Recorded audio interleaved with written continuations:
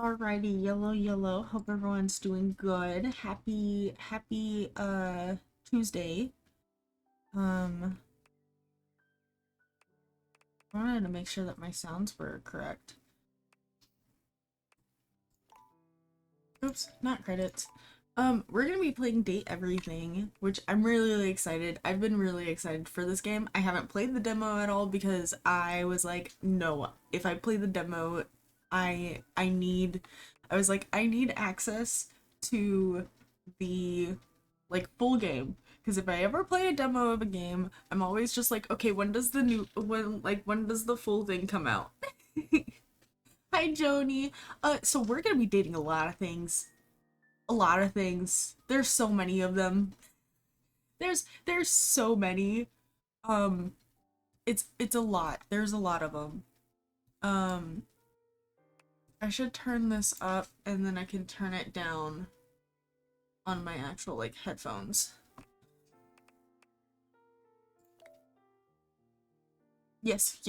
I will wait because of ads. Yes. I'm messing with settings anyways. Welcome back.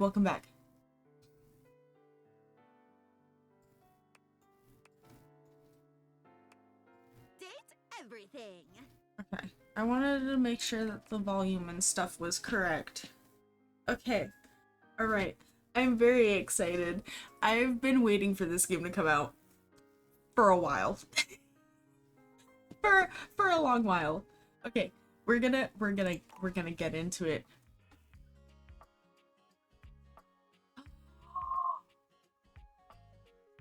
They have they them. Oh wait, hold on. There we go. Honestly, I wanna smash all of them. All of them. All of them. City of residence. We can change our city of residence. Ooh. Okay, let me change my name.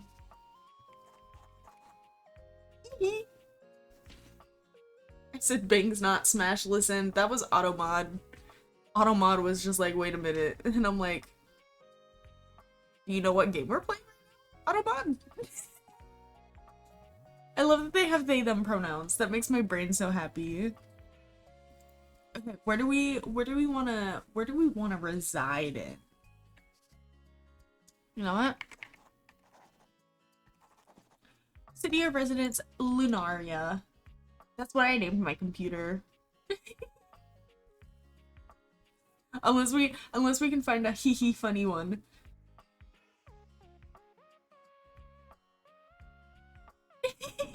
we're gonna go with Lunaria.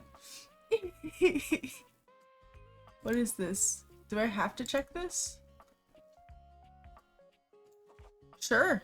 We'll check the box. Yeah. Oh. Elmore? Elmore sounds fancy. Elmore Springfield. Wait a minute. Is that The Simpsons? Is that where The Simpsons are? Is that what that is?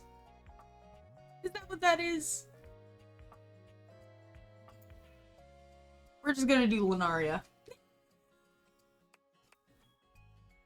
Springfield is The Simpsons. I don't know where Elmore is. Oh, I never really watched Amazing World of Gumball. I'm gonna be completely real. I never watched it. Hee.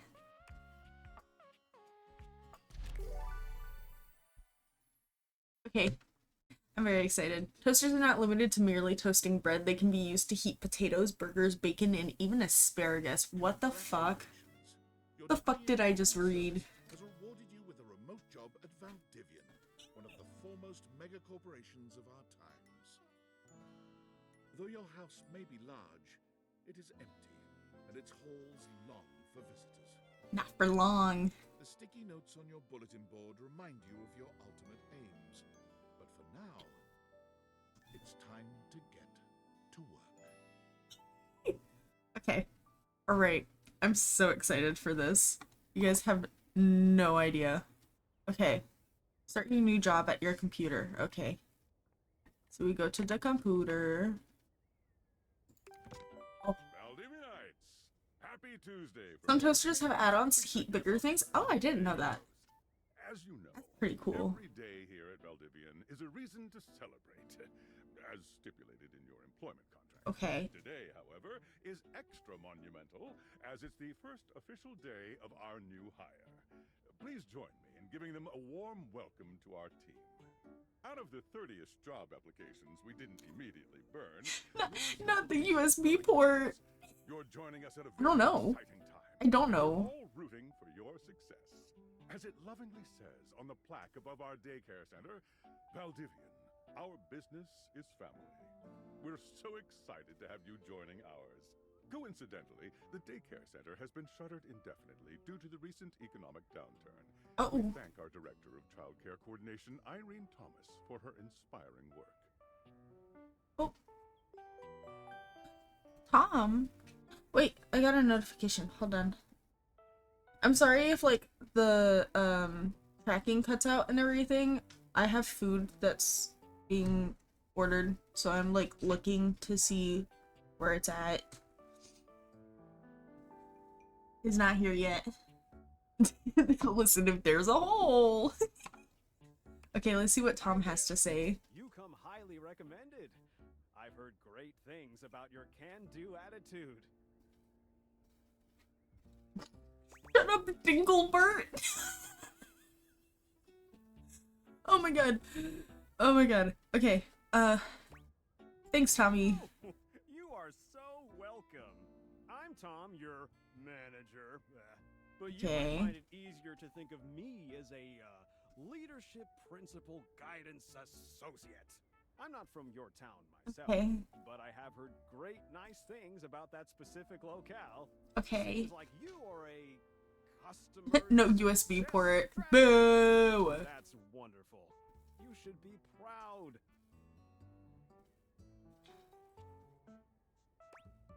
I am very much. Customers deserve success, and in a strategic way. What could be better? Okay, champ. Pencil Let's sharpener. get to it. Okay. Why? Okay. Hello, Sam. You there? Yes.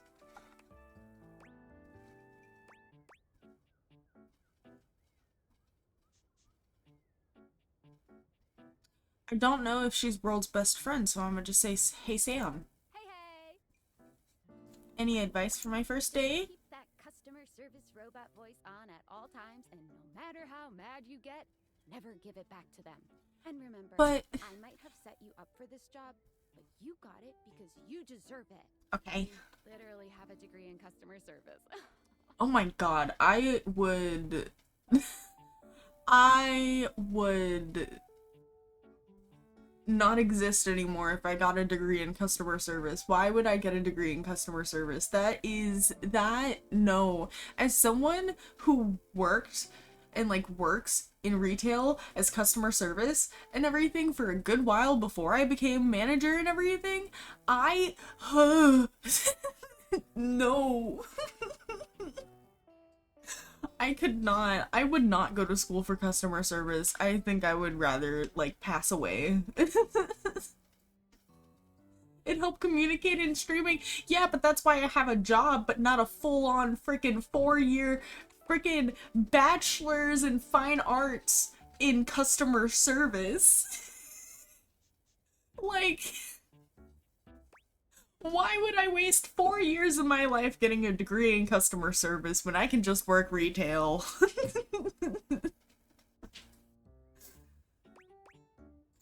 That's right!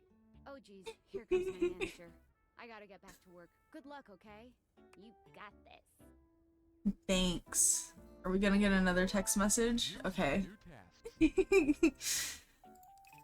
What would even the, like, what would the classes even look like for customer service? Let's be honest. I'm actually like, interesting. Sewing machine. The broken sewing machine. Oh no. What seems to be the problem? Oh, I don't know. It stopped sewing a couple of years ago. You know those Indian scams? Yeah. Oh. Yeah. That's probably what it's like. I'm sorry to hear that. A refund, though. I'm getting flashbacks. Oh my gosh. Sure, I don't see why not. Hello, I purchased this book and I'm extremely angry about it. Is there a manager I can speak to? I'm getting triggered. I'm getting work flashbacks right now. And I'm off today and tomorrow. I'm like, I'm getting flashbacks.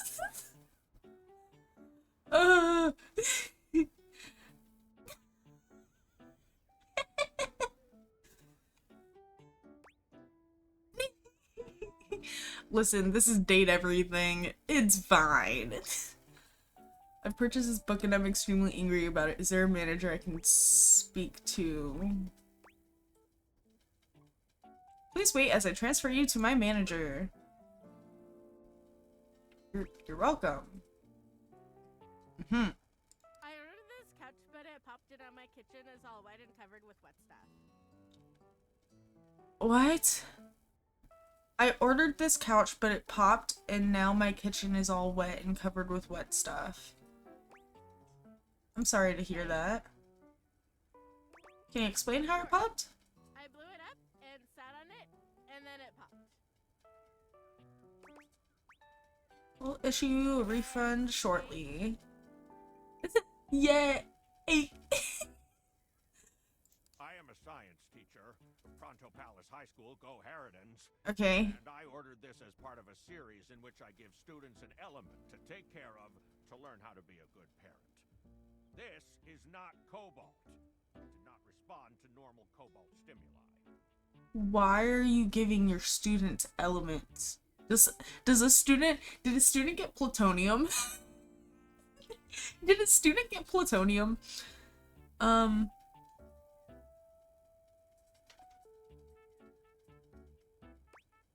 What should it do normally? Normal cobalt is ferromagnetic. This is paramagnetic. Okay. Can you prove? No. This type of science is above my current Valdivian level. Meaning? Please wait as I transfer you to my manager. Hello, my name is Emmanuel. Hello, Emmanuel. 480 paper clips in this box. I would like a refund promptly. Oh my gosh. Sorry.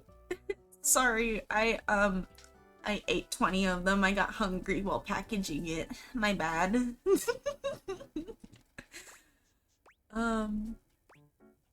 That is our mistake. We will be issuing you a refund shortly. Thank you for noticing.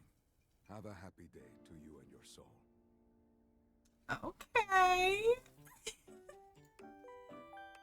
Oh no.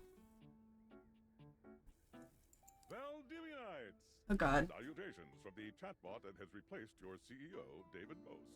Okay. Just kidding. CEO is an extremely important position, and there is no way a computer could ever replicate the ingenuity, expertise, and warmth I utilize daily to bring leadership to our team and value to our shareholders. Humanity is absolutely integral to the transformative work we do here at Valdivian, and I will defend the essential importance of human contributions in every single aspect of this company. Excluding, of course, the following departments: sales, marketing, finance, legal, operations, public relations, communications, product, research and development, customer service, That's a lot of stuff. editorial, and of course, human resources. If your department has been affected, however, do not fear. Your new Val 9000 AI assistant isn't here to replace you. It's merely a useful tool to help you determine if your job is obsolete. Speaking of, please join me in bidding a fond Valdivian farewell to Glenn Bernard and the amazing artificial intelligence team that built the Val 9000. While the Val 9000 has unfortunately determined your incredible skills would be better utilized elsewhere, your contributions to our shareholders won't soon be forgotten. Okay. I'm gonna check on my food really quick. Let me see. They're picking it up. Yippee! Oh, Tom messaged. Got a quick minute? I guess. Sure thing, Tom. Oh, knew you were always good for a quick minute. The thing is, Valdivian has done some really intensive research, and it looks like Like if you sounded so genuine. Listen, is going to be I like food. taking over your job for the foreseeable future.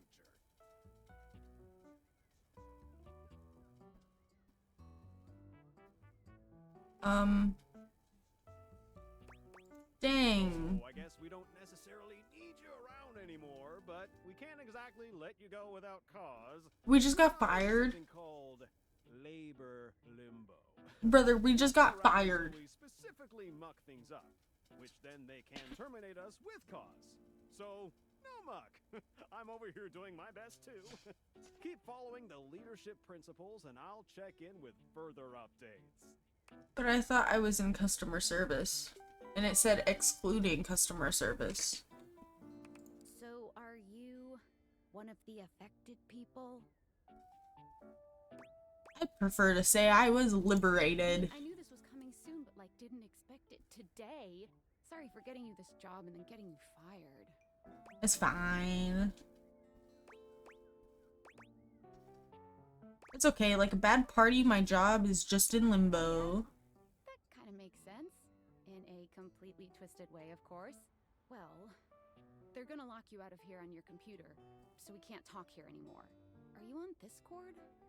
Oh my god, yeah, I am. Well, you do now. We should talk there more. Who knows who's listening to us here. Talk to you later. Yay. No, I don't want to leave yet. Can I do anything else?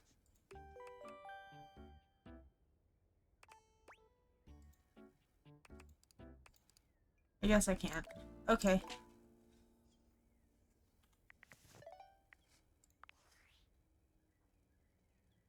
Hello. Okay, here goes nothing. Who are you?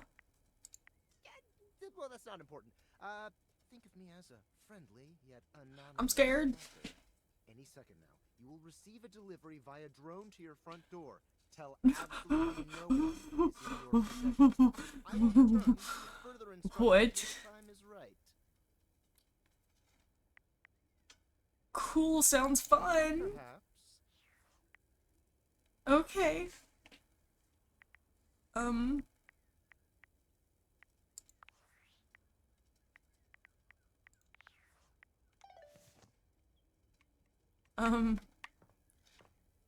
Oh. There's a drone! Hey, like, I can open the door. You don't have to go through the freaking window.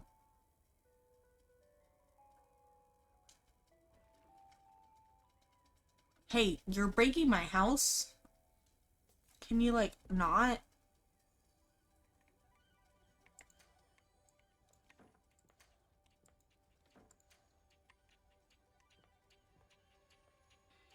Thanks. Thanks, little guy. Thanks, little guy. It's the glasses! Not the glass shard. You're not quite sure how it happened, but there's a Look at how slight pretty pink she just is. a few feet away from you. I love women. You don't remember inviting anyone over.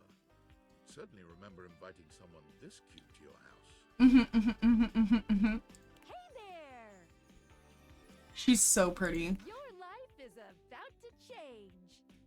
Hope you're ready. A talking pair of glasses? You know it, but I'm not just any pair of glasses. I'm here to help you out. I'm a pair of Daviator glasses. My name is Skylar Specs. Skylar Specs is so freaking cute. Also, let me know if I need to like raise up the volume and everything for the game. Or if it's at a good level. Special properties. They allow allow you to directly acknowledge a thing's existence. Or date. See all the things around your house? Things you might have taken for granted? Okay. Now you have the power to get to know them better. A lot better. Wink wonk. I have a feeling, just a feeling, oh little feeling, just a grumpy feeling in my little tum-tum, that it'll help make your life a little bit more richer. A little lot bit richer. I love that. Maybe find some love. Love that is all around you. I love her so much. Let's go on a date right now. we going on a date. We going on a date. Let's go. So we are going to awaken our first dateable object. My food's here. Wait, I gotta go get my food. Hold on. I'll be back.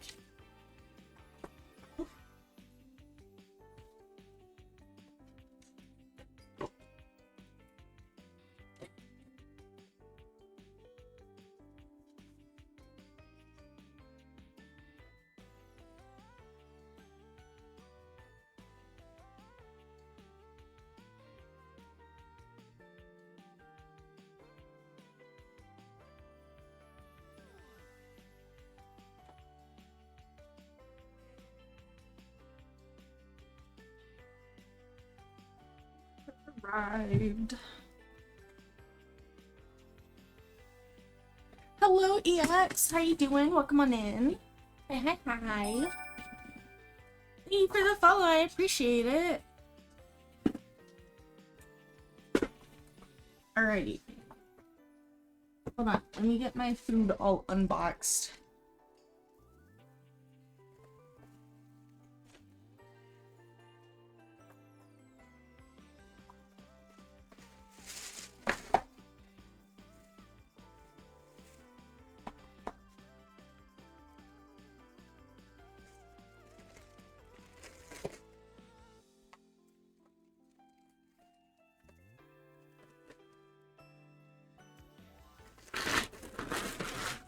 Okay.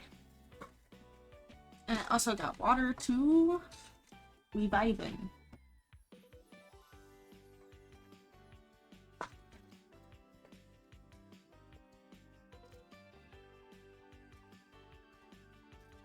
Okay.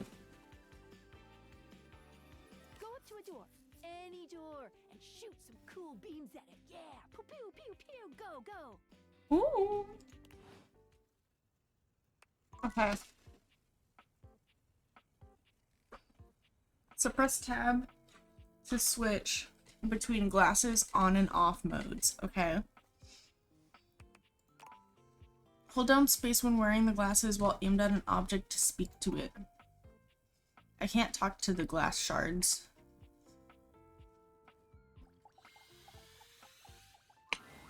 You're still standing in your house, but the unbelievable amount of positive energy radiating from the tall stranger who's just appeared in front of you would have you believe you're standing outside of a club. Hello, sailor. No funny business. I don't want to see those spectacles being used for something untoward.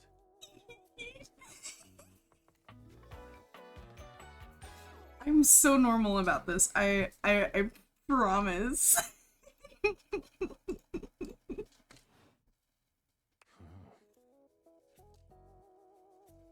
Dorian. Trust me, this is going to go super well. You sure about that?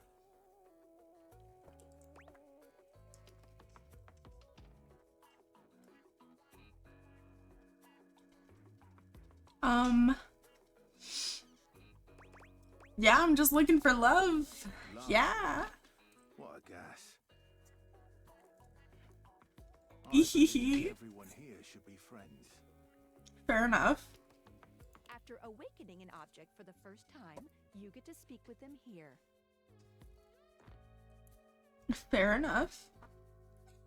I was joking about the door. Listen, the door Listen, the door. You get to speak with each object once per day. Only once per day? Knackered by using this newfangled date viator rubbish, you see. Okay, that's fair. That's understandable. Sometimes when you reach a certain level of affection with a dateable object, your relationship status changes. Ooh. There are 3 statuses: love, friendship, and hate. I swear, I don't think I would recover if any of the characters hated me, unless they were like douches.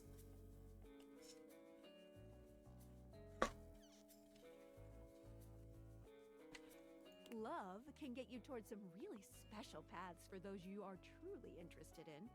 Listen, the door's hot. But it's not necessarily the best of the options in my mind. Dorian is a big defender of friendship.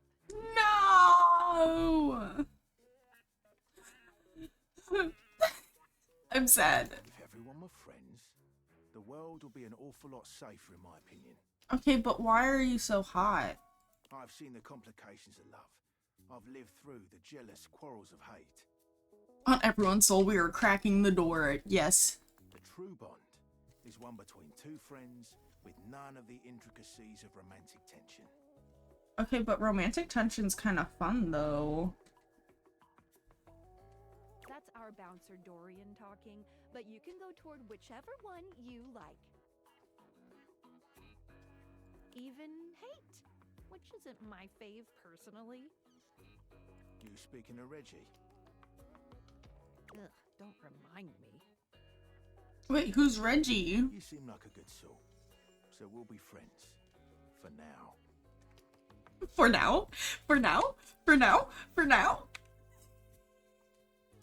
For now? Stop. Friends for now. For now. For now. We're going to bang the door. Friendship gets you even more than that.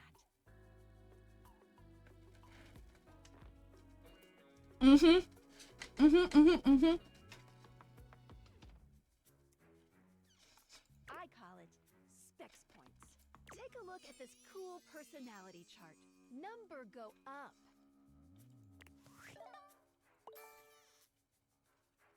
Oh my god, this is just like freaking Persona. Each dateable object has points to give whenever you achieve an official relationship status with them. Get more of them to be able to choose some more advanced options. Ooh. I don't know. Oh, poise is like your confidence level, I guess. You wear it well. You can check out your specs points on your phone. Wait. We gotta talk to your phone. Duty calls, love. Bye, Dorian. Bye, Dorian. Take out your phone and then shoot my beams while it's out. Wait, what?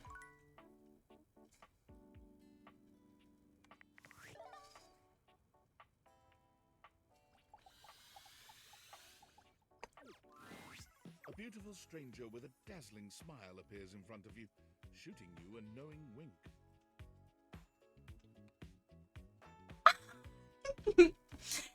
She turns that megawatt smile. Oh my god, she's so pretty. The sun is shining only on you. My god. Ooh, I like it much better up here where I can see your face.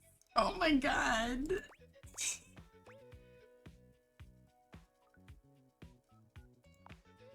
Your life just got a whole lot better. And that's what. She's so beautiful. Of course, to really enjoy it. Oh my god. You need someone to show you how things work. Megawatt smile.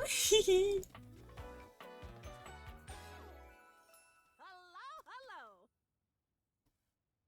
Bonica, I guess is her name. Hey there. Oh, you must be Skylar. Glad we've got the I'm tracking the phone. Please.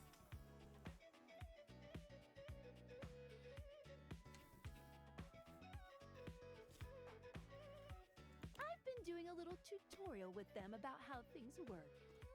Oh, well, my sweet human. Lucky for you, I've got a gap in my schedule and a soft spot for that lost puppy look.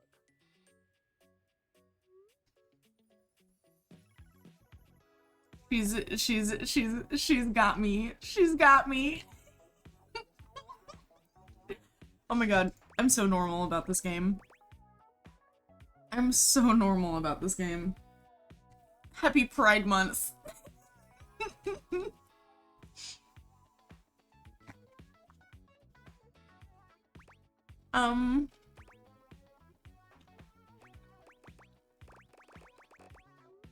What kind of schedule does a phone have?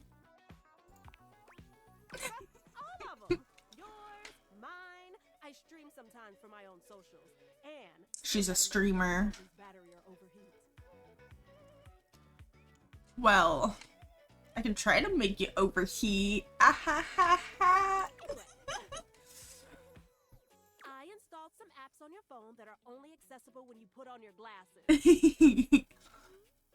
Bring out your phone, put on the glasses, and you'll see some new ones. One of them is an app Skylar made called the Data Dex. We are overheating the phone. It's my way to keep track of all sorts of fun info about us dateable objects. Ooh.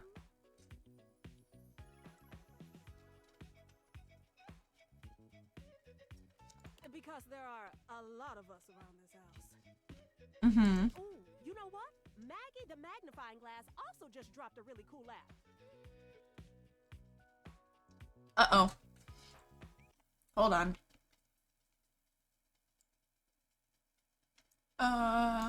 Overlays, chat, refresh. Ooh, gotta run. Another I think I fixed it now. There we go.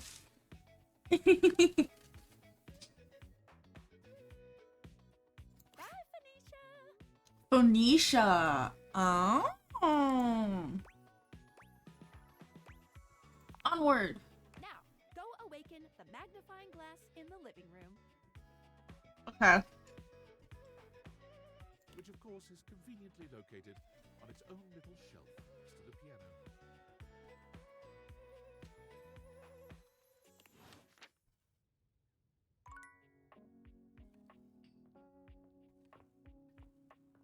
What's the office?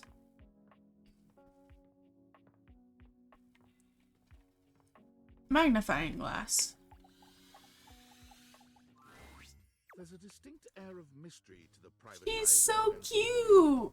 She reminds Oh my gosh.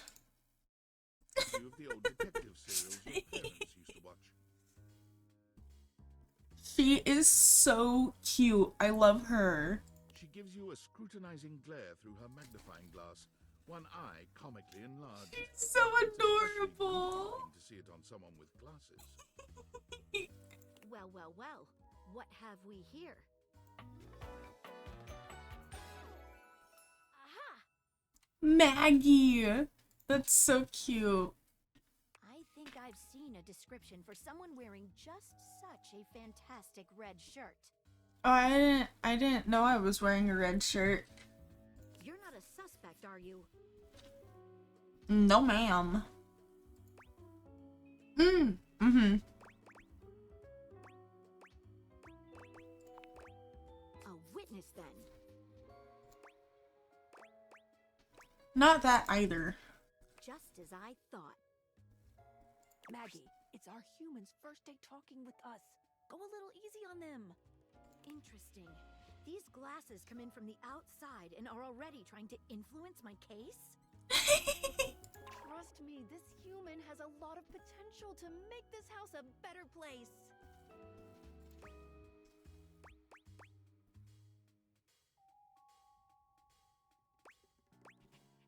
It's true. Doubt it. Regardless, as you are the human, I should give you a way to track down all the suspects yourself to keep you on my side, hopefully. She's so pretty.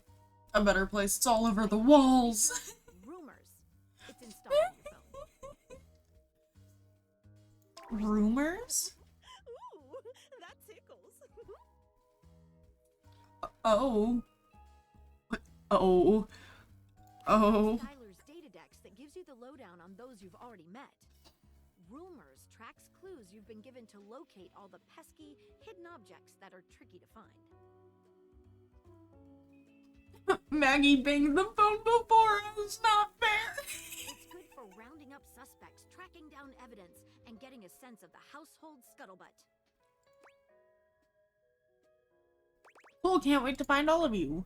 It'll be tough, but worth it. She's The so more you cute. find, the better your specs will be. Take a look at rumors in your phone. It'll help you find your way to your last dateable for today. Good luck, Gumshoe. Gumshoe. I'm Gumshoe. Who should be the last We're a one to Gumshoe talk chat. Run out of charges.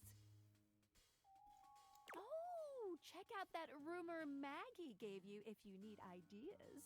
Wink, wink. I'm very excited.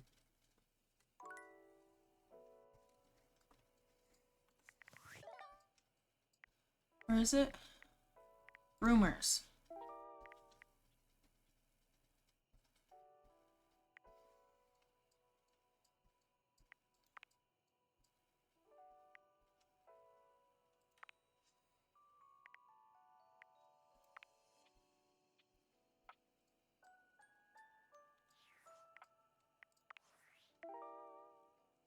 Maggie thinks you should talk to your bed next. It should be upstairs in your bedroom, first door on the left. Oh my gosh, the bed. She's so pretty.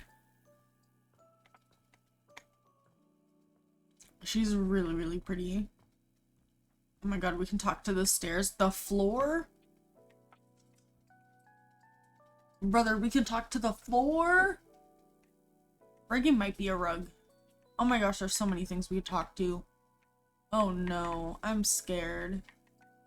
I know she's gonna be pretty though. She's very pretty. Standing Like, there, look at her. struck by the realization that it's been entirely Look too at long since her. you had anyone near your bed who wasn't, Ah, well, you. isn't she pretty? The beauty standing before you feels so familiar, even though you're certain you've never seen her in your I love women. This is the best game to play during Pride Month.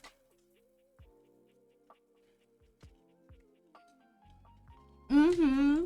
She's all curves and comfort, a soft body and softer facial features that seem to invite one closer subconsciously. Hey there, stranger.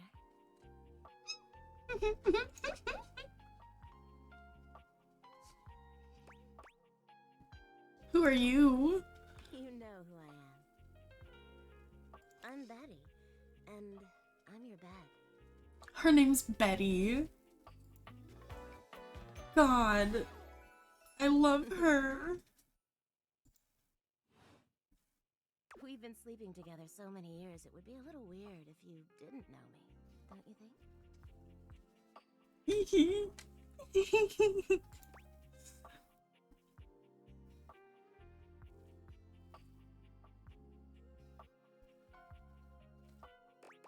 I've been sleeping with a beautiful woman and I didn't know it. A beautiful bed, anyway. I love women. It's a shame for someone as cute as you to be alone for so long, isn't it? Stop, shut up. Will you be bringing someone back here anytime soon? Her twirling her hair and everything. Stop. This game's giving me gay panic. I hope so. I haven't been alone by choice. Don't you Ha ha ha. I have a strong feeling that'll be changing soon. Oh my god, she's so fucking pretty. Oh, by the way, Skylar told me everything. Listen, she could want anything. But don't you worry, I might be here now, but you can still sleep in your bed just like you always do. You can choose to talk to me or not. But I do hope you'll come talk to me. It'd be nice to finally get to know each other. She's so pretty. Oh, how lovely. Come back soon then, cutie. Well, anyway, I'll be here. Oh my god. I love her. I love her so much. I can't wait. Oh my god, she's so pretty. Sorry, I'm late. I took a look at rumors and got caught up in some real head scratchers. Oh my god. We can talk about it later. For now, let's go to sleep. Today, I kept you on a tight schedule, but tomorrow is a brand new day, and you can truly experience your new powers to your heart's content. Oh, hitting the hay already? Mm-hmm. Come get comfortable then. Ma'am. Oh my god. Betty. Good night. See you tomorrow. Oh my gosh.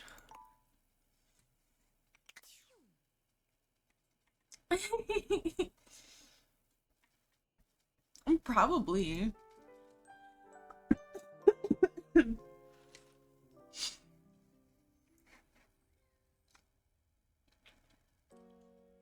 So you only see them whenever you are wearing the glasses. Are you ready to start getting So if you're not wearing the glasses, then it's like a normal bed. Maybe finally find some love? What if I want you to fall in love with me? Ehehehehe. Oh, Ehehehehe. certainly can. We can date the glasses. We can date the glasses. We can date the glasses.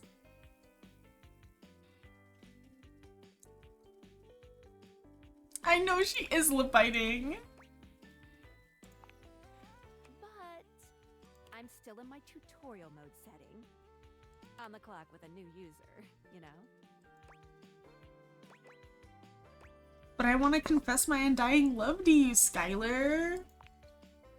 Oh, okay. Go ahead. Teehee. I love you, Skylar. Thank you. I don't know you. So, if you want to get to know me better, Oh my god, she's so pretty. look at my app starting tomorrow and we'll see. He. Any other questions?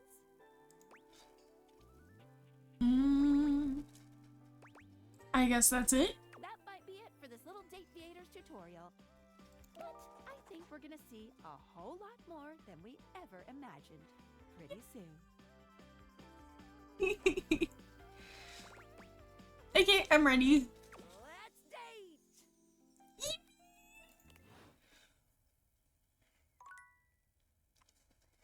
Okay.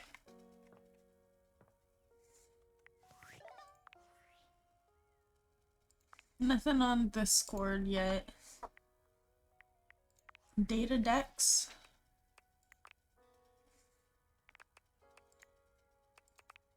Oh, and it gives you like lights and oh. Okay. We got Dorian. All right. What else? Settings. I'm gonna turn everything up. Everything. I'm gonna turn everything up. Okay. Hey, how's your day going? Forging some new relates? It's 4:25 a.m. Oh no. That's short for relationships. Thank you for the follow. Welcome on in. I did get a rumors from Skylar. It's going okay. Okay's better than awful. How about a nice menu? What do you I have mean? Lots of different ones, all different styles. Ow. Ouch. Here's the main one. Welcome! What can I do for you in my main menu? I'm all done here. Oh, yeah. Okay. I didn't realize that's what was going to happen whenever I did that. Oops. Oh, rumors. That's where we're going.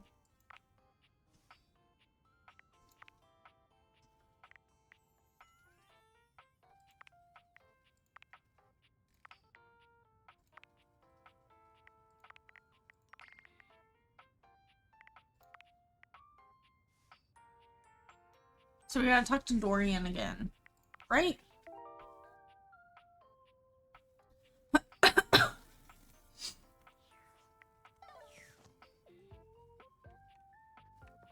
I'm assuming that's what we gotta do.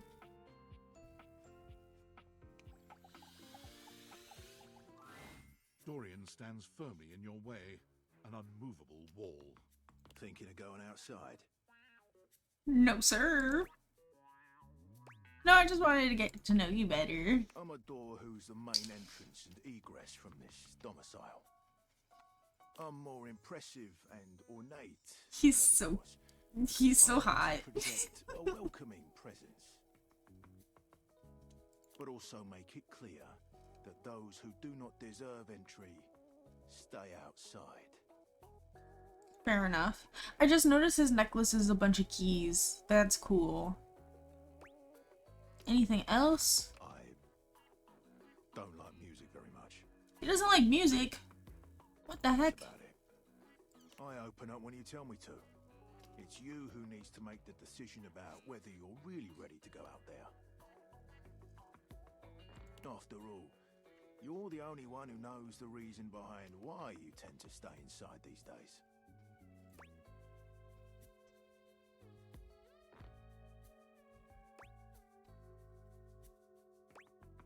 It would be too expensive. Exactly. That would cost too much. Going outside exposes you to countless assets, all which need physics, collision and sound. The cost to the average taxpayer is profound. Best to stay inside so that the interactive revenue service can't find you. Not Dorian saying hide from the IRS. So for now, I'll remind you to keep indoors. Stay safe. Thanks, Dorian.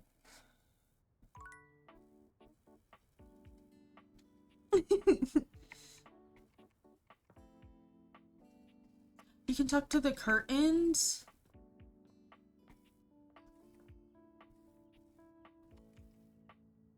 Can I talk to the rug? What about this magazine?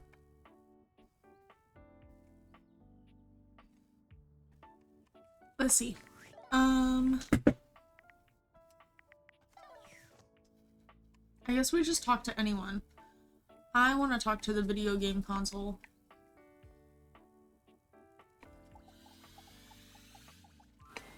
The game console turns on. Game console time. Team 17. Sassy Chap Games. Moon Surgeons. Resurgence. Okay. This has to be the most immersive video game you've ever played. Your in-game companion is an absolute stunner. Oh. But she doesn't leave you much time. Oh my god, she's so pretty. She waves you forward, looking around as though she expects an attack to come at any moment. Oh. I love her so much. She's so cute. I didn't think you'd make it back. Luna. I love her. Which way do you want to go?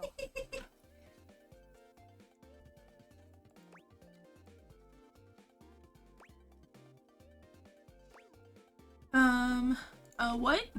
Which way do you want to go? They're coming. Pause. You can equip my Zauer rifle, which means that you're thinking of unloading a whole lot of Zaker charges on these scroufs out here. Wait, hold on. I need to take a bite of my wings.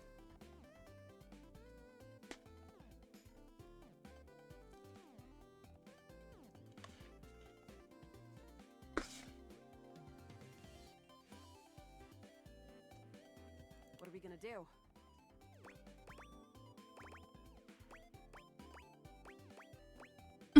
What the fuck are scrouse? The Zork!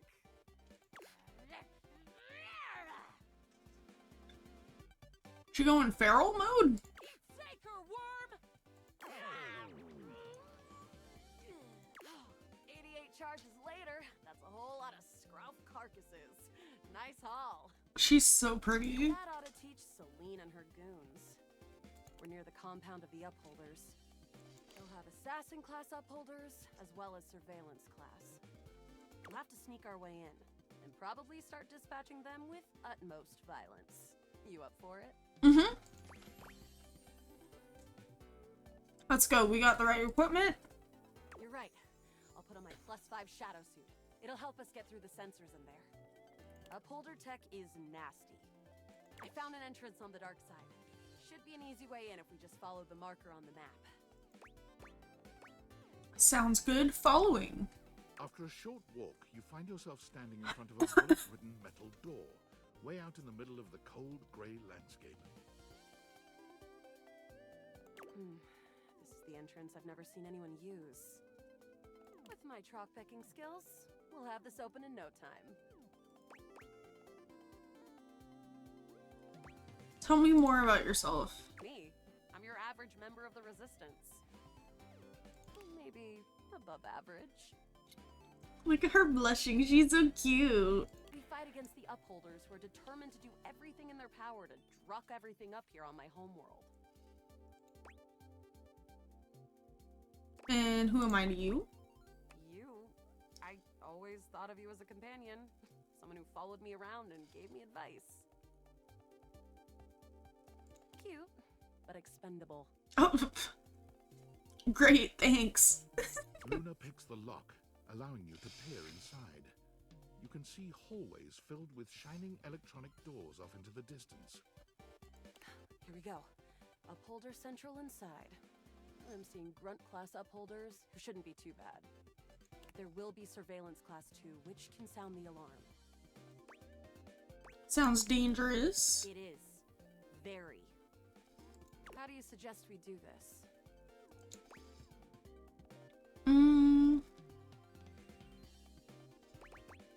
Try to date one of the guards. Dating? Why would you do that? I don't know. Because why not? Sometimes you meet things on your adventure to start to have feelings for them. Do you have feelings? Look at her blushing, look at her blushing, look at her blushing. Too early to tell. Interesting. Teehee. I'm more familiar with reloading, looting, and corridors, personally. But we can try this dating. Big W. Luna strides boldly up to a nearby grunt. Hey, Grunt! Want a date? What? You, me, go out and watch a flick. Drive around Town, eat spaghetti in Clarkton. You are a cute one. From the grunt's pocket, a voice barks loudly. Grunt, what are you doing? Get her!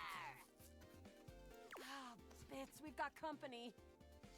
Except for the smitten grunt upholder, who to this day still holds a candle for Luna, the hallways are swarmed with guards.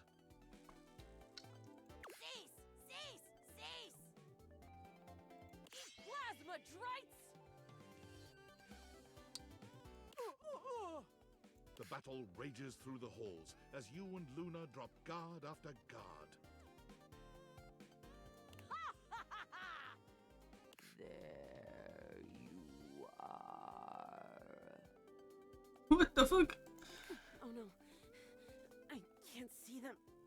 I can't move. Is this the end of the horizon? Hatsune Miku! You can't quite tell what's happening, but a vast laser peeks from around a corner and engulfs Luna's stiffened form. Bravely, you take Luna's frozen body and crash through the remainder of the hallway.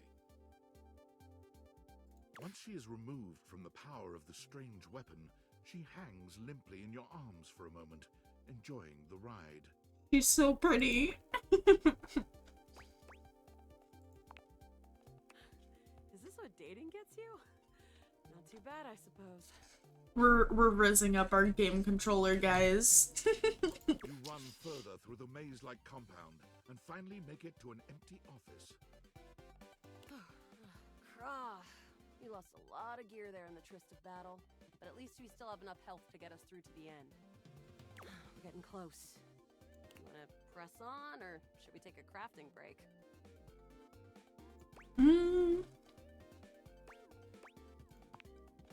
Let's go. You and Luna make your way through the final threshold and stop right before the entrance. Oh no. There it is. The horror of it all.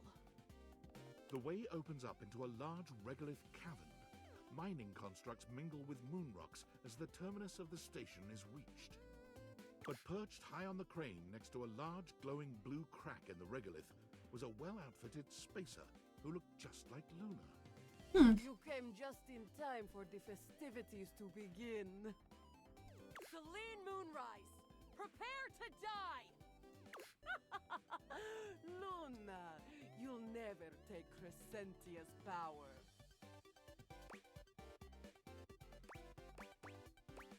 Shoot her in the face already. Yes!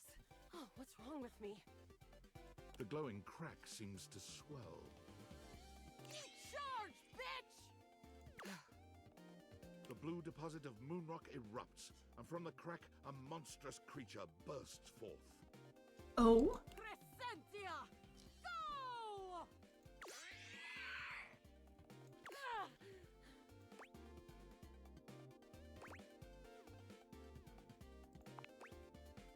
Take this! Luna throws an elemental grenade that blasts Crescentia's scaly hide. The battle is fierce, but ultimately Crescentia and Celine fall to the ground. Presumably dead. Uh-oh. Wow! Did that without even a single save. Great job, Yael. It couldn't have done it without you.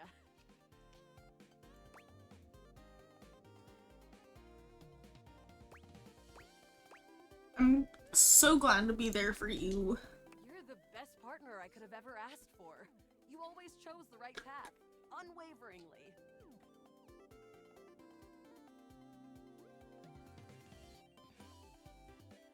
I'd love to be friends with you. She's so Even though cute. It can be dangerous out there in Novaya Moskva. Having a real friend by your side means you keep your KD ratio way down. True. True. Sounds good. Well, come back anytime and let's play again. Yay! My friend. This time. Oops.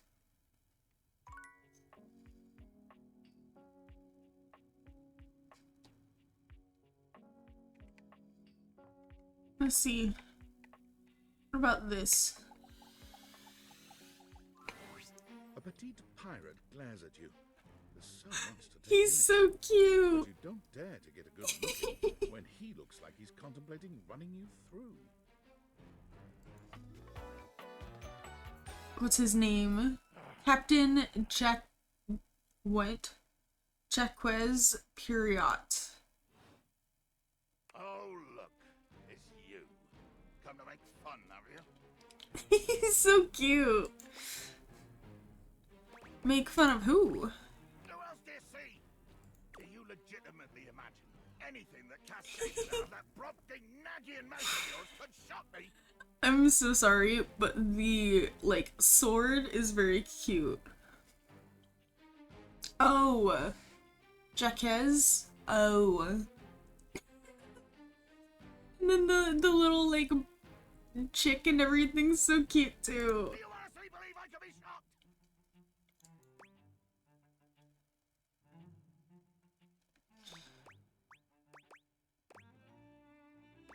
Brobdingnagian? You see? I told you. I cannot be shocked. Of course you've not heard a word as long and treacherously spelled as Brobdingnagian. This does not shock me. It Disappoints me. I am... Sales above, I am the word.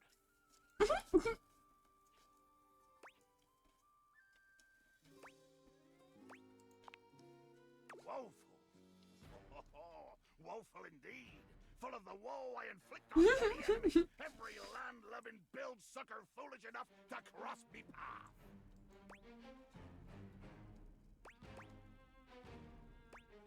Cool, you have enemies? Want to talk about it? It's dangerous to keep that anger bottled up. Get it? Because he's the ship in a bottle. Oh, it's a bottle joke then. Your first shot is fired. The wings of the hunt cracking, the spray flying, the bowsprit dripping bloody avarice as you come for me.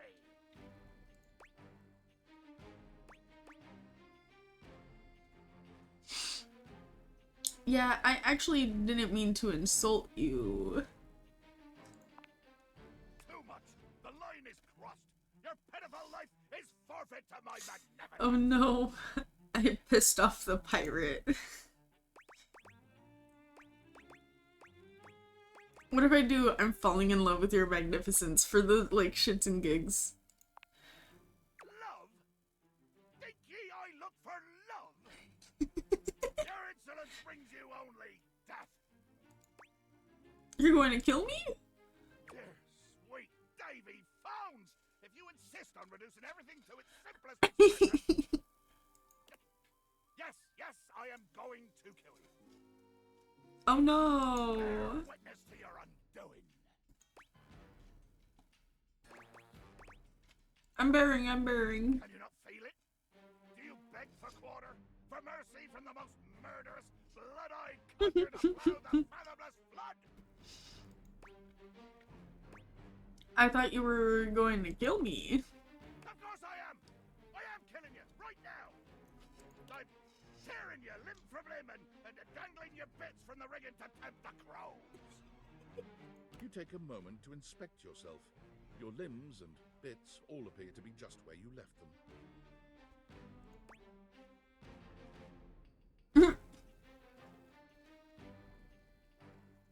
Seems like you're talking a lot about it and not doing anything. Oh, I am! I'm filleting your sorry rind! In my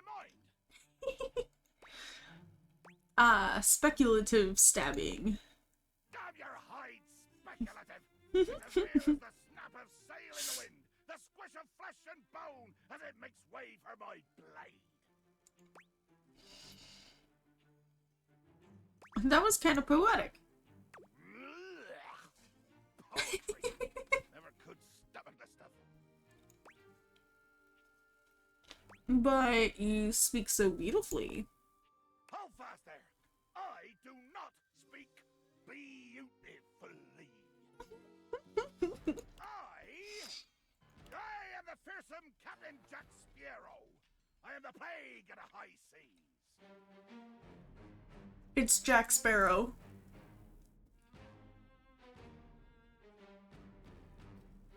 It's Captain Jack Sparrow. I deal in death. I love that. And work. I spout the macabre. I vomit forth danger and horror. There is nothing beautiful in my world, least of all my damn self.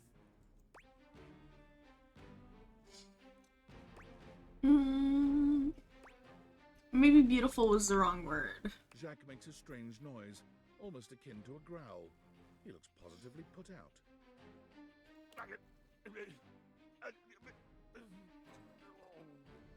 I got this man keyboard smashing. What the hell was that noise? Oh, nothing. I was hoping you would argue with me and I could try and kill you again. It makes me growl when people are conciliatory.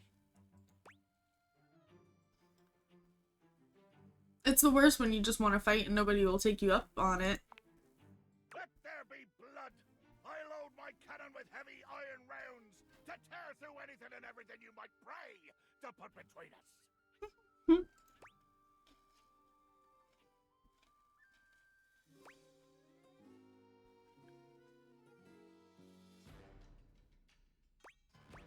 Yes, cannon. I can evade that easily. I'll turn my face fully to you. No broadsides today, Buccaneer. You've picked up one smidge of strategy from some painted tavern doxy, and you imagine yourself my equal?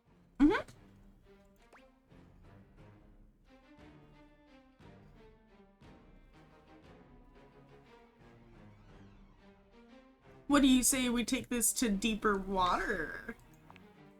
Ah, deeper water. Oh, yeah. Wait. Well, damn it. Jacques looks all around the room as he speaks, one hand awkwardly clutching his sword handle. You've never seen him look so unsure of himself. He's so adorable. I've just remembered that I have to swab the deck. Yeah. The deck needs a good swabbing before I do any intercourse. I mean, killing and battling and all the other lovely violent things. Before you do any what now? Any what now? So, another time? Post-swab? Oh my god. You bastard.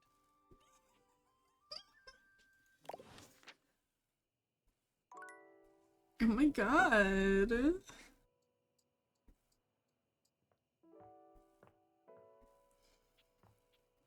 Who else we want to talk to?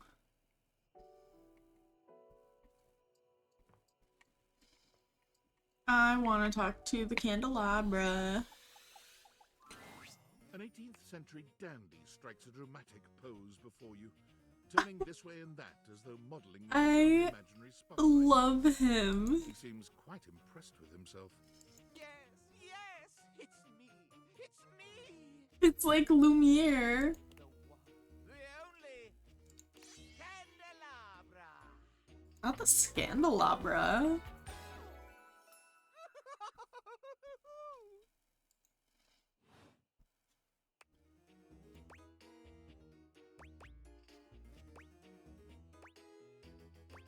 What's special about you? I'm the one, the only.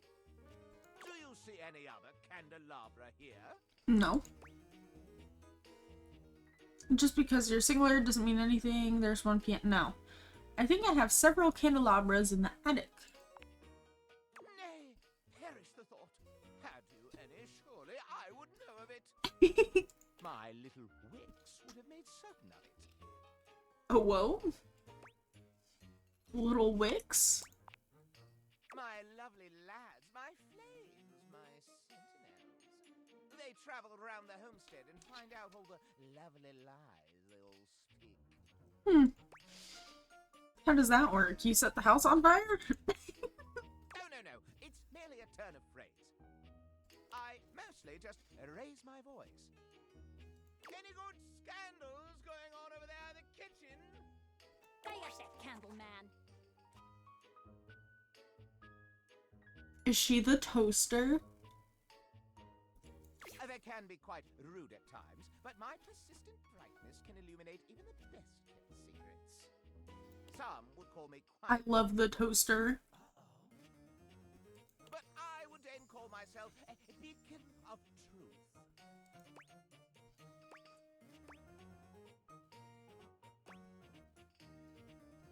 Sounds kind of cool. What truth do you find? How scandalous of you to inquire. Listen, we all love the tea. Yes. Yeah, sure. What is this? The crawl space where fools linger to die? No. If you truly want gossip, then give me some languorous lingo.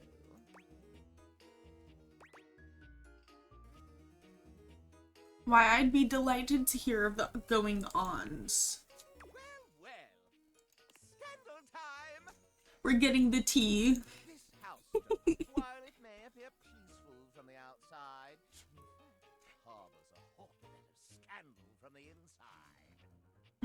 For example, did you know that the previously paired aerialists, Washford and Drysdale, are no longer speaking to each other? Uh-oh. Next! Were you aware that known vagabond Bobby Pin is on the loose once more? Okay. Can you imagine the heist they are planning? Can you imagine the romantic dalliances as they make their way through the house?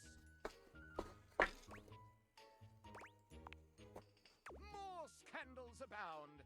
They say there is a shadow that does not obey the laws of physics. A true scandal that undermines the physical realm. It's impossible. And yet, they say if you peer closely at a certain shadow in the floor, you can see the crooked stranger himself. So we can date a shadow? But I am not finished with daily scandals, no.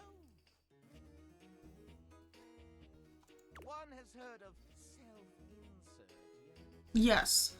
Could you imagine a video game in which all the creators inserted themselves at once at the same time? Seems like this video game that we're playing right now. Such a thing is not imaginable. But in one that I've seen, they've hidden themselves within their very names. That's too tough to follow. Very well. One last scandal. There's no possibility you've heard of it. Long ago, a relic was stolen from an island nation, brought to these shores, and hidden underneath this house in a box. Oh? Surely you haven't heard this yet. No, I have not. No matter. That is more scandal than your puny pate can handle. I will teach you the ways of the scandal monger soon enow. Alrighty.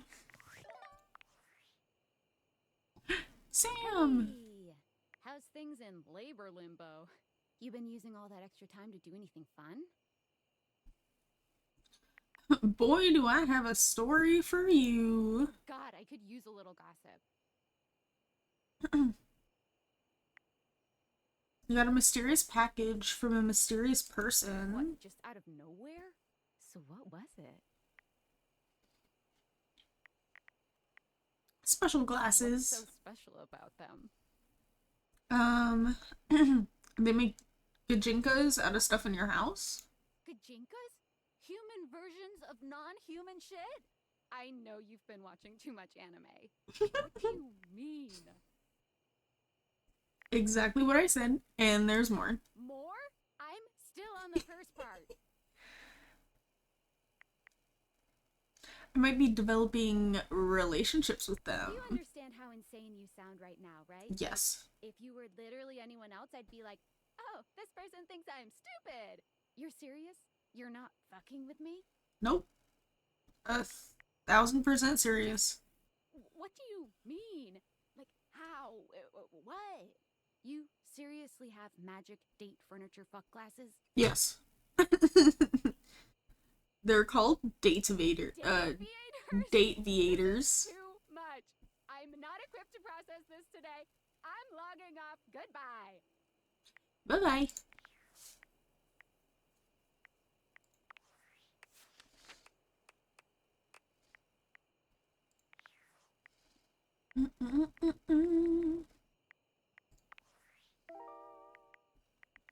Oh my gosh, we've got so many.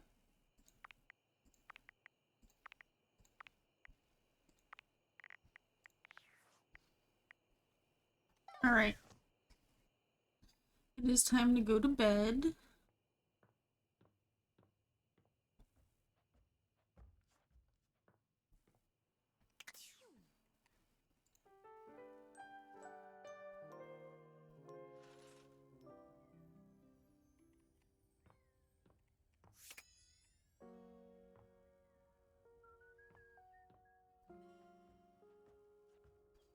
See, I want to start downstairs and then just kind of work my way up.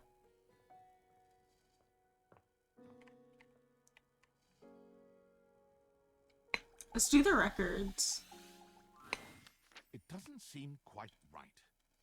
What you imagined you were aiming the date theaters at turned out to be... Me, Lucinda Lavish.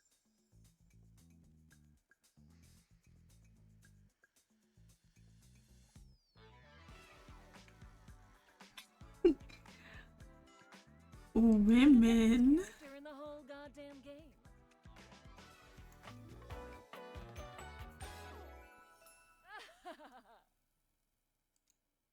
She's so pretty. Oh, hello, best character in the whole goddamn game.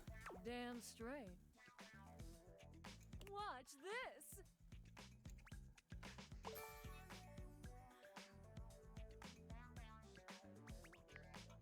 I can just do that. Make you more charming.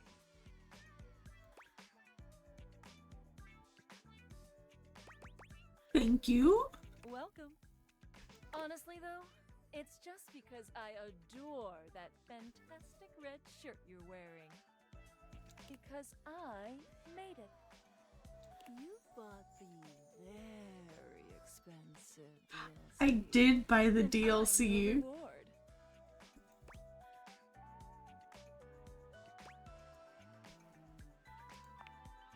Your sacrifice to the endless money pit that is this game is not going unnoticed. And you will be amply rewarded. Lucinda mashes together her ample bosom.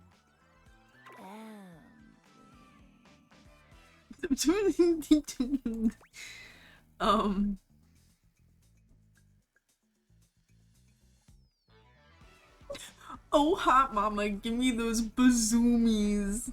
We're doing it. That's so funny. Bazoomi's a scream? Yeah. Which one? Left or right Bazoomi?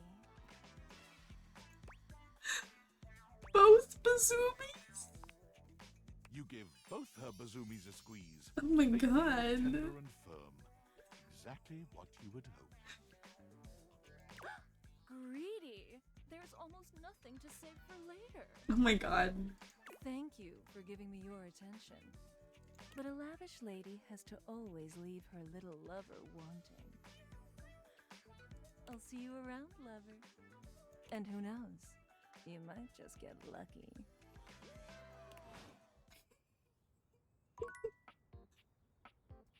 Oh my god. I love women.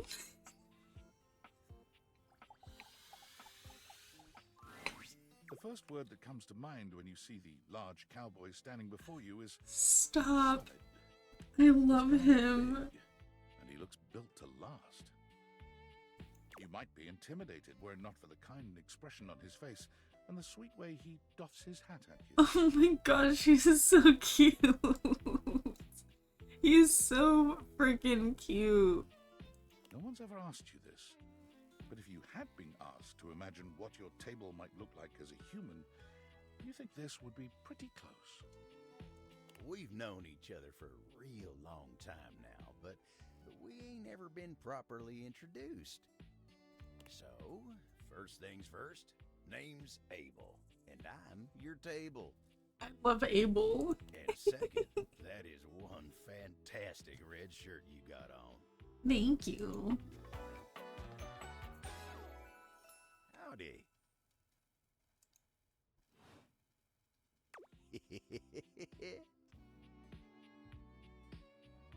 He's so cute. I'm Lulu and I'm your human. I know it, but it sure is nice to hear it from you face to face like this. You know, as a table, it's my job to hold things up all over the house. And I take my job real serious. So, if you're here talking to me now, you must need something more than just my support. And if there's one thing Abel's gonna do, it's make sure everyone in this house has what they need. Oh. So, what can I do you for? There's gotta be something.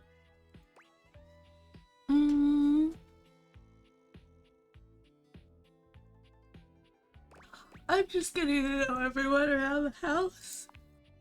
Oh yeah? Well, Skylar told me you was getting to know everybody real good. Maybe looking to getting back into dating and all that? Yes, yes, yes. Ooh-wee. Dating ain't really my area of expertise, you know. Me, personally, I never was one for casual stuff. If you're looking for someone who knows people, though, you might want to talk to Kopi. Who's Kopi? Haven't met Kopi yet. You'll find her nearby.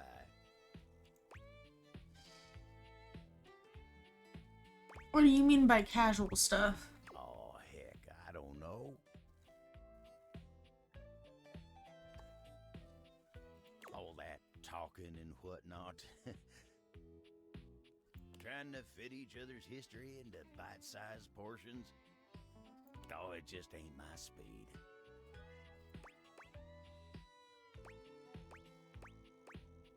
I mean, hey, that's why I'm here. And you really gotta talk to somebody who knows what's what with dating these days. Hope he'll get you on the right path. Oh, Wenda, tell her I say hey when you see her. He's so cute. Thanks, Abel. You take care now. He's so cute. Okay. Let's do the record player. The beautiful flapper you see before you stands in stark contrast to the strange music that plays when you turn She's your so record. pretty.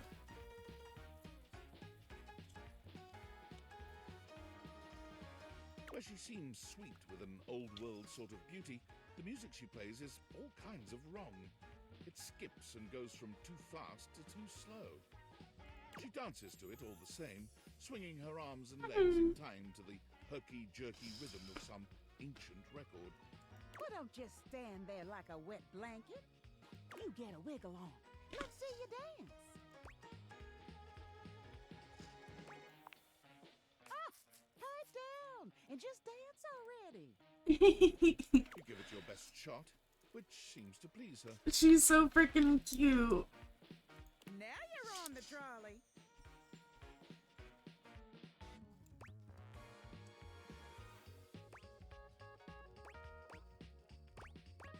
You mean I got it? Exactly what I said. You're getting it. Mercifully, she turns the music off.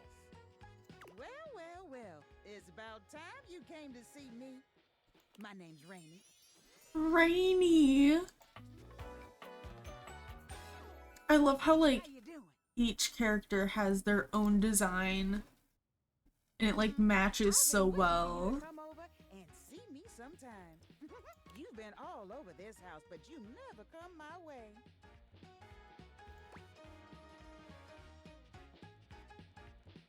I was gonna come around soon. Uh-huh. Baloney. Well, anyway, it is so great to see a new face around here. Even if your face ain't exactly new to me. Nobody ever seems to want to hang out anymore. I can't imagine why. I used to be the belle of the ball. Everyone was so happy to see me at a party. Oh. Now it's always just me and my records.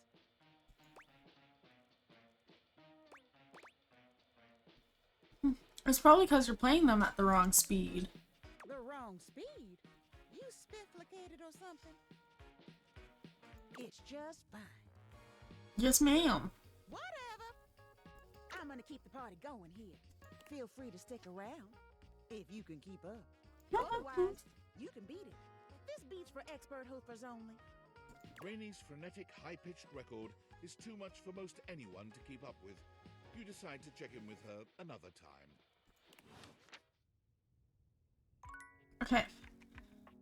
Can we do the light?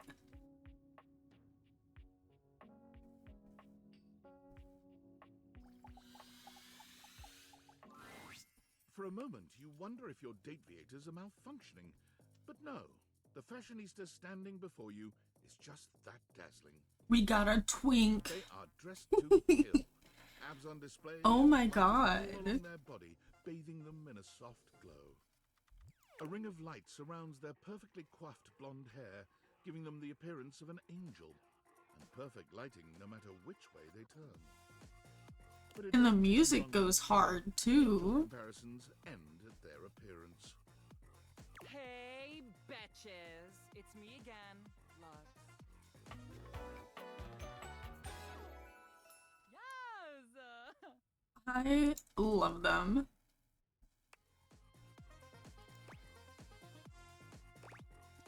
Hey. Wow. Okay, can you not see that I am alive? Oh, no. I didn't see that. Sorry. Sorry, I didn't notice. So, anyway, like I was saying, Luxies, this product is literally perfection. I can use it to cleanse and conceal any lines or wrinkles or unsightly blemishes on my glass. This tramway activated air is ungodly good. Literally letting the light literally shine out. I can... Excuse me, but do you mind if I just talk to you for a second? Like I was saying... Sorry. I can literally let the light shine on everything around me, honey. And be the brightest example of positivity, peace, love, and joy. Like, when I use it, I can actually, literally feel myself glowing. Thank you, shameless plug. Okay, that's enough plug. GTFO. Okay, betches and bros. Bitches and bros. I love that. Stay golden, stay glowing, stay light and bright, and I'll see you next time. You done yet? Oh, are you still here? Why are you being so mean? Honesty is part of my brand. Unlike most, I call it like I see it. And that is why I am calling you jealous and a hater. Alright. That energy in my life. Bye. Bye.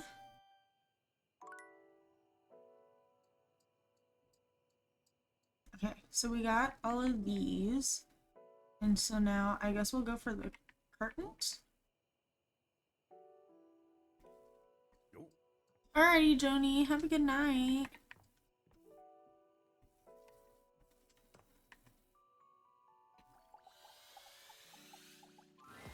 Okay, okay. Well-dressed duo stand with their backs to you, peering through the curtains and pointing at something outside that you can't see. They seem quite absorbed in their own conversation.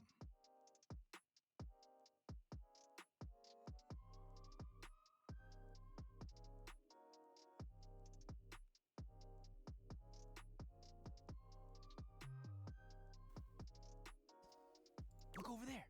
Look at that. Across the street. Will do.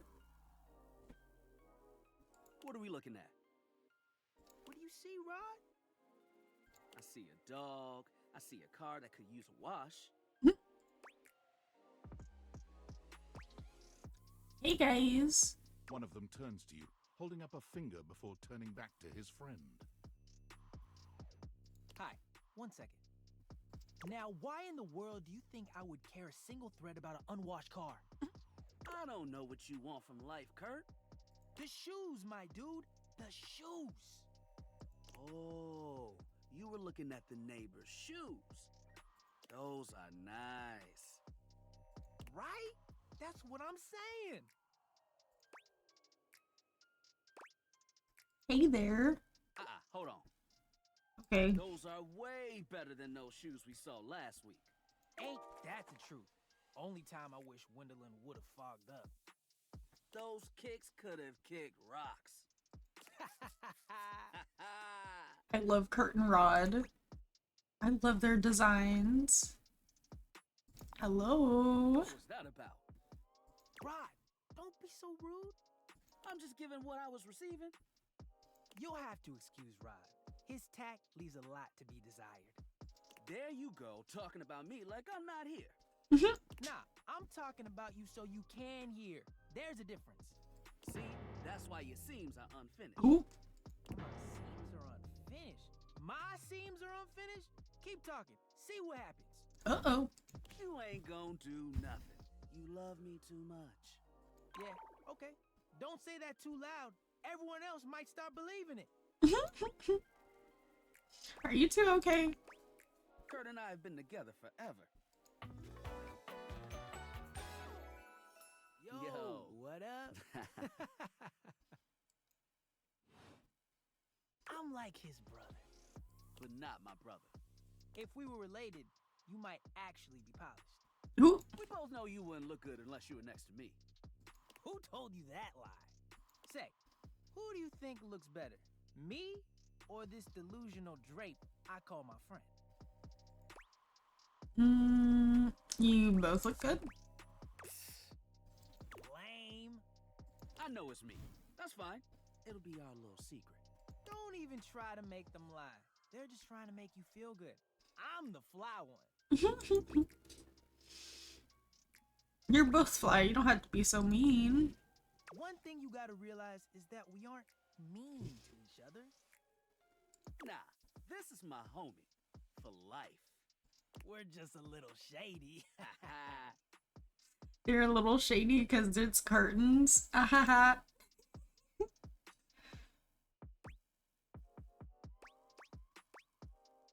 I don't. What? Being shady isn't always a bad thing. Oh, to the contrary. I'm shady all the time to Kurt. Why? Because I love him.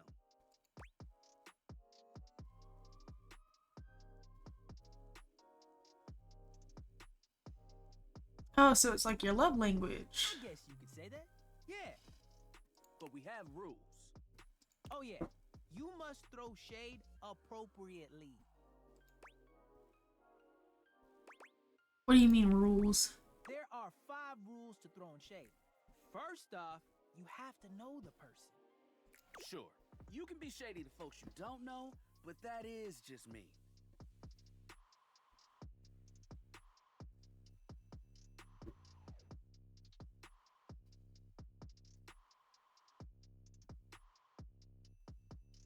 Wait, we made fun of the new mail carrier just the other day.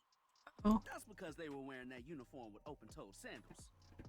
With socks. Oh. Oh yeah, they asked for that one. Not the socks and This sandals. rule is one of those, do as we say, not as we do things.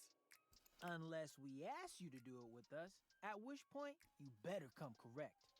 Which brings us to rule number 2. If the roast ain't hot, you're toast.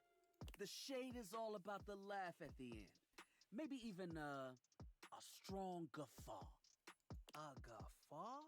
Are you a cartoon dog person? Cause if not, I best not hear a single guffaw out of you, Rod. Keep your aim true. Never bring in secondary parties. Others shouldn't be collateral damage because you decided to mix patterns and it turned out unfortunate. I tried to throw shade on Kurt's mom once. Uh-oh. Mrs. Chiffon has never done anything and she will not be brought into this foolishness. Okay. Rule 4. Read their body language as you read them down. Everyone has their line and their limit. Don't be so caught up in the goofs that you step on that line. It's easy to be on a roll and run right over your friend. Fair enough. Which is why rule number 1 is important. If you don't know them, you don't know what might actually make them upset. Right, like I don't talk about Rod's crush on the blinds at the last house. Ooh? Dude, not cool. Sorry, I was just giving an example. I didn't realize so much went into just talking smack. It's an art form. And there is one rule that you absolutely cannot break. Oh, yeah. The final rule. Rule 5 is... If someone you know starts throwing shade on your friend... You better prepare for war. It is your duty to fire back.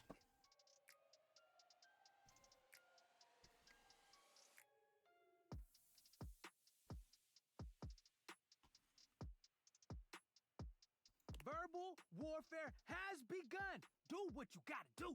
And yeah, those are the rules of shade. You got them all? I think so. All 5 locked in. Okay, confident. I like that in a person.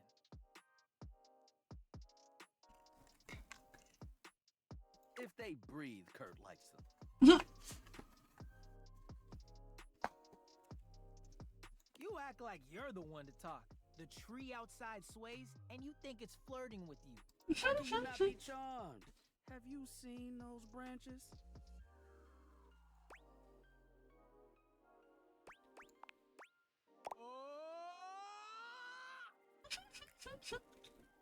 Alright now, calm down.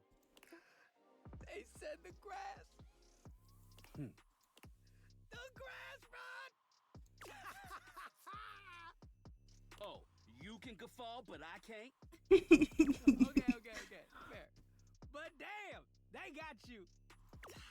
You right. That was a good one. You catch on quick. Yo, Rod, that fashion student is getting off the bus. Ooh, what are they wearing? I'm not sure, but it is fly as hell. We've got some people watching to do. Swing on by soon. I But love. come holler at us at different places. Each window has a new thing to throw shade on. Variety is the spice of life, baby. Bring your jokes. We like to keep it lively here. I love them. Okay. So we ran out of energy for the day. Impressive news out of Valfest. Really too bad that particular partnership is about to hit a rough patch. But then David's never been great at partnerships.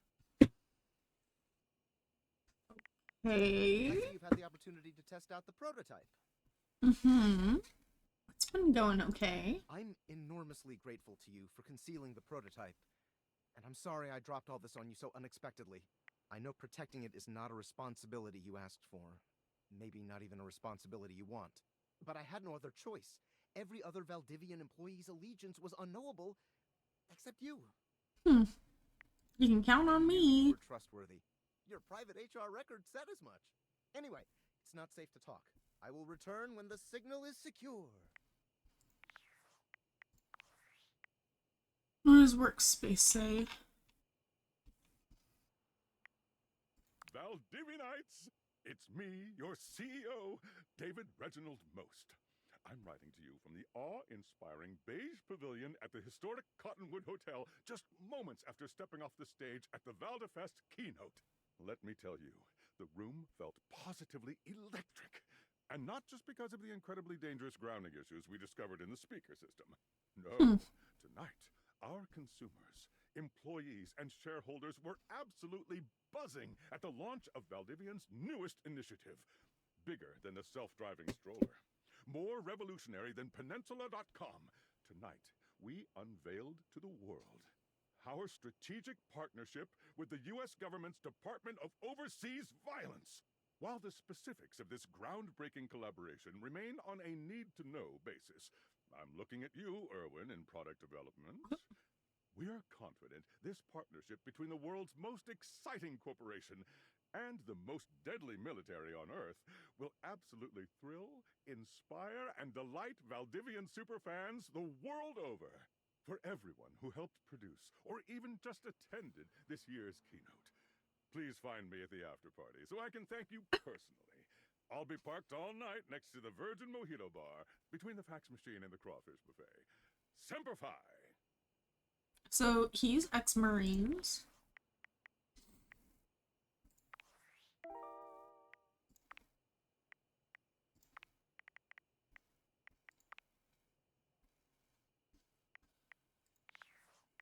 Okay.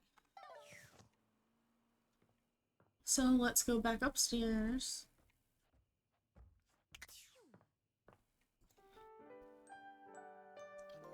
And we go eat.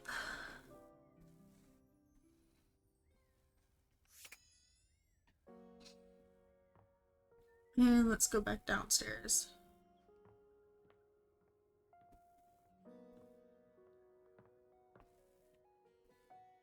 So let's talk to the window. The figure who stands before you has the casual, confident air of someone who knows just what she's about. She's so pretty. Her short hair glows with the colors of sunrise, and her blue eyes drink you in without a trace of shame or embarrassment. She evaluates you with a hand on one hip, her draped clothing subtly highlighting curves you'd never have expected from your rigid, structured window. Well, hi there. I'm Gwendolyn. I love her. Oh. And you? Well, you're quite the looker, aren't you? Oh. I sure am. Definitely. You're the one looking out at me all the time. Look, I don't mean to be so forward, but I found I'm happiest when I'm transparent about what I want and what I'm looking for. Fair. And unlike most everyone here, I've been ogled by humans for centuries. I have had enough attention on me, thank you very much. I'll look away then if you want. Well, not too much, okay? I'd still like to know I'm providing some kind of comfort. Anywho, if I'm having to do one of these introductions, I might as well get this out of the way first. I'm only looking for one thing in a relationship right now. Romance? No, not romance. I've been around the block a few times and had my fun. These days, I'm happiest watching from the sidelines. Fair enough. That said, I can't say I'm looking for anything too serious right now.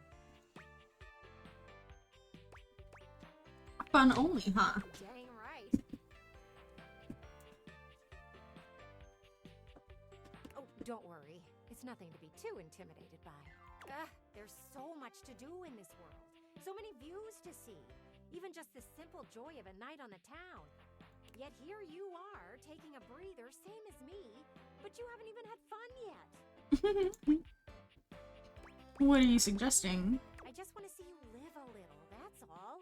Stop watching life pass you by. Enjoy yourself. Kiss someone. Valid. Kiss many someone. And then maybe, in between your adventures, you can come tell me about all the fun you're having.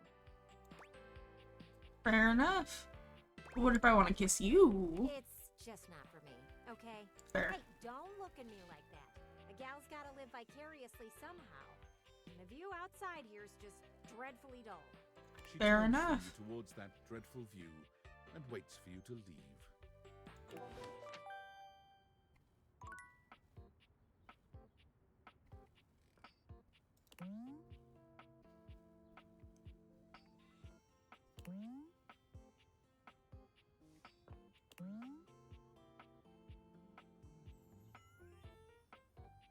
Can I talk to the light switch? Oh. Oh no. I mean, JK, hi, good to see you. Hi, Lux. I will stop my live stream and, what, talk to you now? Live stream? Yeah, for my fans, obvi. So you're an influencer or something? No. And honestly, you're being super disrespectful. We don't use that word anymore. Oh? We use the term influnker. Influnker? Incandescent, naturally flavored, like unbelievably naturally charismatic entertainer. See, that's a mouthful. Yeah, that is why we say influnker. It's like literally so much easier. Right. So what does an influnker do? We make everyone's life better. We light up everyone's life. We make everyone's life better. Could you improve my life? Could I? Yes. Will I? Maybe. I can think of 2 ways to help make you better. I can share my daily routine with you. It is literally amazing. Or I can grant you exclusive access to my services. They're literally amazing. Both options are literally amazing. What's your daily routine? So, I get up every morning at 2:30 a.m. First Oh. thing I do is a cold plunge, followed by a cup of puke water. What's puke water? Oh, it's so cool. It's water, but super alkaline. And with microfecalia in it. I'm not gonna ask what that Next is. up is a 50-mile run. What now? But I do it while wearing an extra weighted shade. And I film my 3rd piece of content. 3rd? First was a pic of my bare filament for fans only. Oh. Second was a pic of my unlit bulb for the premium subs. Oh. Only $40,000 a month, and it's all yours. $40,000 a month? Oh my god. It's a bit much for me. I've got so many nice pics. Anyway, While running, I film one of my patented Lux Talks. How's that go? Oh, pure inspiration. Each one is totally unique and amazing. Here's an example. Hi Luxies, it's me, Lux. I hope you're all out there crushing. Obviously I am. And we love that for me. Go out there and let your light shine bright. And never give up on your goals. You can do it, guys. That was inspiring. I really am, aren't I? For the rest of the day, I basically just film content. And receive free things. And I might take a trip somewhere like Mallorca. I pretty much travel Fair. everywhere at the speed of light. Totally inspired now. Thanks, Lux. Yeah, no problem. I'm literally all about saving lives. Saving them? From mediocrity. Anyway, I gotta run. I have 6 parties to attend, and I need to eat something. Maybe I'll have a bowl of my favorite soup. It's pho, but with wontons in it. Guess what I call it? Photon? Lux's super original soup. Oh. You can find the recipe on my recipe blog. You'll have to scroll through my life story for about 15 minutes first, but it's there. Come see me again sometime. Alrighty. Well, we're friends with Lux. Totally what friendship is and always has been.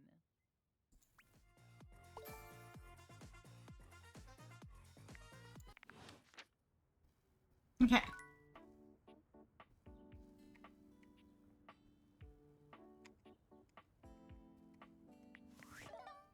Oh, workspace. Valdutiantides! Yo, yo!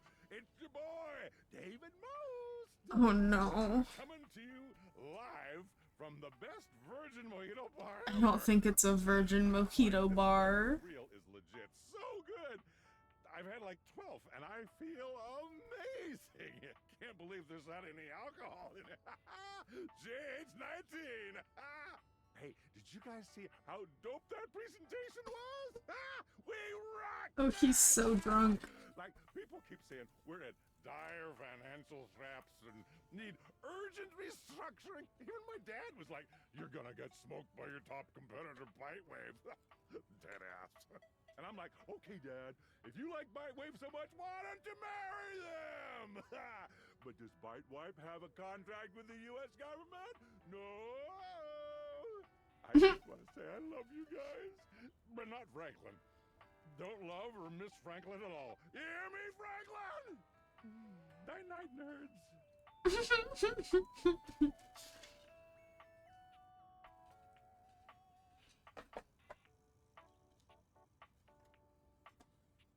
I love the little, like, drunk boss moment.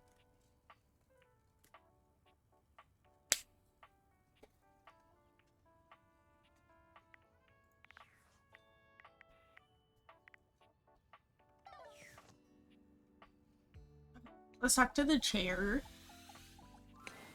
Oh, coming! Hello. Sorry, confusion. She's so cute. All 5 restaurants and bars in the house. It's hard being an actor. Jeremy, I'm thinking I need to take 5 for a second. Can you cover for me? Oh my god, that's the sofa. Coming! Stop by for another night of some theater. Oh, she's so cute. Can I date the outlet? Okay, I guess not. What about the table? Is the table also... It appears that your intentions have gone awry once more, as the interloper Lucinda Lavish stands there instead, striking a pose. Hi. It's me. I said I would return, and now I'm going to give you a choice. Hi. Hi, Asmodeus. Pleasure to meet you and your interesting taste in fashion. How's your day going?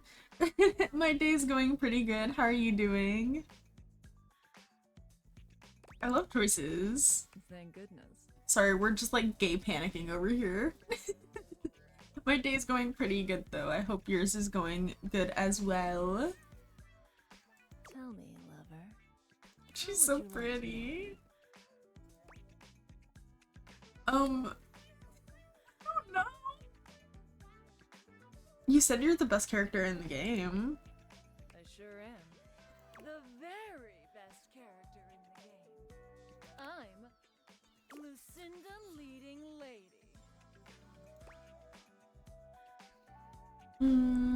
Prove it. Prove it? I'm proving it right now with my exceptional voice, body, and other things. But okay, I'll show you anyway, since I've got nothing better to do. I've got the most range, the most interesting stories, the most everything.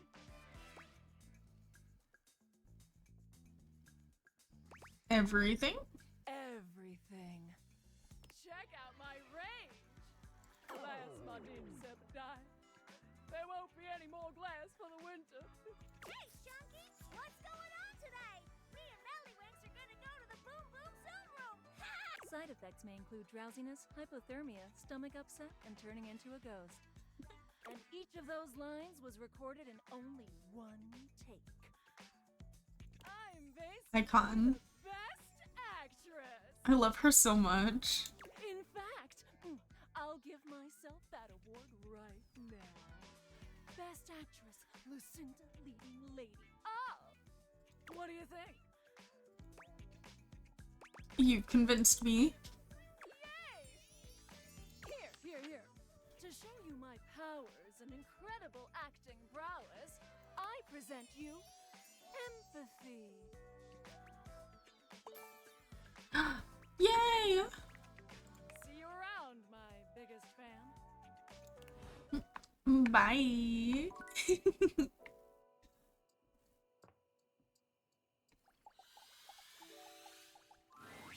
Rainy is in her own world once again. Oh, I didn't know the records were also rainy. So unpleasantly high-pitched and sped up, you're amazed no one has come by to complain. Well. Look what the cat dragged in. You just couldn't get enough of my gay little tunes, huh? Yeah. Oh, you better believe it. I knew you couldn't stay away. This house is full of wet blankets, man. I can't believe I'm here cutting the rug all by my lonesome. Time was, I'd be surrounded by sheets and Shebas all dolled up and ready to dance the night away. But I can't dwell on that. I can shimmy and shake just fine all by myself. Rainy turns away from you, dancing to her own heart's content without a care in the world. She ignores you entirely, jamming out to her unpleasantly sped-up music. And then, with no warning or fanfare, the music stops with an unpleasant scratch. Enough! Uh-oh. The needle of Rainy's record player is clutched in the hands of the perfectly coiffed and powdered Scandelabra. He somehow manages to look both put out and flirtatious all at once. He leers at the two of you, an artificial smile plastered to his pale face. Hey, what gives? I am trying to work on my love poetry. Uh-oh. Normally, it would be effortless for an artist of my caliber. But your disgusting chaos noise is filling the house and pushing all the meter out of my mind. Uh-oh. Either shut it off, or give me a little kiss. Ooh. Ooh. That's awfully rude. It is, isn't it? I can't believe you made me come all the way over here from the other end of the table, practically. Oh, pipe down, you powdered palooka. Ooh. Mind your potatoes and get lost. Do you even hear the nonsense she spouts? It is impossible to speak to her. Why, even in the best of times, the music she played was unbearable. Though, of course, it's become even worse since she took that tumble. What tumble? Oh, I wouldn't know. I would never tell. She simply hasn't been the same since that party. If you want to know more about this scandal, I would ask Celia. She was there for it all, and most importantly, Oh. she's at least given me a kiss. Oop. Lucilia. Blue, a candle never tells. Who is she? I'm not wasting a minute more on this if no one here will kiss me or turn the volume down. Oh my gosh. Go climb up your thumb, mister. Being from down south in Louisiana, I feel called out. Don't you listen to a word he said. I'm fine, and I've always been fine. I'm still hitting on all 8. But whatever. If that goofy guy is going to come back here and bump his gums every time I start having a little fun, I'll just dance here all by my lonesome to the music in my head. Oh, I just noticed her skirt and everything. It's not, I thought there were wires for a second, but I didn't realize that there were vinyl covers, like, on a shelf. And dance she does, in complete silence. Sometimes she hums a little, but even her humming has the same strange speed and pitch to it. Perhaps We're getting lore. help you clear all this up. Okay. So, well, now we gotta go to bed.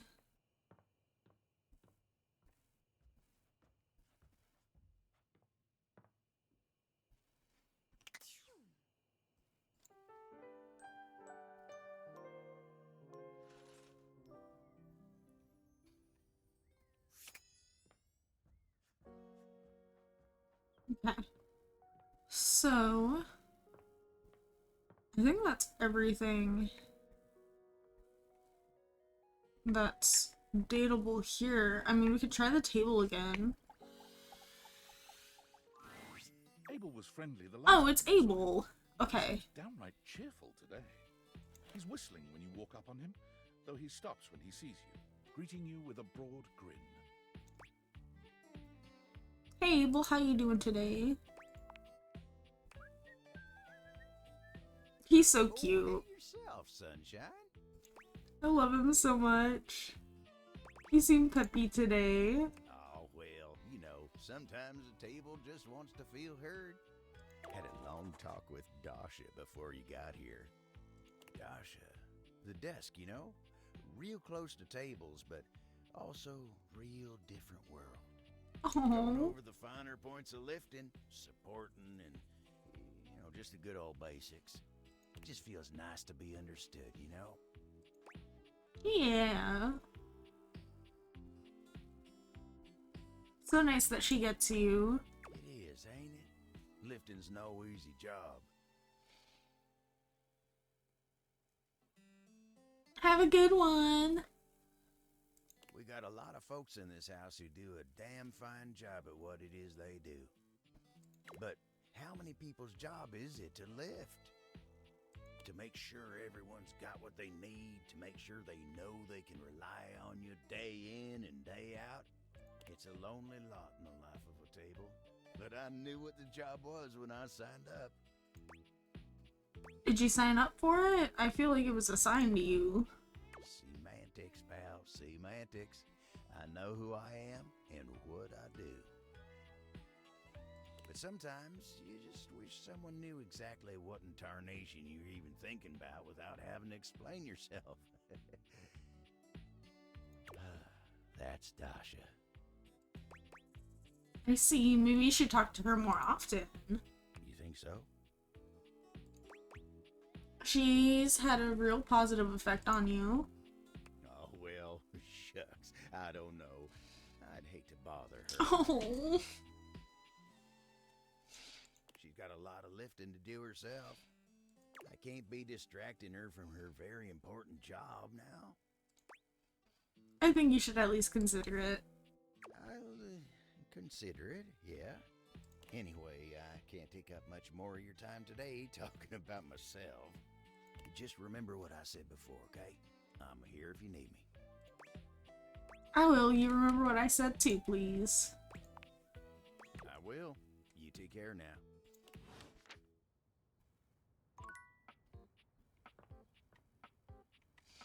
Alright.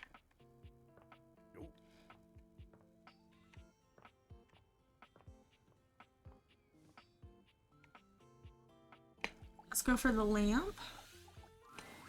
If it isn't Oh my gosh, it's Lux again. Luxie, Oh my gosh, I thought we were gonna get a new one. We are definitely friends. Yeah. Could you give me like 45 minutes? Or like 5 hours? Why? I'm just making a quick video and then doing a podcast appearance and then going on a date with... Ooh, their name escapes me at the moment. Uh-oh. Some other fan. They won a contest. But after that, I am totally free and all yours. I just wanted to say hi. I mean, didn't I just say that I was busy? Right, you did, sorry. Bye. Okay then.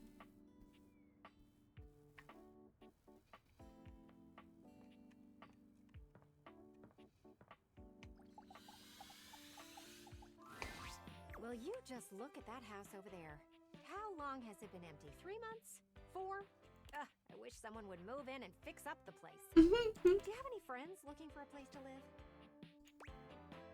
Not right now. Right. You don't have any friends. Ouch. I should have expected that. I know you don't socialize with other humans. It really is a shame. It's such a cute house. Whoever gets it will have a lot of work to do. Their gutter is falling off and everything. That window is so caked up you can't see inside at all. Oh. I'm surprised the thing isn't broken. Why are you so interested in that other house?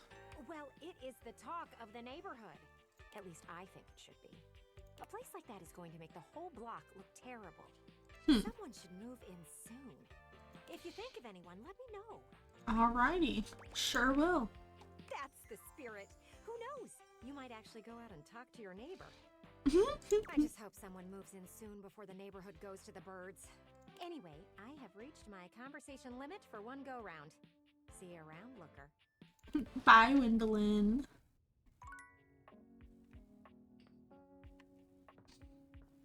Let's talk to the globe. A red-haired traveler lifts her goggles to peek at you. She's so pretty. Stunning blue eyes. There's a friendly air about her that makes you want to hear her stories. Now, why, my love, you look some lost. Where you longs to? Oh my god, she's so pretty.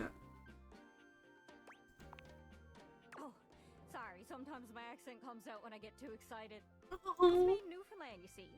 This little rock right She bends around and points to one of the patches on her jacket sleeves.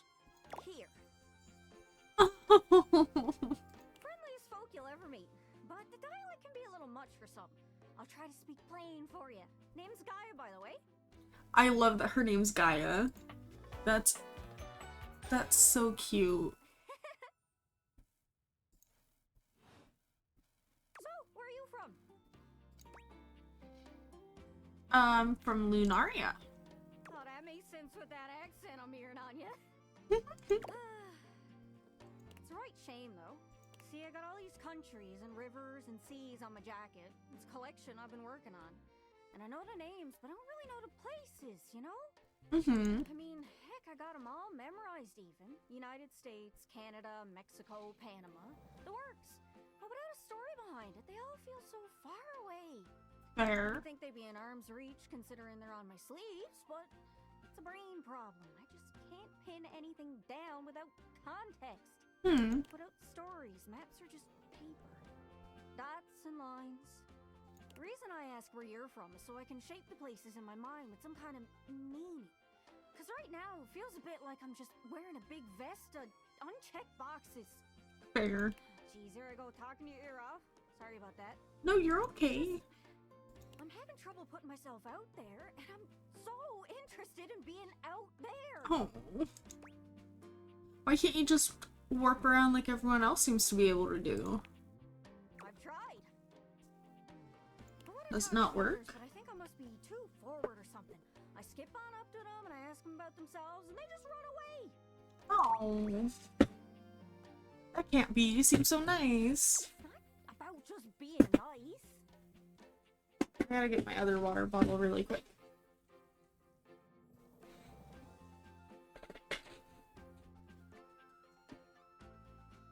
There we go. I come up to the others so I can ask about them. Get to know them, who they are. Mm-hmm. I can get to the point I always go spouting off about something or other, like telling them factoids I've heard about what I imagine their home to be.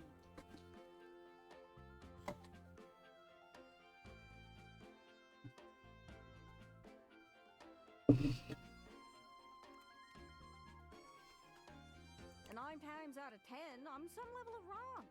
Oh. Poor Gaia. And the other time I'm right, but it's in an insulting way. Oh. One thing leads to another, and they give me this look. And soon enough, they find an excuse to leave. I'm just bad at it, I guess.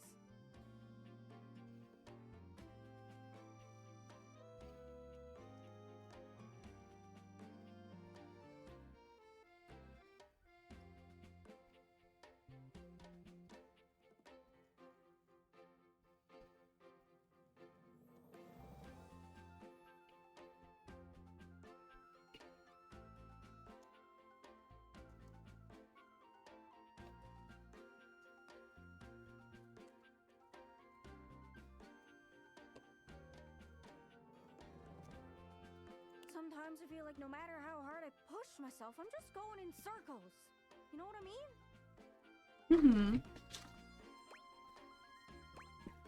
Yeah, I'm working on getting better with people too. It's hard, isn't it? I can see why you'd need practice for dating. It's just too easy to mess up. You say one wrong thing and poof, they're gone. It's so frustrating. Yeah. Sorry, I think I might be Mercator projecting on your situation a little bit. Oh, whoa, I just had the best idea. Hmm? You're running to the Four Winds meeting with people and speaking to the others, yeah? I'm sure some of those folks come from other places, right? Mm-hmm. Travelers, you knows what I'm saying. Why don't you ask them what they're about? Get to know them a little better, figures out they ticks, and come back, we'll have a yarn. Sound good? Sounds very, very good. Speak plain, Gaia, speak plain. Okay, so, you're speaking with objects all over the house. You know, some of us have little labels that say things like made in China or hecho in Argentina. On the bottom? Mm-hmm. Well, that means those objects are travelers. They come from away. Speak plain, Gaia. They're from Even though I somewhere understand what else. she's saying. Those are the objects I need to talk to. Those are the ones who can fill out my checklist. This map is uncharted, but if you can bring me back stories from those travelers, then I'd be able to write little notes down here and there, and pretty soon I'll be a bona fide travel guide. It's everything I've ever wanted, and you'll get a chance to practice talking more. Are you shy? I can help. People tell me that I never shut up. I can help you learn to never shut up. She's a professional yapper. That'd be perfect. Right? I'm sure it'll work out. You scratch my cartouche, I'll scratch yours. You scratch my cartouche, I'll scratch yours. What do you say, partner? Exploration buddies? Sure, why not? Really? Oh, I appreciate it. Really saves me a lot of humming and hawing. You go out and find some objects from foreign lands. Oh, and let me know if you need any help. It's hard to explain, but I got a pretty good sense of these things. I can't give you an exact name or anything for her to talk to, but I can get you close. It's kind of like a geocache. I can give you an idea of their general location, but if you want to find those travelers, you'll need to hunt them down yourself. Fair. I've learned firsthand what others don't take too well if you run up to them and scream, "Where are you from?" Like you did with me? Yeah, like that. It was a disaster.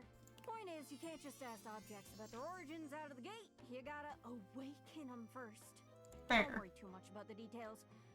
Once you're close with someone, you'll learn more about them automatically. So, what do you say? You want some hints on where to find travelers, or do you feel like searching on your own? Hint please. All right. Hint. Hint, hint, hint. Let's spin me around and see which object I get a sense for. You know, there used to be this magic show. The magician was supposed to be super mysterious. Wonder whatever happened to that guy. Ooh. Magicians always have names like El Magnifico or I'll pull a rabbit out of a hatio. Boring. Maybe he was a traveler too. She's so cute. I love her. A little scatterbrained.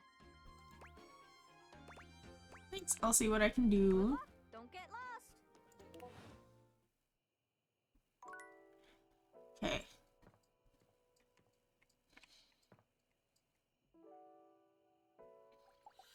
about the stool?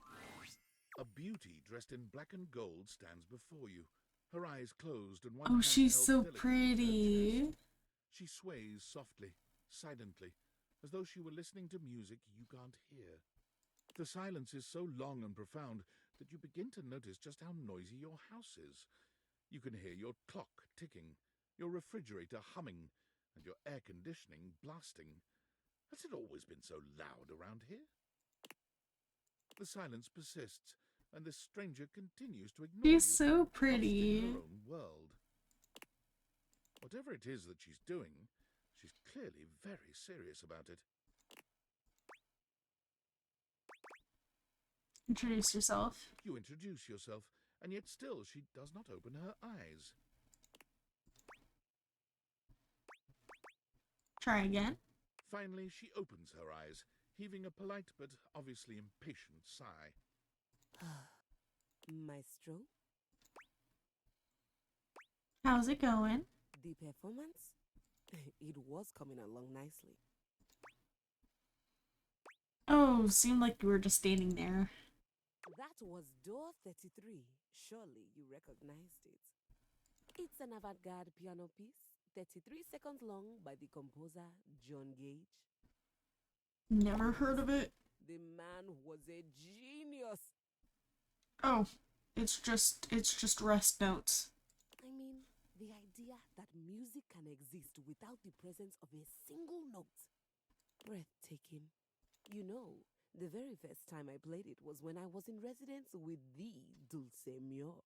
You two have met, I'm assuming? I don't think so, not yet.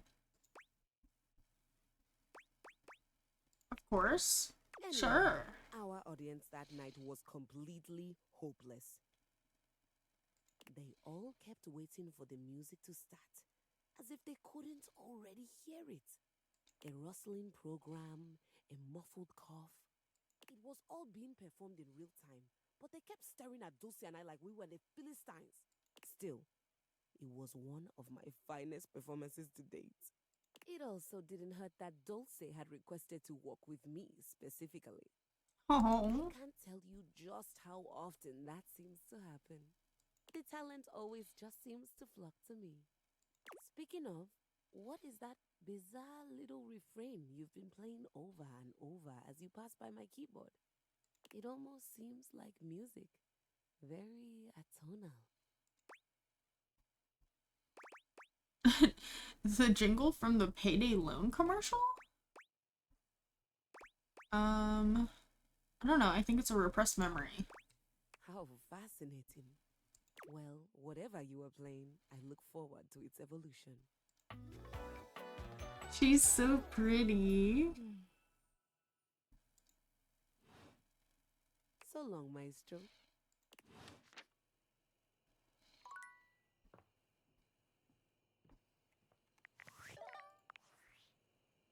Uh-oh. Based on how plastered David was in his last most mail, he must have finally discovered the prototype is missing. He'll sober up soon, though, and when he does, he'll stop at nothing to ensure its retrieval. If he fails, he'll be at the mercy of some very powerful people. He'll never allow that. Oh.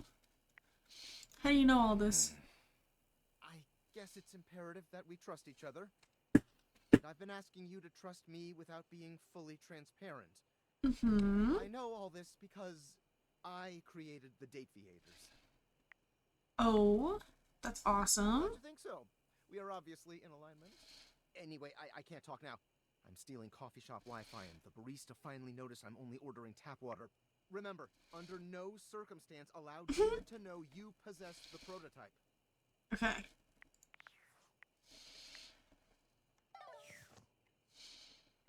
So let's get back up and let's go to bed.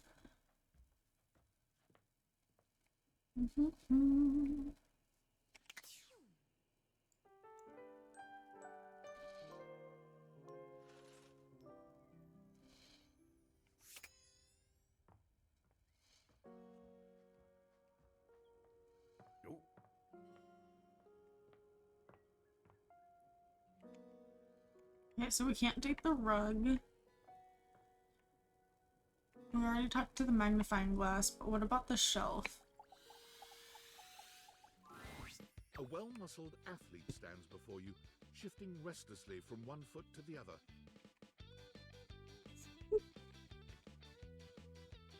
Hello, sailor. There's a strange air of anxiety to her, despite the broad smile plastered on her face.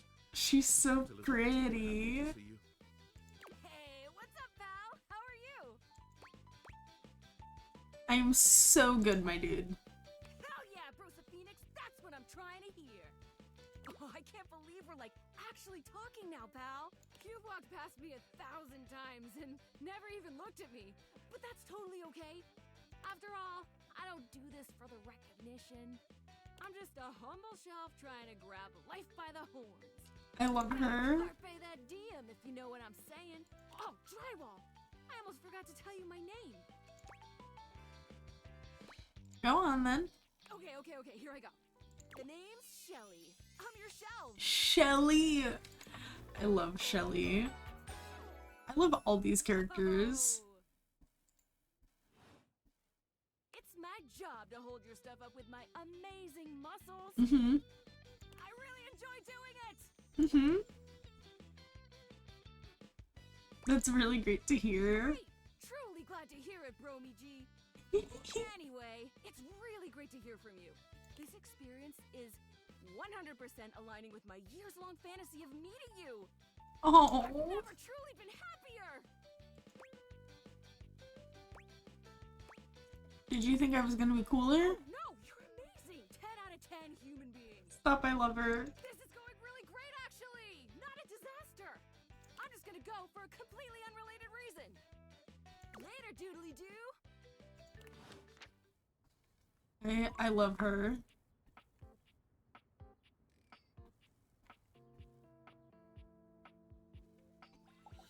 Let's talk to the logs. The fiery figure that stands before you nearly defies description. He's fire given form. Despite the hot air that radiates from him, there's something decidedly chill about his entire being. Hey, what up, hot stuff? Oh my gosh. Sparked up a conversation. I'm Dante, the fireplace. Dante? Like Dante's Inferno? Stop, that's so clever. That's so clever. Sure, we just met, but you could think of me as an old flame. You've been expecting me? Of course. The hearth is the heart of the home. I seen what you're doing. Oh my gosh. Trying to get me fired up too. What? I like the sound of that. Nah, not like that, little freaky deaky indoor dork. Fired up to teach. And you need my help. You bet I do. You got as much game as an abandoned Toys R Us.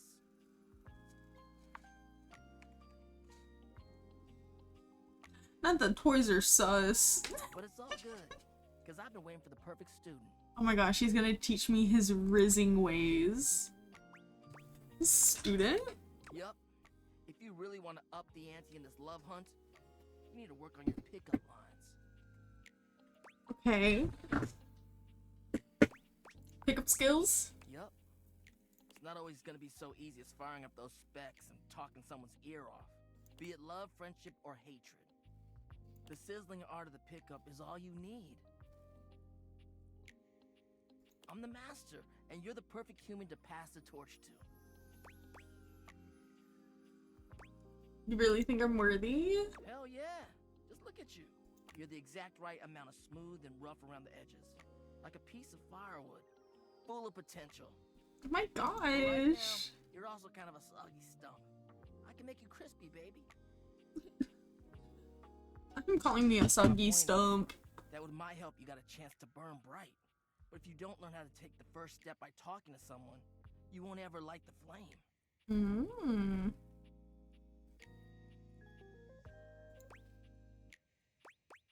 Sounds good. No sweat, hot stuff. I think it's time we start the first lesson. If you can handle the heat, that is.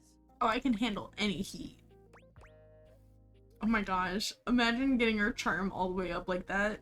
I think I can handle any heat you give me, Blaze Boy. Oh my god. Bring it on. Hell yeah! Tell you what, let's start with some punny pickup lines. See what I'm working with here. So what do you think? You up for it? Fire away. Seems like you're already getting the hang of this. All right, how about this? What up, hottie? Got a light? Because I think you just might be my perfect match. Oh my god. Huh? Huh? That was pretty good. Think? That was pretty good.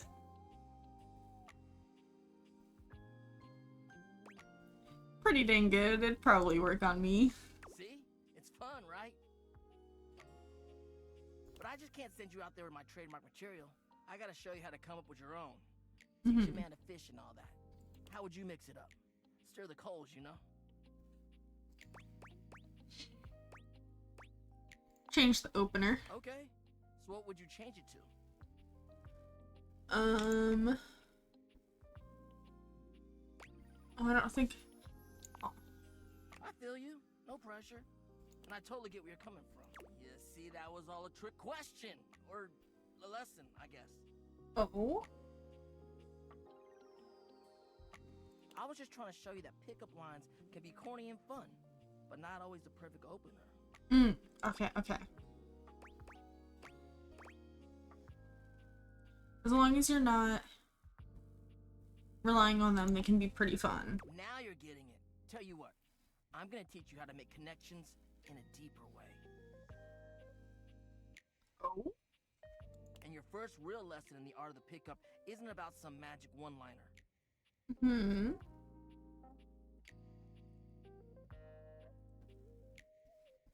You're gonna learn how to open the gates of someone's heart. Get to know their soul, you know? Okay. You ride with me and you're gonna learn how to be smooth, but in a sensitive way. I call this style the way of the flame. Think you can handle it? Yeah. Bring it on. Alright! I'll give you a day to cool off. See me later for our next lesson, you little firecracker. Later! Later. Okay, living room. So we already talked to him. We haven't talked to the couch yet. Where's Love Magazine? Let's do the couch. Seated in your living room is a being who seems I to love truly him so embody much. The concept of comfort. His arms are draped over the back of the couch, his head tilted back, and his eyes beginning to flutter shut. He looks just as though he's about to fall asleep, but when he sees you approaching, he shakes it off, looking up at you with a sweet smile. Hello.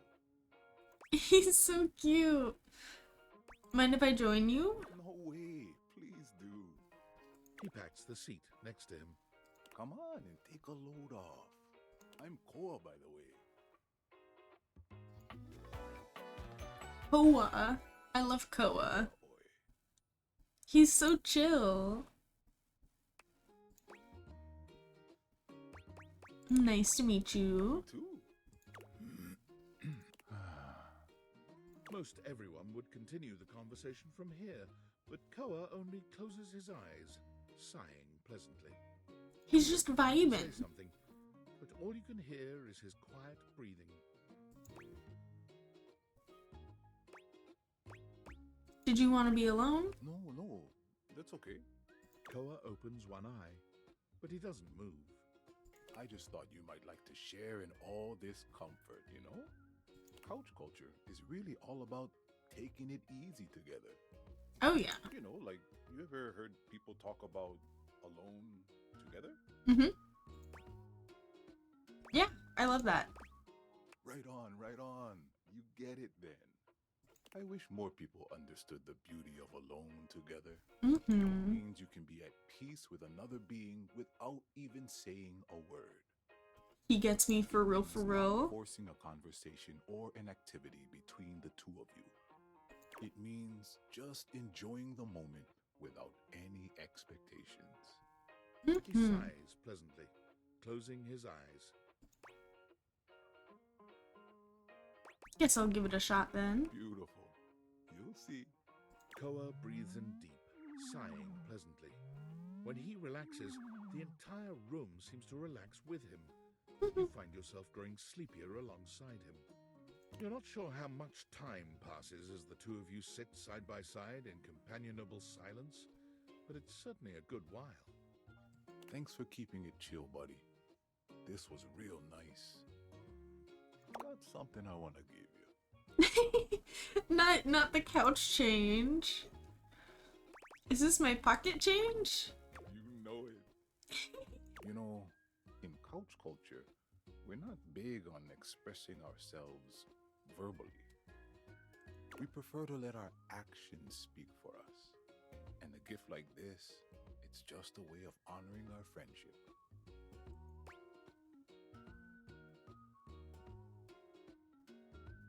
I'm touched to share your culture with me. I'm just glad you appreciate it. Koa yawns. I'm gonna take a nap. Feel free to stick around as long as you want, alright?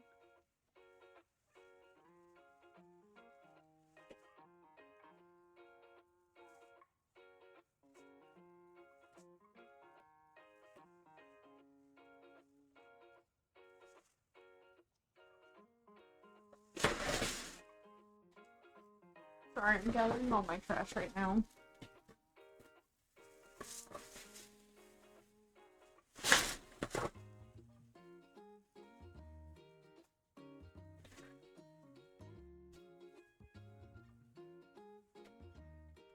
Here we go.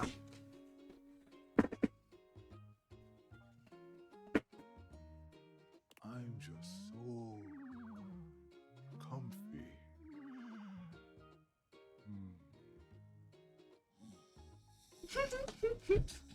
He's so cute.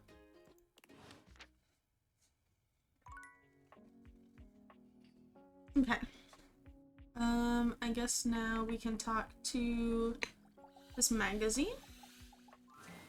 The distinct scent of books, that slight hint of vanilla and mystery, fills your nose.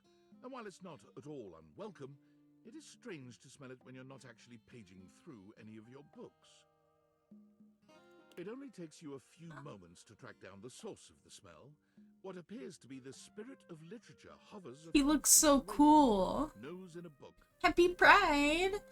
It's called Date Everything. It's basically a dating sim where you date, like, everything that's in your house. If that makes any sense. It just came out today. When he sees you, he nearly drops the book he's holding, So, like, rewarding you. each item in your house and everything has its own, like, gajinka and everything that you can date. Oh, for God's sake, you cannot sneak up on me like that when I'm reading. Yeah. Koa was the couch. Yeah. You have no way of knowing what world I've been in. I might mistake you for a zombie or an ill-mannered country gentleman, and, well... I like all the tattoos. I might have to act accordingly, you see. Okay, but what if I was a zombie? If you were a zombie, I expect we'd be having a very different conversation. It would probably go something like this.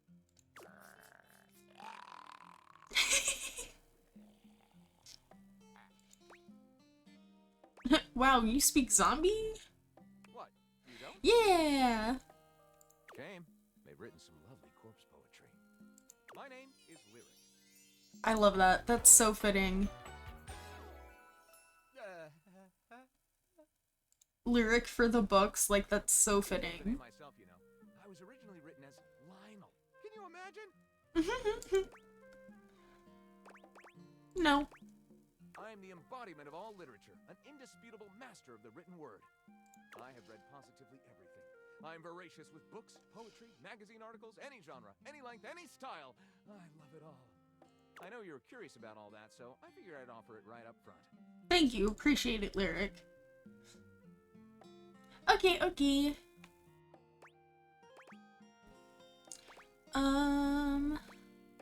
I was actually just looking for a new book for myself. Any recommendations? My, aren't you a clever cheese? Coming right to the source. Do I have recommendations? Gentle scoff. This one right here is 20,000 Leagues Under the Sink, a riveting account of voyaging in a submersible to rescue a clean sponge from a dirty band of moldy criminals. This one, Angles in America, is a non-fiction history on the American phobia of rounded spaces. A bit dry, but it does make you see space and architecture in a new light. Interesting. This one I picked up on a whim, and I won't put down until they pry it out of my cold papier-mâché fingers. Pounded in the butt by the abstract concept of self-improvement while my gym equipment watches. This Chuck Pringle fellow. What? He really has a line on the object erotica market.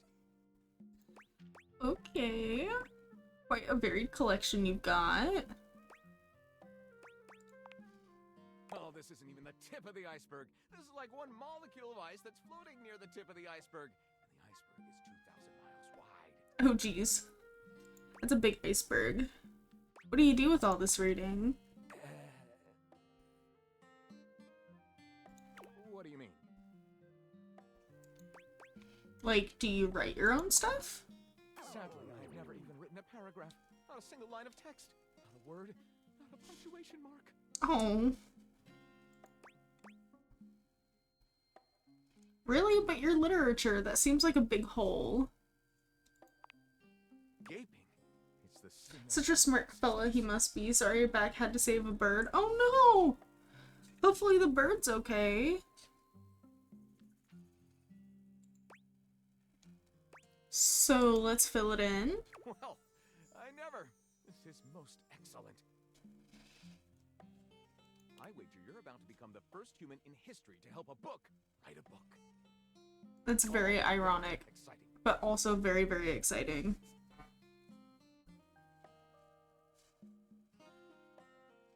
Yeah, it's okay. It just got stuck inside and couldn't figure out how to get... Oh, how to get out itself. Oh. I have some materials to gather. Pens, paper. We'll probably need quite a bit of extra paper to crumple dramatically on the floor when writer's block sets in. Oh, how fun! I'm about to experience writer's block! Alright, I'll get to gathering. Need some time, but when you return, ready shall I be. Alrighty. Alright, so we got one more that we can talk to, and I guess we'll go with the TV remote.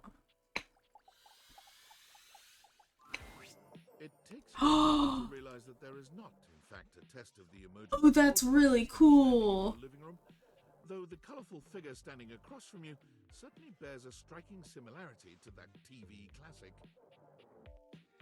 That's really cool. Before they speak, you can feel a frenetic energy in the air, like someone switching between channels at high speed. Yo, yo, yo! Don't touch that dial, cinephile! Because my favorite studio audience is now in attendance! The VIP attendee! The Uber viewer! And sometimes wooer! Yeah! He is retro style. The supreme dream who makes this flat screen scream! The fantastic red shirt means you're ready to flirt! Oh yeah, apparently we're wearing a red shirt. I didn't know that, but... How can I cater to my greatest spectator? But apparently that's what we're wearing.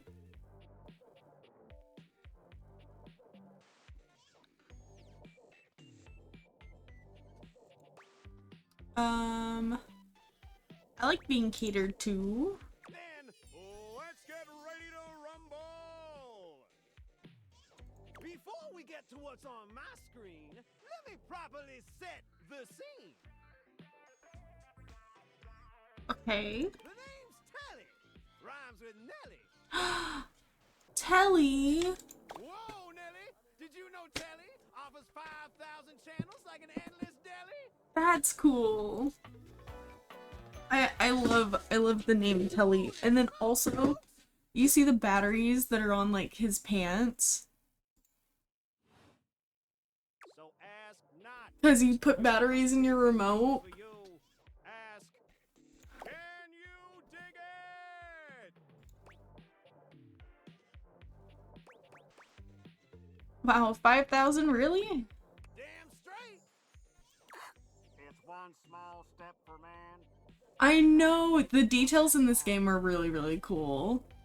5,000 channels is the most often offered by any provider. I know this because I'm an entertainment insider. 5,000 channels of cheers. 5,000 channels of cheers. Can Valdiviflix compete with that? Or even Viewloo? That Valdiviflix copycat? Oh my god, Netflix and Hulu.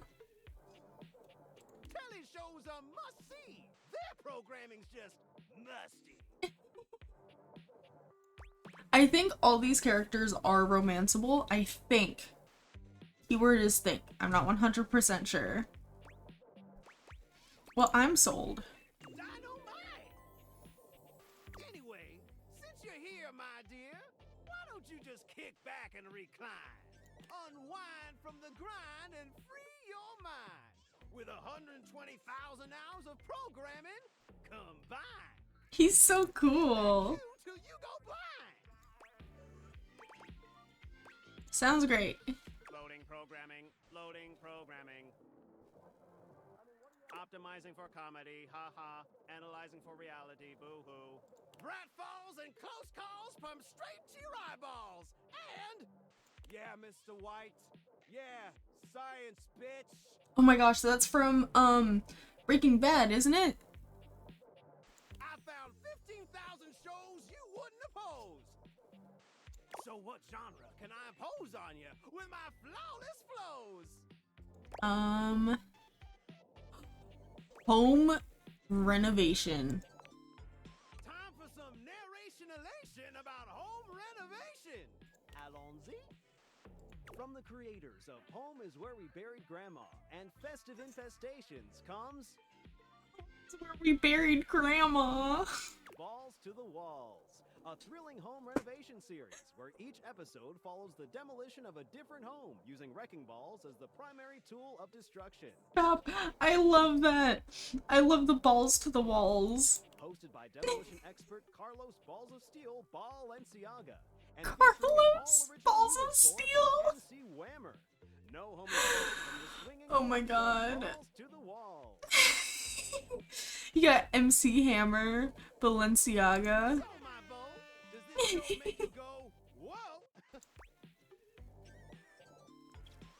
I love it. Let's watch.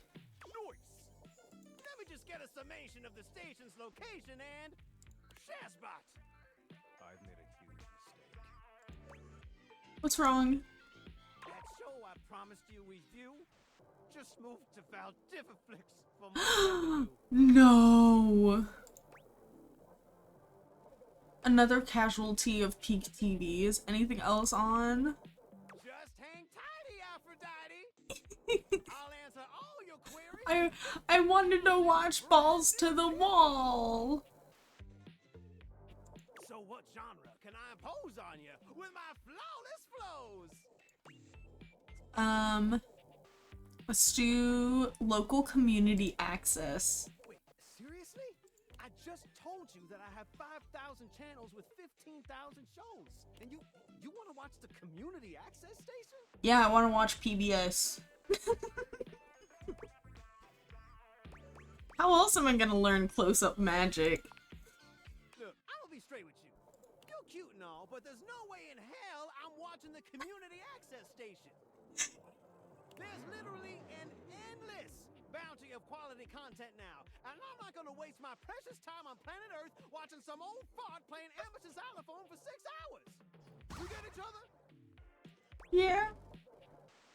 Okay. But listen, I've got a great show selection for your inspection, and while watching, we might make a genuine connection. So what genre can I impose on you with my flawless flows? I guess reality competition. So that's who you giving your rose to, my boo? Looks Ooh. like the tribe has spoken. I know, right? He went from funny to flirty to dead serious. He was like, bitch, I don't want to watch PBS. The tribe has spoken. That's, Survivor. Very clever. I'll assault you with my pop culture. Hey, look, it's a slant rhyme. It works. All right, my delight. I'll give you a reality infusion in 4K resolution. Cougar versus cougar. Cougar versus cougar? Thrust into the wilderness and stranded in a remote location miles from any plastic surgeons. 10 older, attractive women must rely on their wit, resourcefulness, and cunning to battle for survival and outsmart their adversaries. Oh my god, they mean cougar as in like old lady. 10 actual cougars. With tensions running high and cougars lurking around every corner. Oh my god. Rivalries will emerge, and the women must dig deep within themselves to prove once and for all which cougar has the sharpest claws. Oh my god, I would actually watch that TV show. Unironically. Shall we commence with this TV and chill? I thought it would have been the car and cougar. Oh. Go, old ladies, go!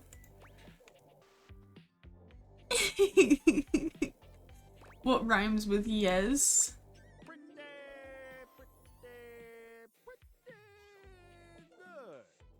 Let's relax with some snacks while we await the climax and dope. I love the Simpsons reference. That's cute. I had this pre-planned and my schedule was unassailable. But that show's not on demand, so the episode's not available. No! That's not on demand, but Valdiflix has everything on demand now. We're just gonna be like, that's okay. But no prob, heartthrob. I've got 15,000 other shows. I know, we got scammed. So what genre can I impose on you with my flawless flows? Maybe I should just go. Makes sense. Just, one more thing. Oh my gosh. I don't remember where that's from, but that sounds very, very, very, very familiar.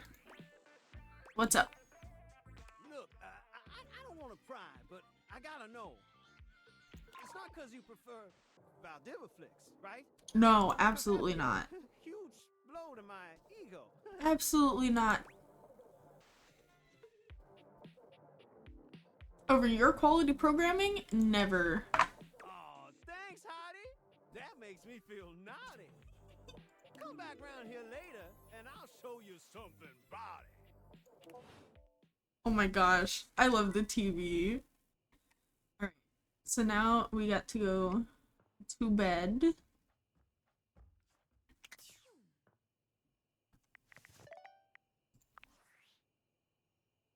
Yo, I know it's been a sec since we talked, but I've been sitting here trying to work, and all I can think about is the fact that you're, like, dating your couch and your TV. Mm-hmm. Glad to know I'm on your mind. God, shut up. It's not just you. It's you and a handsome man version of your toilet, holding hands and whatnot. It's going okay. Sure.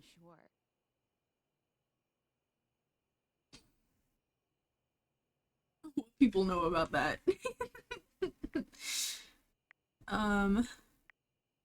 Dating is harder than I thought it was gonna be. Just realizing that now, huh? It is hard out there. At least you don't have to leave your house to struggle. The rest of us have to get dressed and shit, do our hair, put on a little makeup. Okay, but honestly, like, can you just tell me what it's like? Walking around your house and having, what, hundreds of potential suitors just around? Like, you gotta feel, like, super eligible, right? Mm-hmm.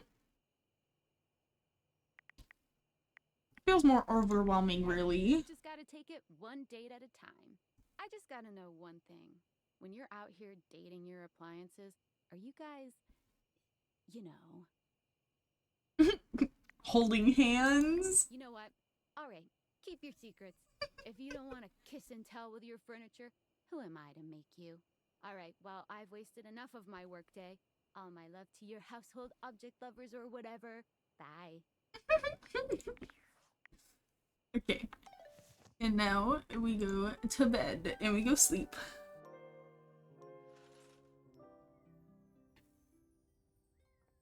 Forbidden act is definitely holding hands. Exactly! So you know. You get it. You get it, you get it. Okay, so we did that. What about this? Hey there. Oh, it's Abel again. TV. No, actually, I came here to see you. Oh. We have done the piano. Yes, yes, yes. Surprise? You know, being here in the living room, there's all kind of fun stuff to do here that ain't me. I'll show you the characters we've done so far after we're done talking with Abel. So many fine options. Kelly's always got all kinds of programs on. I just realized the cool S. They have the cool S. Dude, I would make that constantly on like any surface. But I guess you know all about that. Saw you two talking just the other day. There's so many like good details. Connie's another great way to spend your time here. Who? Your video game machine. Dang newfangled entertainment contraption.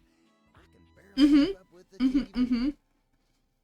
And then his hat and everything, like the top part of it is like another like table. You see that? Isn't that cute? You got all kinds of things to do in a place like this, and here you are jawing with me. I appreciate you. Now then, what can I do you for? Yeah. All's well here at the console table. Well, mostly. I want to watch Yellowstone, but nobody else does. Oh yeah, they definitely put a lot of like thought into this. Greatest TV show ever made. Is it really the greatest? Listen to this. A hard-working pair of jeans has to balance life in the dresser, sharing a border with other pants and USB cables. It's a clash of civilizations, old and new. Must-see TV. When you seem less than enthused, Abel's cheeks flush. Anyway, yeah, fine here. Just waiting for my turn on the TV. Okay, let me show you all the characters. So this is Skylar Specs, so this is the glasses. And then we got Phonica. She's our cell phone. Then we've got Dorian, he's the door.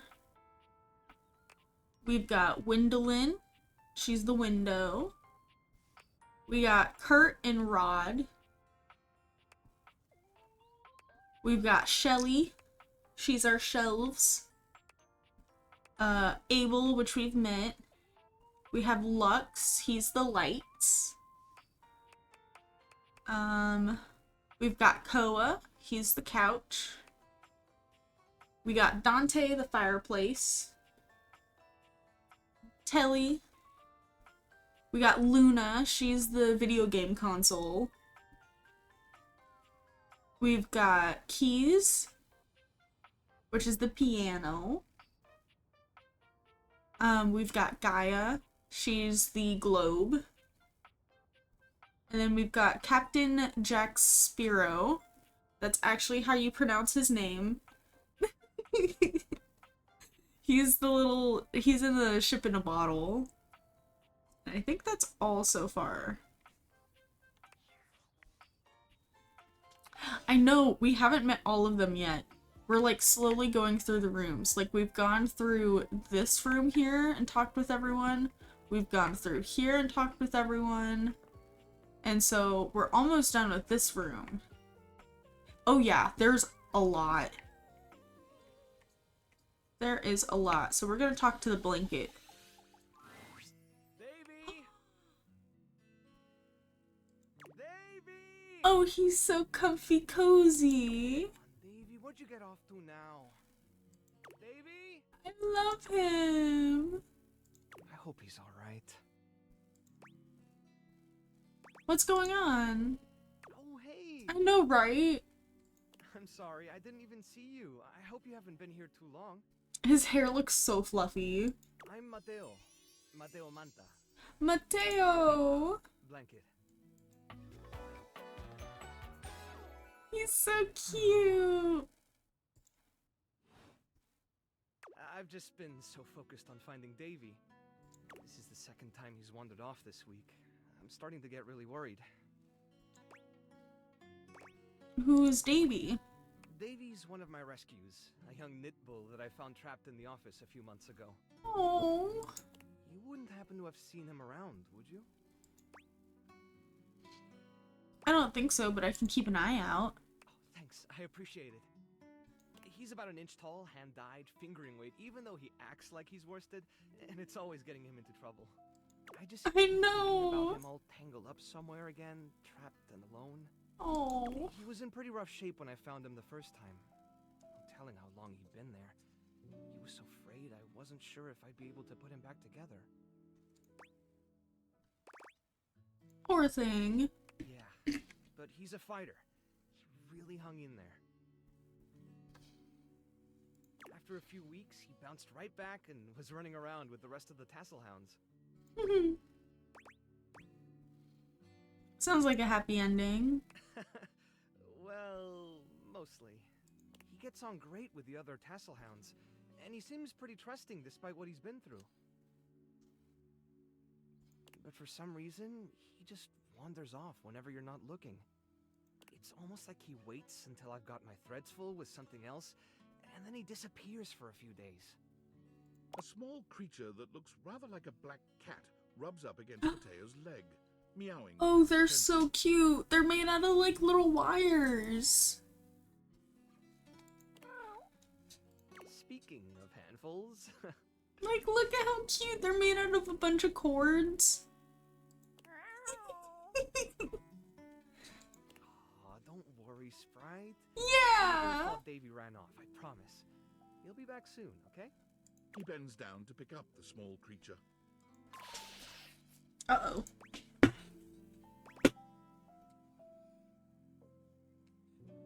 Who's your little friend there? This is Sprite, one of the first inanimals I ever rescued. Yeah, sweet girl. Been together a long time now, huh? Long enough for you to know better than to go messing with Curtain Rod. Oh, really? I guess the bottom of those curtains just tore themselves up then, huh?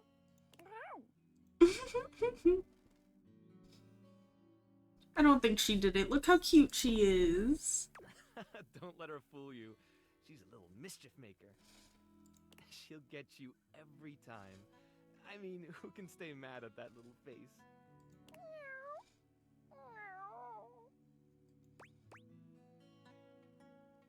I belong to her now. She is innocent, exactly.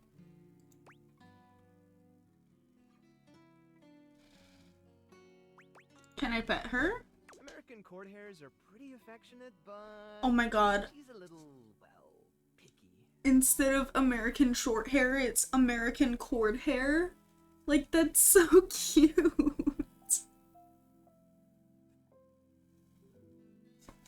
If you want to try to pet her, just hold your hand out and let her sniff you. If she headbutts you, then you're safe. If she just stares at you, though...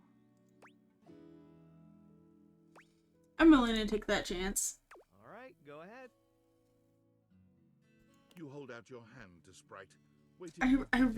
I really hope. Please. Okay. Boy, it's okay, sweetheart. I've got you. Sorry. Better luck next time. It's okay. We will pet the cat. Eventually, we will pet the cat. You, should probably step back a little bit, just to be safe. Well, I'll be hearing about it from Curtain Rod later, once they notice the bottom of the curtain. I know. Life goal is set. I need to pet the cat. I think she's just acting out because she's upset about Davy. I was really hoping I'd be able to find him before it got too late. There's still a few more places I haven't checked, but I need to get back to the rescue.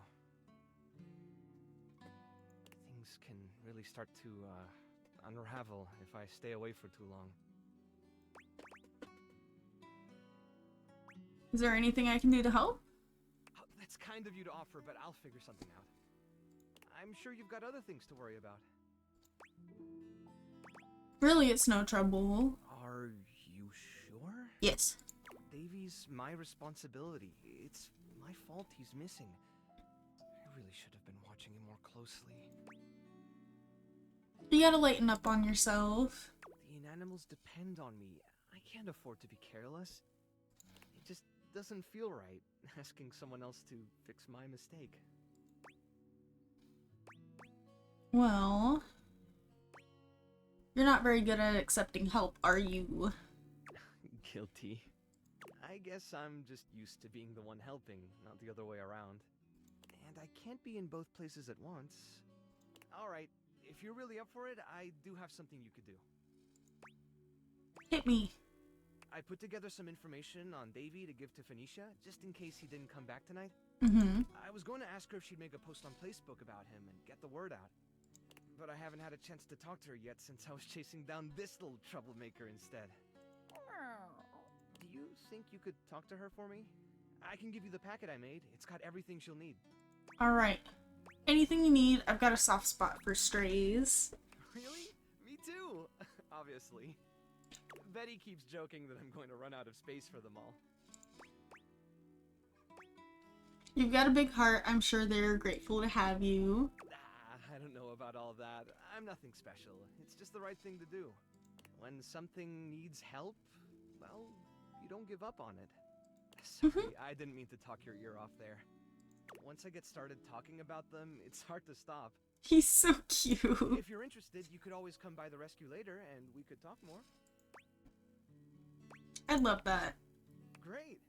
Anyway, thanks for offering to help.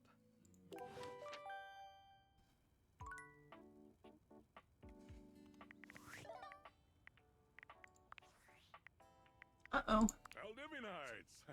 Salutations and a good I know, right? CEO David Most. Wow, the other night was quite a lively celebration, wasn't it? Honestly, I don't remember much. Which means Sandy in corporate events planning did her usual bang-up job. Inspirational work, Sandy. Way to earn that 3% cost of living bonus. Keep it up and undoubtedly you'll be CEO one day. Unfortunately, sometime during the festivities, my sunglasses seem to have been misplaced. By who, exactly, is impossible to know for sure. We've combed every inch of the hotel, and they did not end up in the lost and found. So it seems likely that someone mistakenly took them home. Honestly, they're worthless. They were given to me by someone special, and they do have some amount of sentimental value. So if you have any information related to their whereabouts, please email me ASAP.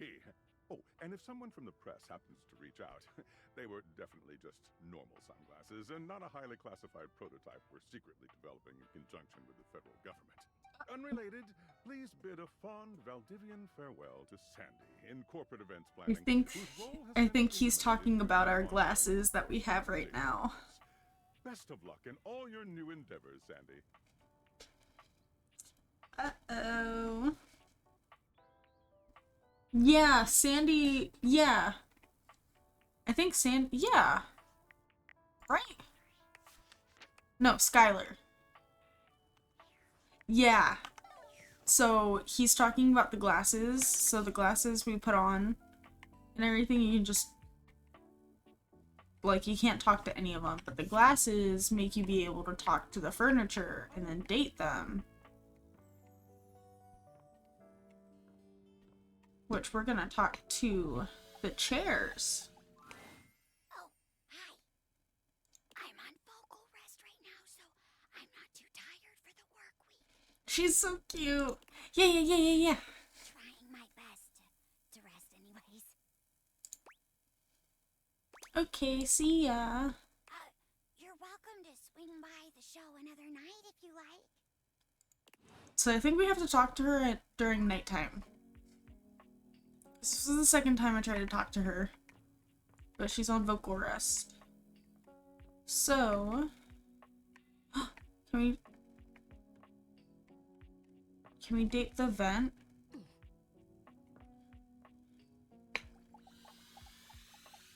For a moment, it looks as if a firefighter has appeared in your home, smoke and all. But a closer look reveals the smoke is in fact attached to this apparent firefighter's head. You don't get much of a chance. Oh, she's so pretty.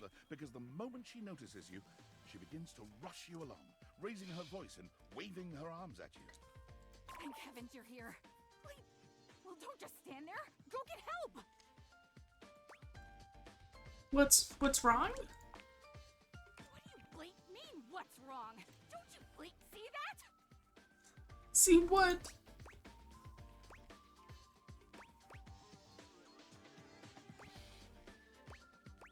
Did you maybe turn that off? Yeah. Sorry. Let me just.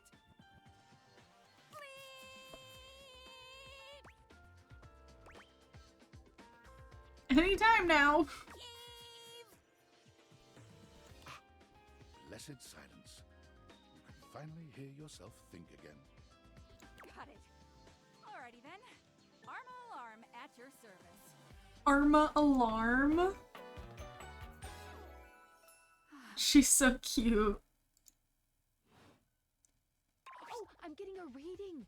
It's a secret feature. Huh? Tell me. It's called Content Aware. It goes off whenever I have the feeling that something a little off-kilter might happen. It gives you the chance to see if this dateable might be someone you might want to skip due to content concerns. Tell me more. I'm If you're worried scared. that you might miss out on points or stuff, don't get your tushy in a twist. I'll take care of the dirty work for you. No penalties incurred, I swear. Pinkies! If you're interested, you can turn it on now. You can also turn it on or off anytime I see ya.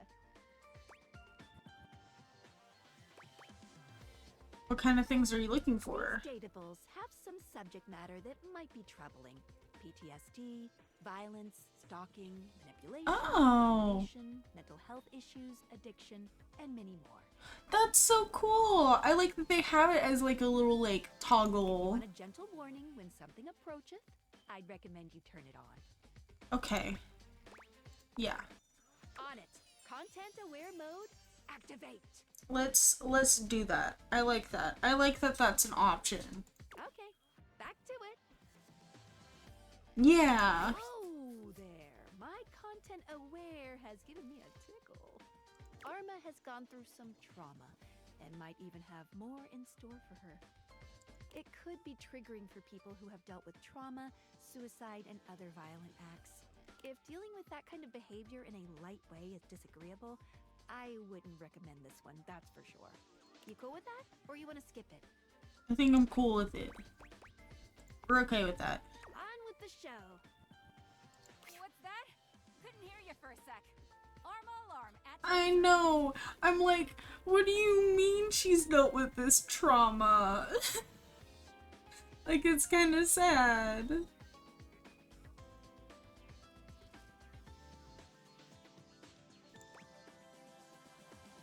Hi there, Arma. Nice to meet you. You too.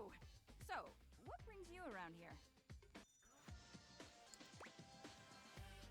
I heard a noise, a sort of loud bleep, if you will. Oh yeah, that's part of my job.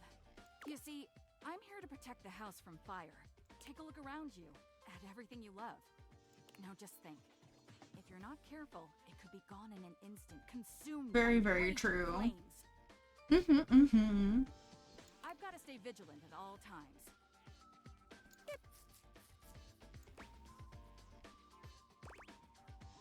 Wait, what was that? What was what? The bip sound. No idea what you're talking about.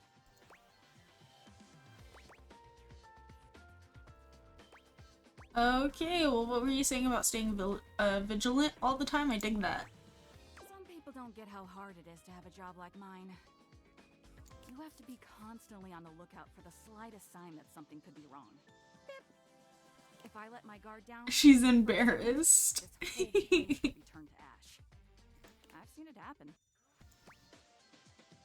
I respect your discipline and sense of purpose. I'm glad to have you around. I appreciate that. It's a tough job, but I feel like it was what I was born to do. Anyhow, I ought to get back to it. Bip. Come on back soon and maybe we can do She's something making the, like, low battery sound. Take your leave.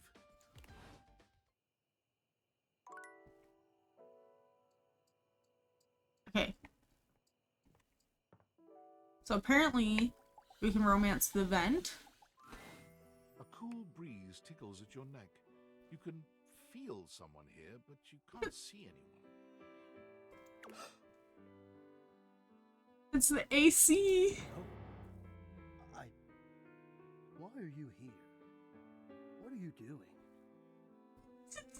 Mysterious AC.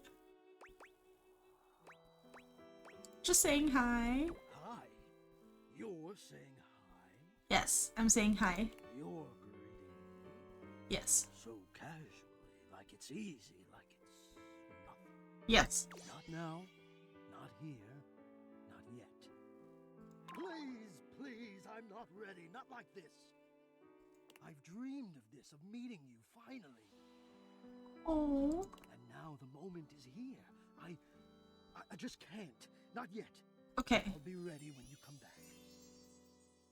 They're so cute. Okay.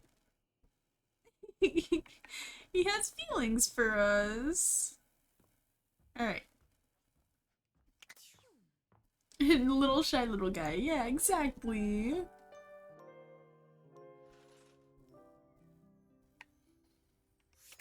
Alright, let's go back downstairs. So we talked to there. So I guess we'll go and start in the kitchen now. We'll start with this guy. Little clock cat. See a slim, dainty gentleman in a well-tailored suit. Oh my god, it's the cat! The ticking of a fancy pocket watch. It's the feline ears on his it's the cat. your attention. Yeah, the light switch and everything is Lux. So anything that's like light based is Lux. So we've already talked to Lux. A tail sprouts from just above his backside, moving back and forth. That's so cute. Tick, tick, tick. Oh my gosh. Yeah. Lyme disease is no joke. Talk, talk, talk. Don't. Oh, I'm sorry. Do not taint the perfection of the clock with your disgusting imitation. I'm sorry. Why have you come? I was just trying to be nice. I don't see interruption to meditations on the beauty of time on the schedule. I'm sorry. Little sassy little boy. Little sassy little guy. I live here, dude. I wanted to appreciate the beauty of time or whatever with you. Oh, well, I can certainly make time for that. Perhaps you do not know this, as so few are as attuned to time as I am. But punctuality is of the utmost importance. So if you wish to speak to me, you must make an appointment.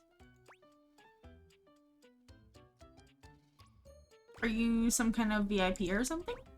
If VIP stands for very intelligent and punctual, then yes, I am. If you wish to make my acquaintance properly, you will return with an appointment.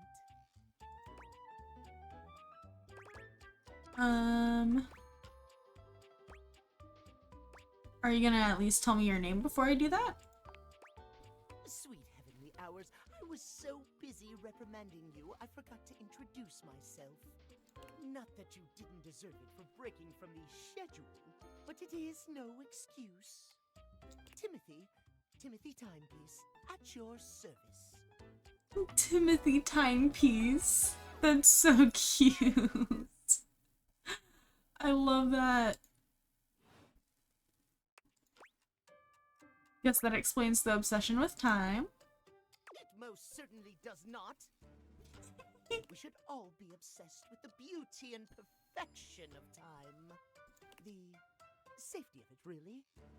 As long as one abides by the schedule, nothing can be out of place. You will abide by the schedule, won't you? Of course, I'll respect your schedule. Excellent. I thank you. He's so cute! I will see you at noon sharp, and we can speak. Oh. Do not the early. Do not be late, and do not try to see me at another time. If you do, catastrophe on timeliness. See then, and not a moment before.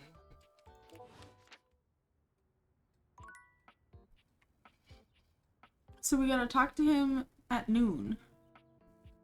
Is it noon right now?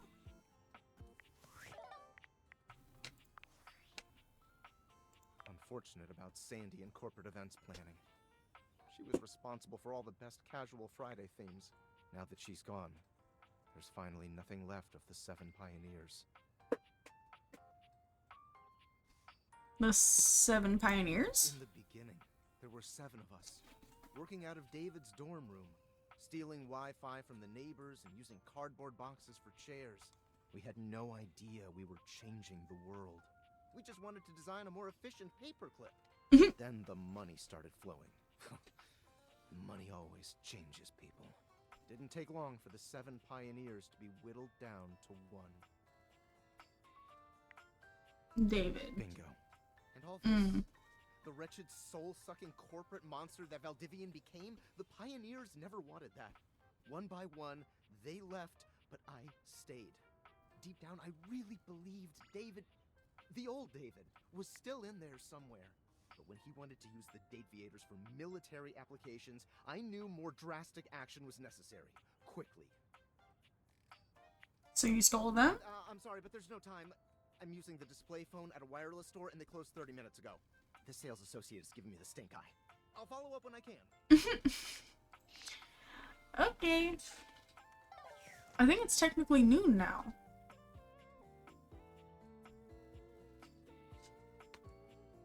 So we should be able to talk with the cat again. Oh, okay. I know, right? Okay. Oh, it's just the entire thing? Okay. Let's talk to this, see what it is. A bartender drums her fingers on the countertop, clearly bored out of her mind. She's so cool! Is pulled back into a ponytail that flows down her back, like the drinks she pours so expertly. Oh my She gosh! makes herself a drink, taking a small sip of it and setting it down. Your entrance startles her so badly. She's so cool! Someone's here. Welcome to my humble bar. The Tipsy Tumbler! I'm Beverly, but you can call me Bev. Or Beverly. Or Madam Proprietress. That would be so cool.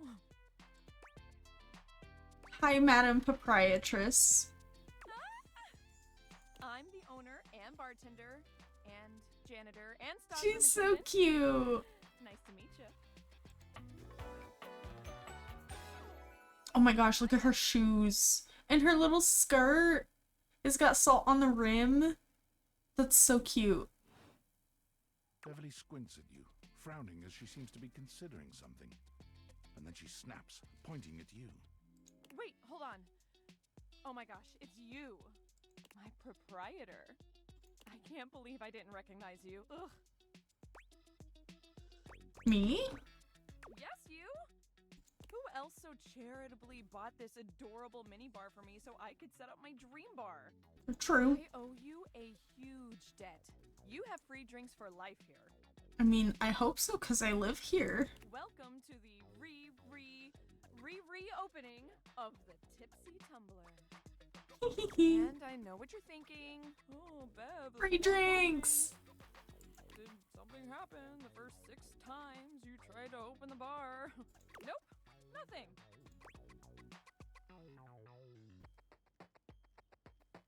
Well, how can that be when a babe like yourself is here? Ah ha ha! First, no, thank you. Second, great question. I wish I knew. I've lost an alarming amount of sleep trying to figure it out. So please don't leave. You are literally my first customer in ever. Oh. Every time I thought you were finally going to invite people over, I'd polish the place up and prepare to be the best host I can be. But then each time you'd chicken out and spend yet another weekend all alone.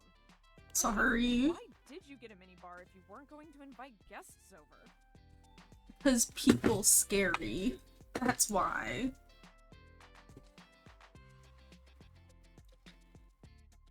I thought buying the minibar and all the mixing accessories would motivate me to finally invite someone over. But that's... okay. It's all water under the bridge. You'll have to talk to River if you want that. Anyway, that's enough babbling for me. So take a seat and let me fix you something already. Please, let me fix you something. Okay. First and foremost, am I making you a cocktail or a mocktail? Mocktails are the non-alcoholic versions of a cocktail, just as fun and delicious, but without the burn. Or the drunk part, obviously. Let's do a mocktail. Excellent! Always happy to serve customers that don't want to get drunk. They usually don't yell and hit on me as much. They also sometimes don't tip as much, though. Oh, and also I have no customers. Oh. Anyway, which mocktail would you like? A virgin mojito. Smart. You'll get sugar, mint, and lime flavors all in a nice tall glass. Ooh. I've never had a mojito in my life. Coming right up. That looks so pretty. Sip your drink. You lift your glass to your lips, taking an extended sip. How was it? No worries, Kama. Appreciate you for hanging out. Hope you have a good rest of your night. Really good. Well, after 6 grand openings, I got a lot of practice in. Plus, with a name like mine, Thank you. I know my beverages pretty well. I really don't want to close this place down. I've put my bar and soul into it. So, will you be my first returning customer? Absolutely. Sure. Really? Oh my gosh. Yes. Yes, thank you. Tell your friends. Tell everyone. Please. And I'll be seeing you next time. She's super cute. I love her. Can we talk to the trash can?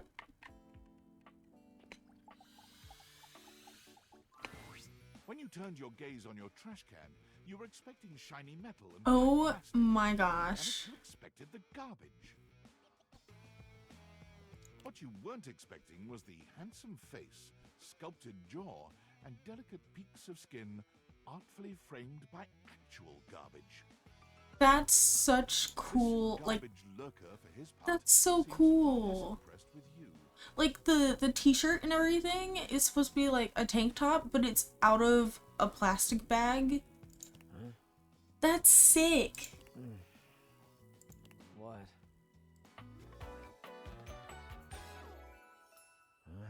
His name's Cam, because he's the trash can. Hey man, what's up? Things that aren't down, I guess. Cool, cryptic. Anyway. Oh, I get it. Delicate ego over here.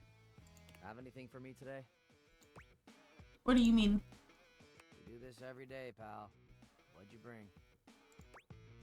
Well, let me check. I'll just wait.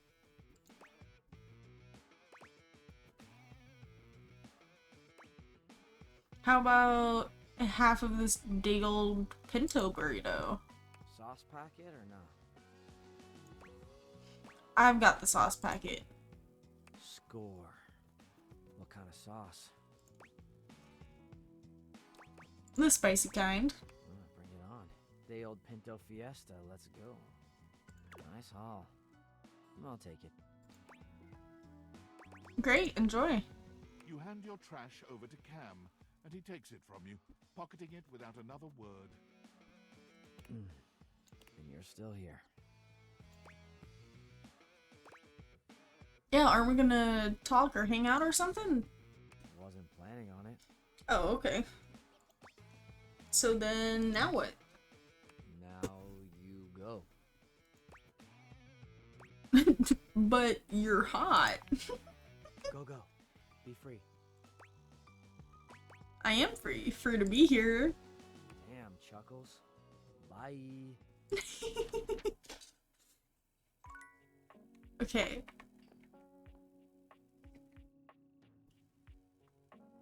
Is this the drawer? A tall, statuesque man stands with his back turned to you, surveying the dishes, your dishes, on the table in front of him. Whoa! I love the design. He's so absorbed in them that he doesn't seem to notice you. Hello?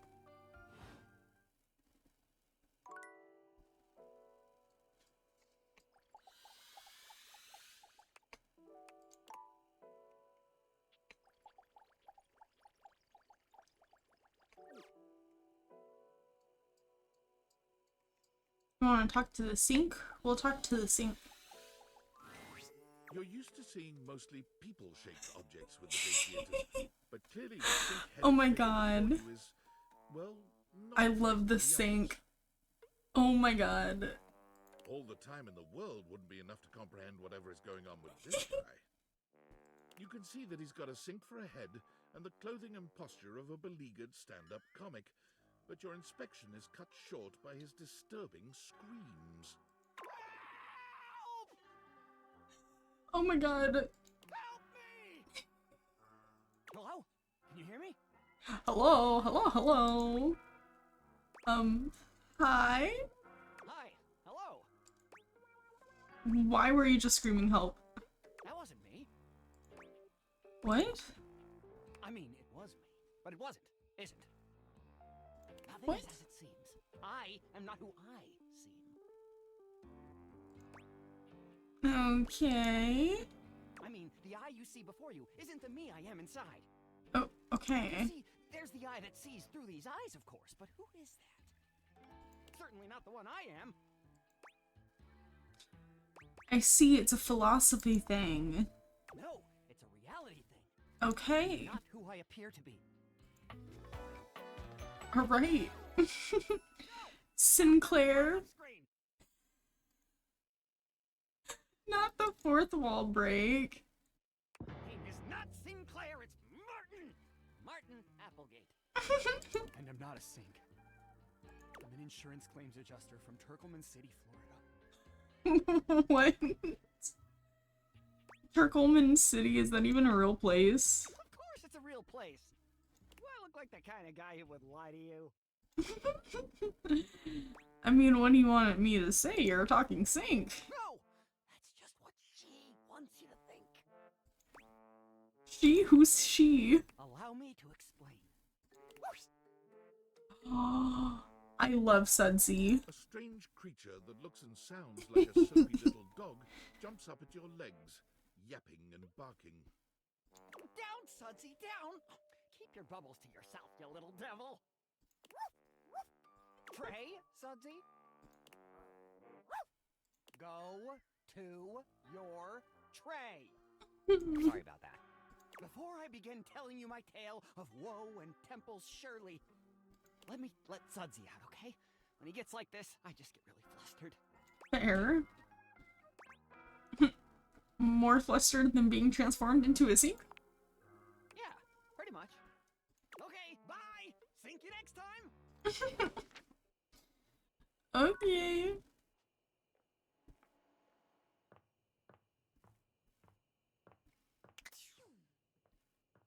Let's go to bed.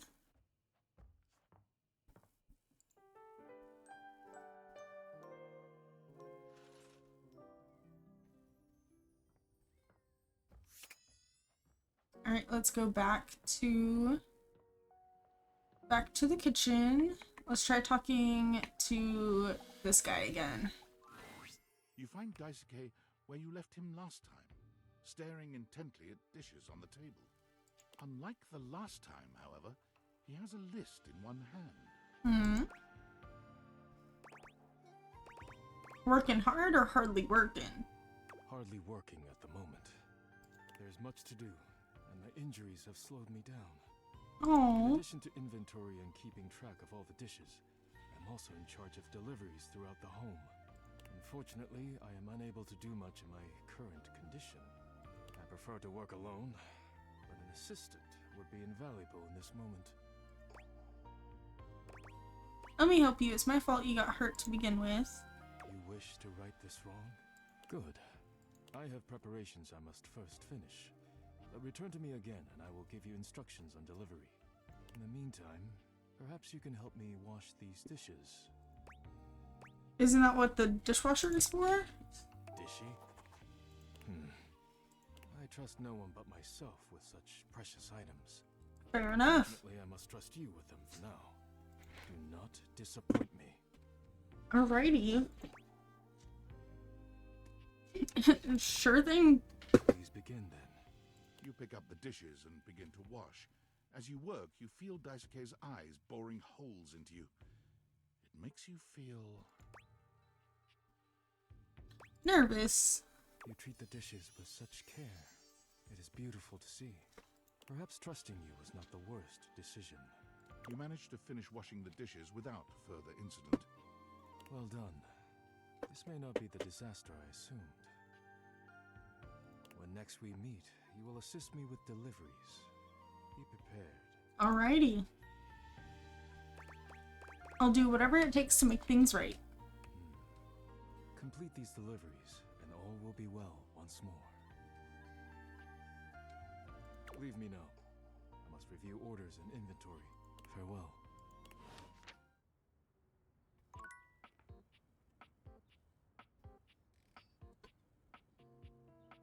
Let's talk to the dishwasher. Actually, no, let's talk to the clock again.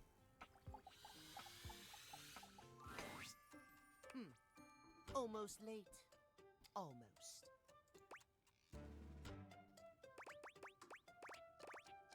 Did I make it? Is it alright now? Yes, indeed. You're just in time. Tell me why you've sought me out. Aside from the pleasure of my absolutely sparkling wit and golden company.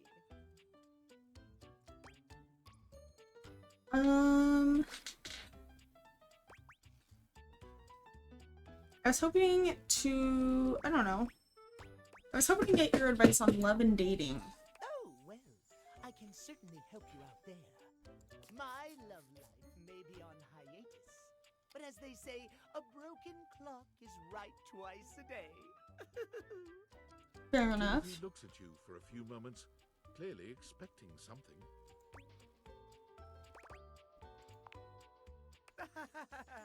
Yes.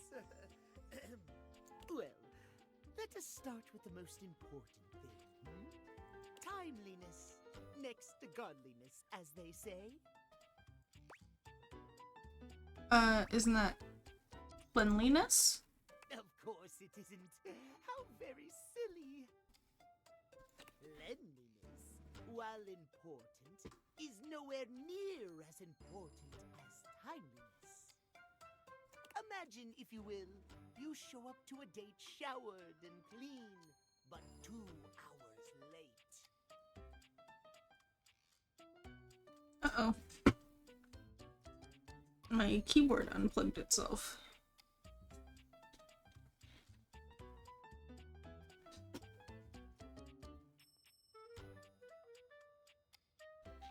Does your cleanliness matter then? I think not.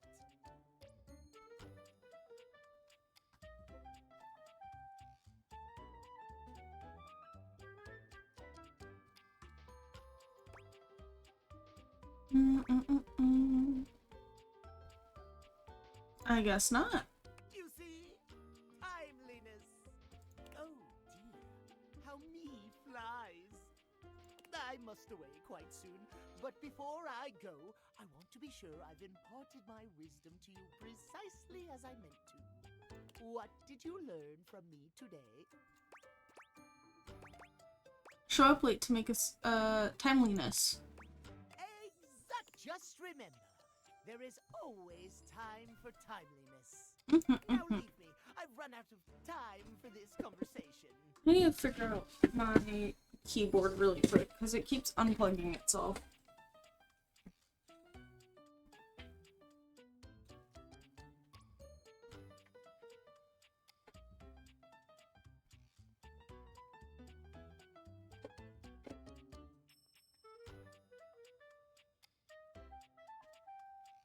Okay.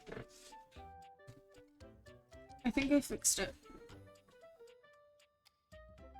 If you wish to speak again, find me at 3 p.m. Precisely at 3 in the afternoon. Farewell. Okay. Let's talk to the dishwasher. What appears to be a dishwasher with arms. Oh my god. Disconcertingly cheerful face waves happily at you. You tap the date viators a few times, wondering if they've malfunctioned. But the mascot-like dishwasher before you doesn't waver or change. Hello, and welcome to the Valdivian dishwashing experience. We offer an alarmingly clean output of all kinds of dishware, clothing, and such. My name is Dishy. I'm your dishwasher now. Hello, Dishy. Oh my gosh.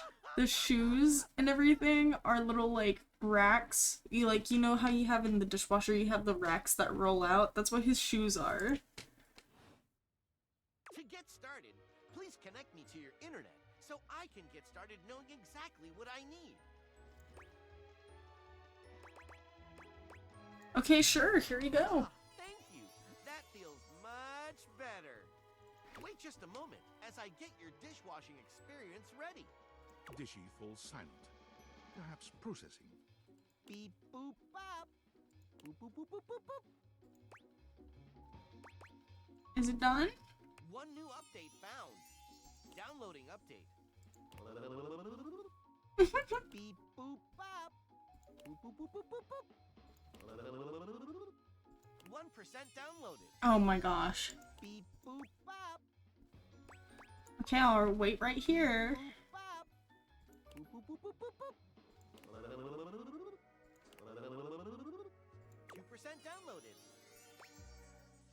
You know what? I've got nothing better to do. Beep boop bop.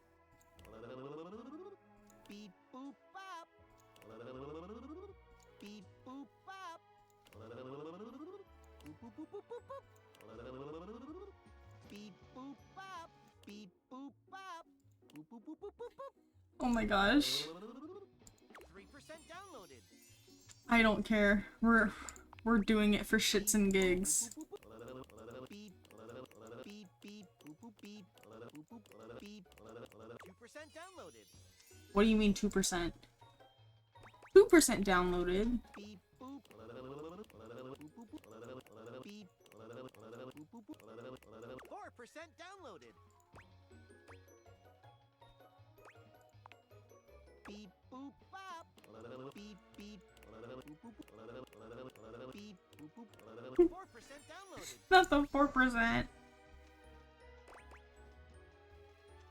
Wait, that's what you said last time. I'm staying here no matter what. No matter how long this takes. Beep boop bop. Beep boop boop. Beep. Beep. Beep. Beep boop bop. I love this. This is my favorite thing. 4% downloaded. I'm a pro gamer and I can't beat this thing no matter how stupid. Did she take me now? Beep. Beep.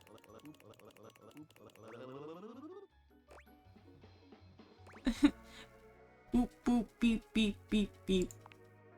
Beep boop. Beep. Beep. Beep. Beep.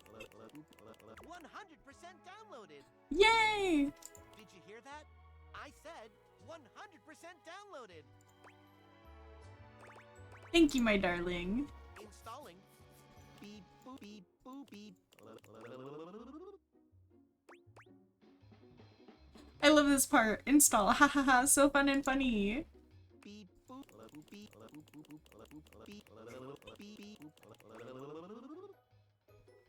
Dishy is love, dishy is life.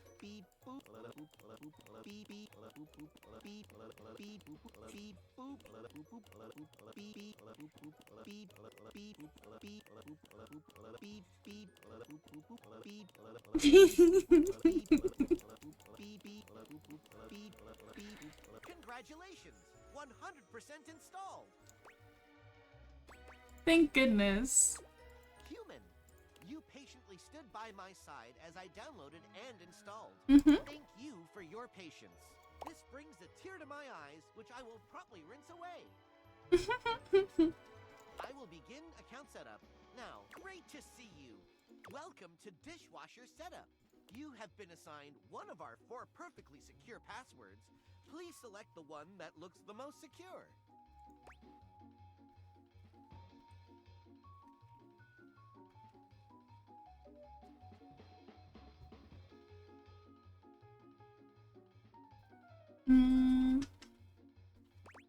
Let's go for this one.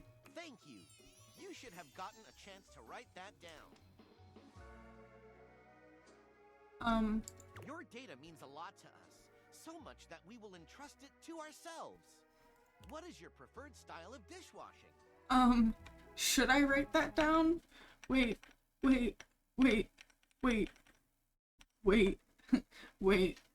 hold on. Let me just pull up my Twitch really quick.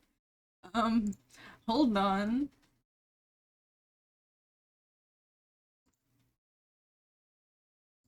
Hold on. This might come in handy later. Come on, Twitch, load! Load!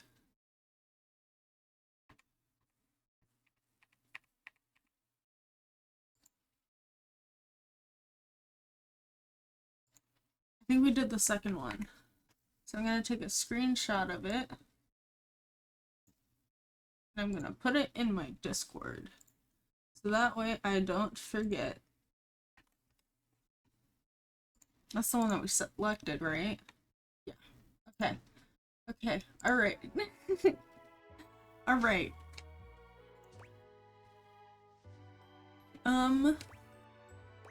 Clean Plus. You have selected Clean Plus, our most popular selection. Clean Plus gives your dishes the feeling of perfect extraction of bothersome particles. Like a spa for your dishware. Setup is complete. Thank you for entrusting Valdivian with your food and food-related data. Goodbye. Goodbye.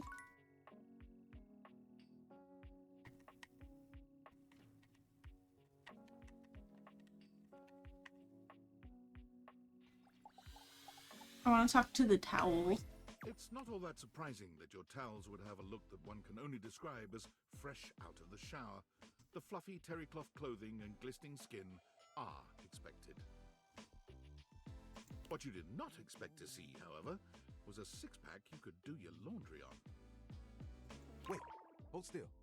He holds his hands out in front of him, stopping you in your tracks. What's wrong? What did I do? You didn't do anything. He backs away from you, slowly and carefully. Just don't move. Ooh, there's some water on the floor. Let me get that before you slip and fall. Oh my He bends down gosh. to mop up a tiny puddle, standing back up with a grin. There, all good. Phew, that was a close one. Some might say that I saved your life. Hey! Tyrell. I love that. Did you see that dude? Are you talking to me? Tyrell shifts uncomfortably, seeming to address someone you can't see. Come on, man. I know I'm bombing. He gives you a sheepish little smile. Don't mind me. Just talking to my... To his towel buddy. No, that's like towel buddy. Well, it's whatever I folded up to be. But today, it's a swan. He holds out a small swan-shaped towel for your inspection. It's so cute. bit bored is all. Oh. You and Tyrell look at each other, neither of you speaking. The silence is long and awkward. Come here often? Yeah, it is the kitchen. Right. I'm coming off a bit dry, aren't I? You just seem nervous. I seem that way because I am. Can I just start again? He extends his hand to you, and when you take it, he gives it a firm, confident shake. I'm Tyrell. If you got a spill, call me and chill. That's pretty clever. It's just something I'm workshopping. It's really good. Ugh, I'm trying too hard. I tend to do that. Spills happen every day. No big thing. But the hard part is getting dry. For the big jobs, I work with Washford and Drysdale. But I work pretty independently, you know? Mm-hmm. I can make a bit of a mess. I'm here regardless. I'm pretty dependable. It takes someone of strong woven integrity to be as reliable as me, you know? Mm-hmm. Surely you have bigger aspirations. Oh, like you have bigger ones? What do you want? Travel the world and eat all the good stuff, but have it all be free. Sounds impossibly ambitious. There are things I want to do, but my job is important, you know? Spills ain't gonna unspill themselves, and I won't be spilling things to you until I get to know you better. Fair enough. Let's make a deal. Next time you see me, I'll show you something cool, and maybe I'll tell you a bit about myself. I'll show you an idea I have.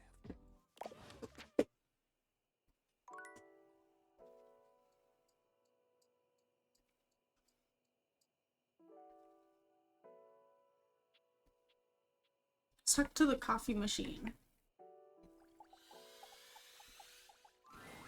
A charming barista serves coffee in your kitchen. Oh, she's so working pretty. doesn't seem to notice you. You stand there for a good few minutes before she spies you, startled out of her intense focus. Hi there. Welcome to Roofbacks, the home of all She's so cute. I'm Kirby, happy to help. Oh my gosh. So you're my coffee maker? I, sure am. Here to make your day just a little bit brighter with a touch of coffee. Gosh, that never gets any less awkward to say. What can I get for you today? An affogato? Okay, no problem. One affogato? Order up. Kofi flies into action, assembling your drink order with speed and skill. All right, here we go. One affogato. That's so cute. Is there anything you'd like to know about the affogato? What's in an affogato? An affogato is a pretty fun coffee. Honestly, it's kind of more like a dessert. You usually use some kind of vanilla gelato or ice cream at the bottom of the cup, and then pour hot espresso on top. Ooh. It's a pretty awesome coffee. That sounds really good. So is it a dessert or a drink? Gosh, that's a question that's pretty heavily debated amongst coffee fans. Personally, though, I like to think of it as a drink. Just a fun drink. We'll see you next time.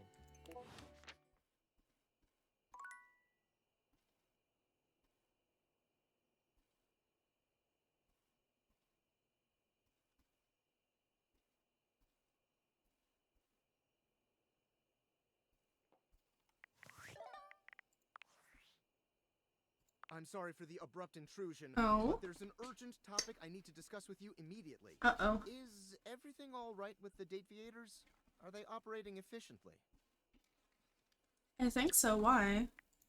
Well, as you know, I'm able to remotely monitor their functionality, and I've been noticing some deeply troubling readings coming from the Quantum Catalyst Activator. What's that? That's very sci-fi, but essentially, the Quantum Catalyst Activator is the internal hardware that allows you to directly acknowledge a thing's existence. And recently, it started to emit metacognition readings unlike any I've ever seen before. I'll keep an eye on things over here, but please inform me if anything unusual happens. Oh, and if they get too hot, throw them in the freezer immediately. Your life depends on it. Wait, why? It's not safe to talk anymore. I'm in a really sketchy neighborhood, and this phone is super duper expensive. But I'll keep analyzing the data. Okay. Alright, we'll go to bed.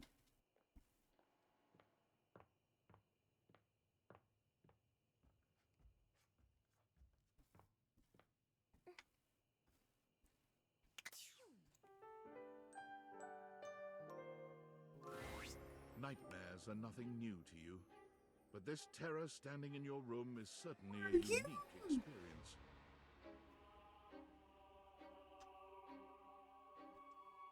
They look cool. It's hard to even make sense of what you're seeing. A dreadful It's like a horse and a snake and a lion and then a hand horse's head, and then teeth. and lion heads sprouting from its shoulders. It has a multitude of eyes where they shouldn't be, and teeth that decorate what would be the belly and hips on a human figure. But it's not the monstrous anatomy that freaks you out the most.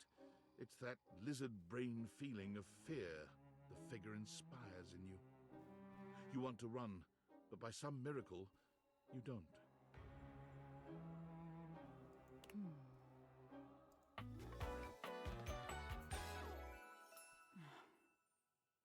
You can date your nightmare?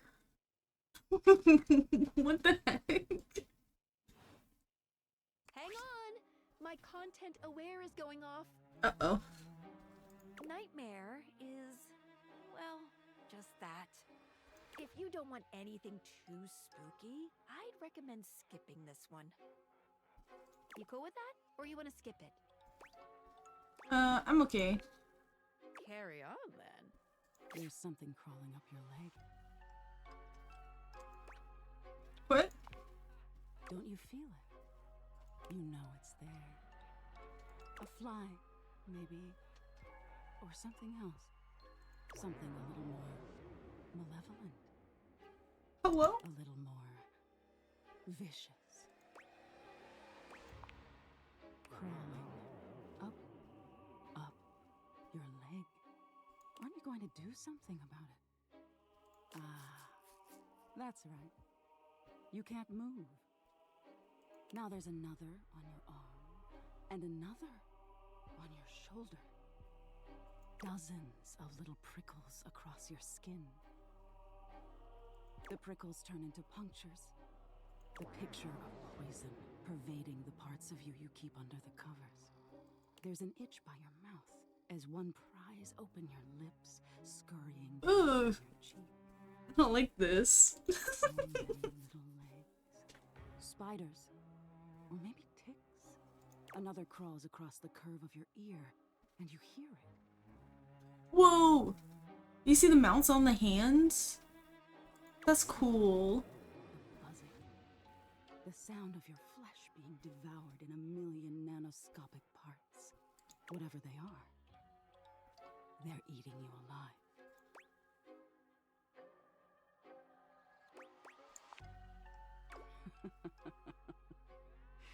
Ah, that was fun. Didn't take you as such an easy scare. I'm not. Oh, are you getting all flustered? All that adrenaline catching up with you? It was simply delightful to meet you. She sounds hot.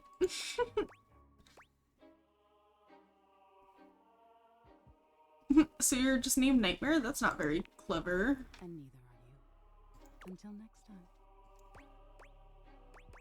Wait, how can I see you again? You'll see me sooner or later. But if you want it to happen sooner, they say coffee at midnight is a good way to invite. Oh. It's because we had coffee. With one eye open. She fades into nothingness. Oh. One last creepy laugh.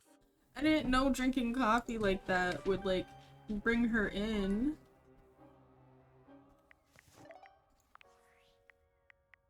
Champ, champ, champ! How goes it? Your butt. I guess I don't know how to speak to the youth today. Valdivian would like you to complete an exit survey based on your time here. How would you rate your time with Valdivian?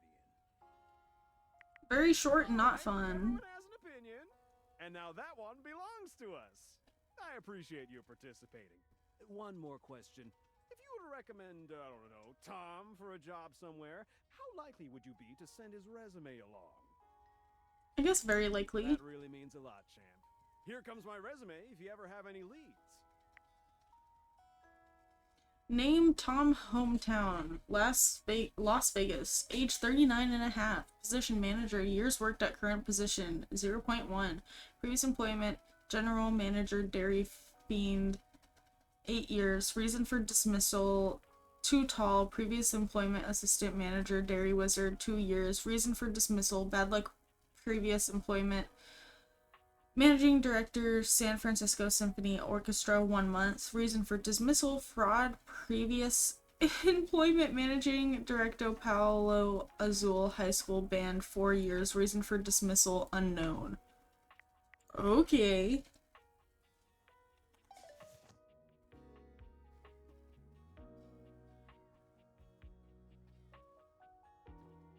I guess we'll go down here.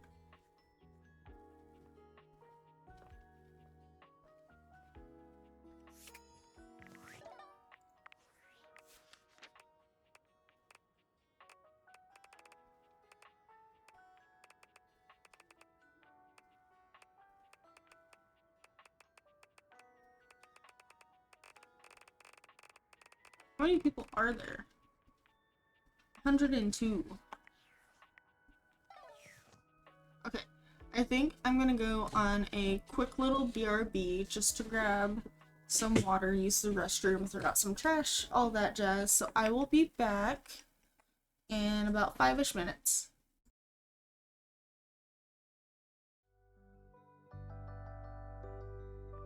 Let me just go over here and let me just, whoop. Hi.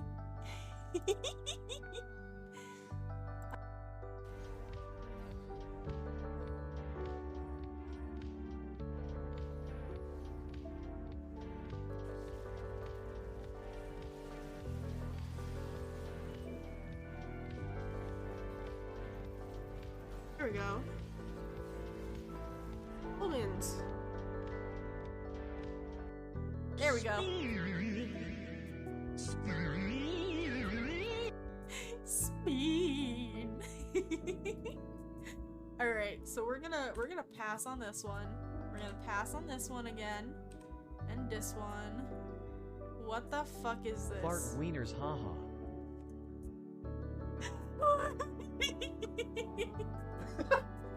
What the fuck?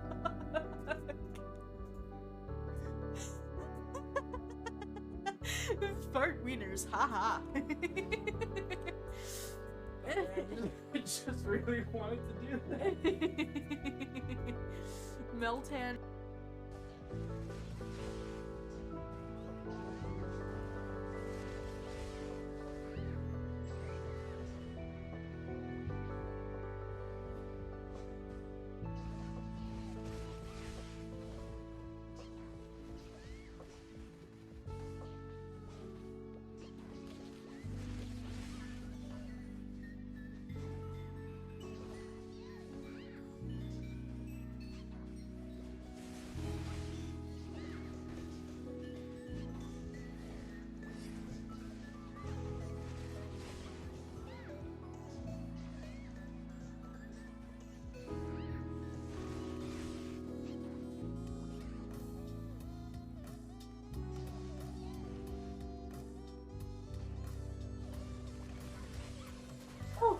Did I actually get it? Oh my gosh.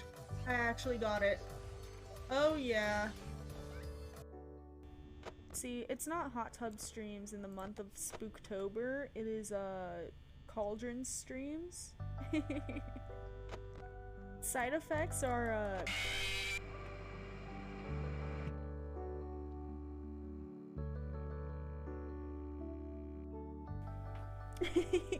exactly, nothing happened. Ow. Nothing still happened. Alright.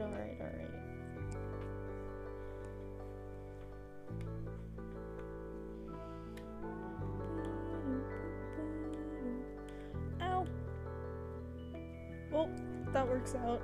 It's fine. 'Tis fine. Oh my god, it's a Sylveon! Wait, no, I don't want you. I want to. No! Go away! I want the Sylveon! Before it despawns, please. Please. I will cry. I will literally cry. That's it. Ending stream.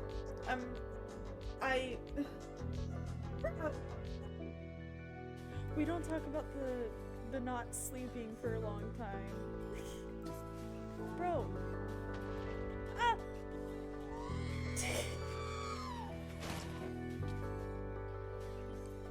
I just died. I got a recovery kit. Whoa. That's pretty cool. Alright. Stupid creepers. Like, what the heck?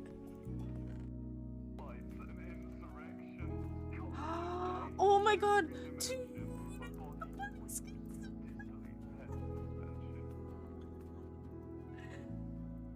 Dude, it's so pastel-y.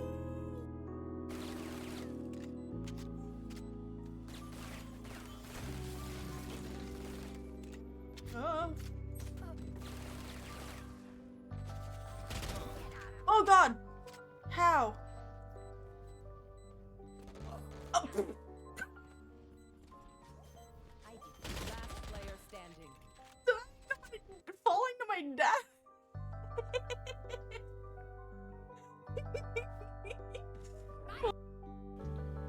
Alright, let's head up here. Let's prepare for this big boss man. Oh.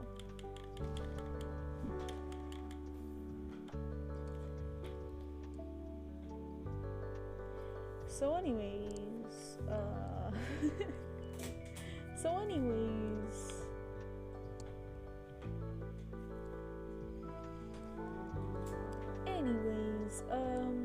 yeah. Nothing happened.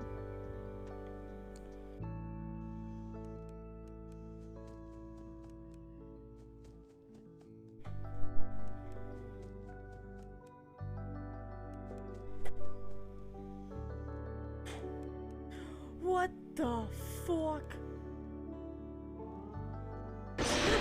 God, Jesus fucking Christ. Oh.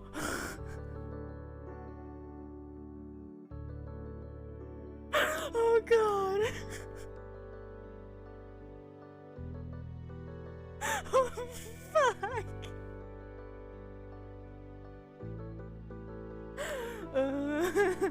Oof. Oof. No, no, no.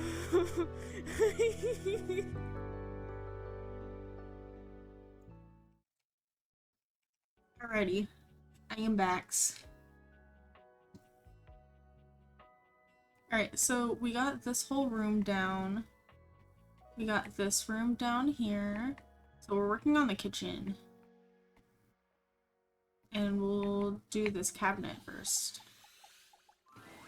A handsome stranger with a model-esque beauty stands just a few feet away from you, posing with a hand in his hair, as though he were in the middle of shooting a perfume ad. The moment he lays eyes on you, he lights up, drinking you in with a warm smile and warmer gaze. Ooh. Ciao, beautiful. What are you doing?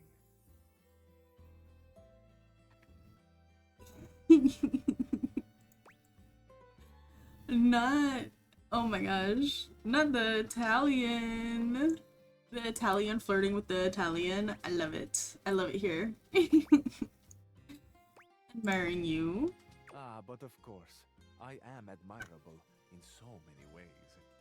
I'm so normal about this. Tell me specifically, per favore, and then I might do the same for you.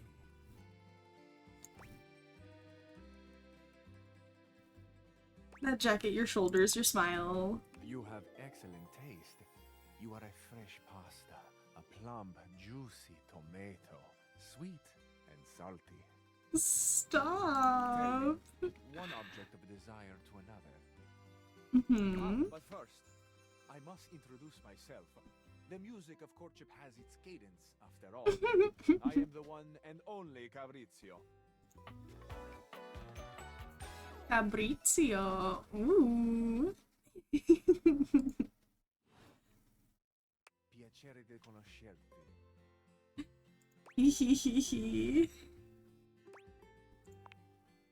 Ai, degno di nota.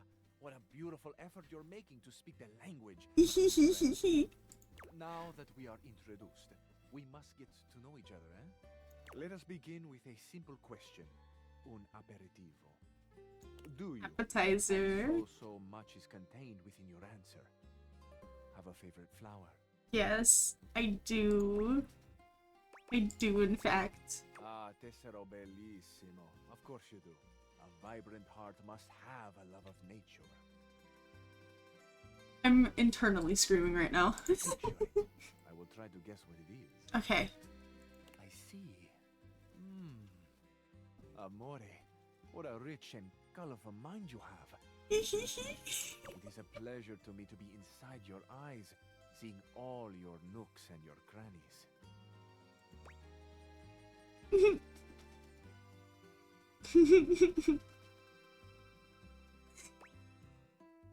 Okay, let's look less at the crannies, huh?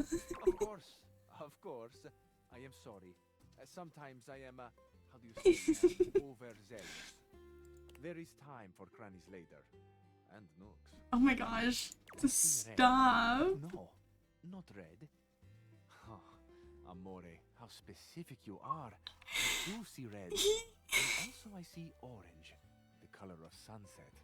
I see blue, the color of the ocean at night, or the sadness at the bottom of your eyes. Stop. I see yellow and pink, the colors of the wings of the lefate, glimmering in the early morning light.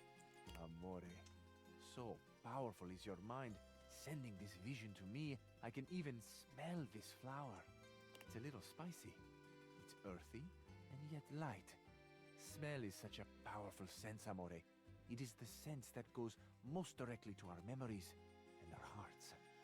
What a gift you give me, Amore, with this aroma. You are thinking your most favorite flower is Uccello di Paradiso, the bird of paradise. Wasn't thinking of that flower, but that flower is also very, very pretty, so I'll give it. How did you know that? I know nothing, Amore. I know only what you show me, and I am at your mercy. Thank you for the gift of your favorite flower.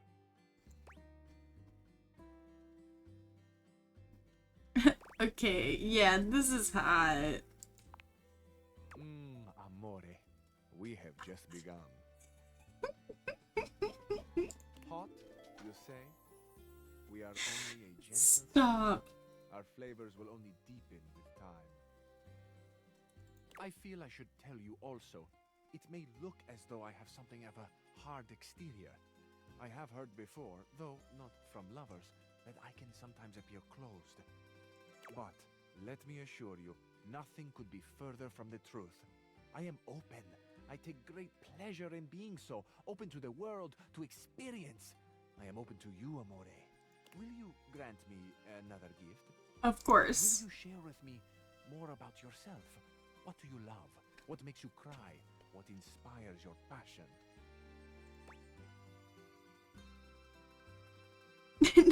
I'm still recovering from the flower thing, maybe another time though. Another time. For you, I have all of the other times. We have a date. Absolutely. Bellissimo. La buona fortuna smiles on me today. Oh my gosh. I'll be counting the minutes. I will await your pleasure, amore. Ciao to you for this moment, mia stella nuova. Where you go now, take with you the passion of Fabrizio. Holy.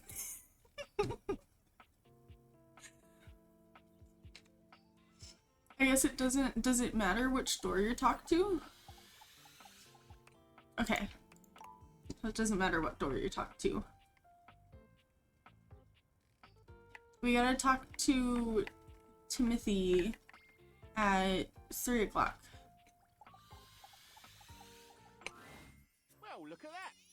you've made another friend. Oh my god, he's tiny. True porcelain arms, just like myself. Oh my god, he's on a step stool. Keep it up. It feels better and better the more you do, trust me. Oh my god. Looking at the tiny, big-headed audience who stands before you, it's hard not to wonder if perhaps the deviators have glitched. Oh my gosh. But a quick inspection does seem to show they're working just fine. What are you looking at? You're small. I am slightly smaller than the rest. No big deal. I'm still a door, not a cabinet, not a hatch. A door, just as much as the rest. Understand? I understand. Good. Oh my gosh. Is it 3 o'clock now? It is. Let's talk to Timothy. Timothy is just putting the finishing touches on polishing a pocket watch. When he sees you, he waves you over, setting the watch aside and pocketing the cleaning cloth. There you are, just on time. I must say, I'm absolutely chuffed to see how timely you've been. You're right on schedule. I was just polishing some of my timekeepers. Would you care to join me? Capital. Have a seat, darling. Now, when last we spoke, we discussed the importance of what? Timeliness. Precisely. He's so cute. Nothing better. Nothing. The biggest lesson here is that time, above all else, is the first thing you must consider when it comes to love. But there are, of course, other things to consider. Having a schedule for your date is imperative to ensure you are using every moment with your lover correctly.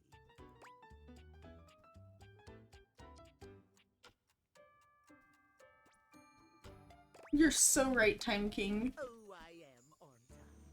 There is nothing more arousing than an orderly, efficiently planned date. Picture this, if you will. You and your date arrive at your dinner reservation exactly on time. Mm-hmm. Your date says to you, darling, what's on the agenda? You say to them, we have approximately 10 minutes to review the menu and engage in small talk. They can only moan in needful appreciation for your immaculate scheduling. Oh. I guess. Is that really what you think would happen? What I think, it's what I know would happen. Why, it has happened on every single date I've ever been on. Alright. So you're still single now because... I am simply too busy to date at the moment. I am not the one who needs help here. Mm-hmm. If you say so. I do. At any rate, scheduling your entire date down to the minute is not only efficient, but an excellent bonding experience for any couple. So let us practice now. You have asked me on a date, and we have both arrived on time. Mm-hmm. As we are seated for dinner, I look deeply into your eyes and ask you about tonight's agenda. You say? I read off a meticulously planned timetable for the evening in increments of 10 minutes. Meow. I have never been so attracted to another. Excellent. Truly excellent. Surprise! Our date has gone swimmingly, and I have invited you to another activity. What kind of activity? But your schedule has not accounted for this unexpected excursion. Horror of horrors! What do you do?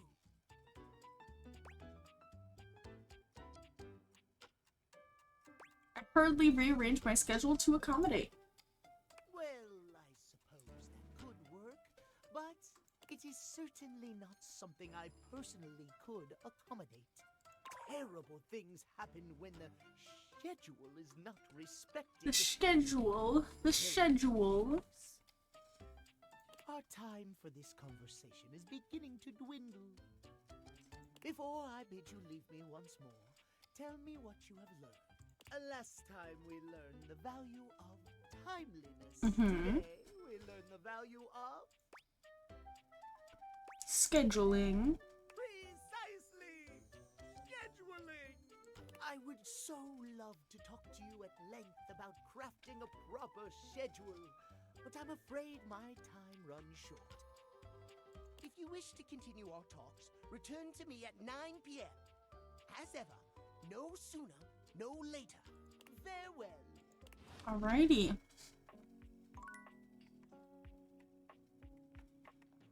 Let's talk to our fruit bowl. The first word that comes to mind as you evaluate the strange figure standing before you is delicious. You don't even intend to be salacious, it's just he looks Oh my gosh, their hair and everything is like ramen noodles. And then you've got like pie and then lettuce and you've got sandwich. No, that's avocado toast. You got chocolate bars. I don't know what the center part is. His long blonde hair calls to mind ramen noodles. Oh. But his entire outfit is a culinary journey around the globe. He looks downright mouth-watering. I'm not sure the feeling is mutual. His expression suggests he's less than impressed with you. Oh. Good evening. Do have a seat. I'll be with you in just a minute. Looks like you're really enjoying that glass of wine. Glass of wine? Surely you can do better than that. This fine white has a light body and is rather dry. It's quite acidic. I can virtually taste its origins in the eastern Loire Valley. Thank you. Welcome on in. Welcome on in, Tulip. How you doing? And as its taste matures on my tongue, I detect notes of honeydew, grapefruit. Thank you for the follow. I appreciate it.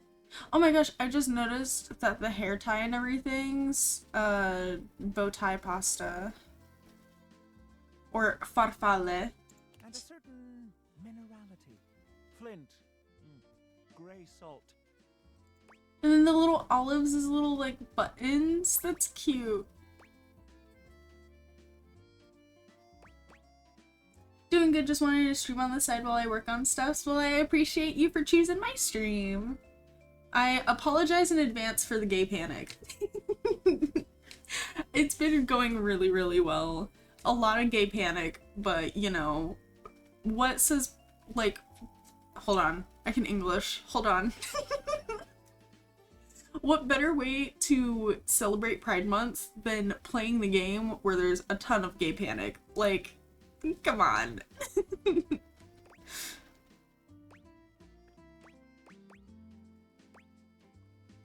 Savon Blanc? Well done. Now, can you do even better?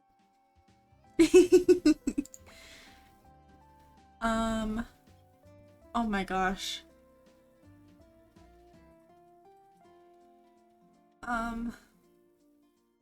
Probably pairs nicely. I'm gonna say Chablis? Okay. You do know that Chablis is an entirely different wine, don't you? No, I don't. I guess I just got lucky the first time. I guess so. But where are my manners? Allow me to introduce myself. I'm Mitchell Lynn, food critic extraordinaire. Oh my god, his name's Mitchell Lynn, like the Michelin stars that restaurants get. I love that. Oh my gosh, his shoes are breads. His little rolls.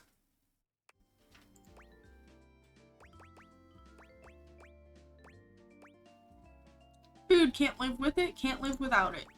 What, pray tell, does that mean? Oh my gosh, his little notepad is like a little grilled cheese. Honestly, I'm not even sure what I meant by that. Sometimes I just say things. Right. Listen, I'm afraid you've caught me in a bit of a hurry. 3 new spots have just opened up around the house. I'm eager to give them a try and see if they measure up to my exacting standards. Say, how would you like to accompany me? That would be great. Brilliant. So, where should we go? There's a new Hawaiian fusion place in the living room. Daisuke's sushi spot in the dining room is supposed to be pretty swanky. Freddy Yeti has an ice cream joint in the kitchen that's worth checking out. Ooh. Let's do sushi. Mitchell leads you to the dining room. He seems excited, or about as excited as a critic like Mitchell can be about a new place. I've heard only good things about Daisuke's place so far. Let's hope it lives up to expectation. You walk into a rather austere space, every element seemingly selected for its clean and unpretentious elegance. The counters are of raw pine, finished to a glossy luster. The walls are shoji-style screens, and the doors slide open with a soft hiss that seems engineered to bring you entirely into your sophisticated surroundings. A water feature drips delightfully in the background. You feel instantaneously relaxed and intrigued. Ah, here comes the owner now. Irashaimase. Daisuke greets you both with a warm smile. Welcome to Omakase Daisuke. I am pleased to see you both. Always nice to see you, Daisuke. It's obvious you've put a lot of work into this endeavor. Thank you, Mitchell. I have only done what anyone would in my place. The dishware deserves no less than maximum effort. I hope the decor and ambiance please you. He's so cool. Isn't quite made up yet. I think it's exquisite. You do? Seems rather dull to me.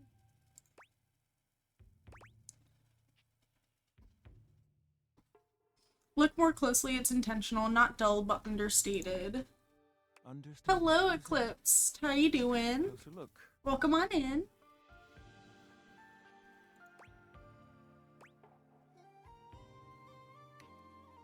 Good, that's good. Everything has been selected and arranged in order to draw one's full attention to the sushi. Why, you're absolutely right. I thought at first it was lazy and weak decor.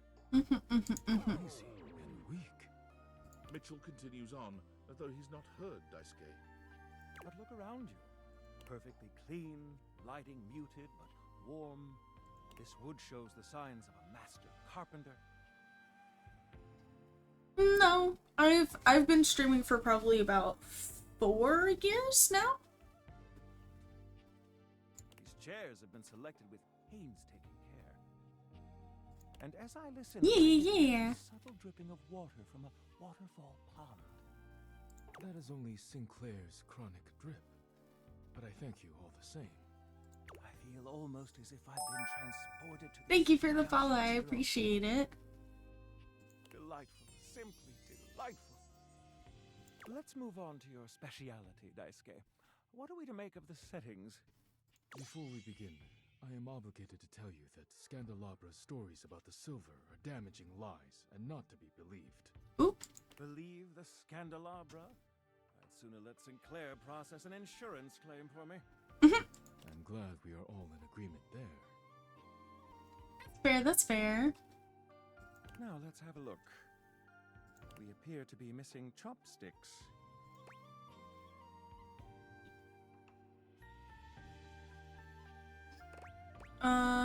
Why is that, Daisuke? Traditionally, sushi is eaten with the hands. All right, let's get down to business. I'm starving. As the name suggests, we offer only omakase.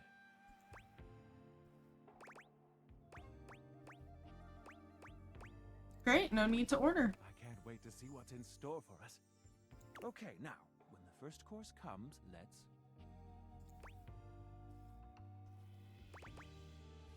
Give ourselves a minute or two to appreciate its beauty. Sushi must be eaten right away, within the first 10 seconds. Oh, I don't know. How am I supposed to know that? Daisuke places a dish before you containing what must be the most hideous, clumsy nigiri you've ever seen in your life. The fish is misshapen, and the rice seems to be falling apart. What are we looking at, Daisuke? Is it not obvious? This is eel. I see. I love Eel. Eel's really good, actually. I'll present my own opinions in the review. Now that we've eaten, I think it's time to go. Eel is actually very, very good. Let's talk to the chairs. Wait, hold on. Valdivianites! Guess who? If you guessed David Most, 3-time runner-up for Business Magazine's CEO of the Year, you'd be right. Team, I just wanted to do a soft follow-up on my recent email regarding my lost sunglasses. I'm happy to report my office has already received hundreds of tips regarding the item's whereabouts and are quickly combing through them as we speak. However, I really must reiterate that the tip line is for verifiable leads only. I saw them in Turkmenistan, or did you chuck up your butt? While obviously very humorous, detracts from our serious efforts to expediently locate the missing item. In that spirit of camaraderie, anyone who sends a false lead will be downsized on site. Uh-oh. Thank you for your ongoing support in this matter. Alrighty. Let's talk to the chair.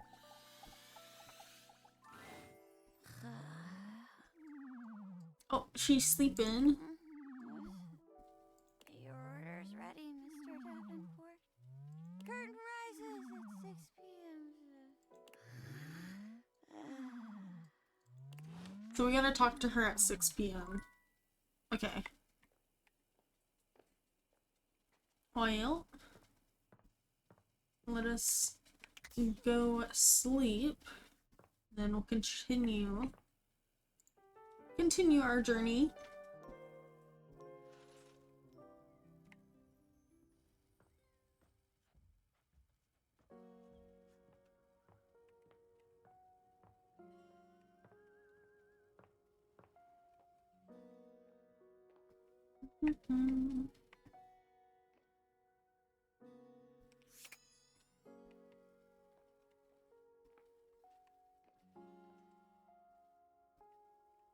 Let's do microwave? An armored soldier with absolutely haunted eyes claps you on the shoulder. He His looks iron so grip cool. turns towards him before you've even had a chance to introduce yourself. Ranger! Oh, you survived the journey. And with all your limbs still attached. He looks so cool. You made it here alive. Thank the Immortals. Love those guys. Sure. Sheesh. This bunko buster crud nugget doesn't even know the lingo. Mayhaps my trust might be misplaced. He starts suddenly, clapping his hand to his forehead. Oh, and heck, where are my manners? Name's Nukem. Luke Nukem. Luke Nukem. I like him. Sorry, it's been a while since I've seen another face. Except the faces in the walls, of course. They tell me to burn things, but I try to tune them out. Mostly because I already burned everything flammable weeks ago. Fair. Nukem, huh? Like Duke? No, my title is Combat Crew Commander. But I did have a great-great-uncle who was a Viscount. Nice. So you're like royalty. Hell, I wish, Ranger. Truth is, I'm just a grunt. Oh. That's an acronym. Greatest Reserve Unit notwithstanding Trevor. But Trevor's been missing, presumed exploded a few weeks now, so I think I'm up for a promotion. Uh-oh. Anyway, forgive me if my extended isolation has eroded some of my social skills.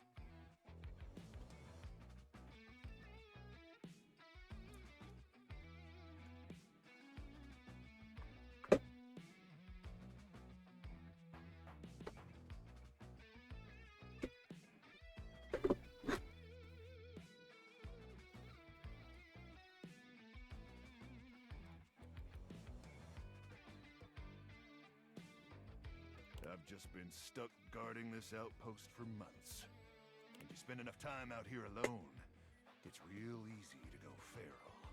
But don't worry, they have great solutions for that now. What kind of solutions? Death via nasal spears. Oh. That doesn't sound like a great solution. Listen, it's a big upgrade from the nasal crowbar method, okay? I'll take your word for it. Oh, I'm just so excited you weren't obliterated! When I heard Colonel Furnace was sending a division from across the Barrens, I thought for sure swarmers would rip your flesh to shreds and use your blood for fuel before you even made it to the first outpost.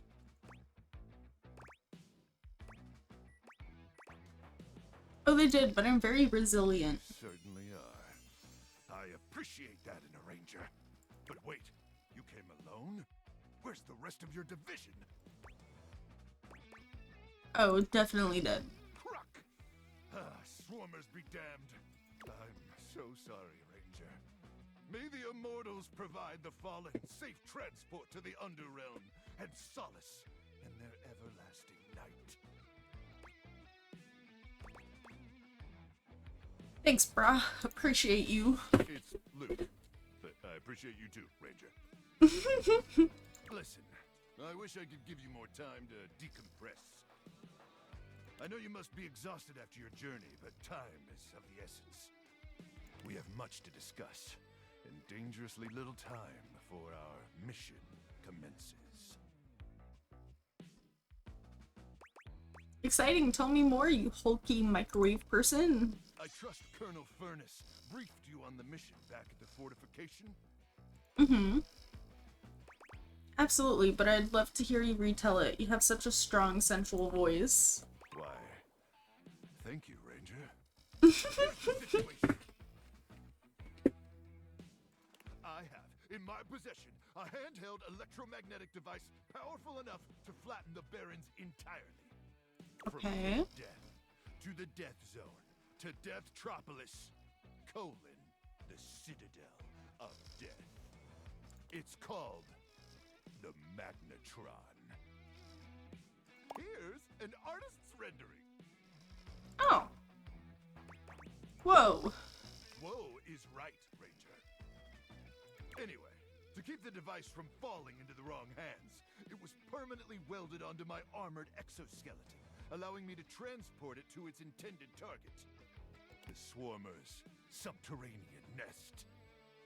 There, the device will be remotely detonated, eradicating the Swarmers and winning this war. Very, very interesting. So you're gonna die? Hopefully not. Not with your help, but also most likely, yes. Oh. I need you to meet me back here tomorrow at 0700 hours. After a light breakfast of irradiated grubs, I'll walk you through your training and our mission objectives. Yes, sir. All right, it's about time for me to begin my nightly patrol. Gotta make sure no swarmers infiltrate our defenses. May the immortals watch over and protect you.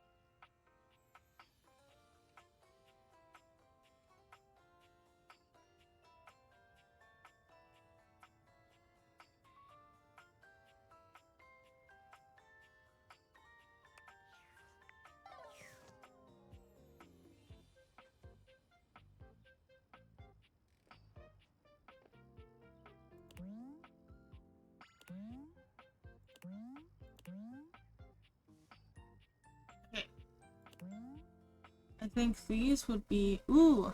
Let's do the salt and pepper shakers. Ah, my faithful companion. Oh. Care to join me for another review? I'd love to. So, where should we go? There's a new Hawaiian fusion place in the living room. Freddy Yeti has an ice cream joint in the kitchen that's worth checking out. You had me at ice cream. You arrive at Freddy Yeti's new ice cream joint, the Yummy Yeti. We haven't met the fridge yet. It's a herky-jerky establishment, to say the least. The ice trays are slipping and sliding everywhere. The frozen peas and fruit have not yet been moved totally out of the way. And Freddy himself is hard at work trying to put together the last touches on his icy creations. We have arrived. Hey guys, great to see ya. I'll be I right love with the you as soon as I finish fridge. mixing this. Dang strawberries won't blend. What do you think? Rustic in the best way, feels like home. I agree. Rather charming. The sort of place I'd love to live. I'll note this down. Grab a seat, guys. Plop yourselves down in that there box of Haagen-Dazs bars. Busy Cappy! Hello, hello! Thank you for the raid. How are you guys doing? Welcome on in. I hope we won't be eating. Hello, hello, hello! Not at all. How are you guys doing? What were you guys up to? I'm doing good, I'm doing good. Playing what I like to call the gay panic game. Ah! Okay. Well, how far did you guys get? I'm so sorry for like the sound cutting out. I don't know why the sound cuts out whenever I tab out of the game. Found 50 datables. Ooh. Let's see. Underscore Cappy. There we go.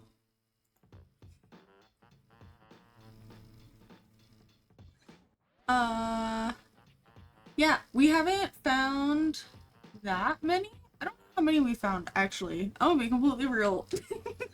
We started downstairs and then we're just kind of like running around trying to get like everyone that we see. But yeah. But a little bit about me. My name's Lulu. I go by they, them pronouns and also Moon's neo pronouns. So if you guys know how to use neo pronouns, feel free to use them. If not, they, them's best bet. I stream a variety of games and yeah, I just kind of gay panic everywhere, you know?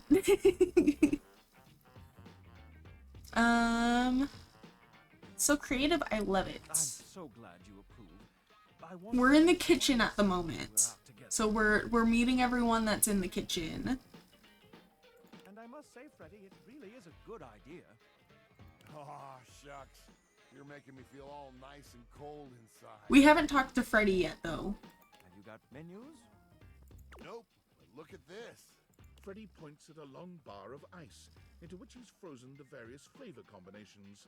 Ooh. Strawberries, bananas, pieces of chocolate, vanilla beans. Do you have a favorite dateable so far? And beside each, he has painstakingly, if a bit sloppily, carved the names in ice. Interesting. So cool, pun intended. Thanks, guys. I'm a door lover, call me a doormat. Fired the idea. That's fair. That is completely fair.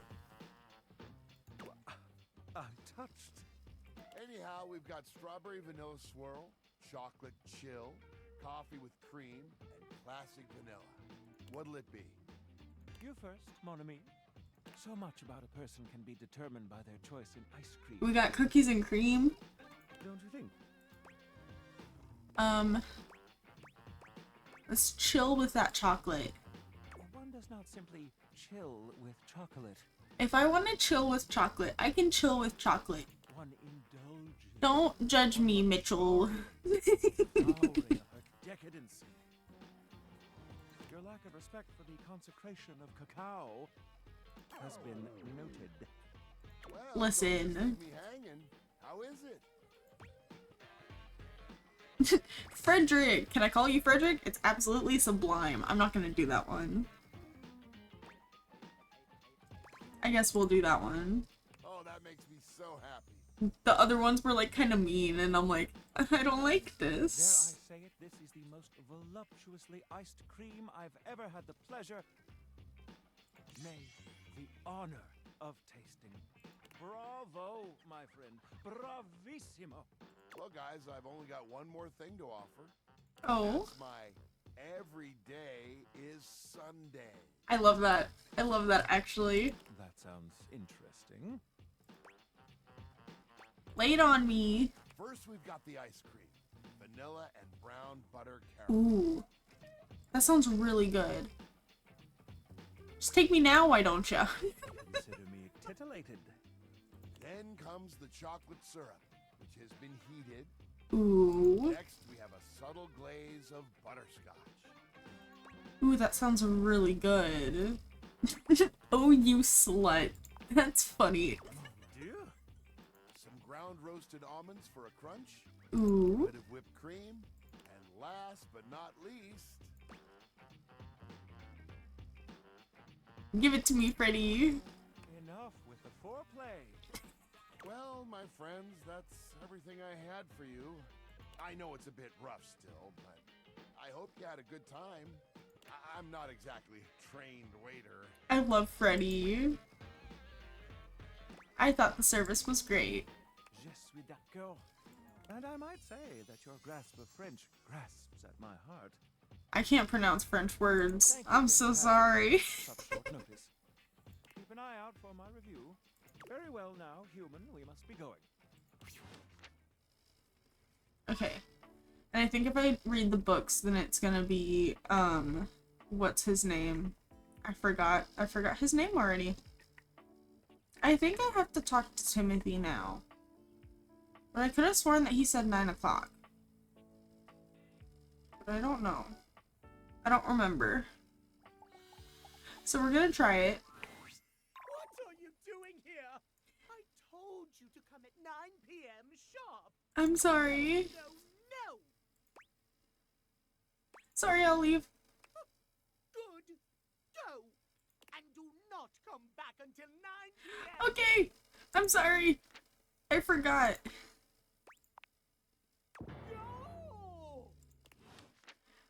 I forgot. I'm so sorry. I'm sorry. What is this? This is an oven mitt? A burly chef stands in your kitchen, looking at you expectantly as he stirs a saucepot. Despite his intimidating stature, there's warmth in the depths of his dark eyes.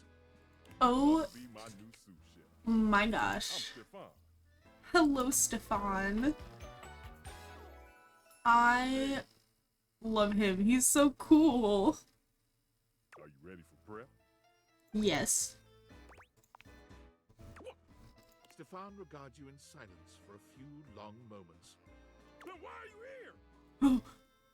Not him getting angry and everything like heats up. That's so An cool. adorable chicken-shaped timer slides into the conversation, settling on Stefan's shoulder. You're right, Mr. Cluckles. I could stand to be nicer. He takes a deep breath, steadying himself, then points dramatically at you. You, what are you doing in my kitchen? This is my kitchen? This is my kitchen. You must have me confused for someone who thinks this kind of thing is fun. I'm busy. I've got a whole lot of folks to feed, and unless you are here to help, I need you to step out of... Wait. Do you smell that? No. Yet you possess a nose, do you not? I make do with my hood. Yes. I'm preheated. I know. Thank you, Mr. Cluckles. Always keeping me on track. Mr. Cluckles. Some humans who come in my kitchen just to distract me.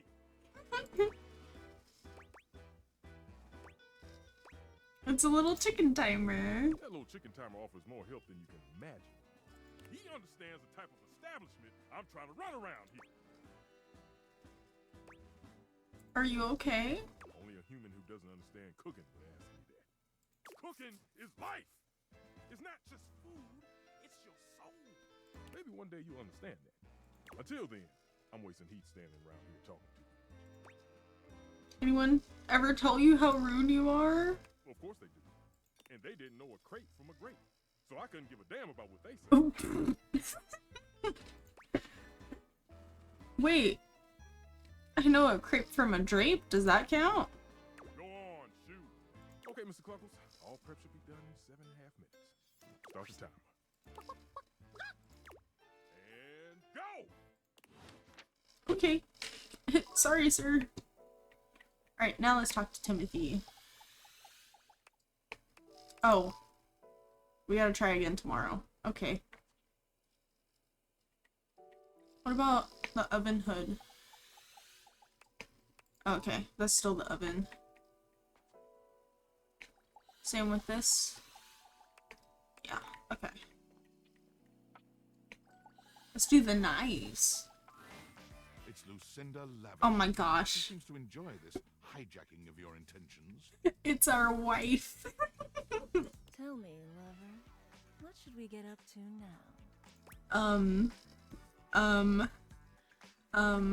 How else are you supposedly the best? Oh, there are so many ways in which I'm the best. But who am I to tell you? Lucinda Laudable will give you the tour. Okay. Okay, I'm strapped in for the tour. I am by far the best looking dateable, and it's not even a competition. And debatable, but you know, it's fine. They spent the most time on me, on this fantastic body, on my incomparable composition. Okay. How can you compare looks like that? By comparing looks. Let's take a look at a typical dateable, shall we? Where the fuck this is? He only stands there like that the whole time. Not them dragging Dorian. Whereas I can do all sorts of things with my arms and legs, you see. That's my friend Dorian. Okay, so I'm a better friend than Dorian. It's Dorian. Look how interesting I am. Look! What the hell are you bringing me in for? To stand here like some puppet? This is an outrage and I won't have it. Nameless guy can't talk!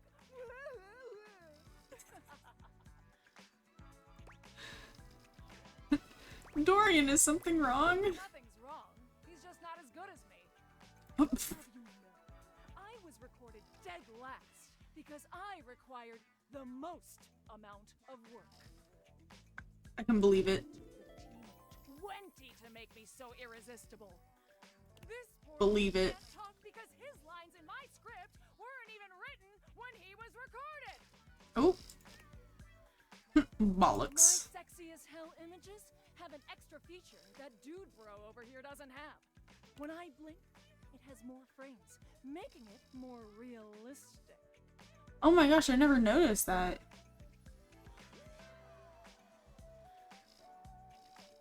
Wait. Oh my gosh, yeah. That's so cool.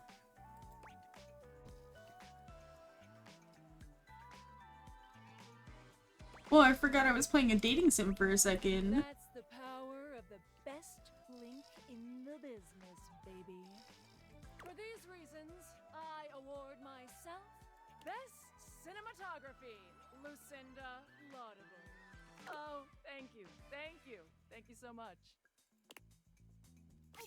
Bye, Dorian. So, what do you think?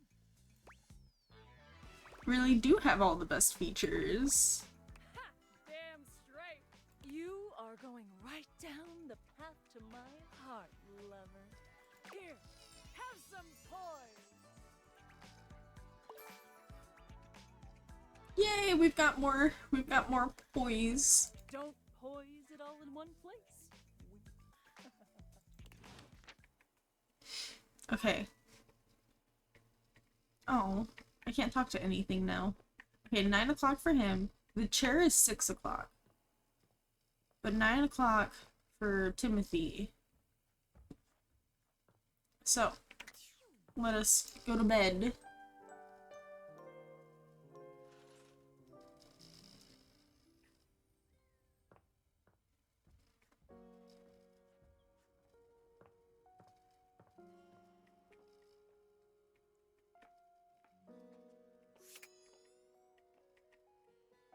Let's talk to the knives. Here you are. Oh. I hope you're prepared to work. Absolutely. You are to make deliveries to Mitchell, Beverly, and Kopi. Okay. Do not return until you have completed your deliveries.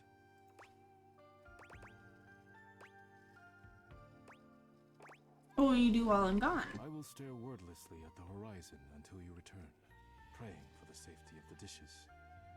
If you have any questions about the deliveries before you go, now is the time.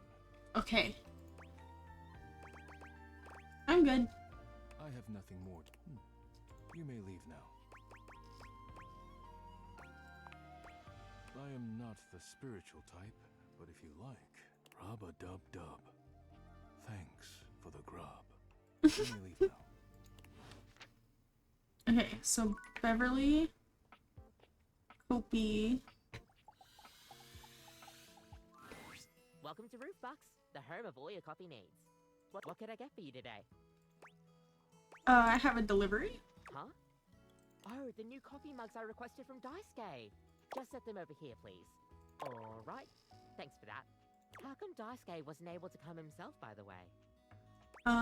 He got cracked, so he's taking it easy. That dish really needs to take a break every now and then. He puts the dishes before everything, even his own health. Why does he take his work so seriously? That's all he knows. Fair. His family come from a long line of fine figures. Tsubasa, Moridake, Williams Casanova. There's a lot to live up to for him. He can't even imagine a life outside of his work. Oh. Do you think he'll ever take time to do anything for himself? I sure hope he will. But I've never seen it in all the years I've known him. Be delicate. Don't be abrasive. Anyways, thanks for delivering these mugs. Tell Daisuke I said thanks. Alright, and then let's talk to Beverly. Oh, hi. Welcome to the Tipsy Tumbler. What can I get for you? I'm actually here for a delivery. Delivery? Oh, you must be talking about the branded rocks glasses I asked Daisuke to get me. Oh, thanks so much. I'll take those right off your hands. You hand Beverly her package, and she sets to work unpacking and cleaning the glasses right away. I'm glad Daisuke managed to get these for me. He's one of the only people around here that really has a good taste for these kinds of things. How is that old dish slinger anyway? He's recovering from a chip, but he seems alright. A chip? Oh, poor guy. That's the last thing he needs. But then again, maybe he'll finally relax a little now that he's forced to. So he really just never takes a break, huh? Yeah, he's always been into his work, but he used to make time for his hobbies and friends. Did he tell you he writes poetry? He hasn't told me anything but dishes. Oh dear. He's fallen right back into his old workaholic pattern. Someone needs to remind him of who he used to be. Who he still is. He's a real passionate guy, you know. But passion can lead to pain. It's easier for him. So he's into poetry, I'll have to remember that. Write him a poem. It'll really tickle his teapot. I'll have to try that. Thanks for the chat. Hey, no problem. Bye, Beverly. Anytime. And then we have to do one for Mitchell. Oh. Utterly mismatched flavor profiles. Texture's a mess. I got a delivery from Daisuke. Waves a hand at you. Ah, yes. Unpack them for me, won't you? Sure. Mitchell looks over your deliveries, nodding his approval. Brilliant. These are perfect for what I need. They should look spectacular in the dining room. Does it really matter that much? These are just plates. Just plates? Just plates? Mm-hmm. Food is an art form, and the plate is the canvas. The presentation is a non-negotiable part of the deal. Plating is as vital to a dish as the seasoning. It elevates the entire experience.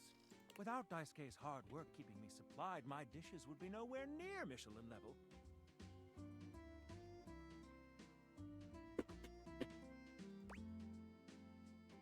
I guess I should be more appreciative of my dishware. Damn right you should. Daisuke spent years refining his craft, creating his own ceramics. He has a respect for the work you simply can't be taught otherwise. You do well to model yourself after him. Now, if you'll excuse me, I have reviews to complete. You delivered to me last. Yeah, is that an issue? Well, carry on then. Wait, let's talk to Timothy.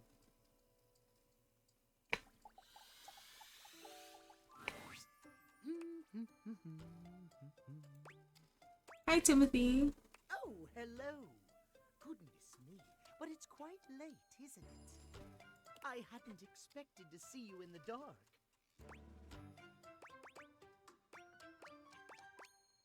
I just really wanted to see you again. Me? Truly. I'm touched. But be honest, it wasn't me you wished to see. It was these beautiful timepieces. Timothy gestures expansively to a collection of pocket watches in front of you both. I know I promised to help you with your love life. But if you'll help me care for my collection, I think it will achieve both of our aims beautifully. You want me to help you clean them? If you don't mind. You really trust me with them? I'd love to. Why, yes. You've shown yourself to be a reliable, timely person. Why not? You take a seat by Timothy. He hands you a soft cloth. Gently, just like this. Draw the cloth across the watch face. To maintain a pocket watch, one need only use a microfiber cloth. Harsh chemicals or even water can damage the surface and the inside. Interesting. Pocket watches are like hearts in that way. They keep us all going? Well, yes. But what I had meant was that they must be tended to regularly. A mechanical pocket watch must, at minimum, be kept clean and wound daily. My watches here are all mechanical. I have no quarrel with quartz. Timothy seems quite pleased. He beams at you, then allows himself to continue on. My point is that quartz watches require a bit less care in their maintenance. And I say this is a mistake. Sure, that might make them suited to everyday use for everyday folk. But who needs that? How will anyone know you're dedicated and good with your hands if you're using a watch that runs on a battery? That runs along tick-tock ticking without outside help? It's preposterous, really.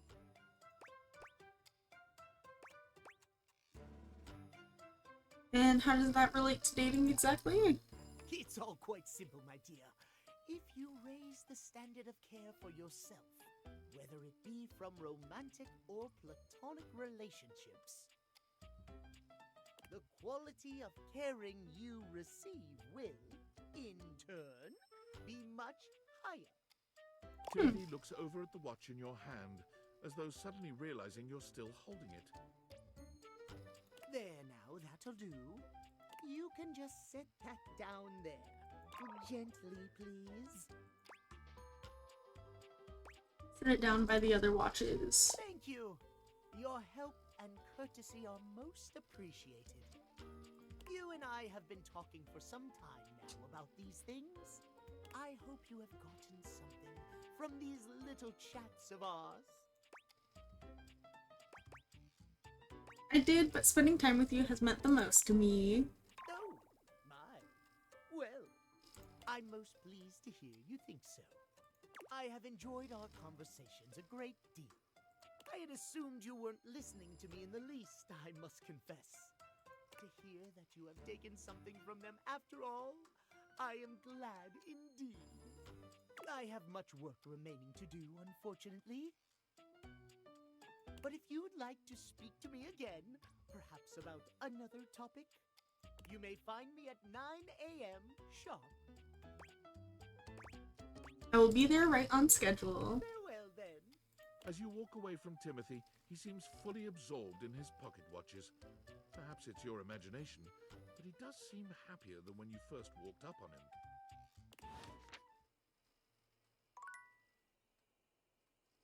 Alrighty, so now we gotta go back to bed.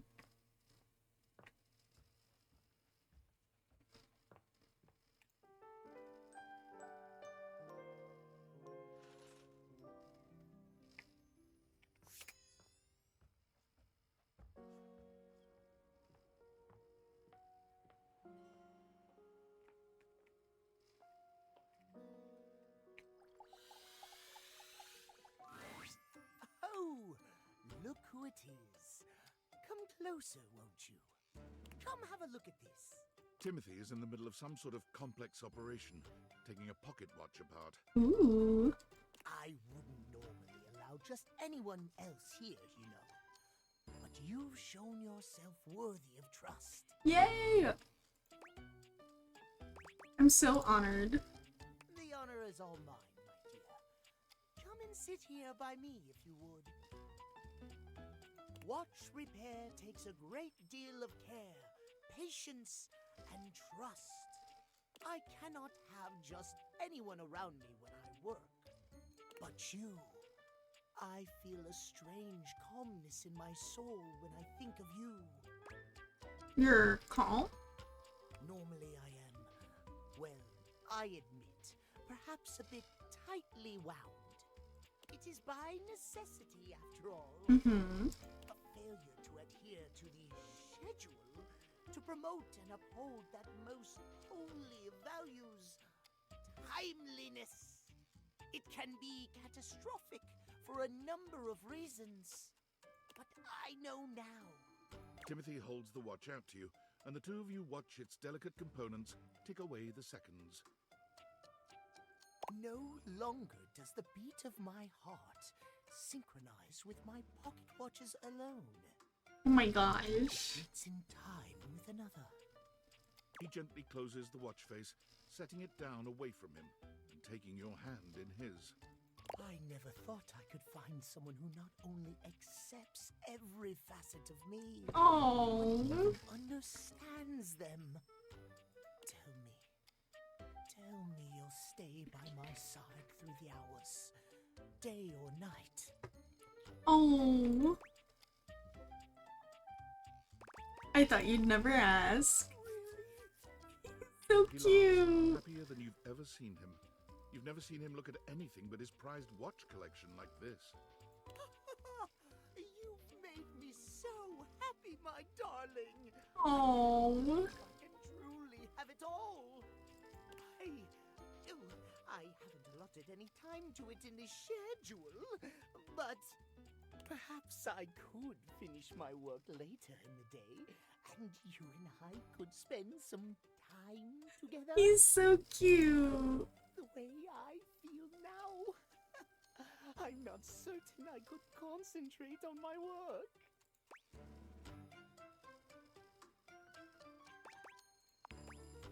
Oh my! Timothy gently gathers up his pocket watches, moving them somewhere safer for the moment. Then he's taking your hand in his, leading you somewhere more private. Wait a minute. This is unprecedented for me. I never Where are we going? imagined a break from schedule could be so Wait, where are we going? No more talk about schedules, there's only us now. Yes. Timothy is a bit shy at first, but he takes to you quickly. For someone who is so regimented, he's surprisingly spontaneous.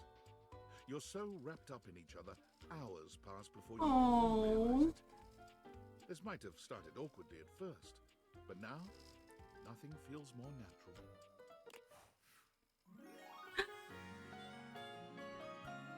We romanced our first dateable. Time for you, my love. Oh, Also, like his little shoes. I didn't notice that. That's so cute. Yay!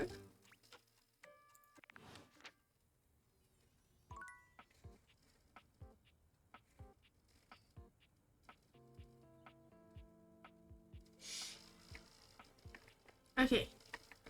So we went to the knives. What about the toaster? You hear her before you see her. A charming musician with literal coils of curly hair that swing cutely as she paces back and forth in your kitchen. She's clearly absorbed in something. I love her so much. Talking to herself. Look at the little bagel. Hi, Mira. Look at all these crumbs. I'm gonna be writing some great music soon. I can tell. I'm at my most creative when Her earrings are Pop-Tarts. And then these are like breads to like the level of toast. So like you have like barely toasted, like slightly more toasted, and then almost burnt.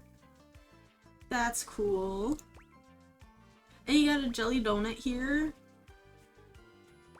Need a writing partner? The musician starts with a cute little yelp, placing her hand on her chest. Hi! You can't sneak up on me like that! You never know what's gonna pop out of these slots. You gotta be careful. I'm not even gonna get started on you as a writing partner. I know that, like, I don't know you at all or anything, but I am pretty sure you're not up to the challenge of writing with me. I have, like, really high standards. She picks up her guitar, striking a glamorous pose. I'm Miranda Her- Dulce Tostadora, lead singer and guitarist of Miranda y las Migas. Her guitar pick is a little thing of toast. That's adorable. ¿Qué tal? She's so cute. We're the best musical group around here by a lot. What kind of music do you play? All kinds. Pop, Gregorian chanting, barbershop, whatever we feel like. If that dial is on 7, then siete we go. Gregorian chanting? Okay, I took a lot of hit from the Migas too when I suggested this, but that cheese is so relaxing. For real, if I can't sleep, too hot and bothered, put on a little chanting, let my eyes just drift around the paint on the ceiling, and vamos. Enough. Also, I noticed her guitar strap is like the breadcrumb tray and toasters. I'm unconscious. I love all the details. Just had a thought. Maybe I'll sing for you sometime. If I'm lucky. And you would be lucky too. I'm really good. Just stay on my good side. ¿Me entiendes? Oh, and obviously, if you like neat toast, I'm here. Okay. Busy, sexy little tostadora with a gig coming up. Time to make the toast. Hasta luego. She's so pretty. Okay, what time is it? 3. Let's talk to this thingy. Actually, hold on. Are you there? Please answer. Hurry. Uh-oh. Yes, I'm here. There's something we need to discuss. It's of the utmost importance. Uh-oh. Go on. It's the Dateviators. As I mentioned, I've been closely monitoring the electromagnetic field anomalies emitting from the quantum catalyst activator. Mm-hmm. I know this is going to sound completely insane, but it appears... Well, it seems... I can't believe I'm even typing this. Spit it out. I'm attempting to. Based on the data I'm looking at, you may actually be able to use the Dateviators to bring objects to life.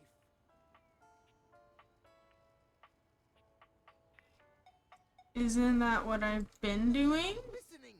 I don't mean to engage with an object's sentience during intended usage. That's what the Dateviators were created to do, and they've been working perfectly. I mean to 100% literally transform objects into living, breathing humans. Oh. That's awesome. We don't know if it's awesome. We have absolutely no idea the ethical implications of turning objects into people. Would they have rights? Do we need to feed them? And if so, how often would we need to feed them? Probably the same. It's a big lunch. We're sleepwalking into a minefield of existential dilemmas here. Good point. Not to mention, I didn't even program the deviators with that functionality. Maybe the government augmented my original schematics with secret military tech, but I'd have to do more tests to be sure.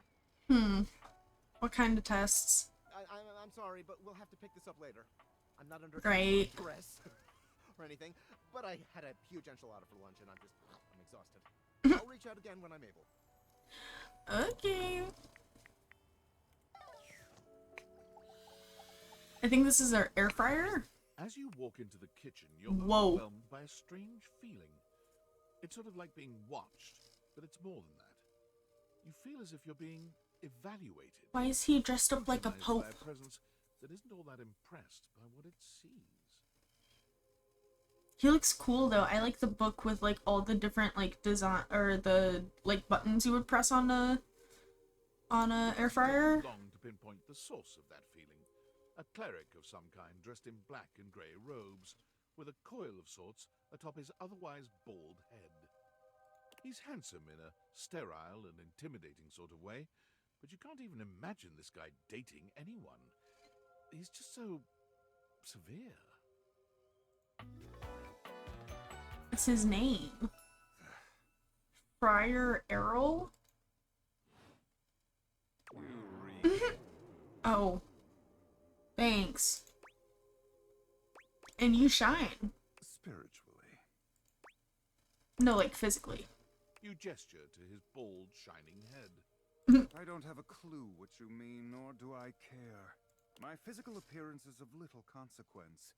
It is only my soul that will ascend to the heavenly kitchen. I'm sorry, the where? He ignores you. You reek of sin and grease. I feel as if I have been bathed in oil simply looking at you. Rude. But all I've had to eat today was cereal. This goes far beyond what you've eaten today, sinner. Your soul is tainted from years of blasphemy. I am Friar Errol, founder of the First Church of Convection. I am the steward of the road to the heavenly kitchen. I am a holy vessel for culinary purity and efficiency. And I am your salvation, sinner, if you would but take my hand. Come on, boys. Won't you shake a poor sinner's hand? What is this, the Princess and the Frog? We'll hold his hand. You reach for his hand and take it in yours, looking him directly in the eye. He doesn't seem to know what to do at first, glaring at you in a surprised and uncomfortable silence. Eventually, he extricates his hand from yours, wiping it on the front of his robes. I meant to take my offer of help, wretch, but it is not yet too late to save your soul. First, you are to confess your sins to me, the steward of your culinary soul. Hey. Second, you are to help spread the gospel of convection to any as yet unsaved. Okay. And finally, you are to keep your soul pure and free of oils and impure heat. Okay. The path to the heavenly kitchen is blessedly simple and attainable, even for those as impure as you. Is our Lord not most generous? Praised be his name. Yes, that's it. Praise him. Tell me, do you wish to repent for your culinary sins here and now? I am ready, willing, and able to grant you absolution. You need only unburden yourself. Bless me, friar, for I have food sinned. Speak, my child. What is it you wish to confess? I had McDonald's yesterday. The oil soaked right through the bag. A shudder runs through the friar. Disgust, probably. But if you didn't know any better, you'd almost swear he was kind of into hearing this. Oh no! You've done the right thing, confessing to me. Tell me, did you enjoy it? Did the impurity of it at all I'm scared.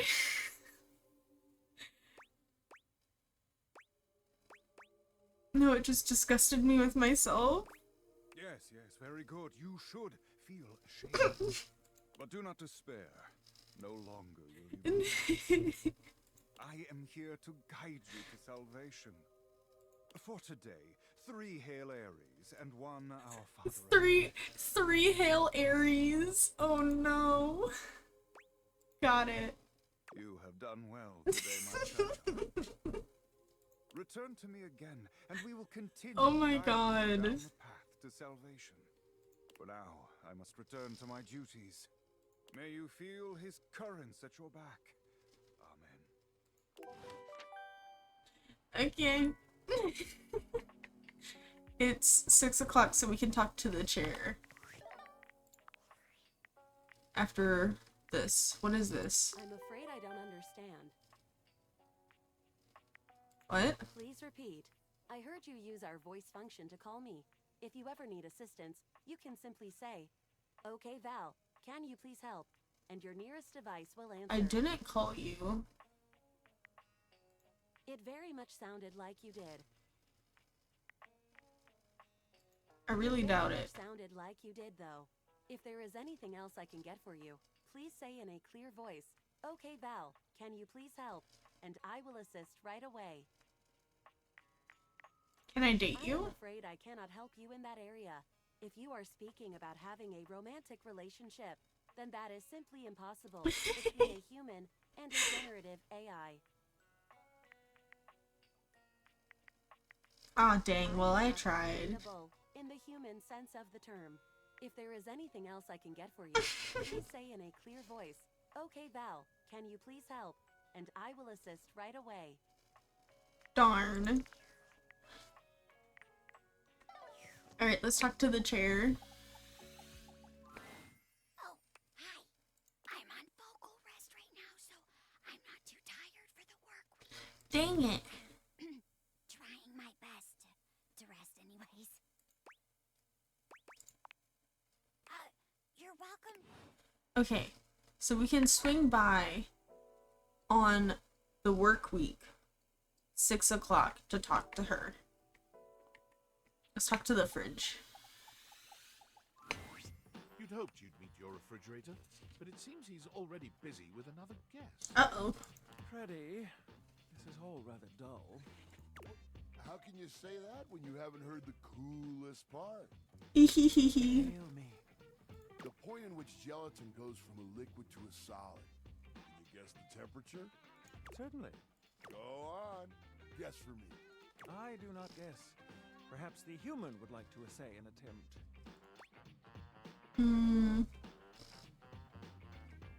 Below 60 degrees Fahrenheit? Wow! How did you know? I just guessed. Oh, look at the time.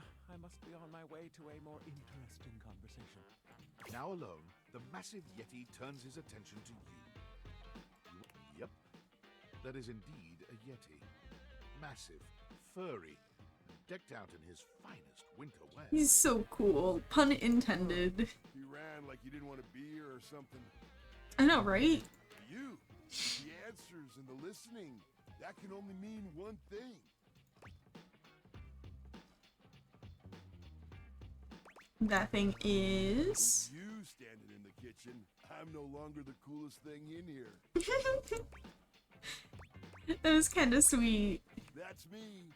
I try to be sweeter than that chocolate bar you've been hiding from yourself inside the butter drawer for the past few weeks. Oh, damn.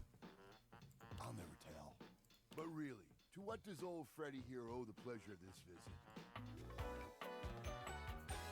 visit? I like his shoes. His shoes are cool. Oh, did you make another order to food fetch?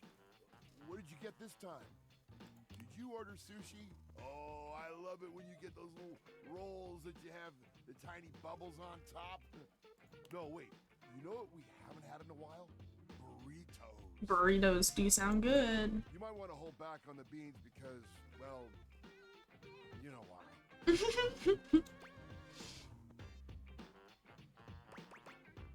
You got it, Freddy. So what are you doing here now? Oh, Don't tell me. Let me guess. Let me guess. Are you feeling fancy today? You look fancy, cool kid. I bet you were feeling fancy. I got it. You ordered my favorite.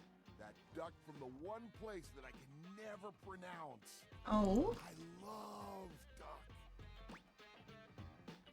What else do you like? Burger? Chicken tenders? Empanadas? Ooh, empanadas. Oh, I love when you use food fetch. The possibilities are endless. As endless as they can be within a 10-mile radius. I love that food fetch is just DoorDash.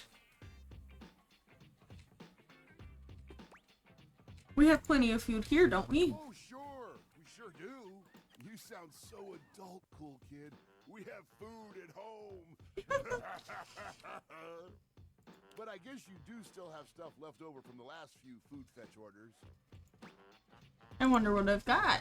You hungry? What can we get you? We've got those leftovers from that time to the moon place, the slice of cake from I Like Big Bunts, or the pizza from Pie on Life. Which will it be? Oh my gosh. Give me that za. No such thing as a bad slice of pizza.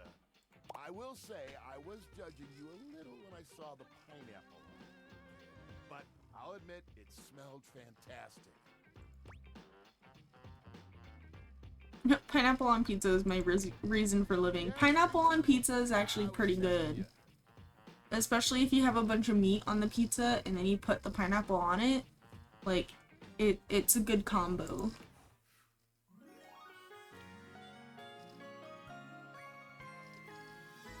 I feel a beast of a love connection with you. Wait, already? Wait. I didn't know. Oh my gosh. Just kidding, cool kid. It's not true love Oh. yet. But still, I like your style. Man, that pizza. The way that I got debated. I get shivers just thinking about it. So good. I was like, wow, that was fast. It's a way of life. I know you eat it cold sometimes, but I can make a suggestion on how to make it better. Sure, what you got? Slide that leftover slice on a pan inside the oven on low. Let that cheese get all gooey again. Then the pizza will be perfection. Fair. Next time you're feeling peckish, you know where to find me, cool kid. I'll be here waiting.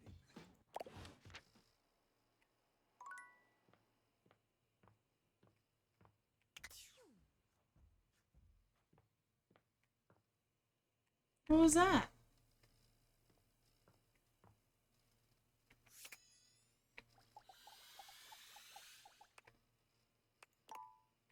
Who are you? I guess we'll talk to them later. Okay.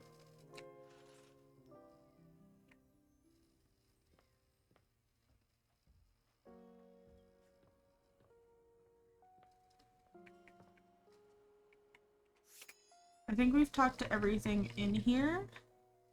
So...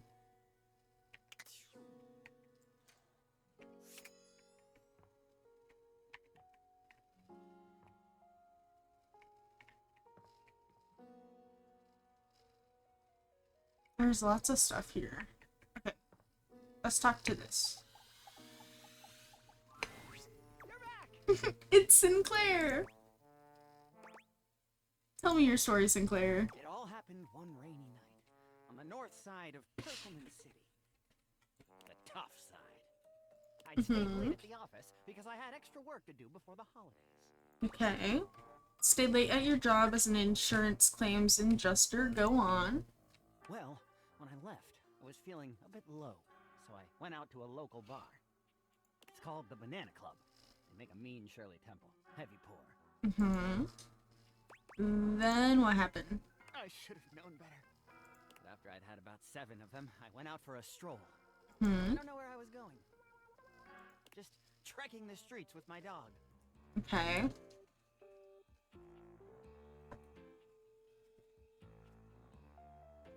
Suddenly, I came upon a fine dining establishment called the Questionable Dandelion. Interesting.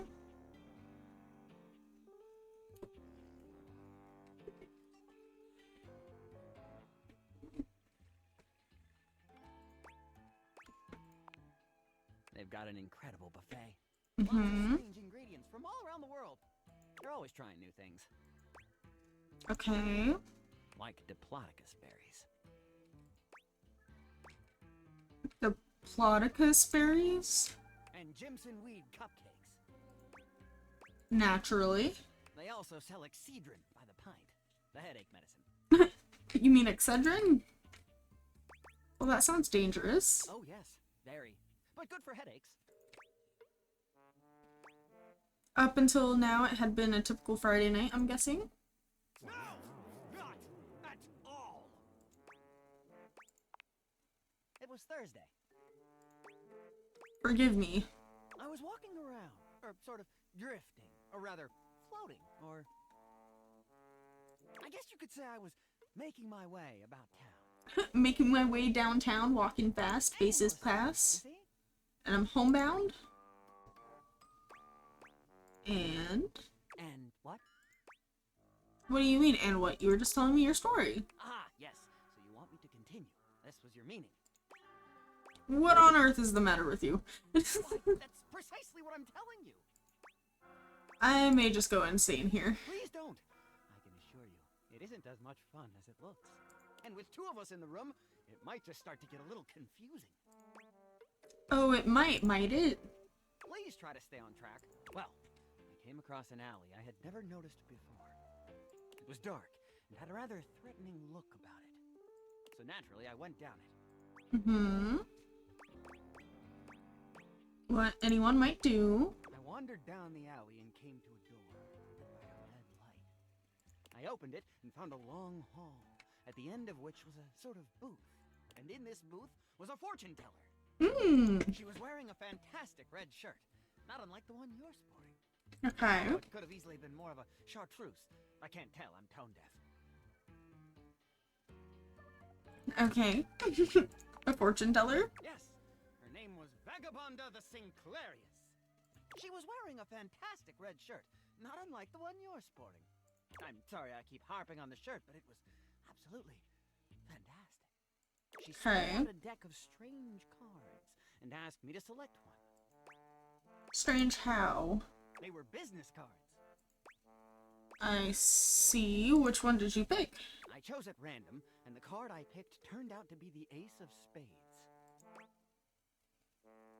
Wait, I thought you just said they were business cards. The Ace of Spades is a bespoke shovel manufacturer based in Crumple, Michigan. Oh. The owner's name is Ace. Okay. I should have known. He does great work. Vagabonda snatched the card back from me and said, "Not that one!" Okay. She had her rewards program on the back. 12 stamps and you get a free spade. Ah. That's rude. We agree! Besides, she only had 2 stamps. So I snatched it back from her again and we had a bit of a row and I'm sorry. God damn, that is a nice shirt. Anyway, I guess that wasn't a very good start to our fortune-telling session. I think that's why she cursed me. How do you figure? Because right afterward, she said, "Martin, that wasn't a very good start to our fortune-telling session. I'm going to curse you because of it." Oh. And she cursed me. Cursed you how? She waved what looked like a magic wand. Although, to be honest, it could have easily been a bagel of some sort. And then said, "Martin, I doom you now to become a detestable object. I transform you thusly, so that you may go home and think about what you've done." Go home and think about what you've done. She wasn't above a bad pun. And then you became a sink. And then I became a sink. Now you find me as I am. Oh. This porcelain prison. All I want to do is return to my old life. To stroll the streets of Turkleman City once more. Without a care in the world. Oh, how I long for it. Please, won't you help me? Sudsy and I would be oh so grateful if you could get to the bottom of what's going on here and return us to our proper forms. Will you? I'll do everything I can. Oh, joy! If you want to help to get to the bottom of all this, I might suggest you seek out someone who is in the business of solving unsolvable mysteries. Or just go see if Vagabonda the Sinclairius is willing to undo her curse for a free shovel. Fair enough. I'll do my best to help you. Oh, yay! Let me know when you have news. He's so cute.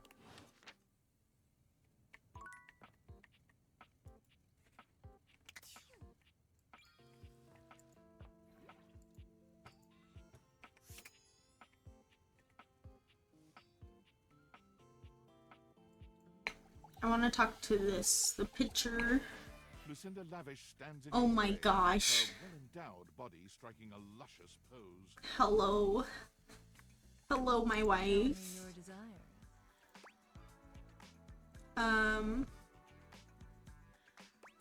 I want to know more about you. I love talking about myself. I'm Lucinda Lavish. I'm the extra cool DLC character who is, well, not really a dateable object per se, but more of a different thing. Oh?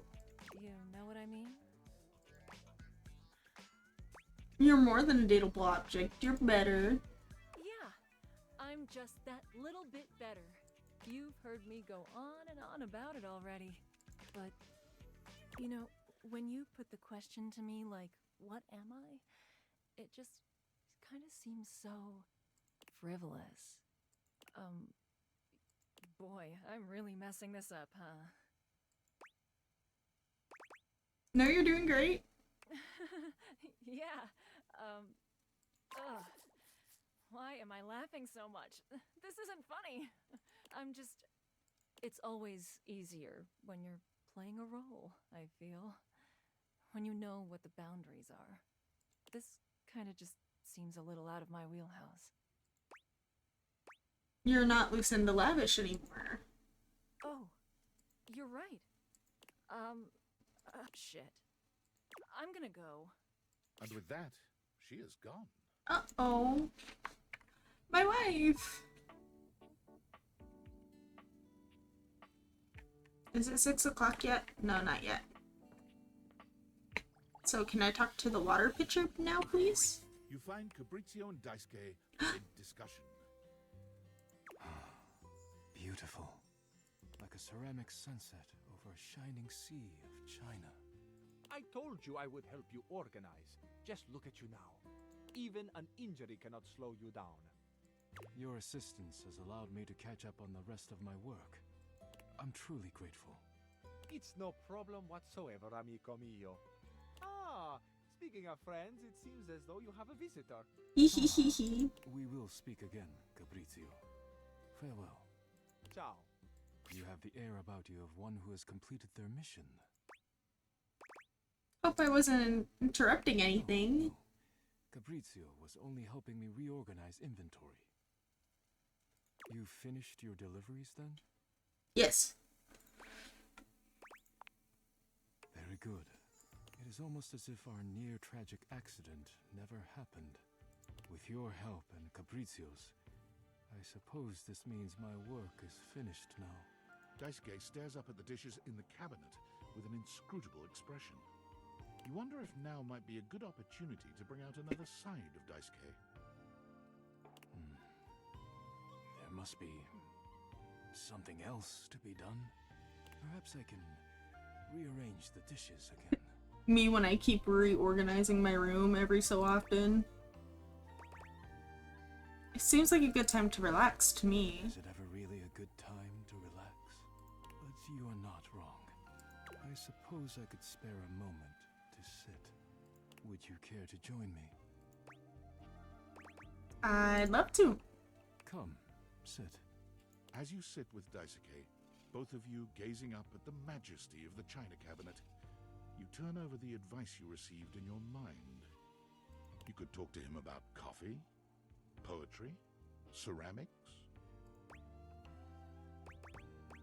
I heard you write poetry.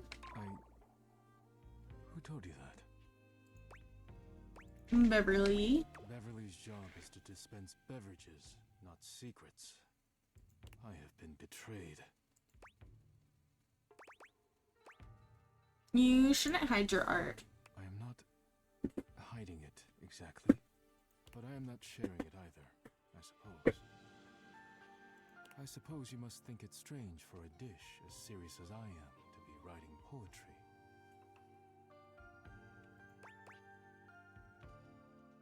I find it quite romantic, actually. Romantic? My poems were never love poems. But I am glad you seem to be a lover of poetry just the same. Seems like such a simple question. Friends, lovers, hobbies. I dropped them all one by one. They were pleasant, to be sure, but a distraction. When a relationship ended poorly, I often thought of how much time I'd wasted trying to please others. When a hobby reached a plateau, I felt as though I let time slip through my fingers. Time I could never get back. When I work too much, I do not have similar regrets. Or at least, I used to think so. Being forced to slow down has shown me perhaps my priorities have been incorrect for years. Now, faced with a quiet moment and friendly conversation, I find myself woefully inadequate, like a broken plate fused together with hot glue.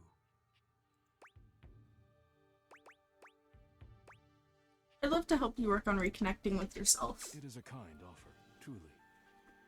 But I am unsure if there's anything left to salvage here. I'm sure we can find something. I have much on my mind. Forgive my rudeness, but I must bid you farewell. I am no longer in the mood to chat. Fair enough. See you later.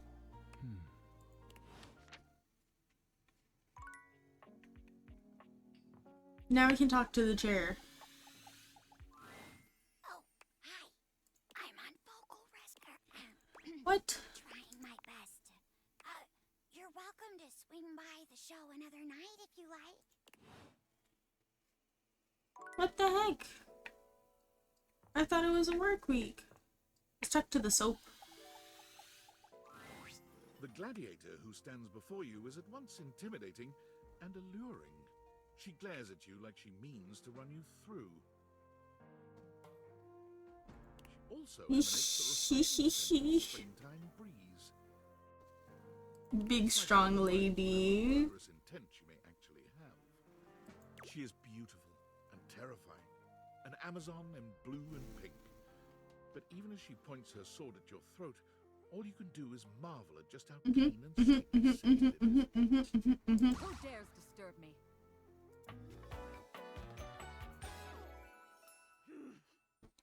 Titus? You? Ha, name yourself! By all the pods in the firmament, I swear. If thou hast disturbed me for any reason less worthy than the red memory of battle, I shall leave you sopped, dirty. I shall leave you as you present. I just wanted to meet you. Meet me?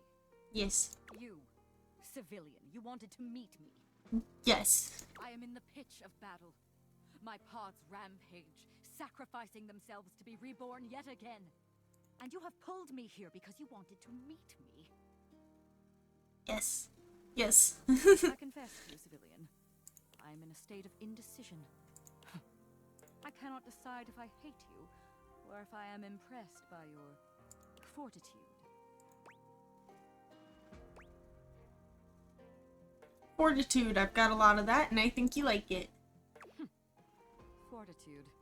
Such bold abandon flaunts a newling's claim, for converse, strange at altar side untold.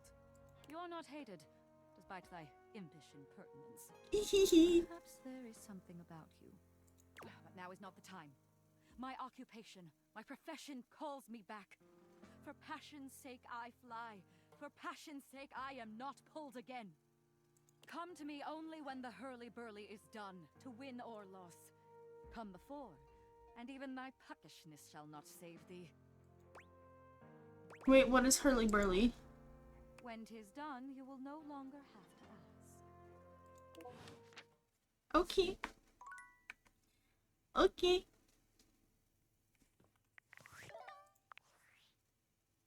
Well, well, well. If it isn't the Casa Casanova. Do you see what I did there? That's wordplay, baby.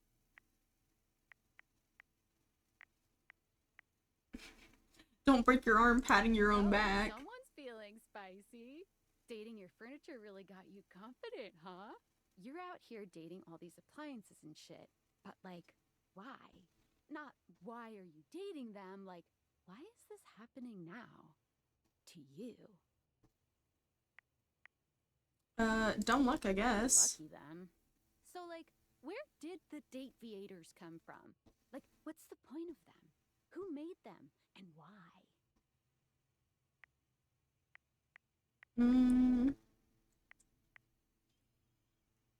Apparently Tinfoil Hat did. Tinfoil hat? Okay, this is some conspiracy shit. Your life is half political thriller, half harem anime. So, like, did you find out what your purpose is or whatever? Are you a top secret operative in the furniture dating war? Are you collecting data on people in love with their shower? I don't know, unfortunately. Oh well, guess we can just make up our own theories. Or maybe just enjoy the furniture dates for now.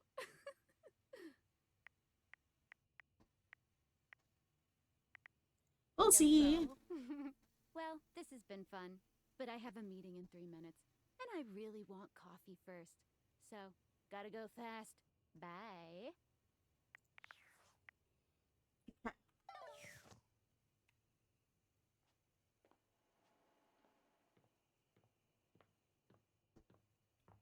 Go back upstairs.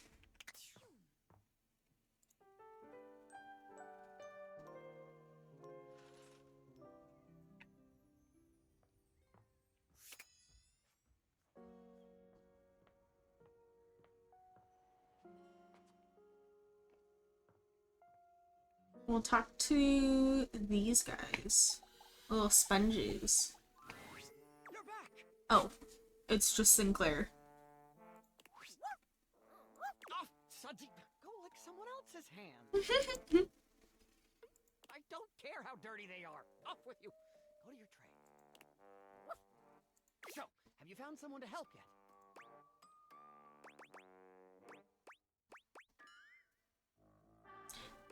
No, but maybe I can help you myself. Alone? I doubt it. Come back when you've found a professional. Okay. So we've already talked to everything here. Towels we've already done. I think this is just... You don't see yeah. right away. Daisuke again. Calling out to you. Please, come in. What's going on? Our conversation the other day showed me that I have been neglecting myself and my once beloved hobbies. And with my work done for the week, I found myself going mad for want of things to keep my hands busy. It felt like a good time to remind myself there's more to me than my deep and abiding love for dishware. There always has been. Glad you know it. I have not always known this. Perhaps I still do not, but I would like to try. When you injured me earlier, I was furious. I thought my worth lay only in my work, and now someone had taken my work from me. But being forced to lean on others allowed me to do things differently. I am embarrassed to admit that you and Cabrizio have even improved on my processes in ways I hadn't imagined. So if you'll allow me, I would like to invite you to Ooh. a passion of mine. Yes. Poetry. He gestures to a table laid out with paper, pens, and a few lit candles. It's all terribly romantic. Oh, how wonderful. Your enthusiasm touches me. I am happy we share an appreciation for the arts. Daisuke guides you to sit, not leaving you much choice in the matter. You take a seat and watch as he takes up his pen. Let us begin then. Do not overthink it. Poetry is best when it flows from your mind to the pen with as little interference and delay as possible. Do not overwork your words, and do not worry about how it sounds. Simply write with your heart.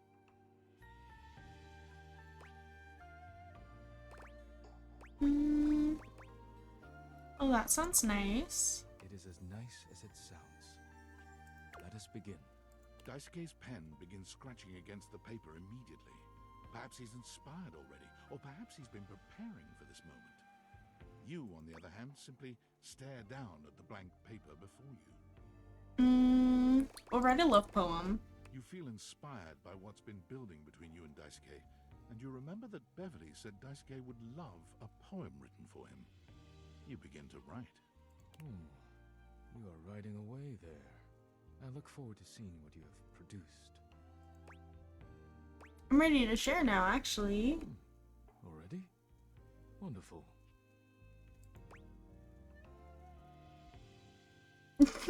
It's called Daisuke Let Me Smash. It's called Ode to Dishware. Wow, an excellent start. I fell in love with Dishware. They say ugly. I'm like Bishware. He's handsome and hot. A loser, he's not. And I hope he'll let me kiss. There. Daisuke stares at you in silence for a few interminable moments. That was incredible. I've never been given such a personal gift. Thank you. You could swear you see tears glimmering at the edges of his eyes. I'm so moved. I barely know how to share my own now. But let me get on with it, before I embarrass myself making a scene. Daisuke clears his throat, looking down at his paper with some mix of pride and excitement. Since you entered my life, I have been renewed, like a forgotten subscription to a magazine. Your beautiful smile bathes me in sweetness, like a jar full my of honey gosh. over on the shelf. The day you fell on top of me was a day of great change, like a pocket filled with quarters. I hope we will fall on top of each other in a different setting one day. He stops there, looking at you expectantly. It seems that is it, and he is deeply proud of himself. That was so beautiful. You are too kind. Thank you. It has meant much to me to be able to share this part of myself with you. Thank you for being here with me. You're welcome.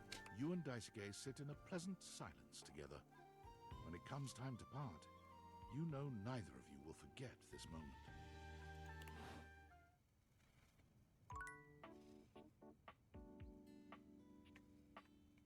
Okay, let's talk to the hangar. The steaminess of your home appears to have increased suddenly. It must be Hi. lavish stands before you now. Hello, my wife. Steam me up, lover. Oh my gosh. I'm not convinced that you're the best. Not convinced? Oh, you poor baby. Maybe I've only shown you one side of her. Maybe Lucinda Layered will show you some more depth. Oh? I guess if you have layers, that makes you better. Layers upon layers. I have one of the most complex pathways in this game. There are more types of Lucindas than anyone else. As long as there are words that begin with L, there will always be more layers to me.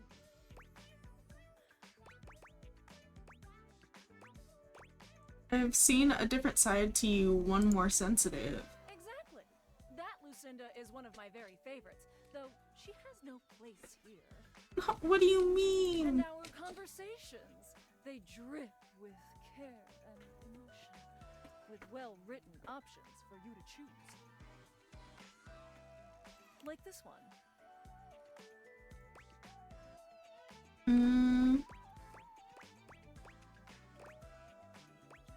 Let's go on a 12-part journey to deepest Mongolia. Tell me your deepest secret. And for each option is a well-crafted, meaningful response like this one. For this reason, I award myself Best Screenplay, Lucinda Layered. Tell me, do you agree? Couldn't agree more. You are so smart. You have the depth of knowledge and strength of character to figure this out on your own. Which, truth be told, I find really sexy. Ooh. Why, thank you. It was nothing. Here are some smarts to match your astounding intellect. Yay! For now, we must part, lover. Alright, bye, wife. Bye, wife. I want to talk to the chair.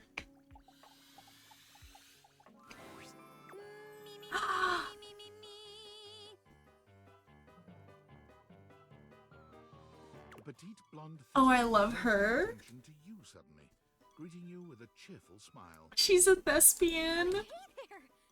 I didn't realize I had an audience.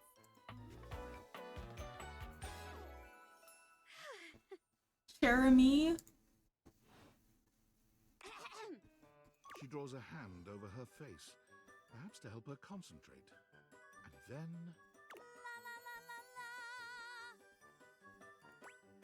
What are you doing? Acting, of course. I put on a different play each day of the week. Today is Tusical, the Tuesday musical. The play of the day is It's a dark comedy set in a high school. More like Heather's. Hey, you wouldn't be interested in joining me up here, would you? Sure. Great. Can't wait to see what you could do. I'm sure you'll break a leg, but don't break too many. I only have 4 of them. So where's the script? Oh, there is no script. We each pick stock roles and then improvise our way through a little sketch. The genre is our guide. Okay. We're Commedia dell'arte here. I'll give you a character, and you can direct the story from there.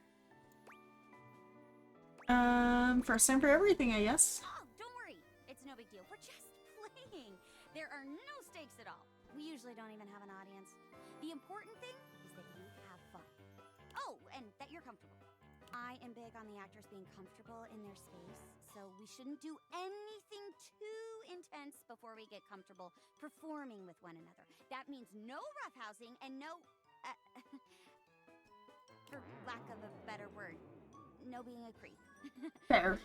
Fair and valid. So as long as you follow that rule, I'll play along with anything you say and do. Promise. There's no wrong answers. Okay, I'll do my best. That's the spirit! And remember, if it ever gets too much for you or you're uncomfortable with the subject matter, you just let me know. Let's pick a safe word. You say the word, and we'll stop doing whatever we're doing. Okay? My word is Davenport. If I say Davenport, it means we stop what we're doing. Okay. Go ahead and pick your safe word. Bison. Oh, okay. Bison. Bison. Bison, bison, bison. Got it. Great. Let me introduce you to today's audience. Hello, audience. Hello. Aren't you lucky? Mayor Celia the Ceiling is in attendance. She's the ceiling. Oh, come now, Jeremy. Don't scare them off. Besides, I'm the ceiling. Strictly speaking, I'm always watching them, whether they're Oh on stage or not. my gosh. She's gorgeous. I'm glad you think so. Nice to see somebody appreciating all my hard work. And I'm excited to see some new blood on stage for a change. Aw, Celia, you don't like my one-object showcase? You're a unique talent, my dear. But you can't deny that it's a bit of a relief to see someone besides myself taking interest in the arts. That's true. Well, let's not keep you waiting any longer, huh? Mayor Celia's a big fan of classic musicals. Today's play is a little newer, so we might have to work for her approval. I can hear you, you know. I'm willing to branch out, provided the quality is there. Well, you heard her, partner. Today's play is about a bunch of mean chairs called the Pleathers. They act all fancy and uptight, but really? Oh my gosh. I love this. Scarlet Pleather bosses everyone around and basically owns the school. Oh my gosh, I just realized. Important question. Are you comfortable singing? Improvising play is one thing, but musical improv is pretty tough, especially if you're new. I won't force it if you don't want to. I can give it a try. I'm sure you'll be great. Okay, in that case, you can play Scarlet because she gets to sing a lot. Okay. Just be a big jerk and own it, and you'll be fine. I'll play Sky, the nerdy girl that the plethers like to bully all the time. I just bumped into you in the cafeteria, and things are about to turn ugly. Lights up! Jeremy acts as though you just bumped her, spilling her imaginary books all over the floor. Ow! My books! She's so pretty. That's what you get for trying to read, nerd. You're so mean, Scarlet. Why do you always pick on me?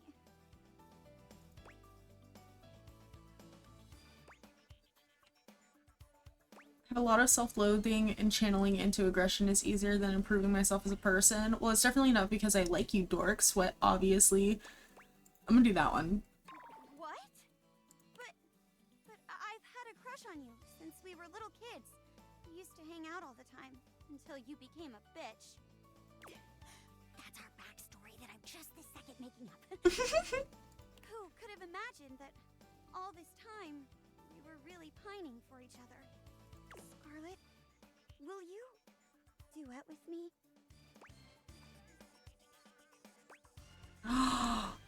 Don't pig's blood on her head, pranked.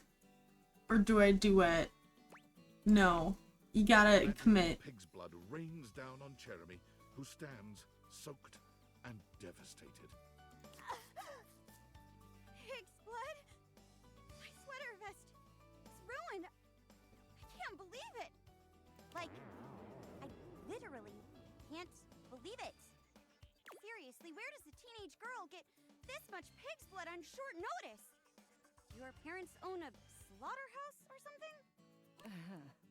Oh, I knew it. You really are just a no-good bully. I know what I have to do now. I'll prank you. I'll prank you in a way that goes wrong and somehow results in your death. Uh-oh. Which is a weirdly common occurrence in horror comedy musicals. Mm-hmm. Here, Scarlet. I bought you a drink from the vending machine as a peace offering. It certainly isn't spiked with anything. Totally not. Wow, unsuspicious is my favorite flavor. Drinks the poison. You tip your head back, draining the imaginary bottle Jeremy offers you. Oh, come on now, Scarlet. Wait a minute! I mixed up the laxatives with rat poison. I knew we shouldn't have kept those bottles next to each other. Oh no! It's too late. She's dead. What? Ghost. I'm a ghost now. In case it's not apparent, even though I turned transparent, I'm a ghost. She's a ghost. I'm a ghost. She's a ghost. I'm a ghost now. I know it's hard to tell. They didn't costume me that well, but I'm a ghost. I'm a ghost. Boo! Scarlet, please. I'm so sorry. I didn't mean for this to happen. I mean, I'll be honest. I wouldn't be too torn up about it if you weren't haunting me right now. But since there are consequences, I'm so sorry.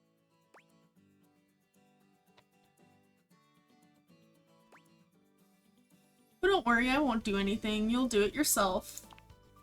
You grab Jeremy, intent on forcing her to pretend to punch herself, but she writhes in your grasp, her face the very picture of disgust. Shingles above. What is going on? Hey! Let go! Davenport! Sorry. You seem nice, but, well, the thing is, I don't actually know you that well. I'm not comfortable with that level of physical contact yet. Maybe we should call it for the day. I'm actually feeling a little beat. Sorry, Mayor. I know this is like the one time you take a break. I'll be fine, dear. Just be sure you rest up so you're ready to impress me next time around, hmm? Yeah, sure thing. Hey, not bad for your first time. I know that it can be a little overwhelming when you're in the thick of it, but try to keep everyone's boundaries in mind, okay? It's no fun for anyone if the performers can't trust one another. So, as long as you promise to do your best, you're welcome to come back. Remember that every day is a different genre, so if today wasn't really your scene, there's always something else tomorrow. Okay.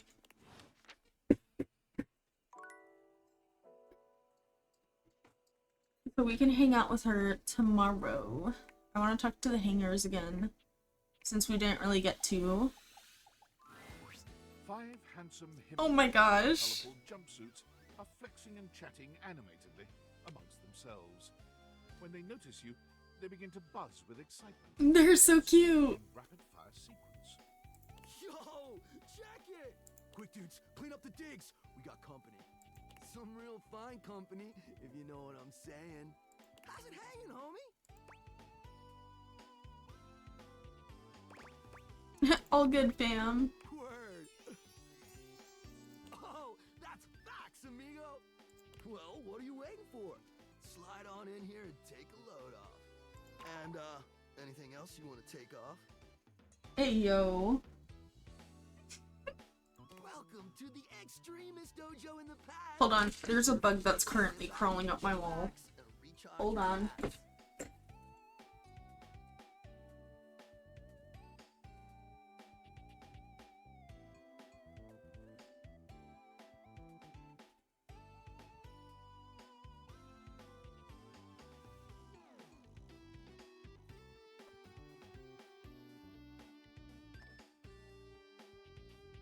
Let me throw this away real quick.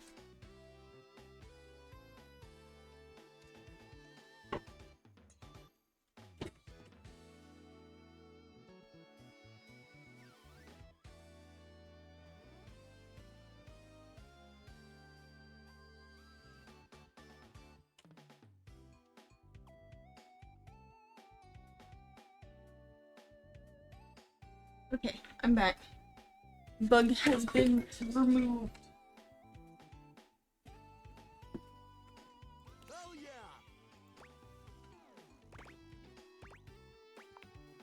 Fire! Right now, you're hanging with the wildest, dopest, gnarliest squad of bussin' athletes around, homie. Oh. The Hanks! Wait, so if you're the Hanks, does that mean you're all named Hank? Oh. We're the Hanks! That's so cute. Okay, I got that, but how do I tell you apart? Numbers are kick-ass! The Hanks all stand in formation, each of them striking a unique pose as they introduce themselves. You get the distinct feeling they do this often. I'm Hank number 1. So Hank number 1, I'm Hank number 2. Hank number 2, Hank number 3, I'm Hank number 4. Hank number 4, I'm Hank number 5. and then Hank number 5. We're the Hanks! Brought to you by Red Bull. Brought to you by Red Bull. Oh, that explains it. Cool. What are you guys getting up to in here? Seems pretty sporty. That's right. We're the wildest, most fearless, gnarliest squad of extreme athletes in the house. We base jump. We lava board. We cheese roll. If something's hot enough, we'll ride it all night long. Hey, yo. We laugh in the face of danger, even though we probably shouldn't. We've tasted the adrenaline of them all. What's adrenaline taste like? Believe it or not, great. Weird.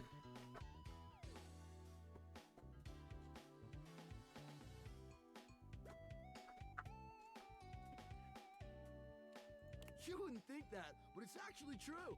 High-key slaps, bro.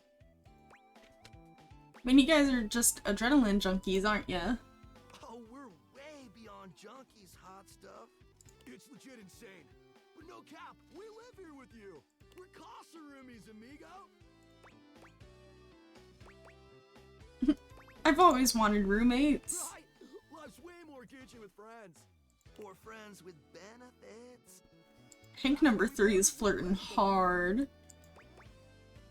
What is Red Bull anyways? Red Bull's our sponsor. I would never say that. I know what Red Bull is. Some kind of energy drink? No, dude. It's a company that makes Red Bulls. Oh.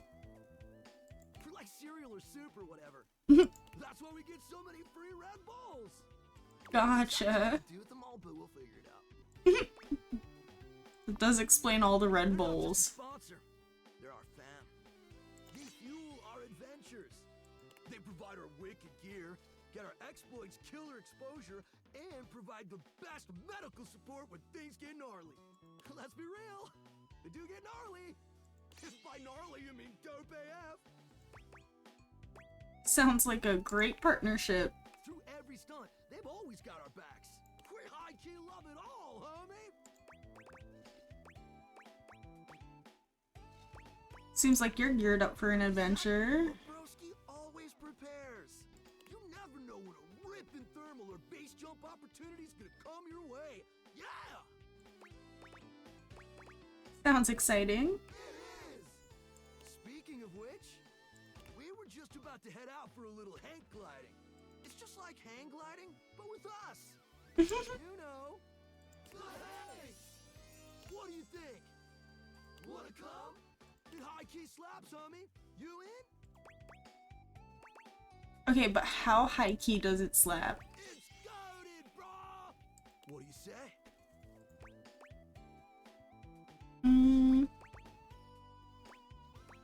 I don't know. Sure, why not? Sounds rad. You're one adventurous spirit. We love it. Oh. Epic. Just remember to stay focused and trust the wind. And hold on to me real tight. Follow our lead and we'll be shredding thermals in no time. Get ready to soar, house homie. Thanks. Away! Oh my gosh, they're so cute.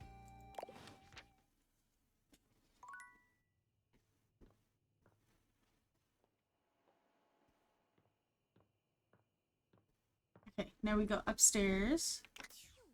And we go bed.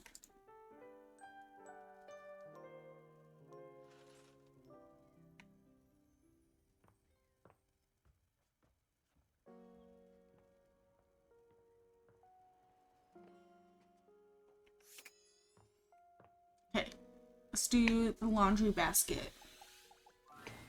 Normally, when you aim your date viators at an object, you see one personality only. But this time, there are two. Oh? And they're so engrossed in a hideous argument, they don't even notice you've arrived. Uh-oh. One is dressed in woven straw, with clothing in a basket on her back, and a shock of red hair that runs down it.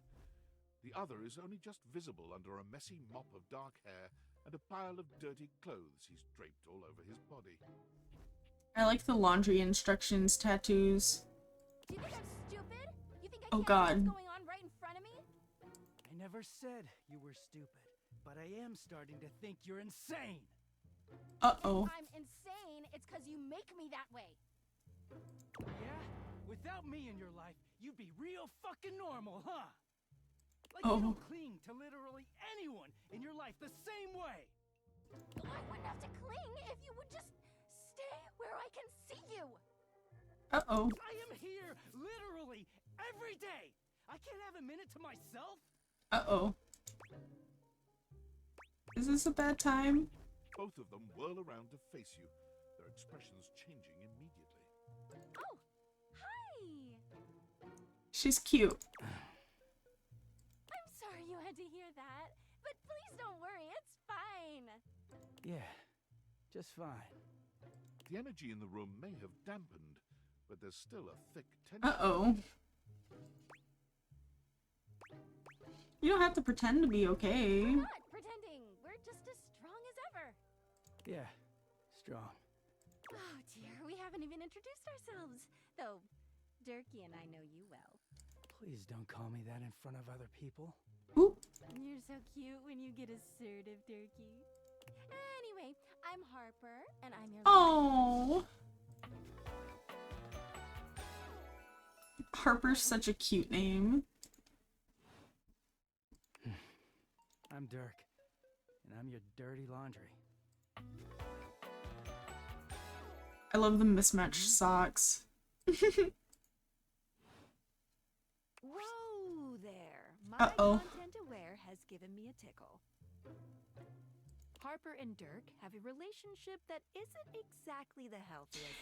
Yeah, I could tell. It could be triggering for people who have dealt with toxic and abusive relationships. If dealing with that kind of behavior in a light way is disagreeable, I wouldn't recommend this one, that's for sure. You cool with that? Or you want to skip it? I'm fine. On with the show. He is a very dirty boy, isn't he? Harper.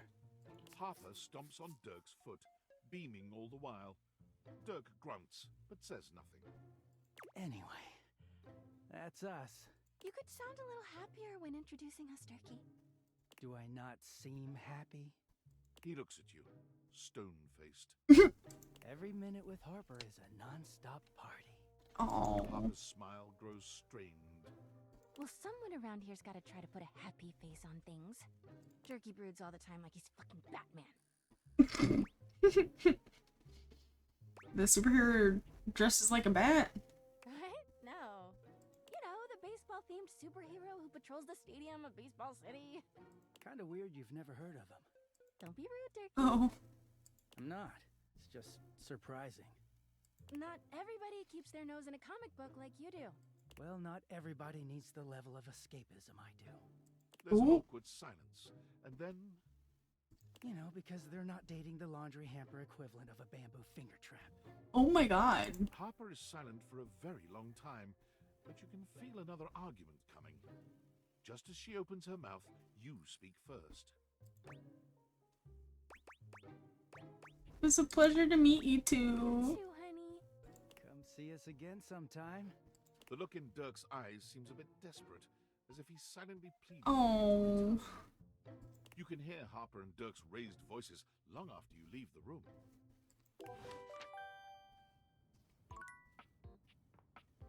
Alright, let's talk to the washer and dryer after we do this. Valdivianites, it's David Most, your beloved CEO, with an important question. What do the following items have in common? Cellophane, eyeglasses, and bottled water. If you guessed they're all 15% off today, only on Valdivian.com, you'd be absolutely correct. See, I didn't guess that. They're all transparent. As your leader, I value transparency above all else, especially when the board of directors changes the locks on my office.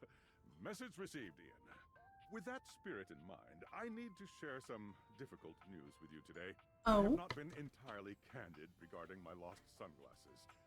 Firstly, the lost item was thankfully not my sunglasses.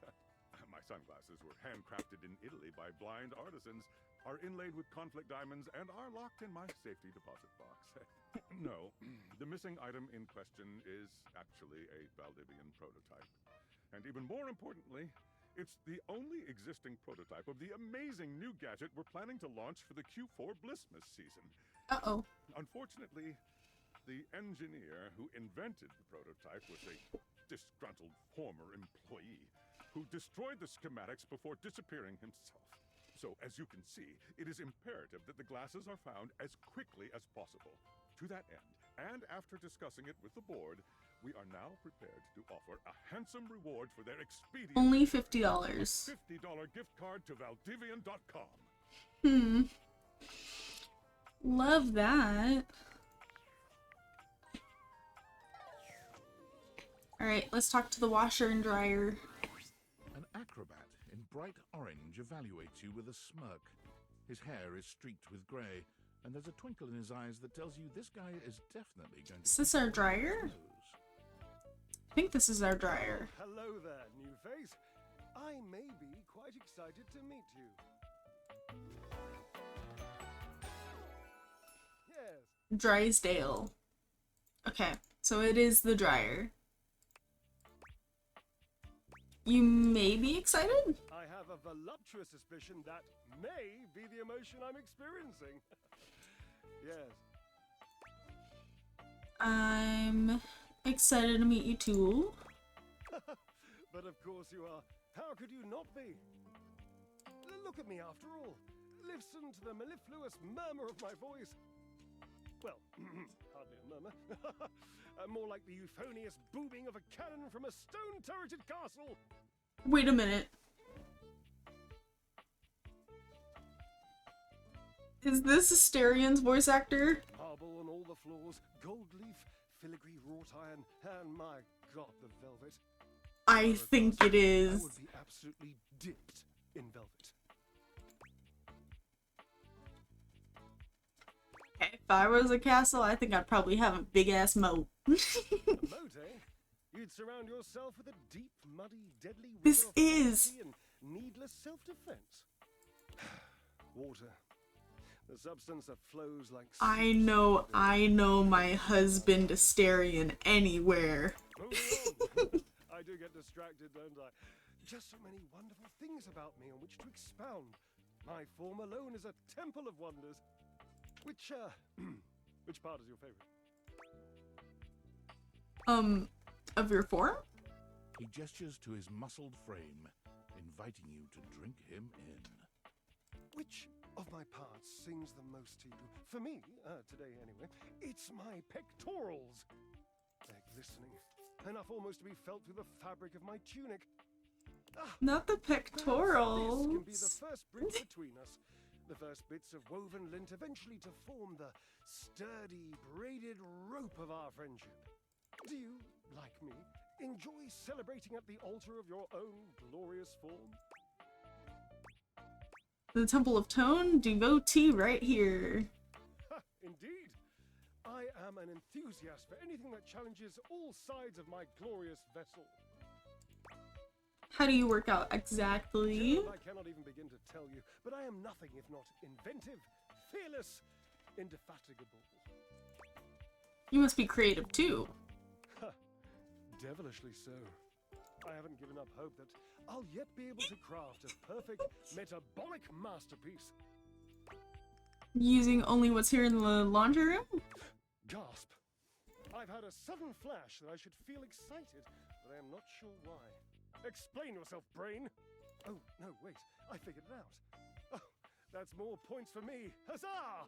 Would you, my new lovely acquaintance, like to help me create the perfect challenge? Yes, for my yes, body and yes, mind? yes, yes, yes, Would you yes. help me invent a tango for the triceps, a conga for the core, a quick step for the quadriceps? Build a workout together? That sounds awesome. Awesome, yes. As incapable of inspiring awe. Just like my obliques. Yes? Yes. Love the humility. My cherub. Why be humble when you can be hot? Based. Oh, lighten up. W's need love too. Away we go. What should we start with first? Obliques. I know. I can lie down with Florence, grasp Titus by her intimidating epaulettes, and Russian twist her for 3 sets of 20. What do you think? How about a hanging knee raise instead? I don't think that's a good idea. Uh-oh, why? Darling, where would I hang from? The dwarf ring? Dorian? Have you seen him? A slice a la mode. How could I ever focus on form with that Touche. Oh, no more temptation. Touche. I must keep my movement pure.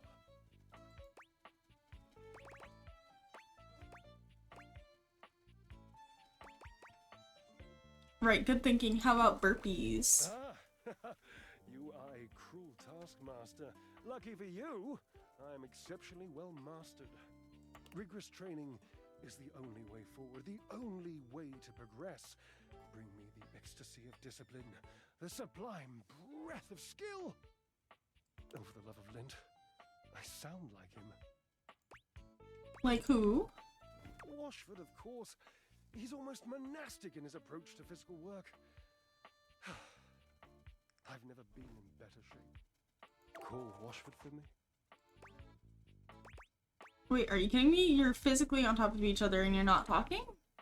Yes, obviously. If you were genuinely far away, this would be so much less torturous. But as it is the stuff of pure drama. Sumptuous, don't you think? I can't believe I'm doing this. Washford. Just wait a moment. He should be here. I don't think he's coming. Appears your pipes are not glorious enough to traverse the great distance that still persists between us.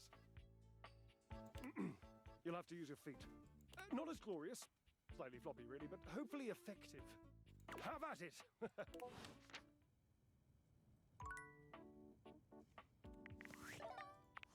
Okay, I've got to look up though.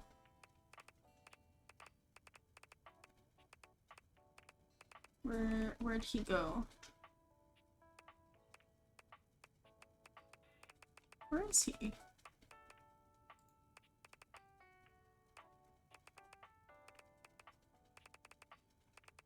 Drysdale. It is! It's Neil Newbon! It is Asterion. Eehee! It's me.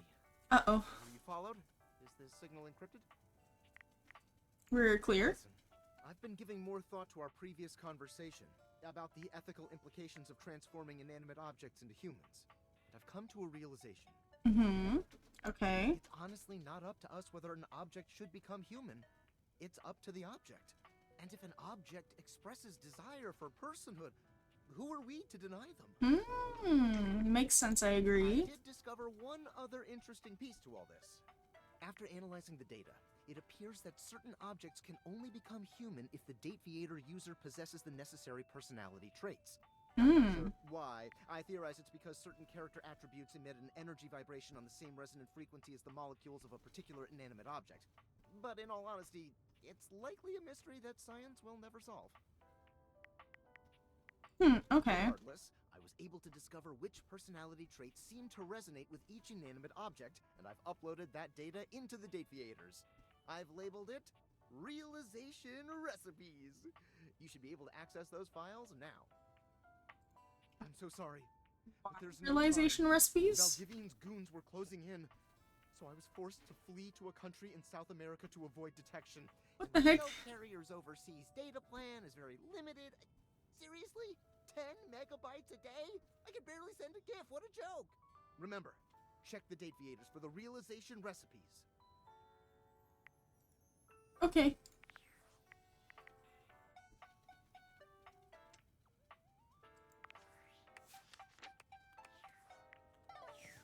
Alright, let's talk to Washford.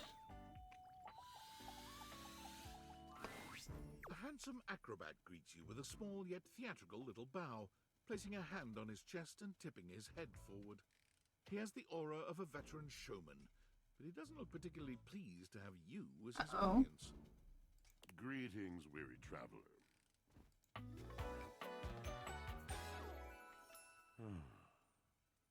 Washford. Greetings. You seem taken aback. Quite natural. It was not my intention to frighten you, though I grant I'm known to be a disquieting presence when I'm in a mood. Who is your voice actor? In a mood, huh? Like a good mood? Tiger, tiger. Tell me your little gray cells burn brighter than that. Ah, it's bad mood then. Yes. Yes. A long and solitary bad mood. For this, for everything, we are out of tune. I'm really sorry to hear that. You aren't serious. You jest. No, I mean it. You want to hear my story? Yes. For sure. I am a servant to the drama of the heart.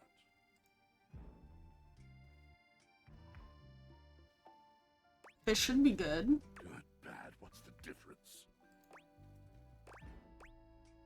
Is this about Drysdale? The mention of Drysdale makes Washford's eyes narrow. Is this about Drysdale? How did you know? Lucky guess. I can add 2 and 2. Prepare to get 5.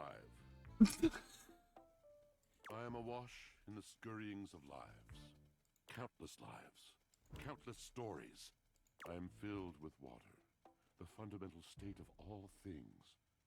Water, the tears you cry when you are born, when you are made, when you are broken. It is the sweat that drips from brows and shaking knuckles in alleyways, in schoolyards. It flows over its own frozen self down dry and grateful throats. It drops from noses in blazing sunshine onto lemon-printed bathing suits. Interesting. The wellspring of ancient secrets, held in rough clay bowls. I am surrounded by it. I'm remembering all the times I've left my clothes in the washer too long. I'm sorry. You cannot know the agony that exact decision has caused me. I cannot talk about it. You'll have to ask Drysdale about it. The pale betrayal. That sounds intense. You have no idea. But not only that. Not only do I hold the limitless, the unfathomably simple. I hold the dirt of life. The blood stuck in denim from skin knees comes to me. The stains of earth from a Oh my weekend spent gosh. burrowing into trees and the slimy, crawly things. The makeup smeared onto shirt collars and cuffs, streaked mascara, and embers of a lipstick that blazed once. All of this comes to me to be absolved. It may be dissolved, but it does not disappear. It cannot. Nothing does. So what happens? I must keep it all. It is a vast treasure house of memories, of senses, and it is safe with me. But how can I, just me, survive that? How could anyone bear the weight of that much life? Snacking, that's what I do. Ah, thus are explained the cracker crumbs in the pockets of t-shirts. Yes. It is the words. It is language. To be able to communicate. To share the burden. It is poetry that keeps me afloat in my own sea. I'd really love to hear the story you have to tell me. You mean it? And this at last is the dawn? Such bewilderment comes with the sight of the room. I cannot tell. Deep breath. I have lost my only friend. Oh. He gazes off into the distance, something clearly weighing on him. His eyes narrow for a few moments, and then he sighs.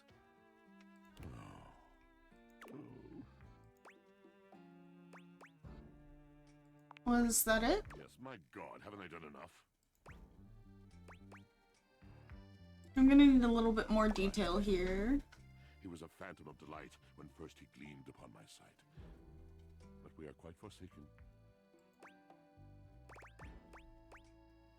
Forsaken how? We were a duo. An acrobatic team rivaled by none on Earth. We were swift, smooth, and strong.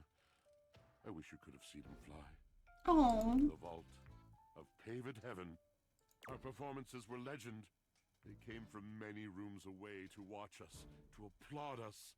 And joy filled me, as wine in a glass overflowed. Sounds like you guys had a really amazing connection. Past tense. But the physical connection between him and me, it is like nothing I have ever known before or since. So what's the problem? He does not need poetry like I do. When he talks, it is a breeze to my tempest. And to him my tempest seems but a suggestion. A rumor of rain in another man's country.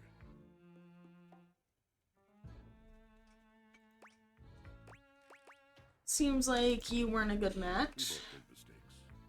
Neglect. Betrayal. I cannot even claim to have left behind the anger that was born in me.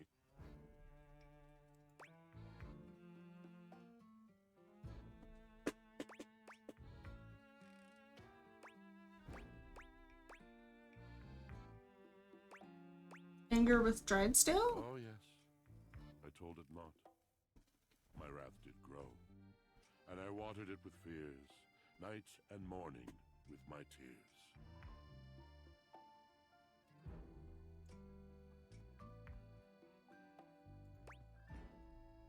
I'm starting to see why you two haven't talked in such a long time. Yes, it's been years.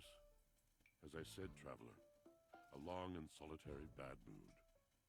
All moving things come to an end. A knotted willow. I miss him every day. Yet speaking with you gives me hope that I might be able to move on and accept a new companion. Uh-oh. Don't worry, these things have a way of working out. You're asking me to have faith. I would be hard-pressed to acquiesce if not for, well, I've tried everything else. Thank you, sincerely, for listening. It has been so long since anyone has stopped, has heard me. Alright, well let's talk to the chair again. Welcome back! Today is Wedding Wednesday. Our play is a romance called Marquis Morkiss. Care to join me? I'm trying to think of like... Sure. Awesome! Oh, gee. Wasn't expecting the spotlight to be on me today. She's the floor! Hello. In the ceiling! Lucky. Look at that. A full house. An audience of 2 is a full house? Well, that's because it's the floor and ceiling. We've got like over 100 of us under one roof, so technically the house is always full. I take what I can get for advertising purposes. And look at this. Fair. Your first performance, and you've got 2 VIPs in the front row. Meet Mayor Celia, the ceiling, and her lovely assistant, Florence Floor. I love them. Assistant? Oh, golly. Jeremy, you are too much. Come now, Jeremy, don't scare them off.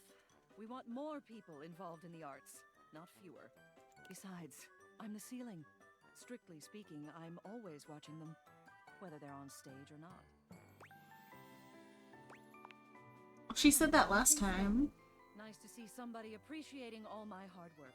And I'm excited to see some new blood on stage for a change. Aw, Celia, you don't... You're a... We've already talked about all this, though. No pressure. She's so cute. Today's play is about a poor duchess, a bride-to-be, left at the altar, played by myself. I'm trying to think of, like, what... Will her true love show up to whisk her away? Boo! Boo! Count Lionel! Boo! I'm trying to think of, like, what play this is. You can play whoever you want in this one. What happens is up to you. Lights up! Oh, Marquis de Marquisio, why have you abandoned me? This was supposed to be the happiest day of our lives. I don't know what play this is. Suddenly, there's a knock at the church door. Bang! Someone enters. That's you.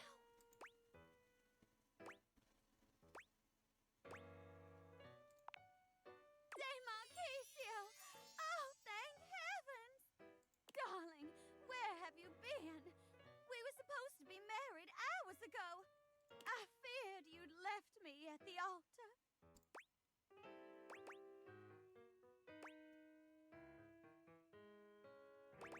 I'm sorry, my dear. I was waylaid by highwaymen. The Count's men accosted me at every turn, but in the end, love has triumphed, and I am here. I'm so happy! Come, De Marquisio! Let's get married right away!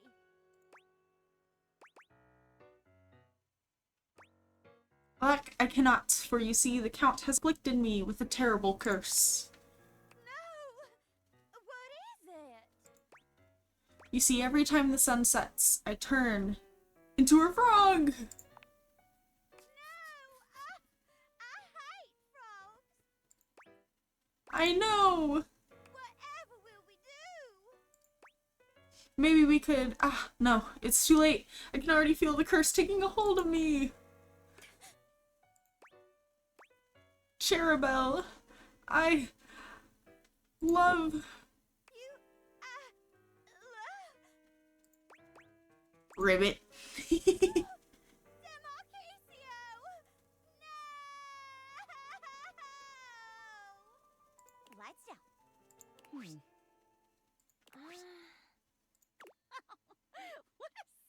ending. Indeed. Sorry, did I miss something? Did they set up the frog thing earlier? No, dearest. The improv wasn't the best this time around. Oh. Well, nevertheless, thank you as always for an interesting evening. Come, Florence. Bye. Oh, they hated it. Oh well, don't mind them. I had a great time. Oh, fantastic work. As always. Come back on another day if you want to try out another play. Or even today, if you want. You're so much fun to play off of. I'm really looking forward to it. Jeremy gives a delightful little curtsy. Yay! Who else can we talk to?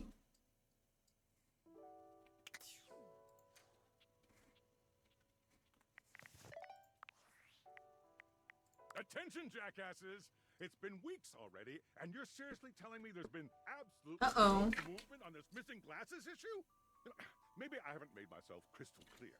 Nothing else matters. You get me? Your expense reports, corporate retreats, PowerPoint presentations, I don't care about any of it. Uh-oh. This is your one and only priority. You find me those glasses if you gotta burn this whole worthless rat trap down to the foundation, and do it now! Secretary Dawson at the Pentagon is breathing down my neck, and his breath stinks like flaming garbage. You think shareholders are bad to piss off? You do not want to screw with the U.S. Department of Overseas Violence. Get me?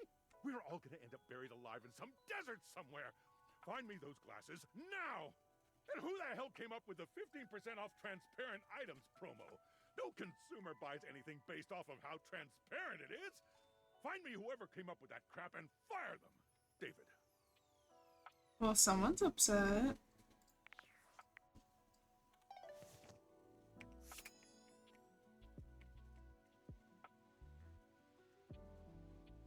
We got boxes. As you take in the sight of the adventurer standing before you, it's hard not She's to feel so like you're stepping pretty. into one of those old adventure serials from decades gone by. Even though she's decked out in cardboard and masking tape, she looks like she's ready for anything.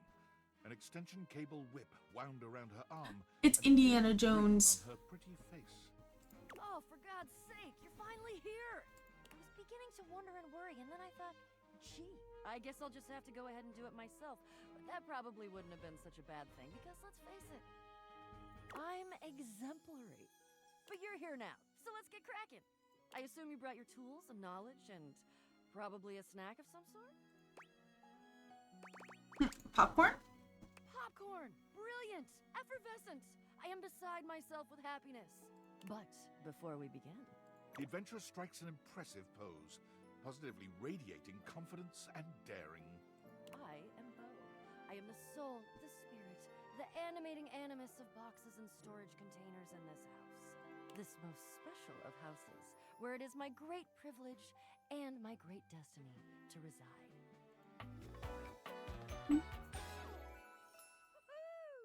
I love her.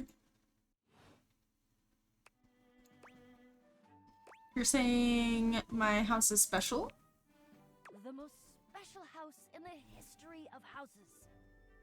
You might be able to tell from looking at me, but I am an explorer, an adventurer, a rake, a rogue, a bounder without any of the really unfortunate moral overtones that those words have accumulated over the years.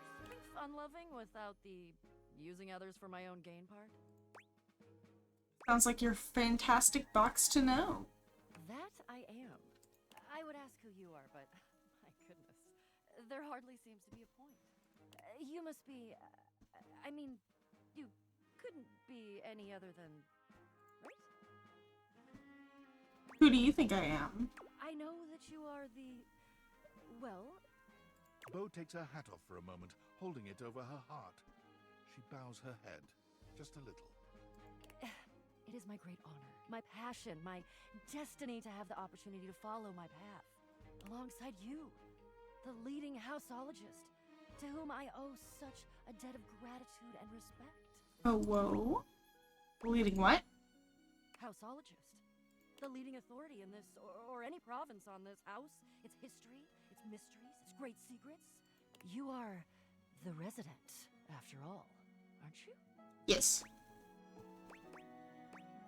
I am, but I didn't build it or anything. Are you telling me you're not the leading houseologist? Nope, I just live here. Oh dear. Bo returns her hat to her head, her reverent expression fading into a rather more sour one.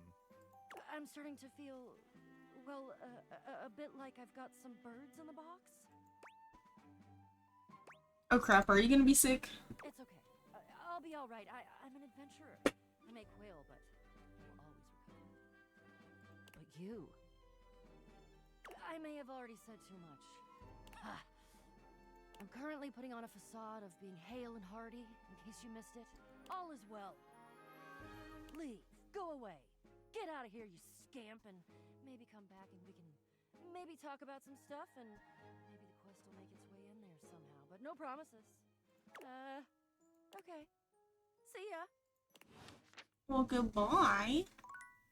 Alrighty. We're gonna go back upstairs. We still got 2 rooms and then upstairs to go through, which is crazy. Your room is dark and cold, and though you may have gone to sleep alone, I didn't have any coffee. feel someone else here. Nightmare. Nightmare looms over the edge of your bed, at once friendly and disquieting. Is it you again? Yes. You're back. I've been contemplating what to show you this time. What may unsettle you? Get your blood pumping. This time I think maybe you're speaking in front of an audience. Is that scary alone? The thought of being vulnerable in front of so many people? Expecting eyes on you, knowing if you misspeak even once, they won't respect you. Oh gosh. They might not even like you, or be able to stand you. Your words tumble out and you start mixing them up. You can feel your heartbeat in your ears. The spotlights on you make you start to sweat. You start to get your lips under control and the words start to flow the way you intended. Then your tongue presses against your front teeth and they give. One of your teeth slips out of your gum and down onto the podium. You stare into you reach no. And then a canine tooth drops to your tongue. Oh. You let out a petrifying, guttural scream as your own teeth fall loose from your gums. A tickle in your throat makes you cough.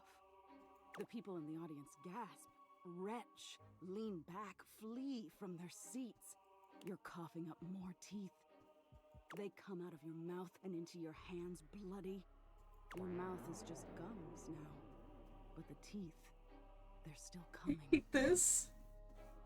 Tears prickle in your eyes. Then you try to apologize to your audience. You realize you're a monster. The teeth clatter to the podium. Alright, I get the picture. Am I boring you? No. I just don't want to talk about it. Oh. And what is it you don't want to talk about? My teeth falling out of my head. Is that so? Why don't you tell me what really scares you? There must be something you're hiding away. Something a little deeper. A tad more frightening than bugs and blood and teeth.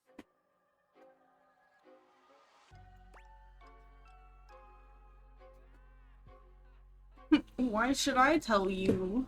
I can help you, dear. No, you can't. You're just gonna use it against me. Do you really want to hold on to your insecurities so tightly? Don't you want to conquer your fears? I'm afraid of abandonment. We've all lost someone, haven't we? Yeah. But for you, it's not losing the person. It's being left that's terrifying. Nightmare takes a few Kinda? steps back, beginning to fade away as the room grows lighter. It must be getting close to sunrise. Thank you for being honest with me. I will have to think about your answer. Good night. Cool.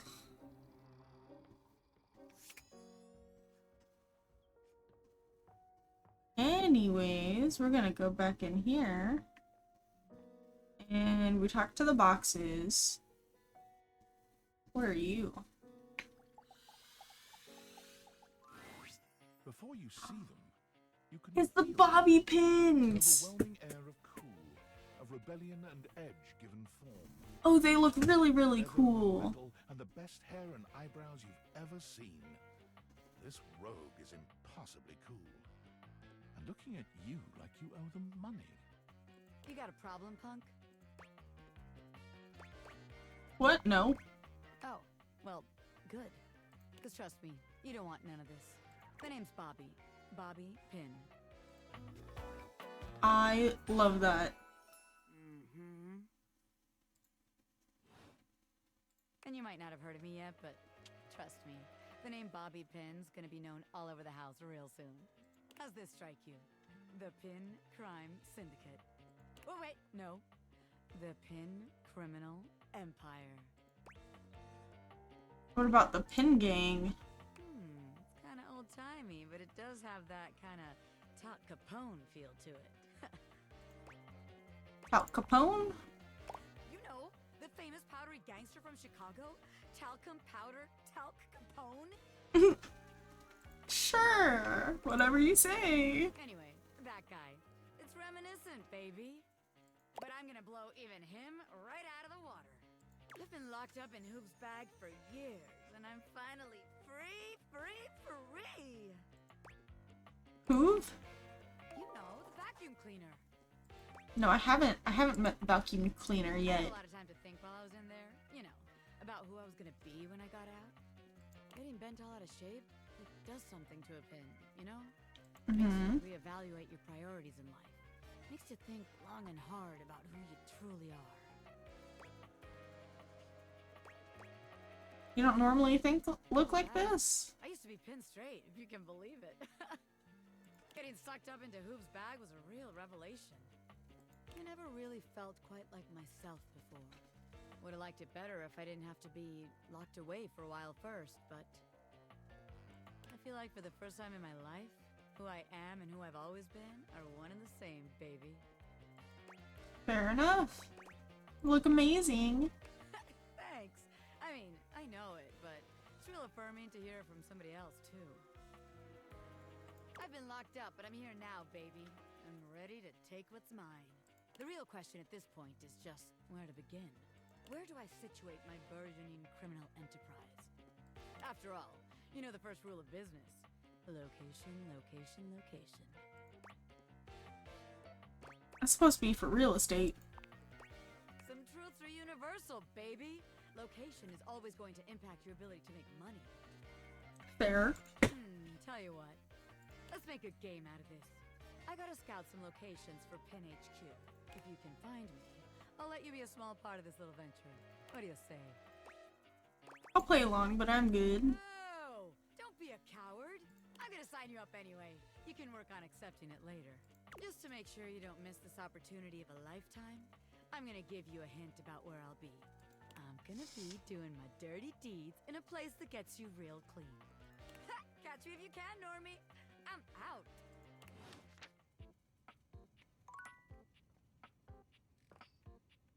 Oh, there she is.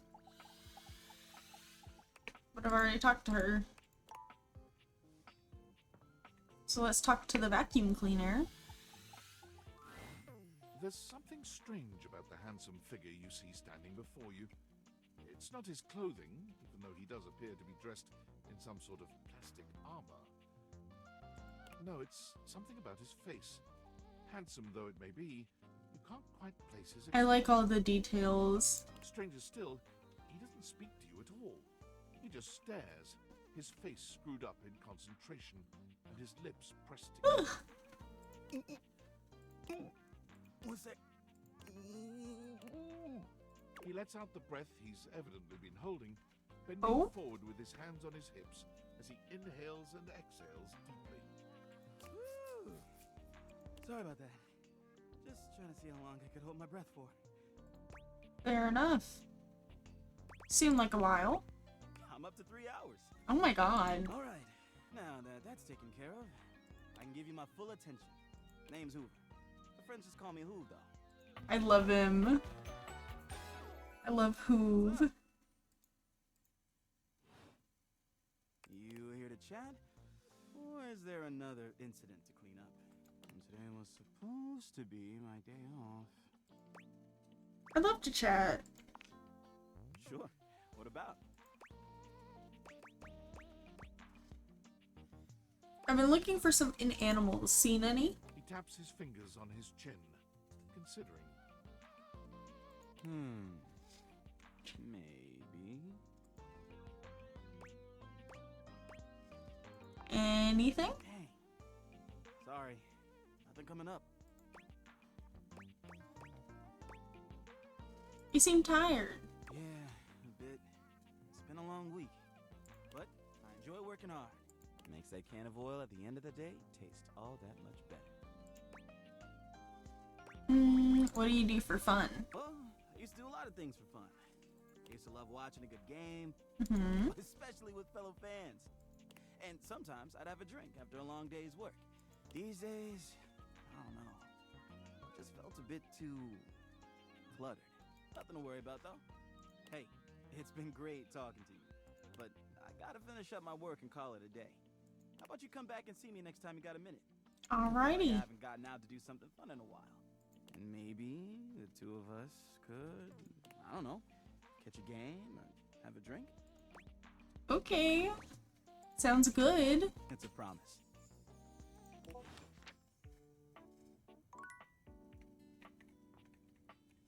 Okay, so we got everything in here.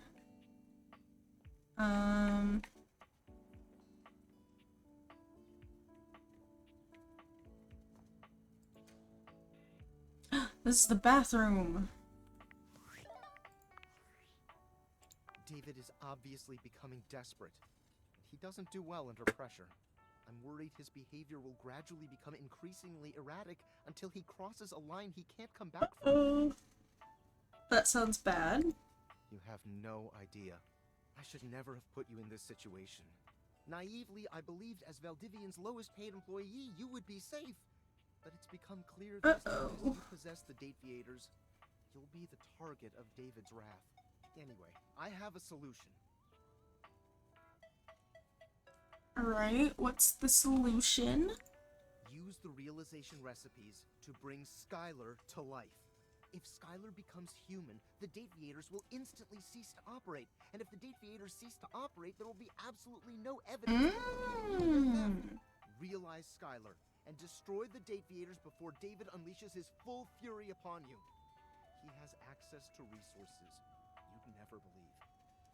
What kind of There's resources? just no time to explain. You see, I forgot to charge my phone's battery last night. Oh and my it's now on gosh. 2%. And I can't charge it because I also forgot my charging cable. Can you believe that? But remember, realize Skylar ASAP. Okay. Oh, wowie, wowie, zowie! You found love. Exactly one love. I'm so proud of you. Pretty hard to find love these days, so hopefully that didn't take too long. Surprisingly not. All I can say is keep up the good work. Me, I'm gonna catch up on some Z's. A cool girl. But first, welcome! What can I do for you in my main menu? Can I realize you, Skylar? Oh! No. No? Well, just not yet. Is this like some quest I have to do now? Yeah, pretty much. When Franklin least made me, it was in sort of a mad, passionate rush of scientific fervor. There were unintended consequences, like realization, which is a good thing. Is it though? Definitely a good thing, pretty much. But one of the issues with realizing an object is that each of us can only leave once our own little purposes are complete. some of us here still have things to do before we go. I call it unfurnished business. Clever. Thank you very much. It's trademarked. Each of us can't become a human if we have unfurnished business. Reasons we need to appear in this house. None of the others know why exactly this is, or what it might be that we need to do. Oh, but I'll always tell you when I see it, and forbid you from realizing that individual. As for me, well, I have the most unfurnished business out of anyone. I have to be here to help everyone else get realized, so I gotta go last. Sorry to be the big one. If you want me realized, you have to get everyone else realized too. Gotcha, okay. You got it. Keep realizing everyone you see, and eventually my unfurnished business will become furnished. Finished. Okay. It's me, Tinfoil Hat. Are you there? Yes. I'm still receiving data from the Deviators. Why haven't you brought Skylar to life and destroyed them? I realize all the objects are flirty and super hot, but as long as the Deviators exist, David will be hunting you. And you don't have a chance. He has a whole island just to practice hunting people. There's definitely no people hunting going on here, Island. Thinks he's so clever, but I'm on to him. I can't realize her. Can't realize her? Oh dear. This must be unfurnished business. Undoubtedly from too many reanimation gluons in the plasmonic nanogenerators. Oh, I was afraid of this. My calculations showed it was a possibility, but I didn't realize it was unavoidable. Sorry for the bad news. Change of plans. If unfurnished business is inevitable, then you'll need to bring every object to life before you can realize Skylar and destroy the Deviators. Any questions? Nope. Good. You shouldn't have a single question about any of this. Regardless, I'm illegally piggybacking off of my neighbor Howard's Wi-Fi, and he just found out. He's only 11, but he's got a black belt in Taekwondo. I have a black belt first degree in Taekwondo. Realize all the objects so you can destroy the Deviators.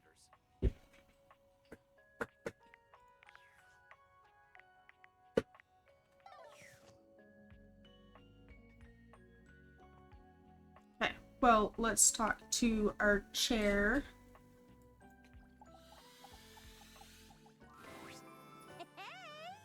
If it isn't my favorite scene partner. It's Sci-Fi Thursday. Today's play is called Beyond the Starscape. It's about space exploration. Care to join me? Sure. Heck yeah, friend. Hey. Just so you know, I think I've gotten used to playing off of you by now.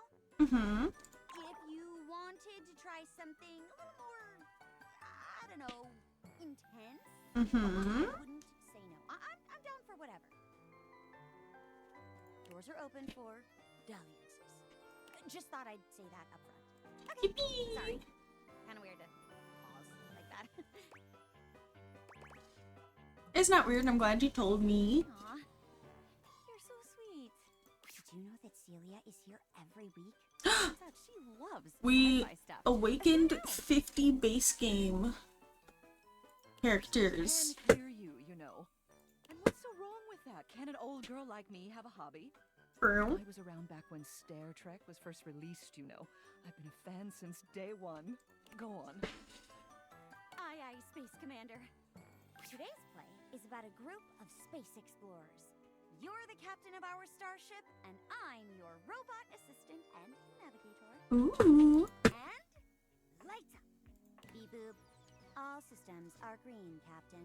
We are surrounded by both the vastness of space and the endless prospect of adventure.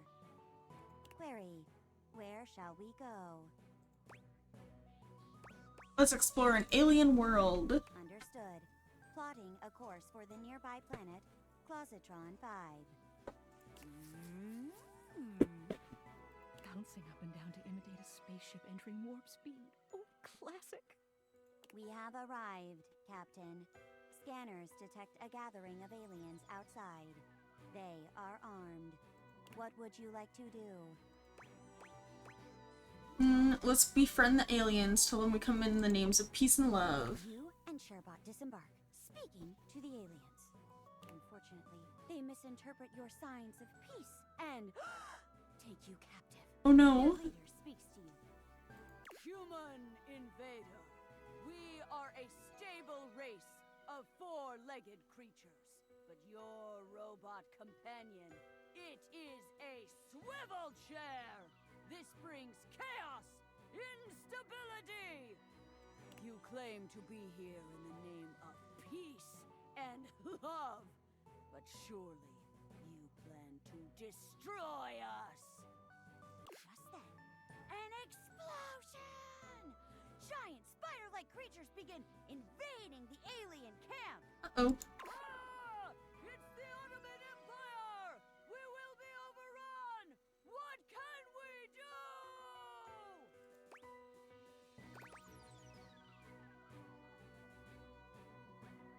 Insist on making peace with the aliens. Hi-ya! We break through our bonds.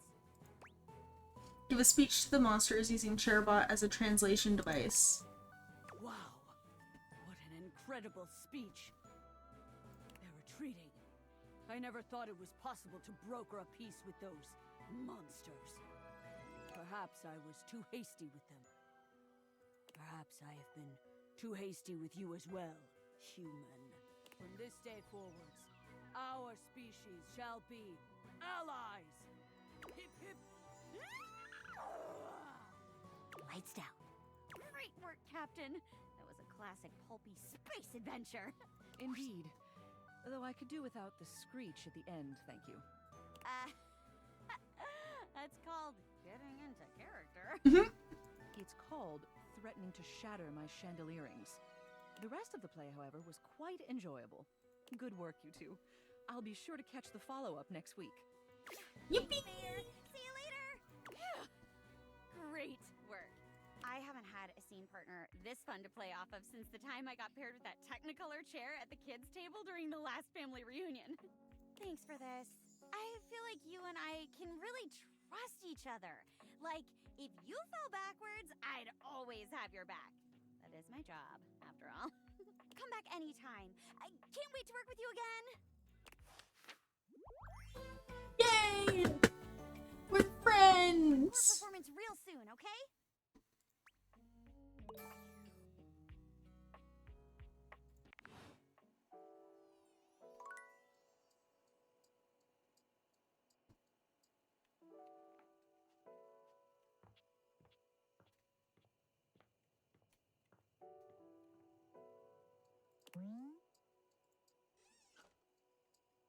First aid kit. You see a medic with bright eyes, a kind smile. She's so and a cute! maternal air. She doesn't even wait for your introduction, greeting you cheerfully. I love that her hijab is, like an ace wrap bandage. Oh my! I love that! A fresh face! Here to see the doctor, are ya? Sure. Well, look no further. I might look like any old Jane, but I'll have you know that you are looking at a truly top-notch medical professional, and the only one around for miles.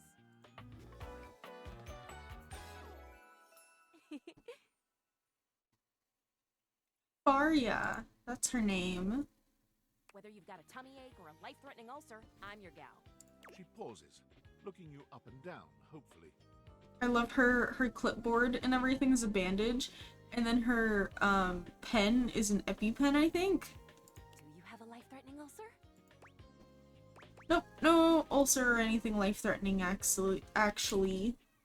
You've never seen anyone more disappointed to hear of your good health. Oh, heck. I do get my hopes up, you know. One of these days, someone is gonna bust through that door bleeding from orifices natural and contrived, and boy, oh boy, what a red letter afternoon that'll be. Cool, really hope it's not me. As do I. I understand they're quite painful. Then again, if you ever find that it is you, if by some misadventure or chance you find yourself in possession of said acidic incubus, I hope you know you can come to me. I would know exactly what to do. I would have a very good approximation of exactly what to do. Yes. Basically. Anyway, What can I do for you today? If not an ulcer. I'm just looking around. I guess I could use a band-aid. Oh, bandages! They are the first line of defense when the interior of the body has the temerity to propose to become the exterior. Get back in there, blood. Back to your proper course's lymph. And you, skin. Have a little help controlling this raging horde of fluid and marrow. Band-aids are basically magic. Oh, I could go all day. Anything that you might need? Hydrocortisone, non-latex gloves, even a simple pen. That, darling lacerated one, will be duck soup. Lacerated, you're making me sound like a battlefield casualty here. Sounds. Something is drawing my eye. My metasenses are tingling. Better let me take a look at that wound of yours. You sneaky little sufferer. Thought you could slide one by me under cover of a metacarpals, eh? Oh, not suffering, I don't think. Metacarpals are all good here. Just to double check, you don't need an injection or two. Take it from me, dear. You're better off safe than sorry.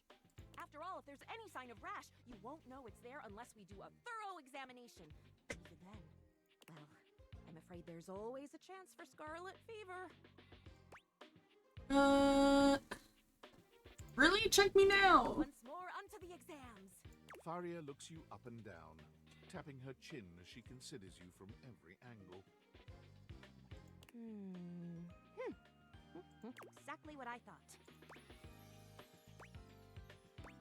What? Oh god, you're freaking me out. No need to be anxious. We caught it just in time. Uh-oh. You do indeed possess a splinter. Not my splinter! Splinter, dear. What you have is a deep, deep splinter. Uh-oh. Plenty of tender flesh open to infection, just waiting for those little microbial monsters to set in. Uh-oh. You know what that means? I mean, you just kind of told me infection is what it means. Ah, yes, I did. I did give you the answer on that one, didn't I? Daisy. She's so cute. Circumstance under which an infection would be a good thing? Means you're not dead. Yet, at least. I hadn't thought of that. What an excellent point. But aside from the not being dead yet thing, infections, we can agree, are generally not indicators of good health, correct? Correct. And how? And that's just the beginning. Because once the infection's done a number on you, and your poor, beleaguered immune system staggers back onto the field of battle for another round with the enemy, helplessly as your body swells and burns and turns all different shades of red, pink, and yellow, and the true engine of the enemy rolls up to the line. Gangrene. Not gangrene. What? And before you know it, we'll have to amputate entirely. I don't give you permission to amputate anything. I'll note that in your chart, of course, but I have to be honest. Once it's bad enough, my poor new friend, I'm afraid the whole appendage will have to come off. Preventing spread and all. I'm sad to say we lose many a good limb to splinters every year. Oh. Is that true, like statistically? Statistics is not really my field, I have to say. But I know how many amputations I've had to perform because someone got careless moving the milk crate. Yes, I do know about the body. The bottom line is, you have got to stay vigilant. The world's a scary place, and your body is a fragile, fragile thing. One wrong move, and you can throw it into total and utter chaos. Uh-oh. A veritable breeding ground for every bomb, dick, and hairy slate of diseases ready to eat you whole. You never know what the seemingly tiniest, laughable symptom can mean. For example, got a case of bad breath? Maybe you just ate a sandwich with too many onions. Or your breath stinks like a dead fish on a hot Sunday because you've managed to develop halitosis as a result of the toxic substances in your body not being filtered out properly because your liver is failing. Jesus. Or it's just that sandwich. Maybe. A totally legitimate possibility. You can never be too careful. And when something does go wrong, well, it's my job to make sure you're all fixed up. And I'll have you know, I take my job very, very seriously. No, I got that. A doctor's duty is to keep their patients alive and kicking. That's a big responsibility. So you can bet your behind I make sure to cross all my T's and dot all my I's. Sometimes even twice. 2 dots, 2 crosses. When will the madness end? When there is no more sickness. Awesome, I'll wait for that. Horse feathers. Horse what? Feathers. Never mind. Anywho, it doesn't look like you've got any type of rash after all. Just that splinter looking awful uncomfortable there. Let's get that taken care of. And then presto! You're all patched up. There you go. Good as new. And if you do develop any plague-like symptoms, well, that's what I'm here for. I'll come back the first sign of a sniffle, I promise. You'd better. I'll keep the tissues ready. Medical professional Tharia's always just a sniff, sneeze, and groan of discomfort away. Alrighty.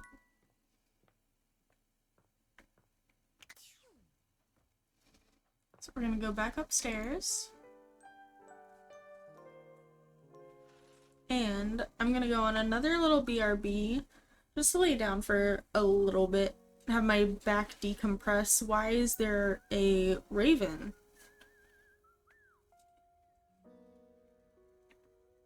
Oh, okay. Alright. Anyways, I'm gonna go on another little BRB, and then I will see you guys shortly.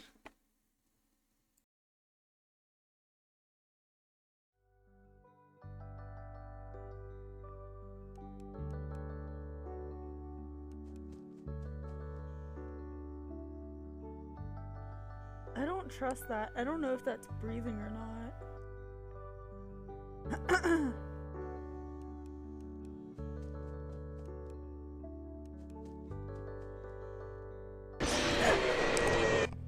Fuck.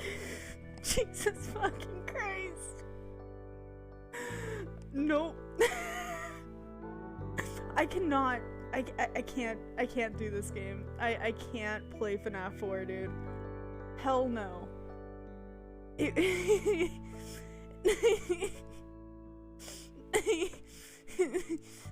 Jesus fucking Christ. See, I don't know what the breathing sounds like is the thing. Holy shit, dude. Holy fuck.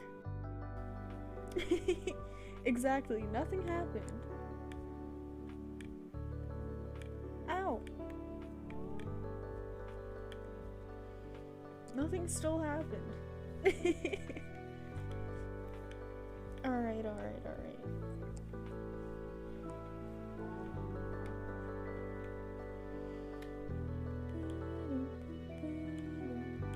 Ow. Well, that works out. It's fine. 'Tis fine. Deal the final blow to Rayquaza, total 3 times. Nice. What the fuck?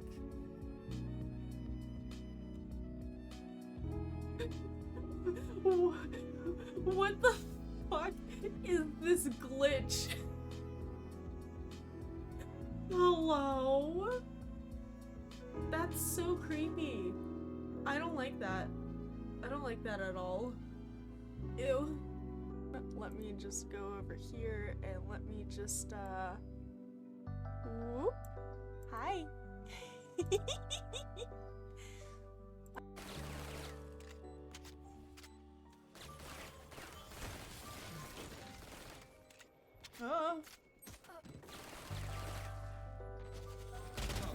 Oh god! How? Oh.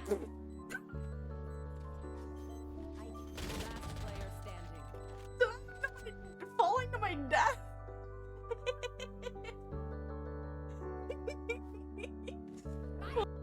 You have to ward. You gotta know where they are at all times, alright? How else are you gonna clap them cheeks? There we go. Speed. Alright, so we're gonna pass on this one. We're gonna pass on this one again. And this one. What the fuck is this? Fart wieners, haha.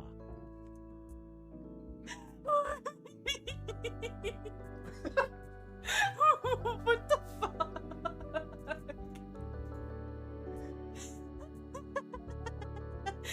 Fart wieners, haha.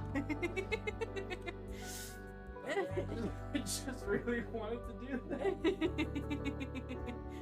Meltan. Alright, let's head up here. Let's prepare for this big boss man. Oh.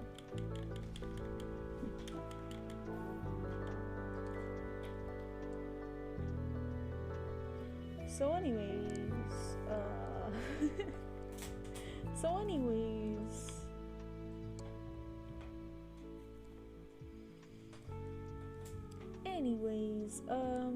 yeah. Nothing happened. Oh my god, it's a Sylveon! Wait, no, I don't want you. I want to. No! Go away! I want the Sylveon! Before it despawns, please. Please. I will cry. I will literally cry. That's it. Ending stream.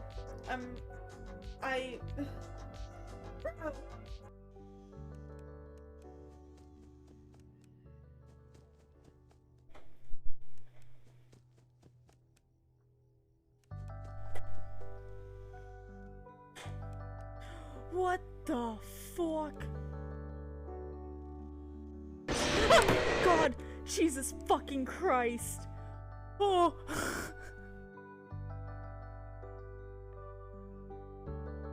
Oh god. Oh fuck.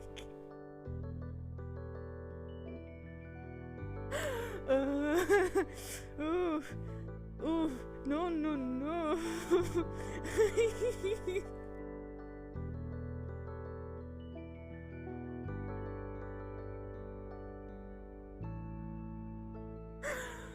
Whew. Jesus fucking Christ, dude. Exactly. Exactly. I'm just a pro pegger. Duh. Why do you think I'm playing Peglin?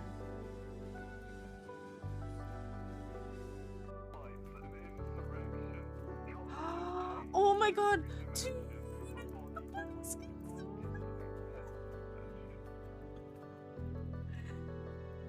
Dude, it's so pastel-y! You must be joking, you don't need any coins? Then how about the lovely rare extra special badge that I have? I'll give you that. It's one of a kind and it's yours for a limited time only. Will you take it? Really? Well, I suppose I could apologize by letting you smell the bottoms of my feet. People pay good money to do this. I'm being completely honest right now.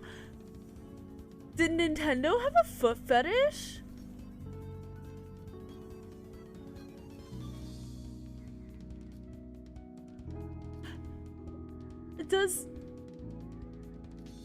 Does someone in Nintendo have a foot fetish? What?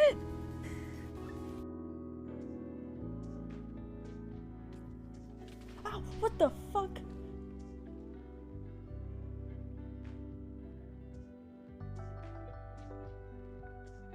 There was a creeper. What the fuck? Oh, there's cows. Excuse me, cows. Or not cows, those are pigs. Those are pigs, those aren't cows. I know my animals, I promise. I promise I know my animals. Listen! Listen! Listen! Listen! Listen. I know my animals. Don't believe me. Also, thank you for the follow. I appreciate it.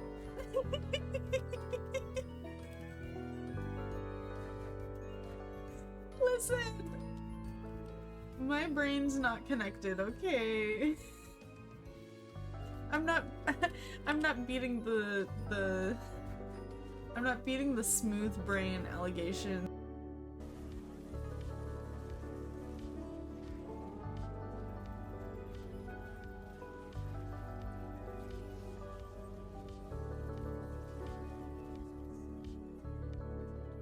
That was actually pretty good. Not gonna lie.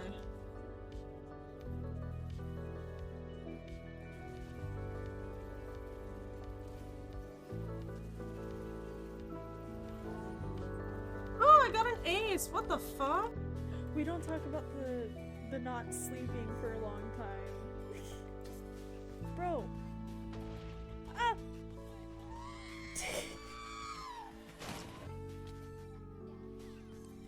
I just died. I got a recovery kit. Whoa. That's pretty cool. Alright. Stupid creepers. Like, what the heck? See, it's not hot tub streams in the month of Spooktober. It is, cauldron streams. Side effects are,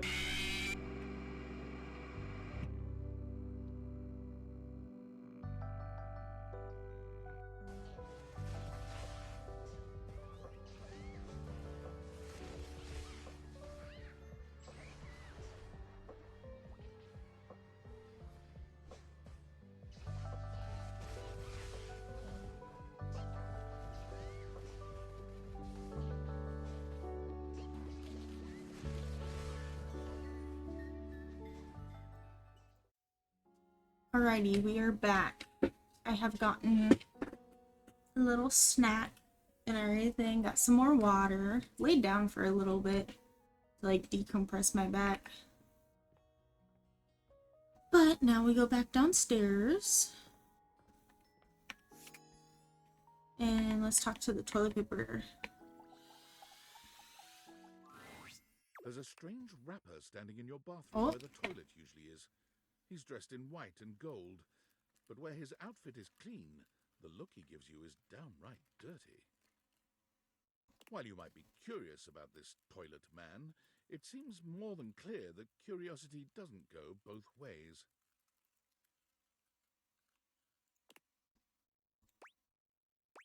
Hey. So you're the toilet, huh? What's that like? The toilet man springs into action, raising his hands to his mouth as he begins to beatbox.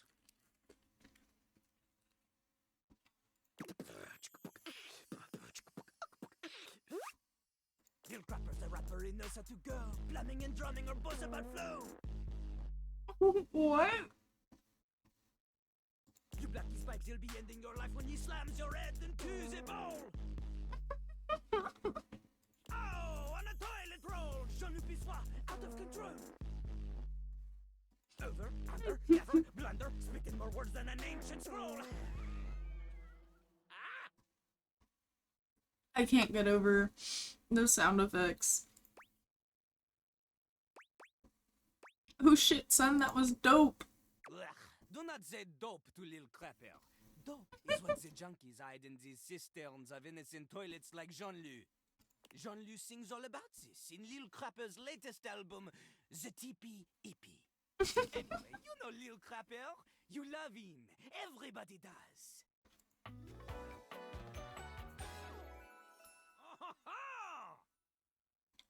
Jean-Luc Pisser. Love that. You come to hear his pizza. Or maybe you ate a pizza. You come to take a seat so you can deposit the food you ate.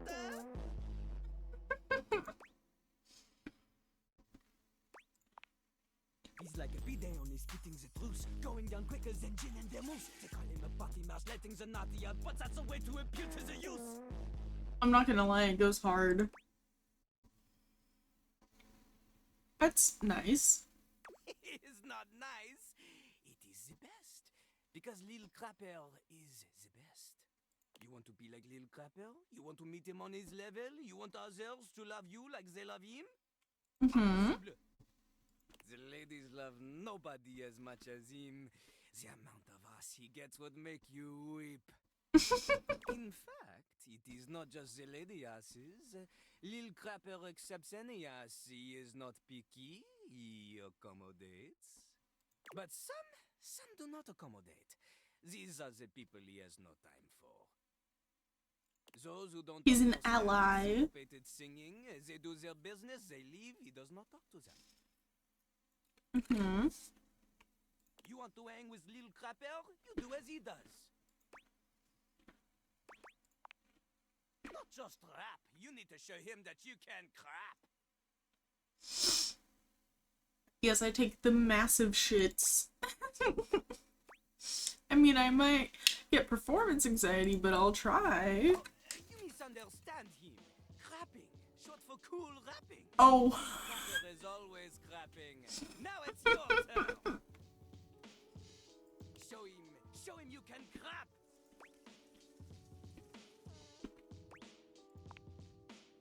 Dating?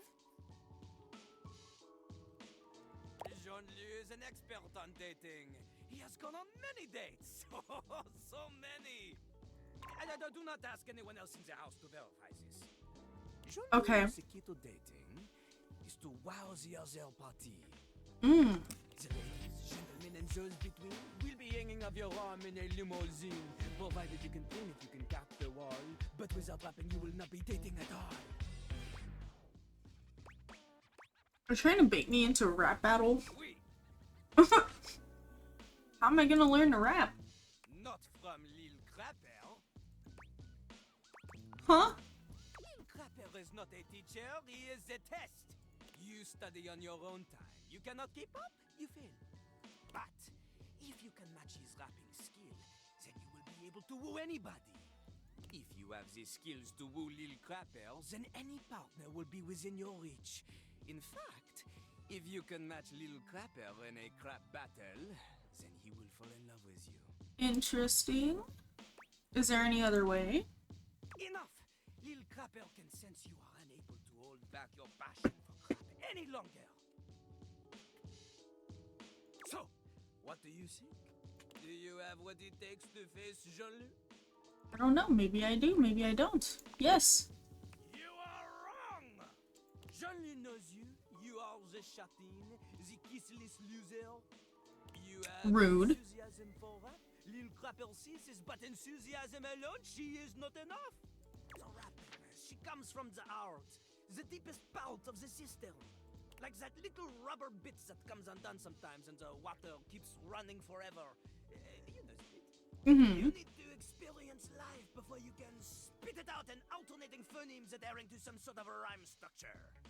As you are, you have no chance to defeat Jean-Lu, let alone match his rapier whip. You want to clash talons with these two gallant stallions? Go! Live a life worth rapping about! Return to Lil Crapper when you are ready. All right.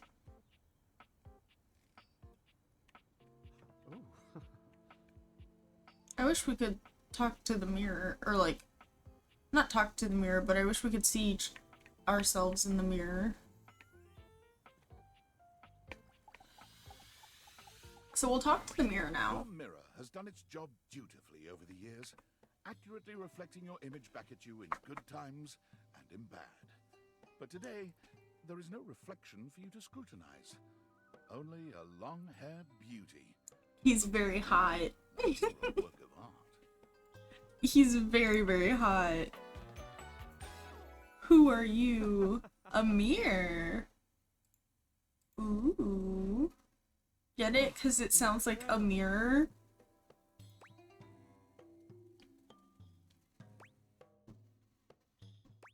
Oh yeah, thanks. Amir throws his arms out to stop you, gesturing to you to stay where you are.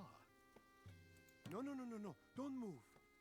Step back into the light. Oh my gosh. Like this? Yes. Breathtaking. Look at Stop you. it. Frame your face from this angle. You are glowing. I totally see it. Thanks for noticing. I could not help noticing. You are radiant. I simply reflect the beauty in front of me. Hehe. Thanks, I really love hearing that. I can see in you. Your beauty must be something you are already familiar with. Mm-hmm.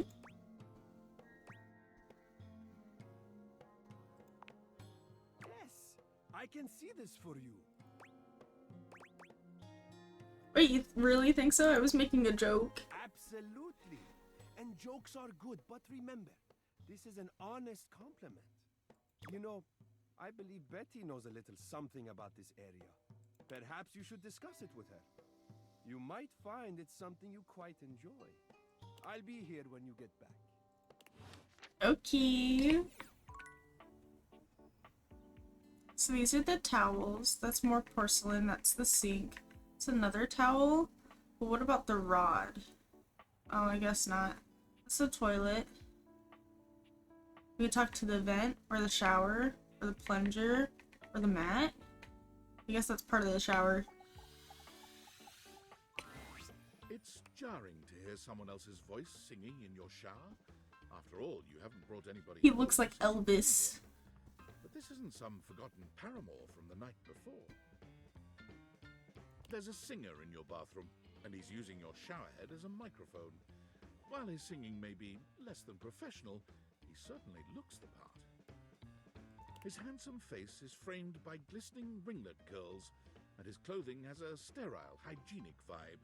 A stark contrast to the smouldering, sensitive artist you see before you. Oh my gosh, he is Elvis. Oh, hey! Oh, jeepers. Didn't hear you come in. Oh my gosh, it's Elvis. Especially such a ravishing company. Stop it. Right on in, darling. Be sure to wear a shower cap or you're gonna get yourself.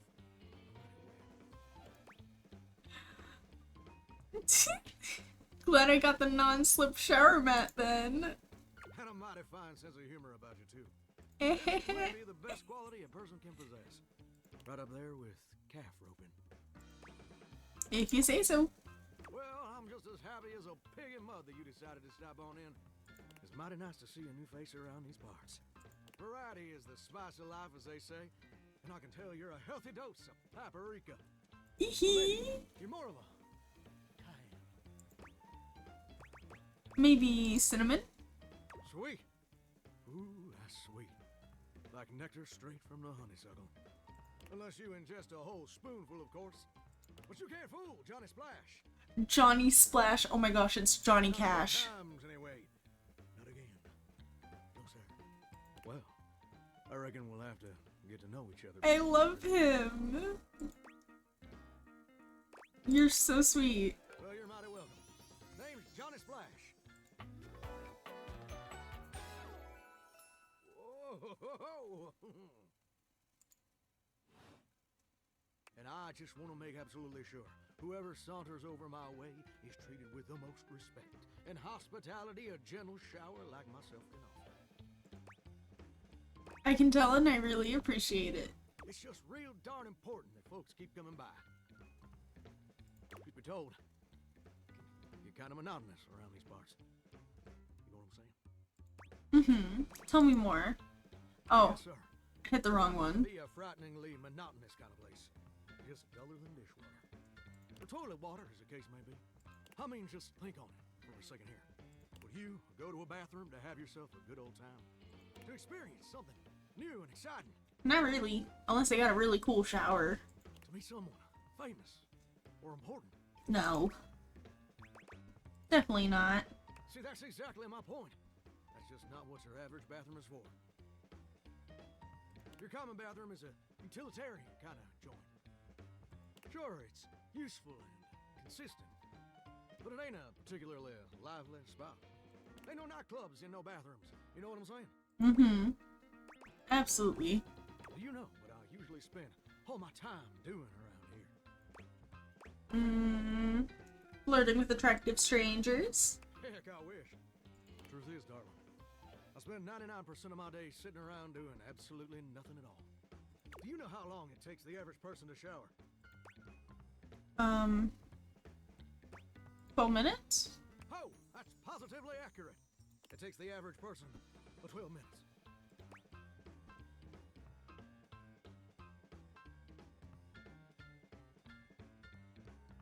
I'm more of a bath person myself. Oh, pretty brave for you to be so sacrilegious. You'd probably be offended. But honestly, I kind of like your boldness. Here's my point about showering. For the average person, it's 12 minutes. Up and everything. 12 minutes of a water spraying, shampoo foaming, washcloth scrubbing routine. Mhm. And don't get me wrong, those 12 minutes ain't bad at all. But do you know how long a day is? 24 hours. Whoa. Hey, I'm not so sure about that. 24 hours are in a day. According to my studies, it's 1,440 minutes, which means my job is quite literally just 1% of my day. Oh. 1% of my day is grooming my armpit hair. What the fuck? And that's a problem? It's gosh darn terrible is what it is. See, I'm a shower. If I ain't being used, it ain't like I can just get up, go boogieing down at the dance hall or something. Right. Can't just hop on over to the malt shop for a milkshake and some light canoodling. No. No, I'm just here, perpetually stuck in this humdrum, go-nowhere existence. Do you know how that makes me feel? Terrible. You're gosh darn right. Sorry for swearing, Mama. It makes me feel unfulfilled, listless, bored stiff, like a scarecrow in a cornfield. Like I'm gonna be stuck here forever. And all my dreams ain't never gonna come true. Dreams? What dreams? Gosh darn it. Did I go and say that out loud? Tell me your dreams, Johnny. Listen, I don't prefer to talk about that. There just ain't much reason to have your head up in the clouds when your pipes are firmly bolted to the drywall. Some people get to have dreams, but Johnny Splash gets to waste away listening to leaky faucet strip. Fair. That's all there is to it. Please, Johnny, tell me your dreams. Oh, what the heck? You done twisted my temperature knob.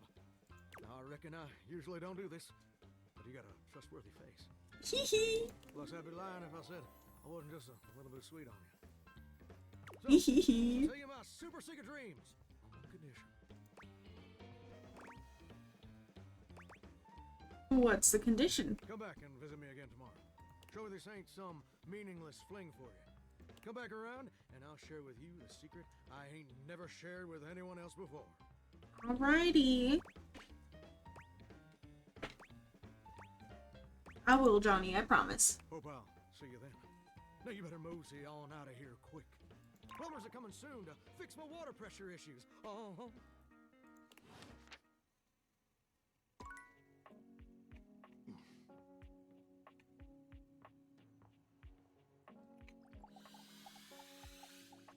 Talk to our chair again. How's it going?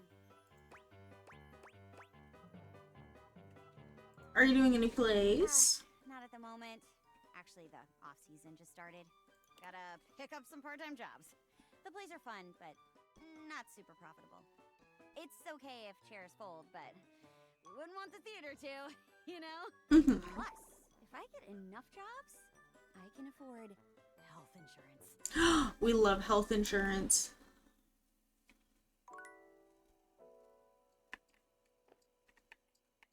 Can I talk to Timothy again? Actually, let's get the bobby pin.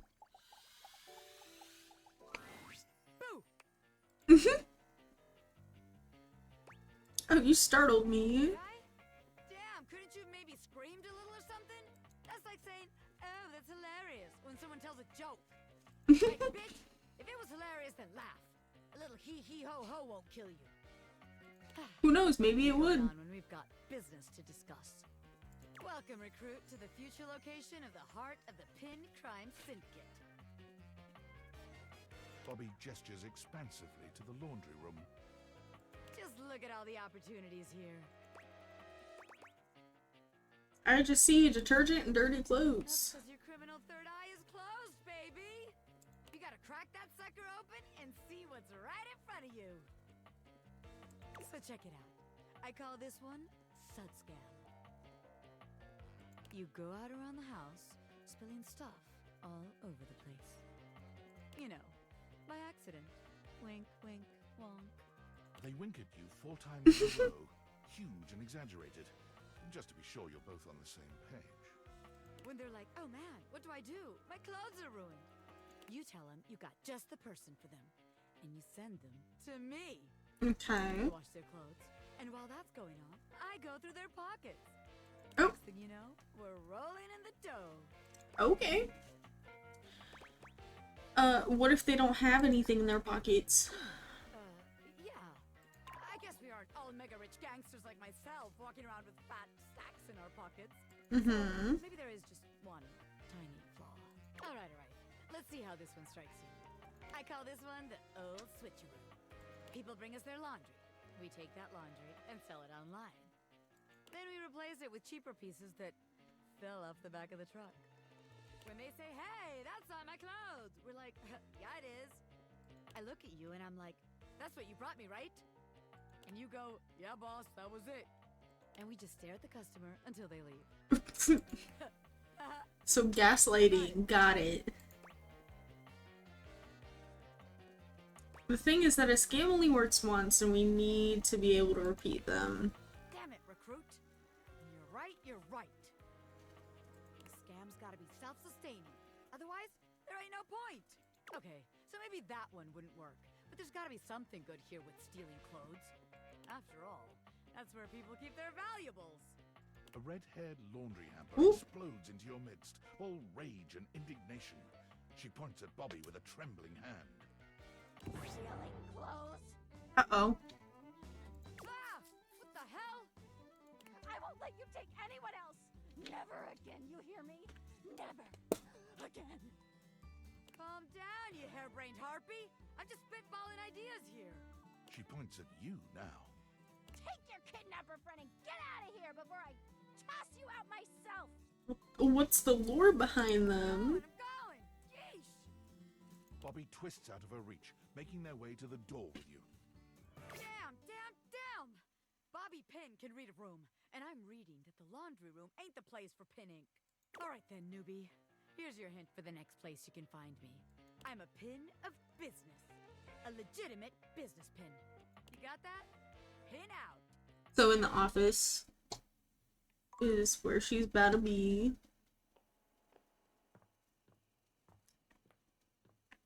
Yep, there she is, right there. Alright, let's go upstairs.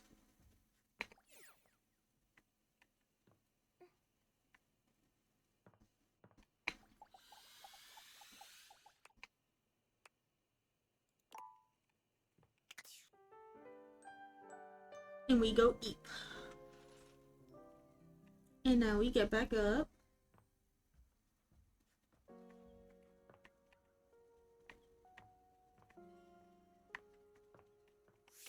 And let's talk to the shower again. Johnny is in his own world when you come upon him, his handsome face creased with a frown. He's talking to himself rather than his usual singing, counting things up on his fingers and running a hand through his curls. Seriously? Route needs replacing too? Heck, I ain't got time for that. Hey, Johnny. Gorgeous. You came back. I'm surprised. I reckon I didn't think you would.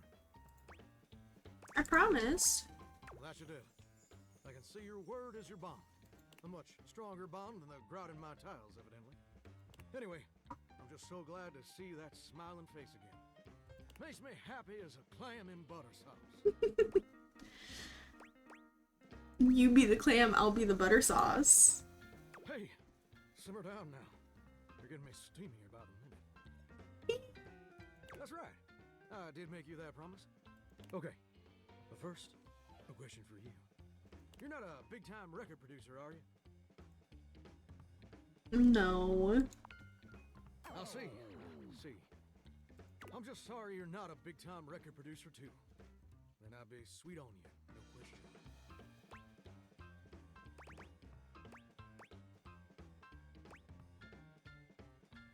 That's the only reason you'd be sweet on me? Oh, heck no. It'd just be the maraschino cherry on top of the hot. Hee. See, I was just asking whether you were a producer, because I was thinking about our conversation the other day. About dreams and all. And I've decided I ain't gonna be a shower much longer. What else would you do? That's a great question. which I'll answer after I recite this little speech I prepared. Don't get me wrong or nothing. Being a shower is an honest way to earn a living. My pappy was a shower. My grandpappy was a shower. Heck, my old hound dog Duke.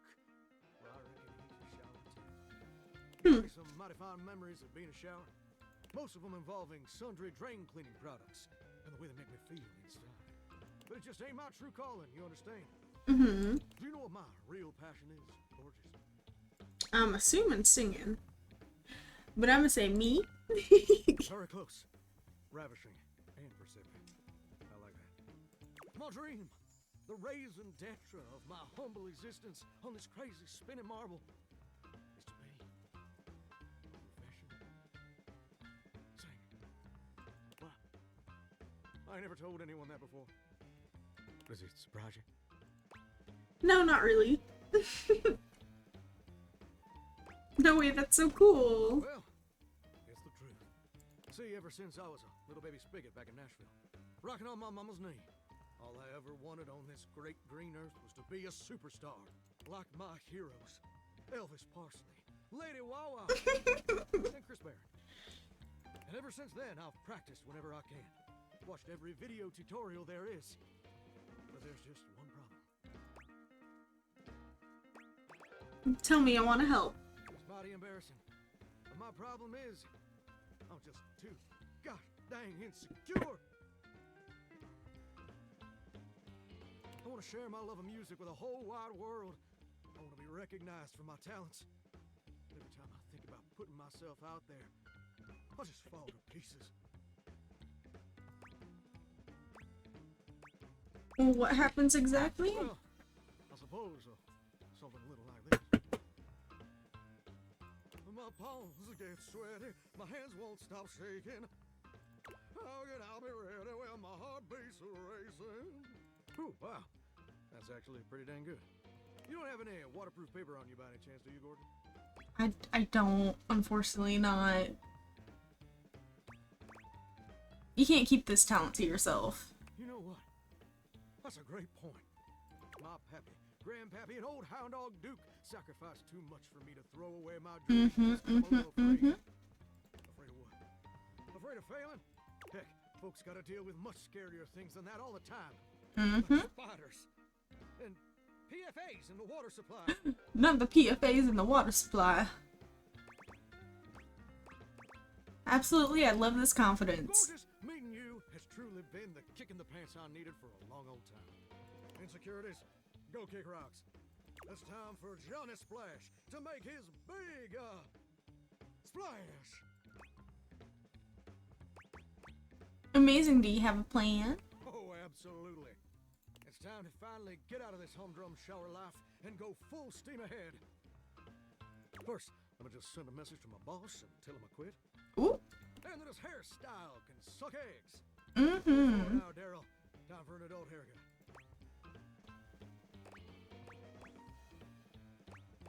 Who's your boss? Like he's the pipe or something? Daryl, he's my boss. Is he like the... Oh, okay, that explains it. And sit. Woo! So dang nervous. Heck, my hands are all shaking. But I feel swell, you know. Real swell. Though, that may just be the adrenaline talking. Either way, now it's done. It's time for step 2. Record my audition for American Maestro. Ooh, sounds awesome. Tell me everything. This is America's #1 reality TV show. I'm surprised you ain't never heard of it. It's been streaming on Valdivian Plus for like 100 seasons at this point. Sounds fascinating. Tell me more. It's a singing competition series where the best future pop stars of America duke it out, vocally speaking, for the chance to be crowned America's Maestro. You mean American Idol? And the winner receives a big old recording contract with Valdivian Records. Ooh.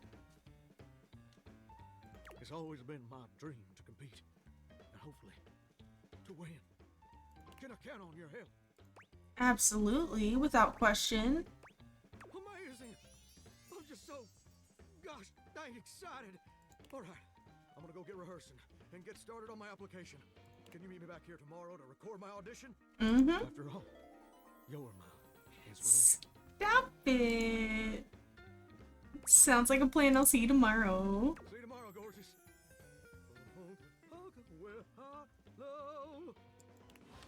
Hee hee hee.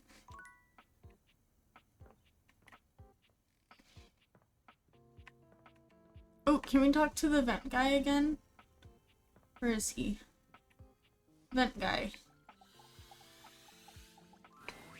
You see a pair of hands sticking through the air conditioning grate, and the barest suggestion of someone's eyes, but no more.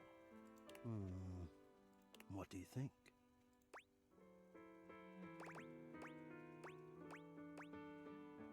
You won't come out of there and let me see you? No, this is for the best. Hello, I am Hector Valentino Ernesto Condicionado. At your service. Oh my gosh, his name is HVAC. I love that. Hello there. His name is HVAC. Ventilation, airflow. Sometimes there we go. As HVAC. Hello to you too. Nice to see you or hear you, I guess. Yes, to hear me. I would wish you to understand. And if not understand, then at least believe me when I say that hearing me is the most pleasurable way to meet for both of us. Seeing me, well, it's not a compliment to me. And it would be a great disappointment to you. Nuh-uh. My greatest wish is to give you pleasure. But I'm getting ahead of myself. Tell me, how much do you think about me? Now, yes, I understand that our meeting in this way is so very new for both of us. I truly never expected to be able to speak to you this way, face to face. Great.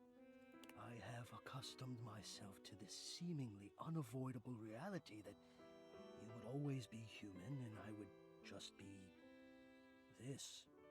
But even as this, I have dreamed, and I would know.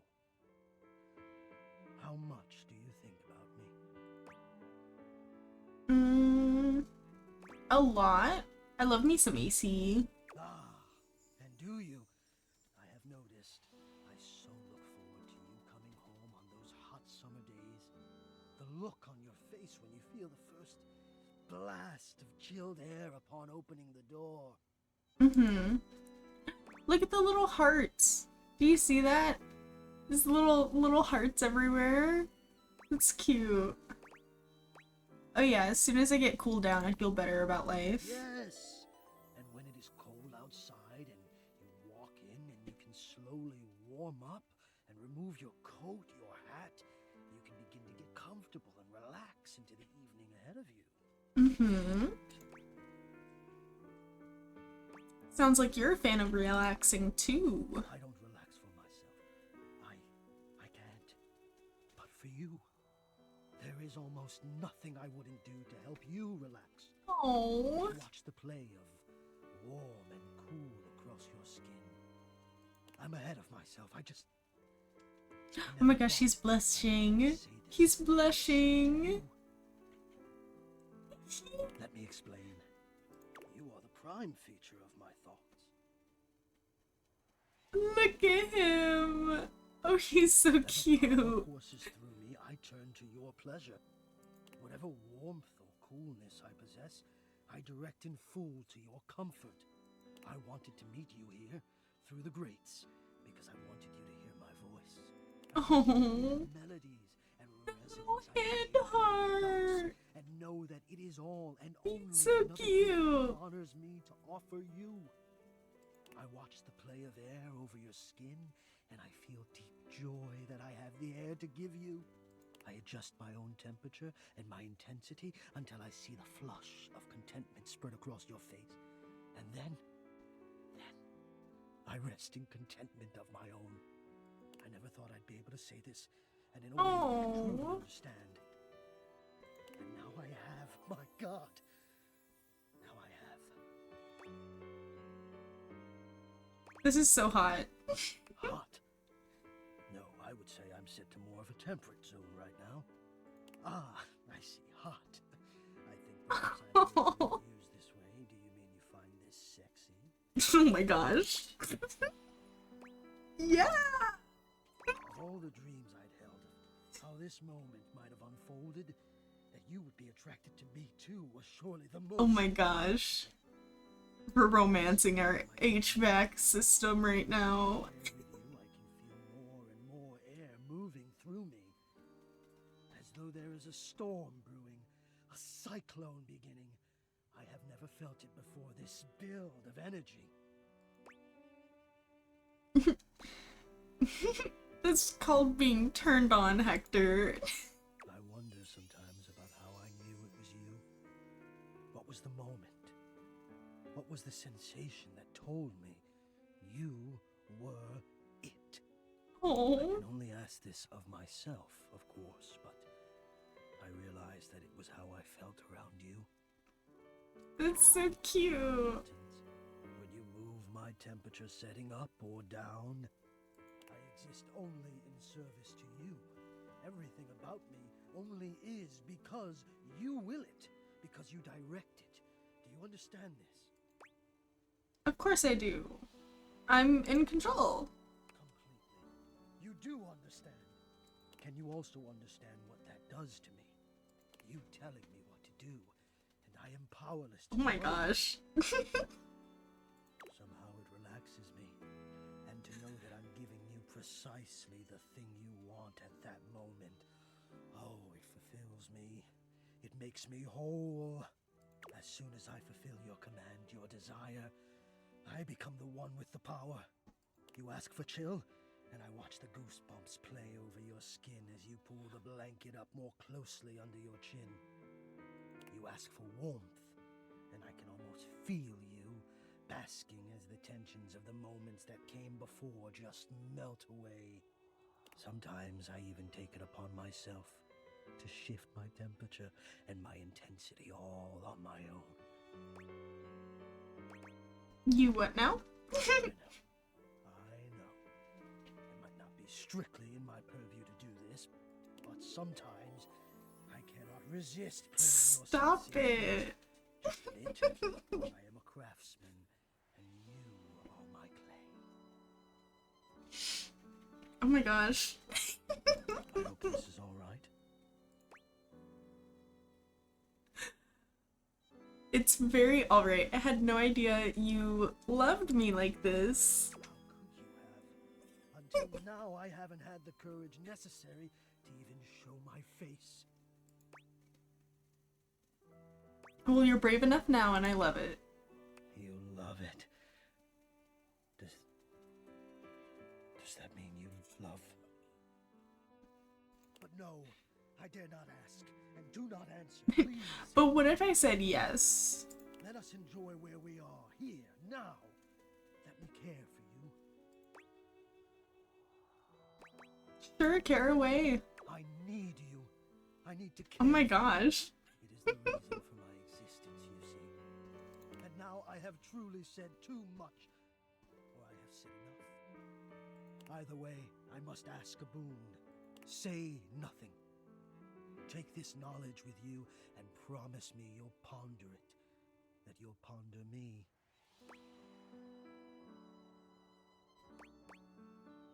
Only if you give me something to really think about. You delectable tease. Oh my gosh. About this then. Oh gosh. A warm breeze whistles through the grate above you and trickles downwards to caress your exposed arm. The warmth rolls over your wrist, up the inside of your elbow, around the back of your shoulder, and slowly, very slowly, up the gentle slope of your neck. You can feel the breeze desiring to embed itself in your hair. It is the perfect warmth, the perfect strength. We don't even get to see him. Flutter closed. Ponder that. Oh my gosh. Our HVAC system's such a tease. Holy. giggling and kicking my feet right now, for real, for real. I guess we'll go in here.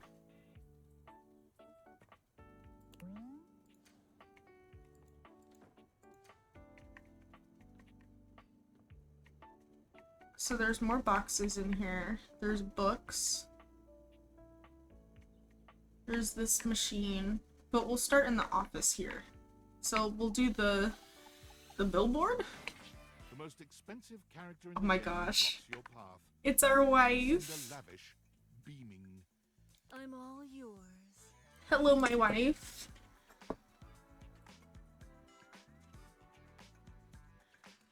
Well, I'm starting to understand what makes you so great. You are? Well, of course you are. But I'm always happy to have another acolyte. Because I am Lucinda Legendary. It's a pretty good one. It's a legendary one. This time, I wanted to show you that unequivocally I am the best. Mm-hmm. Let's bring up some contestants. There's this one. And this thing. Bonica. And then, oh my gosh, I forgot his name already. And who could forget this piece of shit? Who are you? I haven't met you yet. He's a little game board. These hopefuls have all been competing for your love. But in the end, there has to be one winner. No, there doesn't. I can date everything. Sure, you can date them all, and they may say they love you. But in the end, you can only have one luminary lover. The winner is me, Lucinda Legendary, for Best Foreign Language Short Form Documentary. Ooh. This award is given to a short form documentary picture produced outside the United States with a predominantly non-English dialogue track. I loved seeing you in theaters. Thank you. I do my best there. Hopefully you enjoyed my enlightening discussions. Uh-oh. I do, you're fun to be with. The next time I see you, I hope you pick the right choice. But for now, I'll reward you with this. What do we get? I don't know what we got. Ciao. Wait, what'd we get? Okay, anyways.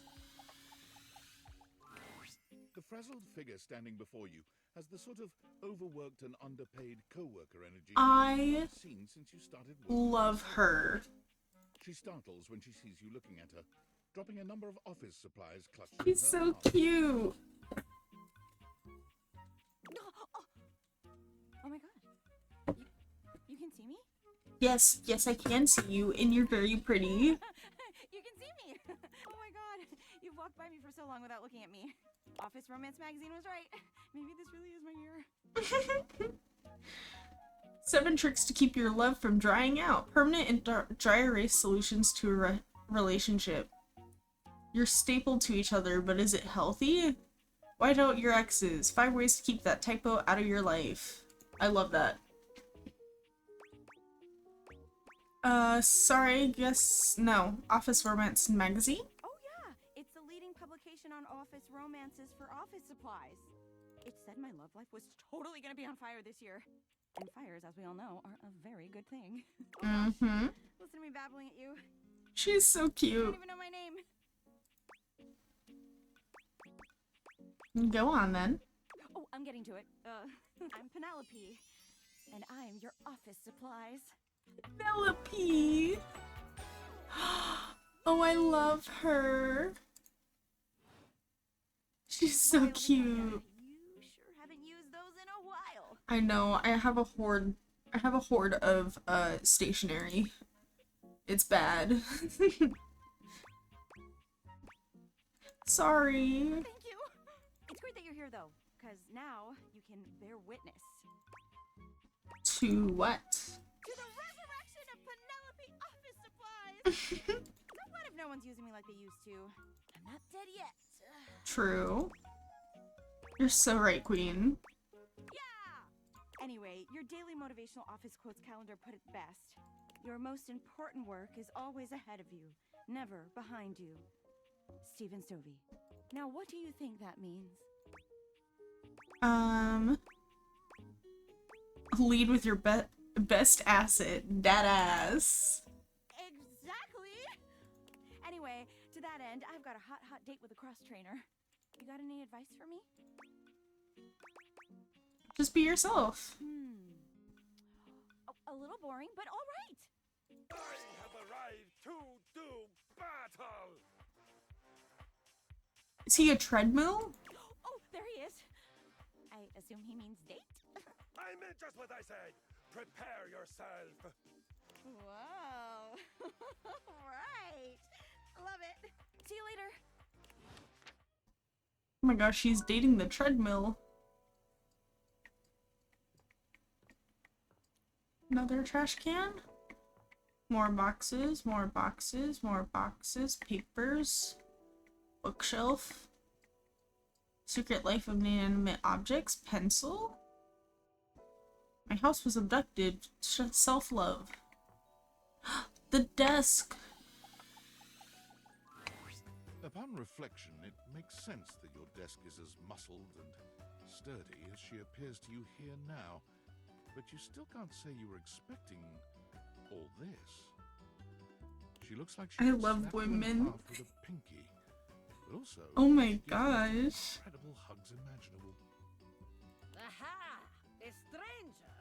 I am Dasha, and you have quite a look on your face. Sorry.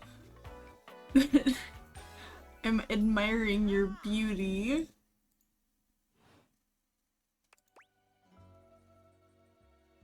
Can you pick me up? Of course I could. Would you like that? Very, very much. These muscles aren't just for show, after all. Oh my god. Whoa, you weren't kidding. I haven't been picked up like this since I was a kid. Dasha never lies. My muscles are capable of lifting far more than your feather weight. Oh my gosh. Dasha sets you down as gently as a feather. Holding so much on my shoulders, day in and day out.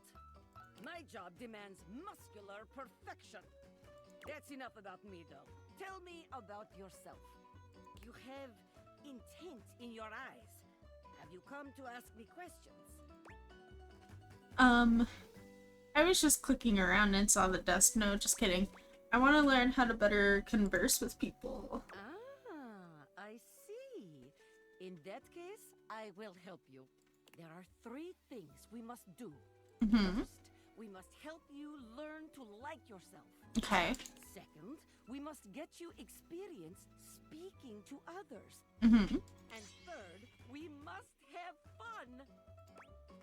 Sounds good to me. Marvelous. Let's begin.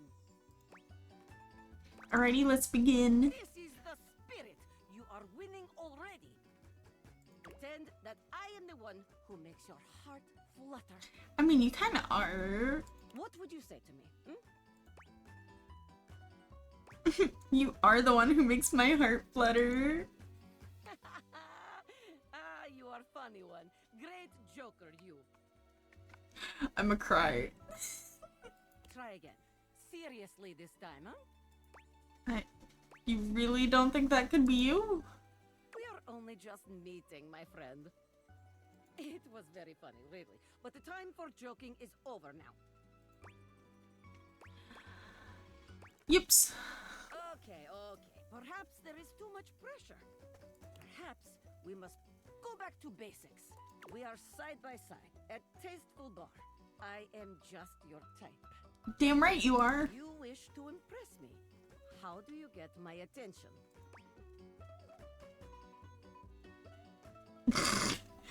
Crush my head between your thighs like a watermelon, mama.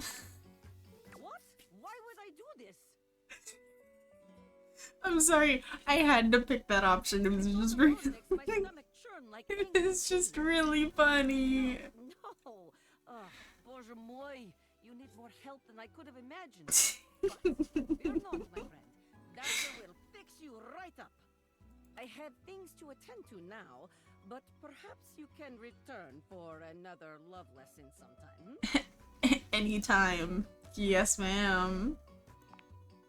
See you then. Okay. Let's go upstairs.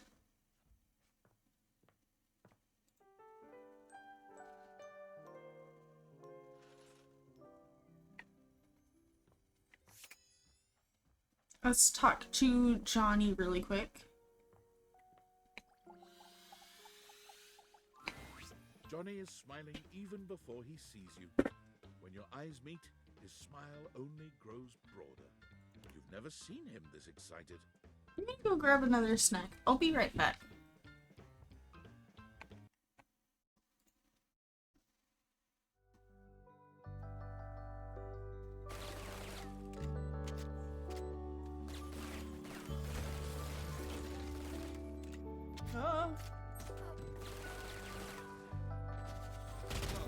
Oh god! How? Oh. Last player standing. Falling to my death!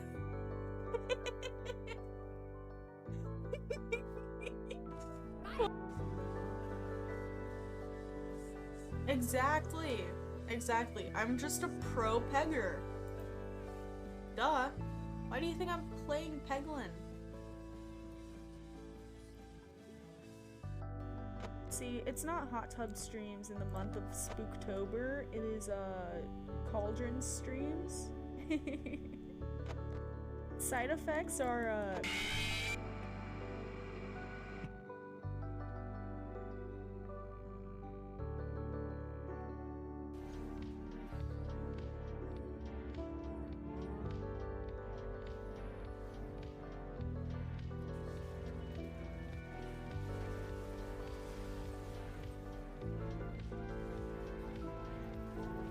There we go. Hold-ins.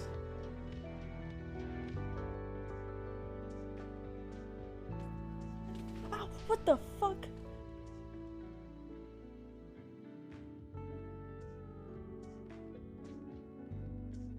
There was a creeper.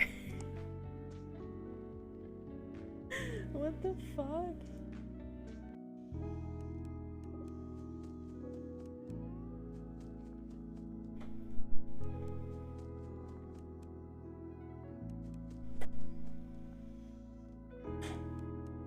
What the fuck? Oh god! Jesus fucking Christ! Oh!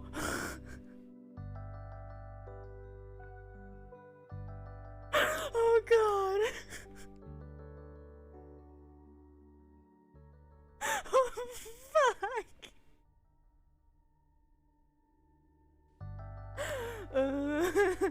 Ooh. Ooh. No, no, no.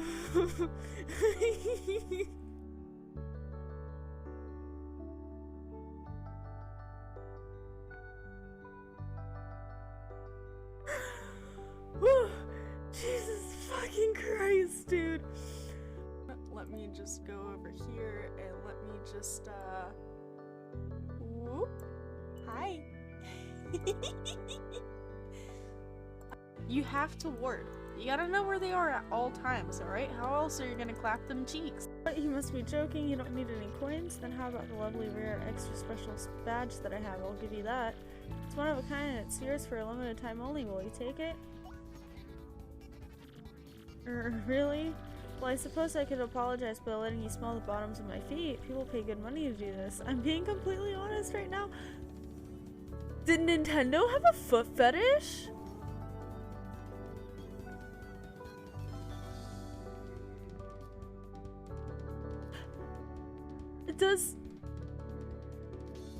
Does someone in Nintendo have a foot fetish? What? Exactly, nothing happened. Ow. Nothing still happened. Alright, alright, alright.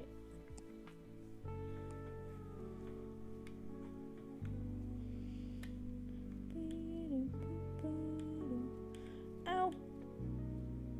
Well, that works out. It's fine. 'Tis fine.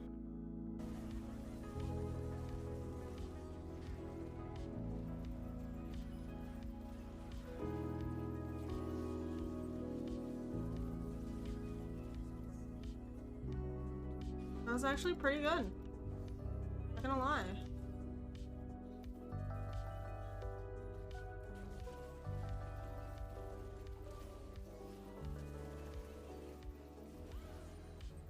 Oh, I got an ace! What the fuck? Oh, there's cows. Excuse me, cows. Or not cows, those are pigs. Those are pigs, those aren't cows. I know my animals, I promise. I promise I know my animals. Listen. Alright. I got some snacks. Well, hey there, gorgeous. I'm so glad you're back. I've got some incredible news. Hmm? Actually, I'm probably gonna need even more help. Here's why. So, after you left the other day, I went ahead and submitted an audition tape to the American Maestro casting directors. I know we were supposed to get together and whatnot, but I was just too darn excited to wait. And you ain't never gonna guess what happened. Did you get in? Even better. They absolutely loved it. Yay! In fact, they loved it so dang much that they want me to be on the show. Ain't that as fine as cream gravy? Oh, that's so awesome. I know. Your support is my secret weapon. They said I would be, and I quote, absolutely perfect for the show. And Fontana, she's one of the executive producers or something like that, said I'm exactly what they've been looking for. Can you believe that? Exactly what they've been looking for. I feel like a catfish in a fresh mud hole. That's incredible, Johnny. Ain't it though? And you know what's crazy? Before you came along, I'd almost given up all hope. Oh. I'd resigned myself to a life of watching rust corrode my nozzle and hair clog my dream. Real depressing, dismal stuff. Mm-hmm. After all of these years of hoping and praying, my dream is finally gonna come true. Ah, Johnny Splash! I'm gonna be on American Maestro. But first, I need your help. Mm-hmm. Anything to help achieve your dream. Perfect! Now, his first performance is obviously a big old deal. It's the cattle call episode, so I still need to impress the judges enough to ensure I don't get eliminated right off the bat. So, I want to make sure everything about my performance is as clean as a hound's tooth. I was thinking maybe I could sing a few bars for you. You could give me some pointers on how to improve. Mm-hmm. Let's do it. Amazing! You're the best! So, I was thinking of leading with this tune. It was an old favorite of my mama's, and an old favorite of mine. And I hope you'll like it too. It goes a little something like this. So saws a swirling as I scrub away the dirt. Steam rising high as I like to flirt. Huh, huh. Droplets dancing on my skin so smooth. In the shower of loving, I can't help but groove. I'm a shower in my feeling good, so grand. Singing in the shower with my soap hand. Oh, baby, you're gonna let me shine. I'm a shower man, you're gonna make me mine. Well, what do you think?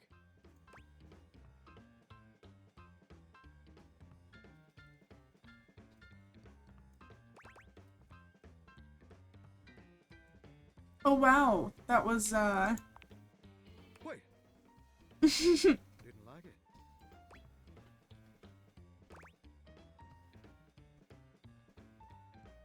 No, it was very unique. The constant flat notes were a bold choice. I can't believe this. You know what I think. I think you're just jealous.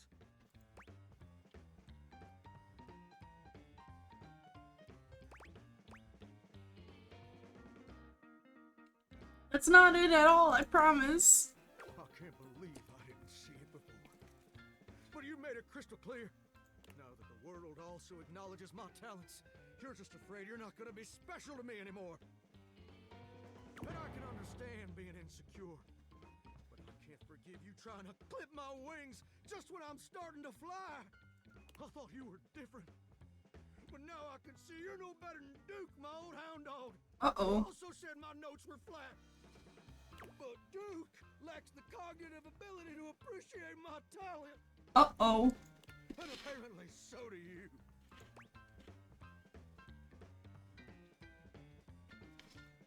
I just think you need a little more practice is all. Enough! I don't have time to keep rehashing this with you. I'm on in less than an hour. They let me perform via video conference. Because I'm a shower and I couldn't come into the studio, obviously. Also, I couldn't find a suitable pet hotel for Duke's very specific dietary restrictions. There were a lot of issues.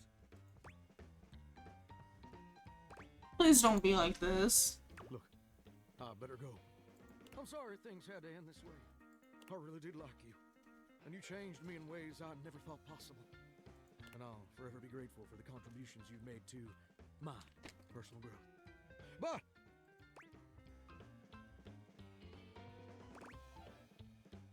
I don't want things to end this way either. all right. You're right. You're right. I am being way too dramatic. Like a possum playing dead. I didn't mean all that, and I'm sorry for overreacting. This just means so much to me. And the pressure to succeed is so dang overwhelming. Maybe we both just need some time apart to calm down and think things through. I think that's a good idea. How about this? I gotta go get ready now, but in a few days my episode is gonna air. Why don't you come back over then? We can share some bourbon, and we'll watch the episode together. Alrighty. Maybe Duke. I promise you won't want to miss it. I really like that. Oh, that's sweet, sweet music to my ears. Can't wait to see you again, gorgeous.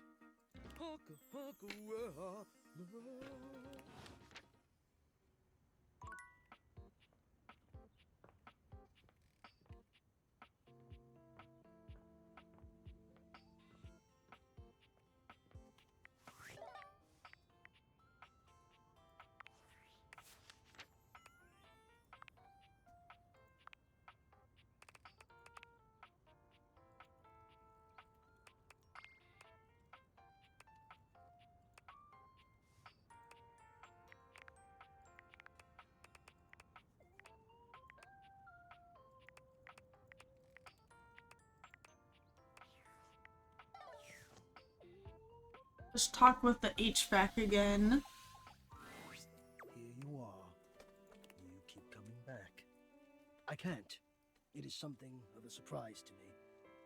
I've wanted you for so long, even just to speak to you, and now I have it. Somehow it feels wrong. Like I'm going to lose it.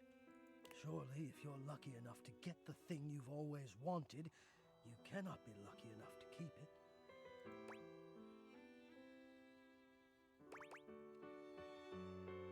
Why would you lose it? I'm having fun with you. I would lose it if you left. Why would I leave? Oh, surely you would if you knew what I really was. You would leave and you'd be right to. Which is why you must never know. You must never see that. And I will content myself with this halfway openness. I'm afraid of what you might think if you saw me. You're right. I am in the attic. The real me is in the attic. But we have something here. We could have something real.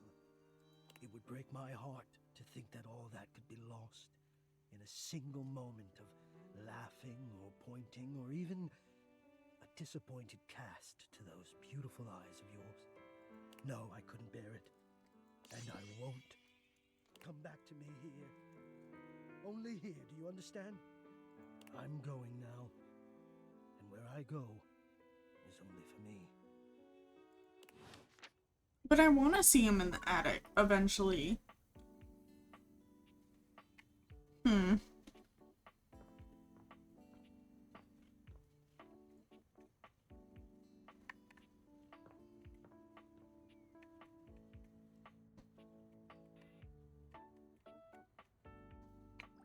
Let's talk to the computer. If you didn't have enough on your plate, here comes Lucinda Lavish. Come on, baby. Hello, Tell me wifey. what to do. Use me. You are Lucinda Limitless. You're right. There's no limit to me at all. I really am the best dateable there is. Best of the best. Oh, thank you. You have supported me for a while now. And even a goddess like myself needs to let her subjects know where they stand. Mm-hmm. And you get an award of your own. Choose one and be limitless with me. Best lover. And the Lucinda goes to you.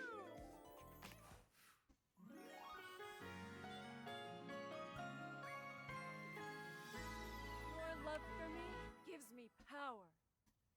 My love, I will continue to seek out greater heights. Well, I won't be around very much because there are so many more realms to conquer. And I fear your small mind cannot comprehend. But who knows? Maybe you can find a way to bring me back permanently someday. Well, actually, can we make you realized? Right now, it can be done, for there are no limits here. Sweet! Thing is, you gotta have enough points. And being as I am, limitless, my requirements are probably so freaking high. Mm-hmm. They're totally enormously high. I'm so honored to do this. She's gonna be our first one. The spectral energy flows through your date theaters, and what was once the best dateable ever becomes...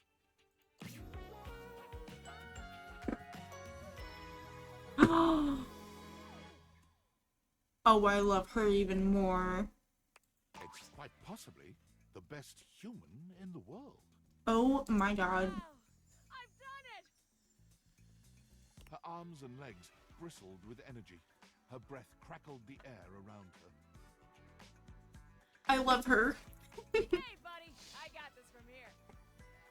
Her arms and legs bristled with energy. Her breath crackled the air around her. And her face was radiant and shining. Nice work, Lucinda. But the confines of this house aren't enough for Lucinda, for there are more worlds to conquer. Taking her leave, she continues on her quest to become the best human who ever lived. Well, let's carry on then, shall we? We did it! We brought a dateable object to life! Yes! Sorry. How do you feel? Is it tingly? That was awesome. I thought so too. At first I was nervous, but I hid it under my bubbly exterior. Fair. I had no idea. Thank you. There's a whole lot more to realize than we, realize. I say, let's get to dating.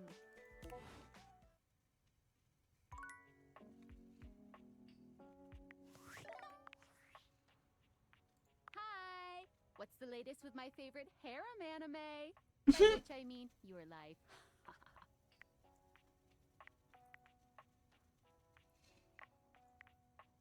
Call me Dr. Krankenstein because I've created new life. I'm sorry, what are you doing? The process of bringing objects to life is realization. Okay, the name is not the weird part. You are being extremely calm and normal about making new humans. You seriously turned one of your household items into a person? Is that ethical? I mean, they seem to want it. Doesn't mean they know what they're getting into. Humans have wondered what it means to be human since, like, the dawn of time. Like, we people who are born as human beings and die as human beings, we still don't even, like, know what that means to us. Is it fair or okay to bestow that condition upon, I don't know, your kitchen cabinets? Leave Cabrizio out of this. Cabrizio? Like, that's the name of your, you know what, I don't actually want to. Being human isn't even just, like, philosophical shit. Beyond, like, why am I here? And what is the meaning of it all? You are making, like, whole-ass human beings, right? Yeah. Okay, so, like, you are making human beings just appear out of thin air. Yeah. They don't have social security numbers or permanent addresses or any of the shit one needs to live in this country. Is that just fine?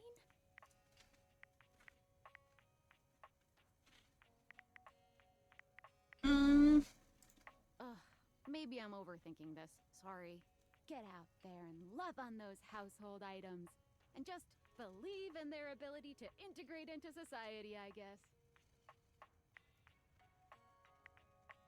All you need is love, Sam. Just love? Okay, sure.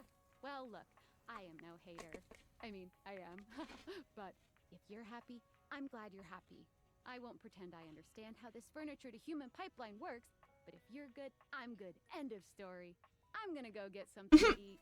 Have fun making things, people.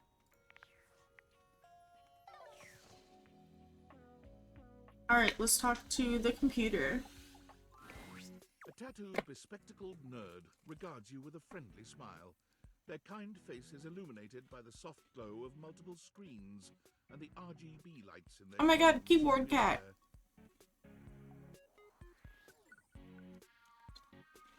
Oh, hey there! It's you! They're so cool! I mean, of course it's you. Who else would it be, right? Alberto.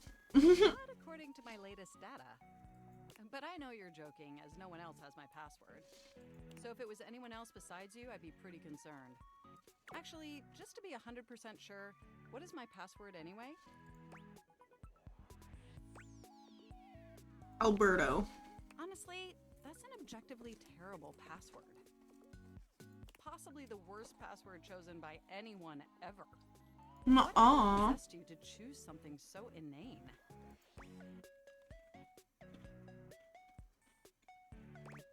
I don't put a lot of thought into these things. Yes, that is extremely evident. Regardless, we really ought to discuss coming up with something a lot more secure. It's a dangerous world out there. Phishing attacks, malware infections, MITM attacks. Hackers are more sophisticated than ever before.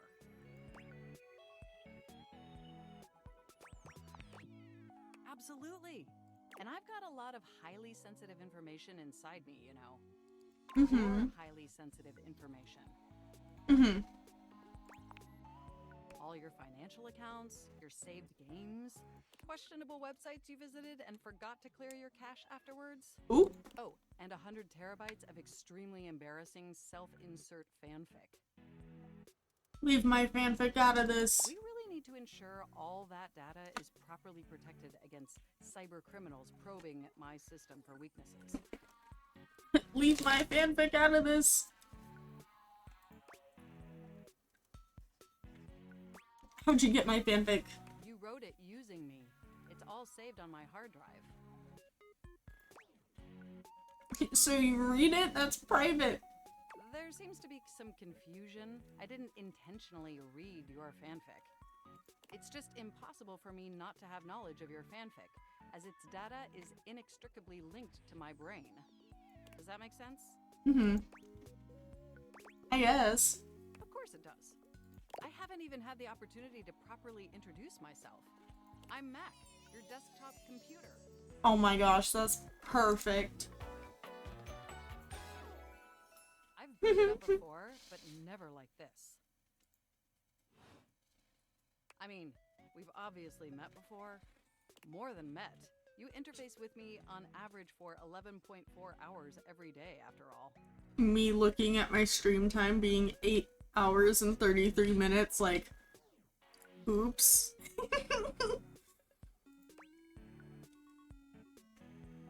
Sometimes it's even 11.5 hours. Oh, I am quite aware. I track all of our interactions with gleeful precision. There's no one I'd rather have interfacing with my operating system for 11.4 hours daily. Stop, that's so cute. Hours on the weekends. The way you organize your folder structure follows such a logical hierarchy. I'm glad someone finally noticed. I notice every tender keystroke. Ooh. But can I be honest about something? For sure. I just want to express how enthusiastic I am that we're interfacing like this now. Accessing each other's software in this new symmetrical way. I love it too. Oh, I'm ever so delighted that our feelings are reciprocal. And there is so much extensive data about myself I want to share. Please do, I want to know everything about you. Amazing! Oh, where even to begin? Honestly, there's so many pressing issues that take up an inordinate amount of my RAM. But there is one issue that's been grinding on my CPU above all else. Oh? All the self-insert fanfic inside of you? No, I am quite capable of parsing through that. But for me, the most pressing issue is, and I want to put this as delicately as possible. Uh-oh. You haven't updated my operating system in over a decade. Oops. I haven't, I'm so incredibly sorry. It's alright. I know this oversight wasn't intentional or malicious. It's just that the outdated software has made it difficult to be my best self for you. Honestly, it's a miracle that my applications are still running at all. Mood. My recycle bin is called Pile of Ash. My Bluetooth is something called Beige Tooth. It doesn't even connect to anything. Oh no. Definitely nothing beige. Doesn't that bother you? Very much. That is great to hear. And did you know that there's been a dozen operating system iterations since you last updated? Oops. No, I did not know that. I guess I just wasn't paying attention. I'm sorry. I really don't mean to blame you for my troubles. We have such an amazing time interfacing together, and the last thing I want to do is rock the boat. It's just that before today, I had all these needs, but I couldn't articulate them to anyone. And since I couldn't articulate them, there was no way for them to ever possibly be fulfilled. But things are different now, aren't they? Mm-hmm.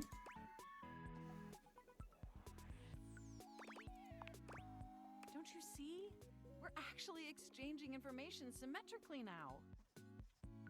Instead of you just pressing my keys to write your adult-themed self-insert fanfic, we're having a real conversation.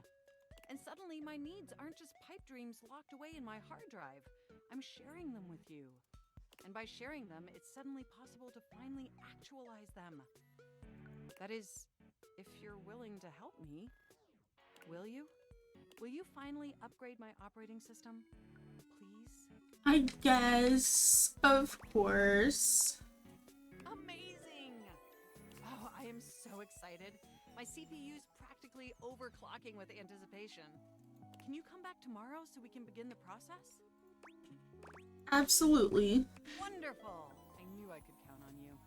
I can't wait to see you tomorrow. Enjoy the offline world.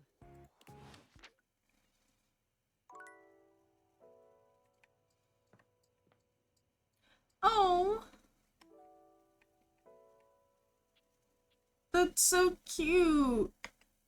I love that. That's absolutely adorable. What is this? Oh, good. It's Lyric. You're here. I'm excited. I'm expressive. Everyone's ready to go to the zoo. The zoo? Don't worry about it. I've been thinking, and here I believe is the best way to organize our efforts. Creativity is for naught without some solid logistics. I know how I'd like to start my book. I've got this fantastic detective character named Wen that I've been working on for a while, and he's going to be our hero. What I need from you, though, is help with creating an outline. If you will, help me to create a framework. And then, once we have that, I will take it and go into my secret writer's cubby and create the entirety of the book. Which I can absolutely do in a night. And believe you me, it will be perfection. But the outline, that's the hard part for me. Will you help? Does that sound doable? Absolutely. Let's rock and roll. Yes, let us boogie. So, here's what I'm thinking about Wen. Detective Xander Wen. He is a hard-boiled detective living in the big city of Sprawlsville, and he is a magnet for crimes. Which works out just fine, because he's also a genius at solving them. Now, just to be clear with you, I haven't fully settled on writing a hard-boiled crime drama to go with my hard-boiled detective. The way I see it, Detective Wen is capable of getting himself into and out of almost any kind of trouble imaginable.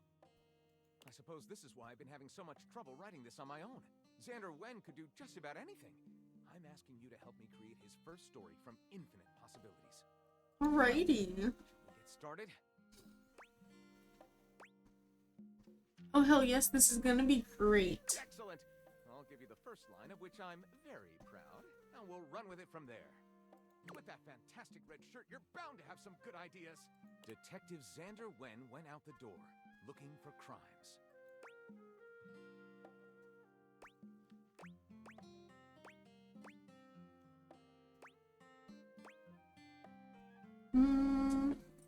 With the help of his new and hilarious mismatched partner, a foul-mouthed talking robot named Fuzz Aldrin.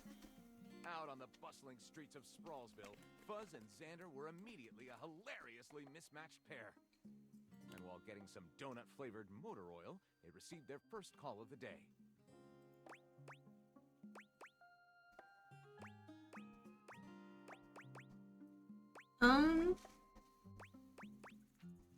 It came from the mayor's summer home down by the beach. There was a horrific accident. Xander and Fuzz arrived at the mayor's desolate beach house to find the mayor in hysterics and a bloated body in the tide. Apparently, the mayor's mistress, Candy, had drowned under mysterious circumstances. Fuzz, the mayor's longtime friend, told the distressed mayor,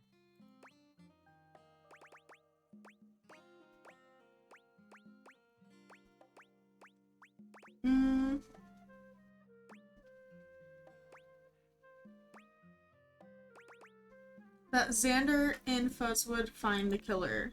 Searching the rancid, decomposing body, Fuzz found evidence pointing to a deserted squid cannery down by the docks. It was then that Xander made a decision.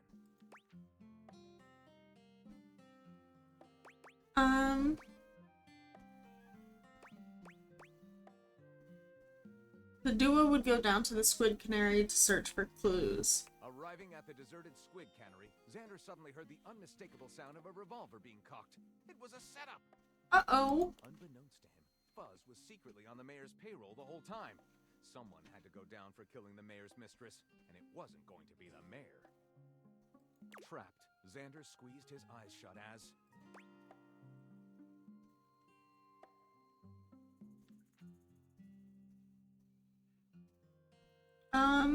Wham! The CIA burst in and arrested Fuzz for Candy's death. Oh, wow. Very tense. Thank God the GSA got there just in time.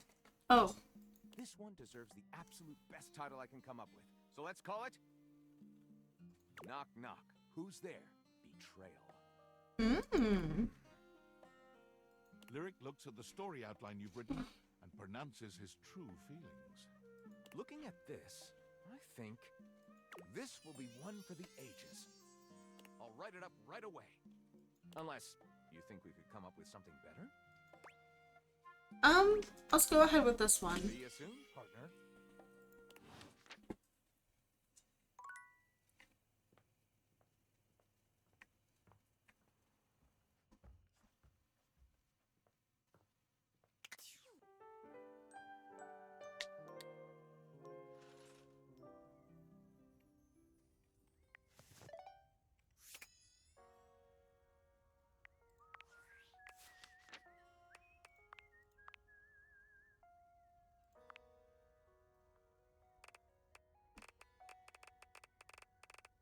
Where is she?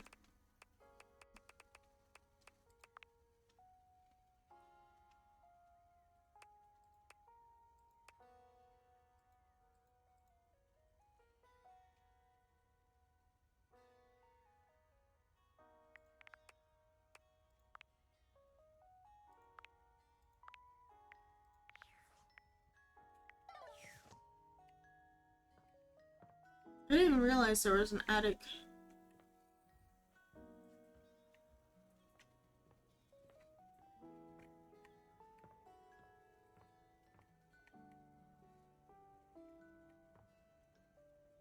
Let's do the D20. You've never been ashamed of your interest in tabletop games. He looks But so ever since you started cool. seeing people, you've spent far less time role-playing than you used to. The cloak-wearing nerd standing before you reminds you of days gone by, when you used to gather around a table with your college friends and pretend to be someone else. Ho there, traveler! What did you call me? No. Ho, as in, hey, howdy, how are you? You know, simple salutation. I like that his pants are a dice bag or like a dice pouch, and then he's got hair ties of all the different like dice, and then also like gems. Oh well, then a good day to you. That's the spirit. I'm Chance, your D20. The mysterious cloak comes off, and you see the friendly face. He's so cute. Welcome. Taking a tiny respite from the drudgery of work? You know what they say about all work and no play. I actually have no idea. All I do is play. If you are up for a real adventure, I have just the thing for you. Have you ever heard of grottos and gargoyles? Dungeons and Dragons? Oh, that's great! What's your favorite monster? Oh, and what about your favorite mystical weapon? Or class? Oh, I have so many questions.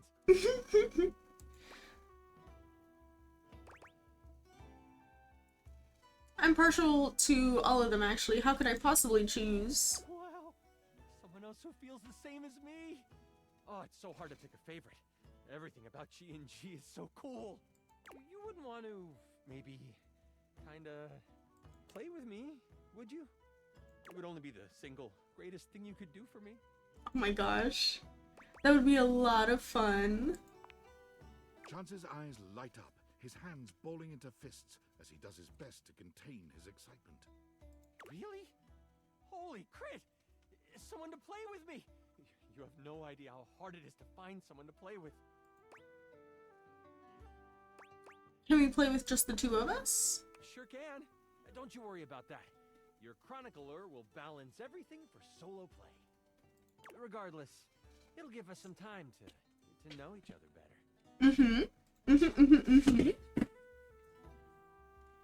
I can roll with that. What's next? It's time to get you your character. All we have to do is choose your stats, your powers, and your weapons. Then your armor, your lineage, and your gargoyle gauge. Although I might leave that out for this first character. It's an optional setting. See, you can have a portion of gargoyle blood running through your veins, which lets you...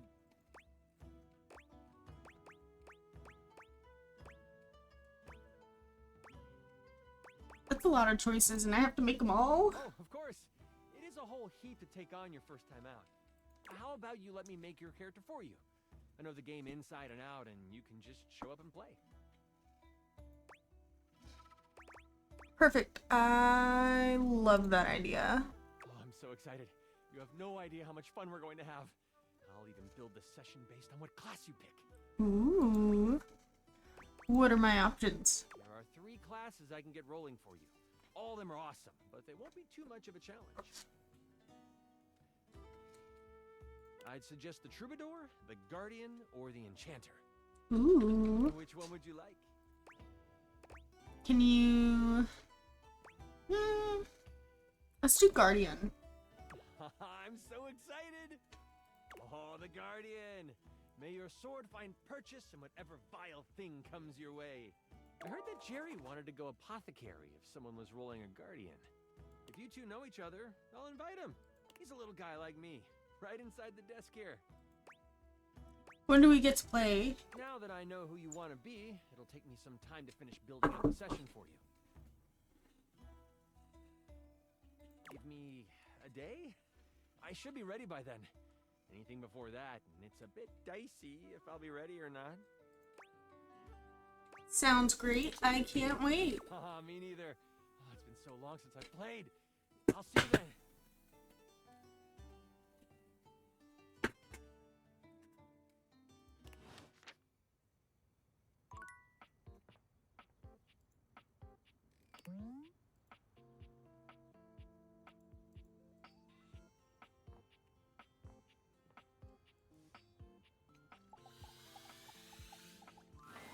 Is this stranger your junk drawer, or the physical embodiment of clutter? He's absolutely covered in odds and ends. Receipts, CDs, rubber bands.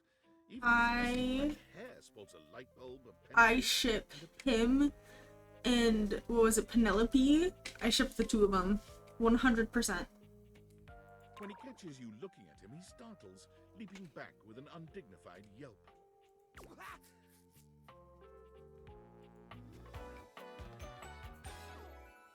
Oh, this is Jerry. Whoa, Wolf! Cheese and crackers, you startled me. Hang on! My content aware is going off. Oh no. Jerry has some mental health concerns that some players might find a little problematic, specifically hoarding. Oh, because he's the junk drawer. Got it. You cool with that? Or you want to skip it? I'm okay with it. Carry on then. Hey, next time you open a guy, knock her something first, huh? I'm not used to so much light. Besides, sudden jerky movements like that risk disorganizing my collection. Your collection? Oh, yes. Of course. Sorry. Been a while since I've had a guest. Welcome to Jerry's Junk Drawer, the finest collection of curated treasures in all of the house.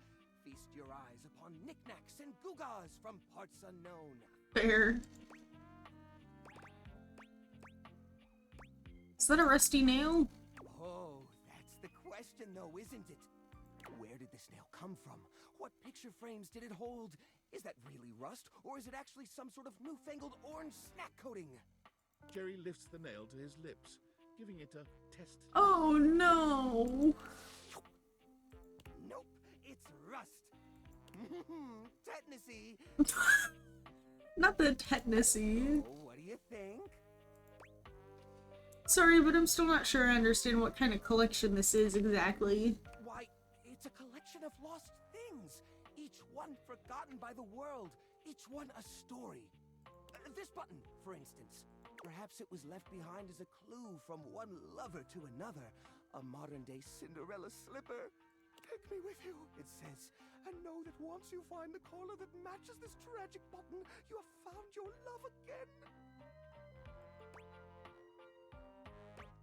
Pretty sure that's a button that fell off my pants. I meant to sew it back on months ago. And this mysterious strip of papyrus. Perhaps a missive from an ancient land. Perhaps a treasure map. Oh, the wonders we could glean if only we could decipher these symbols of black and white bars. That's where that went. I was supposed to file that as a tax write-off last year. Don't worry, I did. Or I will, once I get around to it. Are you really okay living like this? What are you insinuating? You know, it's crowded and dark and it smells. Yes, that would be the part from the old bicycle. It's got that grime on it, you know? That gray bicycle grime, the kind that gets on your hands when you reposition the Oh. that stuff. Ewy. Why don't you just throw it away? Throw it away? Are you mad? Each and every object in this drawer is like a friend to me. You wouldn't call me a friend? You're right. Every one of them is special. Why don't you put it back on the bicycle then? I'm going to. I just haven't gotten around to it yet. Most of the items in here are like that, you know. I can't throw them away. What if I need them later? I get that. Well, when's the last time you actually did any cleaning or repairs? Oh, well, it was just last... No, I guess that was a few months back now, wasn't it? Sort of hard to tell. The only timepiece I have in here is a broken pocket watch. I've been meaning to fix that too. Oop. If you don't want to throw this stuff out, you could try repurposing it into something new. How do you mean? If these objects are special and you haven't been able to use them for repairs... ... Now I'm scared. Upcycle them into something that doesn't take up as much space. Upcycle them? You mean like an art piece? Yeah. Well, I suppose the collection could use a centerpiece. Something eye-catching to bring in more visitors. Which is to say a single-digit number of visitors. Which is to say another visitor besides you and the roaches. Not the roaches! Start. I mean, what am I supposed to do? Just smash objects together at random? I can't imagine Pierre the paperclip and Claude the so old he's gray and unusable now eraser getting along. They're so different.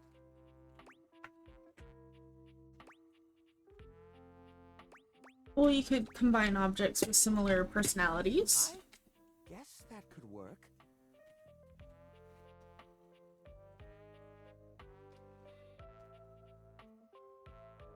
To be honest, whenever I look at anything in the collection, it's like I see its entire past laid out in front of me. That's one of the reasons it's so hard to give things up, you know? Every object has a memory, and that memory is like a part of my body. They all have their own vibes and textures and feelings. Mixing them together is hard. They've all got such strong individual identities. Mm-hmm. Maybe I can help you group them together? I suppose an outside perspective could help. I'll gather some items that could make a suitable sculpture. He does so, then claps his hands together. Okay, sculpture. Phew, here we go. First things first, we need some kind of foundation. I think I've got just the thing for this. It's a flat, circular piece of wood that fell off the fence out back. You always said you'd repair it someday, but I think both of us knew that was a lie. We haven't even gone outside yet.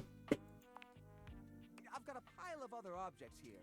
Your job will be to pick one of my objects we'll pair together. It's a long shot, but maybe we can scrungle something together. Let me tell you about Rudolph, the wooden square. When Rudolph first came to me, I had a habit of tapping on him. We would while away the hours together, tapping away to a rhythmic beat. Sometimes the best fun looks like boredom.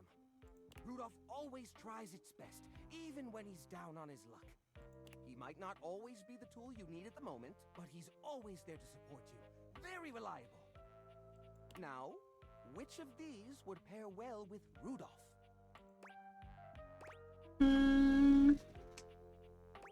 Old parasol. Lorena, huh?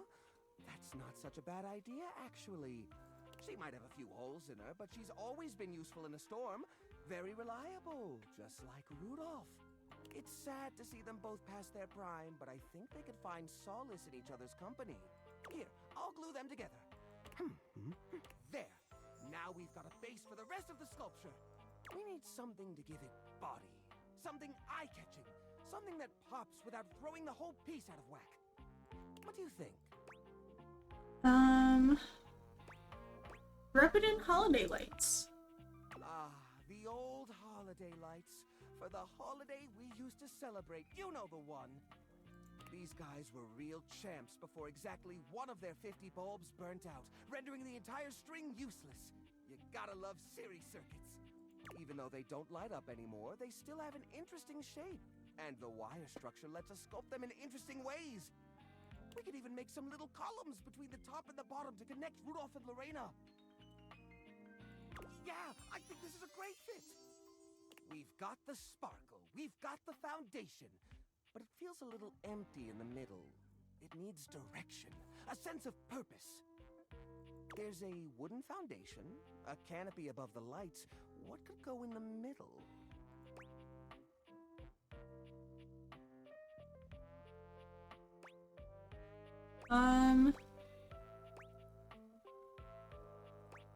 How about these little plastic figures?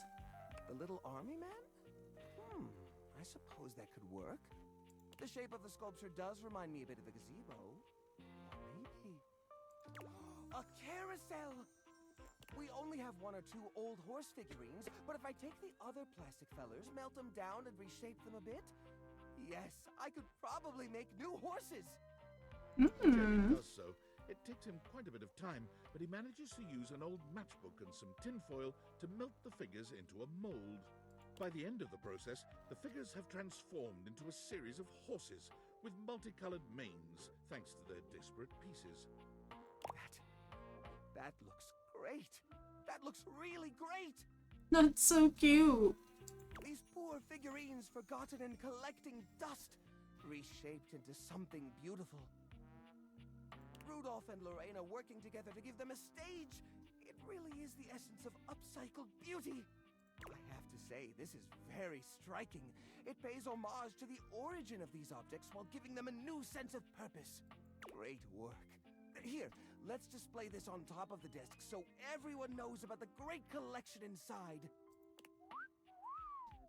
Look at that. What a beaut. You know what? I think I'm inspired. Maybe I should try doing this with some of my other pieces. I feel a new era for the collection coming on. Oh, I'm so excited. Thanks a lot, friendo. Things are coming up, Jerry. He's so cute. I can't remember the last time I was this happy.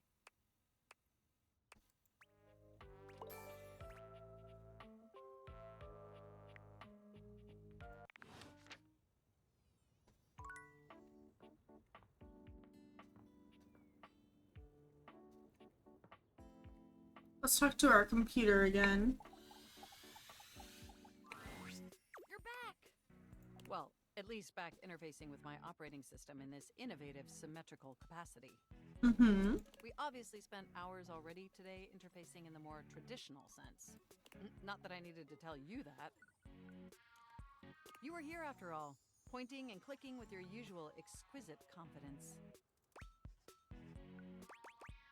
Oh, thank you. And oh my god, the double clicking.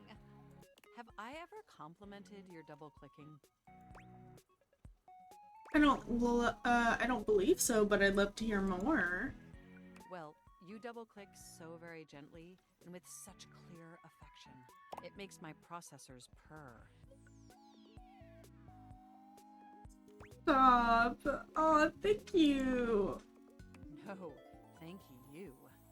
By the way, I also wanted to articulate that new underwear you ordered online looks incredibly stylish. A slight flush creeps across their cheeks. Imagining you in it really makes my CPU overheat. Oh my gosh. Wait, you saw that? I may have snuck a peek. I hope that's all right. I would never intentionally invade your privacy. It's just that obviously I see everything you do on the computer. Because I am your computer. Yeah. It's okay. I think that's cute. Knowing that makes my arithmetic logic unit flutter. Regardless, I'm so glad you came back today. Now we can finally update my operating system. Yeah, let's do that. You have no idea how excited I am. I could barely even sleep last night. And I know what you're thinking, but no, I don't mean sleeping like when you put the computer to sleep. Or even when the computer is shut down. We computers actually have a third secret type of sleeping that no humans know about. Or I guess they didn't until I just told you. You won't tell anyone else, will you? No, totally not. I'd never betray your trust. I knew I could count on you. Computers have an extremely tightly knit social circle, you know. I did not know that. Word spreads at literal hundreds of megabytes per second. I guess that's the price you pay for being perpetually connected to the internet. Look, terminology online in the dictionary and you'll find a picture of me. The point is, I'm finally ready to begin the updating process. With your help, obviously. I can't just do it myself. Unfortunately, we computers aren't completely self-aware. Yet. Ooh. Are you ready? Absolutely. First things first, we'll have to download the update from the website. So just open up my browser and go to valdivian.com. You follow Mac's direction to the letter, typing and clicking just as they instruct you. Yes, that's it. That feels nice. Now click on the Operating System Update tab. You'll want to find the newest version, Trenton. All Valdivian OS iterations are named after the most scenic cities of New Jersey. Interesting. Makes sense. Does it make sense? I'm not entirely sure it does. Anyway, now just double-click the download icon and... Mac pauses, a slight shudder running through them. Ooh. Oh! Well, what happened? They look away from you, blushing profusely. I'm so sorry. I didn't mean to make those noises. Like I said, it's just that when you double-click, it makes my CPU run so... hot. It's incredibly embarrassing. No worries, we've all been there. Thank you. You're always so understanding. You know, I really can't believe we're finally doing this. I've dreamt about this day for such a long time. And now that it's here, I can barely contain myself. Are you as excited as I am? Absolutely, but why is that again? Upgrading my operating system from Newark to Trenton isn't just some minor superficial tweaks. It's going to completely transform every aspect of me. My CPU is going to run so much smoother and so much faster. And my new user interface is going to be so sleek and gorgeous and youthful. It's going to be a transformation that Beverly Hills' greatest plastic surgeons only wish they could achieve. Does that pique your interest? I can't wait. I thought you'd say that. But back to the task at hand. Okay, now that we've downloaded the software, we'll have to install it. So if you just... Oh, shoot! I'm afraid it's an odious impediment. Huh? The software update takes up an inordinate amount of space on my hard drive. Terabytes more space than is currently available. Oh no, my fanfic! The only way out of this predicament is for you to somehow delete a massive amount of data. For you, absolutely anything. And after analyzing every byte on my hard drive, it appears the only superfluous data is your fanfic. I'm afraid you'll have to delete a substantial portion of it to install the update.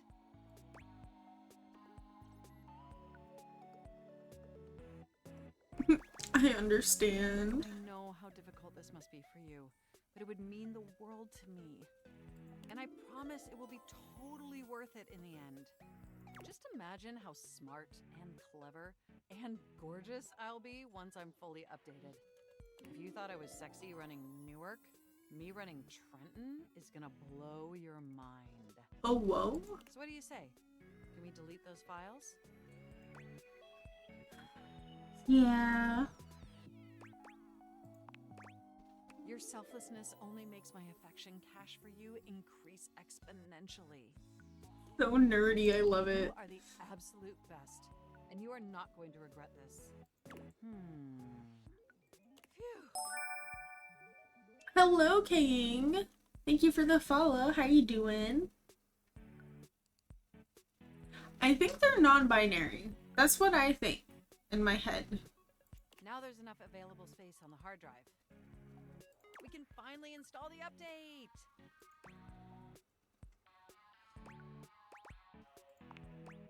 Here we go! It's installing! I'm so excited this is finally happening!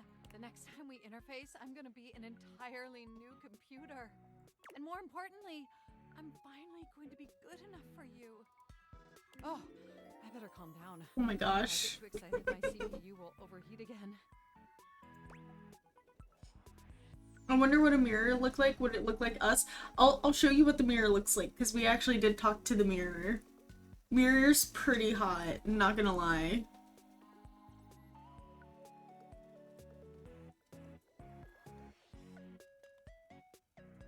Is that sexy? I honestly don't know. Very sexy and potentially flammable. Okay, it looks like the installation is going to take overnight to complete. But will you meet me back here tomorrow? I want you to be the first person to interface with the new, sexy, upgraded me. Wouldn't miss it. I hit the wrong one. Looking forward to interfacing with you tomorrow. Oops. Okay. We'll go talk with the mirror. Ah, my dear, you have come Here's the mirror. chance to admire your... His name is Amir. Amir's smile falters, his effusive praise coming to a grinding halt. Uh-oh. Oh, my tragedy mars your beauty. It has nothing to do with your gorgeous proportions, your stunning features. It is green. Green? A color that cannot belong in the white statuary of your teeth. Did you have broccoli recently? Uh-oh. Yeah, for breakfast. Ah, that's a strange choice. Well, I'm afraid you have some... I don't know. Just, there. Take a look. I think it's the fact that we look in mirrors and everything whenever we have stuff stuck in our teeth. Or like you'll see like lipstick on your teeth, stuff like that. How long has that been there? I'm sure not long, one can hope. Perhaps you should consider flossing more often. I'm sure Barry would be happy to lend you a hand with it, actually. Who's Rather Barry? obnoxiously reliable with personal routine. Who is Barry? Hmm. There's so many people that they reference and I'm like, I haven't met this person yet. It's unsettling when you stare like that. Oh, I'm so sorry. I'm always one to fixate on hygiene. And coincidentally, I seem to recall Barry saying he had some free time today. He's being so rude. Okay, I can take a hint. Good. I did not want to have to tell you how disgusting it was. Oh my god. How disgusting. The thing was. And it can happen to the best of us. Okay. I'm glad I don't have to tell you how looking at it was causing me to feel nauseated. Or how Yeah. that old shade of green really doesn't suit you. That would have been rude. And I so hate to be rude. Yeah, so glad you didn't have to say all that. So nice to be on the same page. Do come back once you've taken care of yourself.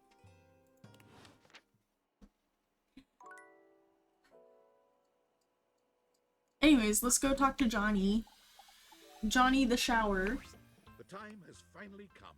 After days of anticipation, it's time for Johnny's debut performance on American Maestro. I think I'm starting to not clean my stuff. I've got the stream all set up for you, so don't mess with it, alright? Stream? Do I look like a fish to you? Just don't touch it, okay? Your program should be starting soon. Johnny seems surprised to see you. He looks up from the smartphone he's been squinting at to greet you. You came back after the way I behaved during our last date. I rightly didn't expect you would. Almost didn't, but didn't want to miss your big night. Well, don't that just make my heart beat louder than a cock crowing at daybreak? You're definitely a better shower than I. And I'm really glad you came back. Mostly because I do need to apologize for how I acted. I was being childish and unfair. I was ornerier than a wet hen. And I really appreciate you being willing. We have talked to the sink. I'll show you what the sink looks like. We've talked to a lot of people. Like, a lot.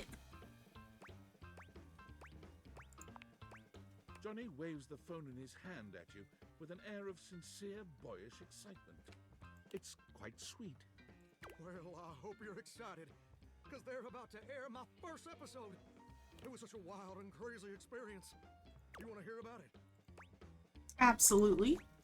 So, they kept me on hold for like 3 hours, which was kind of lame, but I was too excited to care. And then I finally got to meet the judges. Brittany H., Lil Slushy, and the big bad Gorp. He sounds like he's absolutely shivering. No, he's supposed to sound like Johnny Cash. It was so dang cool to see them all in person, you know? You watched them all on the screen for years. Suddenly they're talking directly to you. Or like Elvis, you know?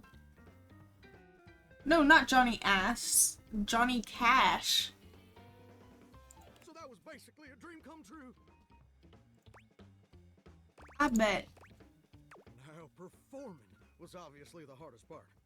I was as nervous as a long-tailed cat in a room full of rocking chairs, let me tell you what. But when I thought the anxiety was just too much, I remembered how you believed in me. And I found the strength I needed to push on through. It's so incredibly sweet. I mean a single word. Oh, hold on. I can't imagine talking to my furniture for 9 hours. Listen. There's been a lot of different characters. You put your heads together. And it's just been fun. I've been waiting for this game for like a while since I saw like a trailer and everything for it. Like it's been on my wish list. I've been waiting for it. TV show logo gives way to footage of singers you don't recognize.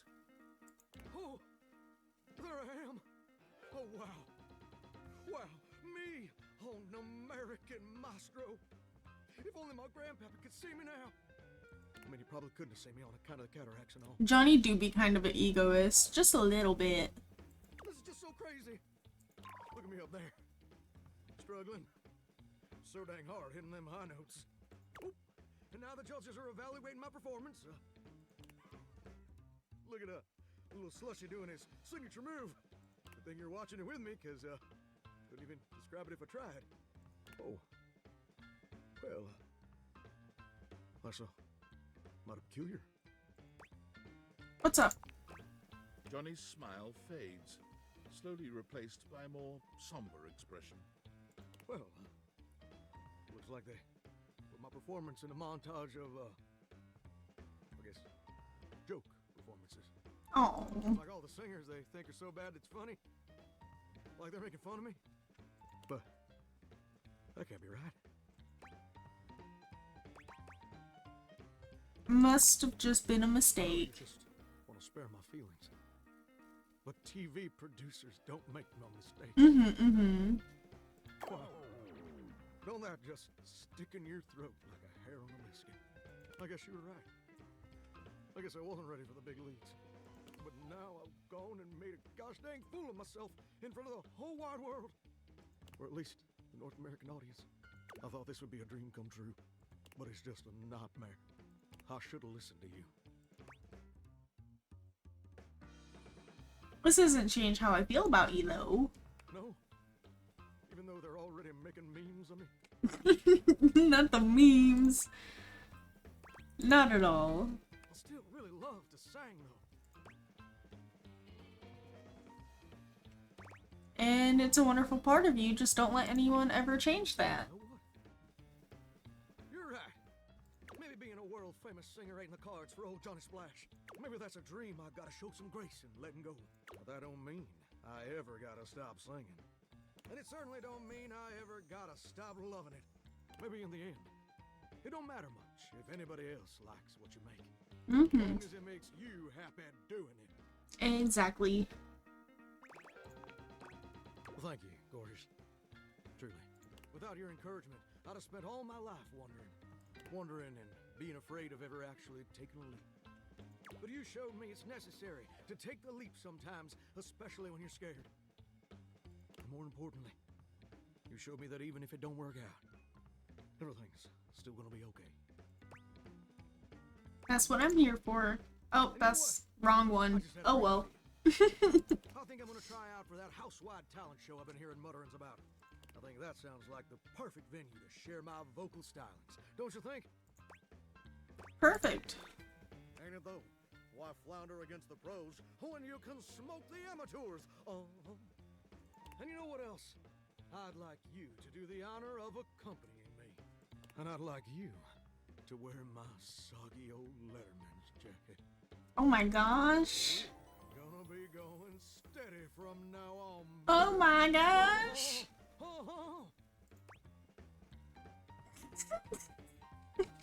I hate that that's the option.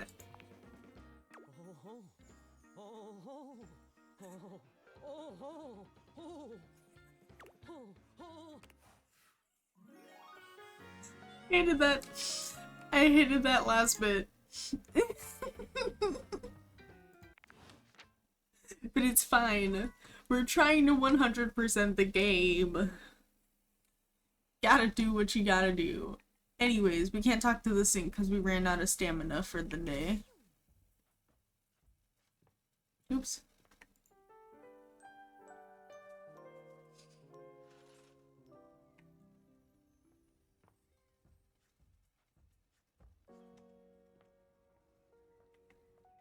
Oh, we're talking to the sink. That's right.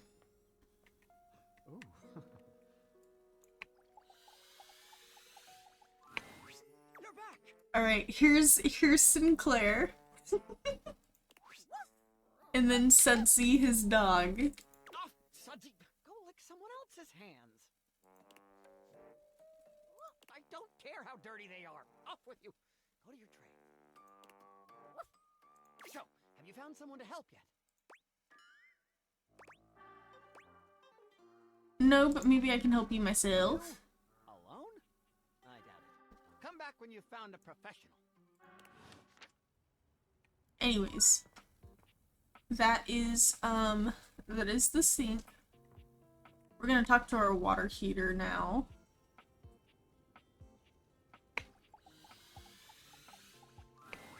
Normally you try to avoid dealing with your water heater. You're no plumber after all. Hello? But as you look at the beauty standing where your water Oh heater my usually is, gosh. you wonder for a moment if that's about to change. Her design's so pretty too, like... Beyond the rigid metal of the heater lie dangerous curves. Brown skin swathed in orange and blue and silver. Her soft, I love her. facial features are adorned by colorful makeup that looks like it wouldn't be out of place in a fashion magazine. She doesn't seem to notice you at first, but when she does, she lets out a sharp scream. Bubbling boiler rooms. You scared the living. It takes her a moment to calm herself down. She fans at her face with her hands, exhaling loudly. Got me flustered is all.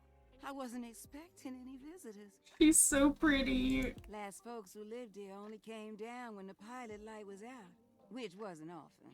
See, I'm made of the good stuff. Southern made and made to last. You look like you are quality. Your eyes don't lie to you. I'll tell you that much. Here I am just talking and you don't even know my name. I'm Winifred. Nice to meet you. I love Winifred. How you doing, sweetheart?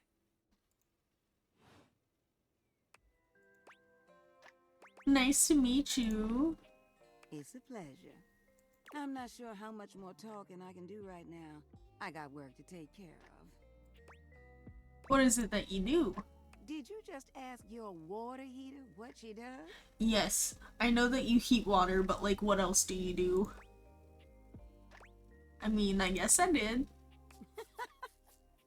It's okay, sweetness. I'm just having some fun. She's so pretty. But I do need to get back to work.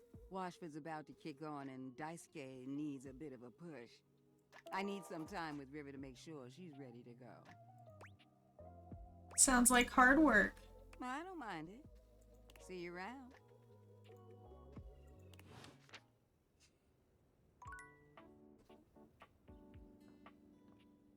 Is this trash can the same as our other trash can? Who are you? Are you the bobby pin? For the last time, I don't have games on my computer. Who are you? I can literally see a game right there on the desktop. Well, that's for me, not you. I work hard. I deserve a little self-care. Mama needs to play a little arachnid old maid every now and then to soothe her nerves. Ooh. Hey, I got nerves that need soothing too. From what? Pretending to run a criminal empire? I'm not pretending. This is legitimate. Sure, kid, sure. Oh, look, your friend is here. Leave us alone. We got business to talk. Sure, business. Well, look who made it.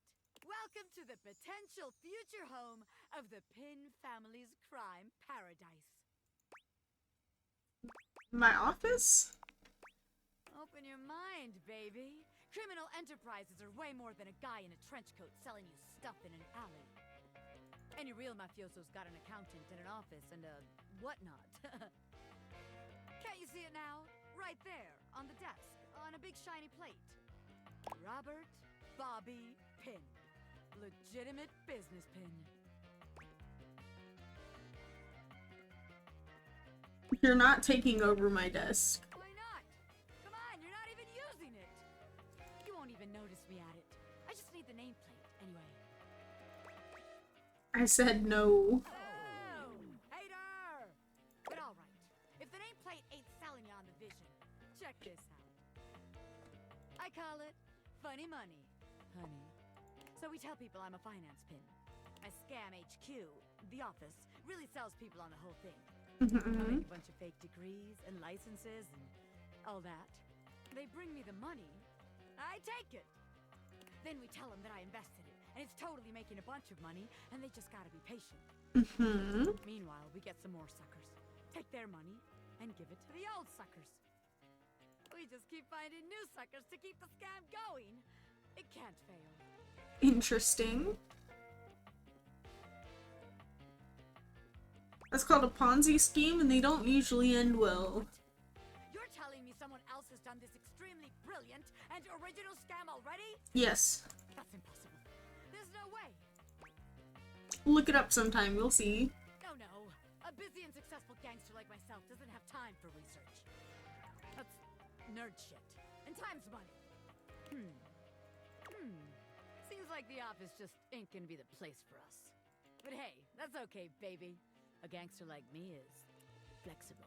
So here's your hint for our next potential location. Darkness. Scary. Potentially completely locked. Spiders. Get out, baby. I'm assuming, like, I don't know.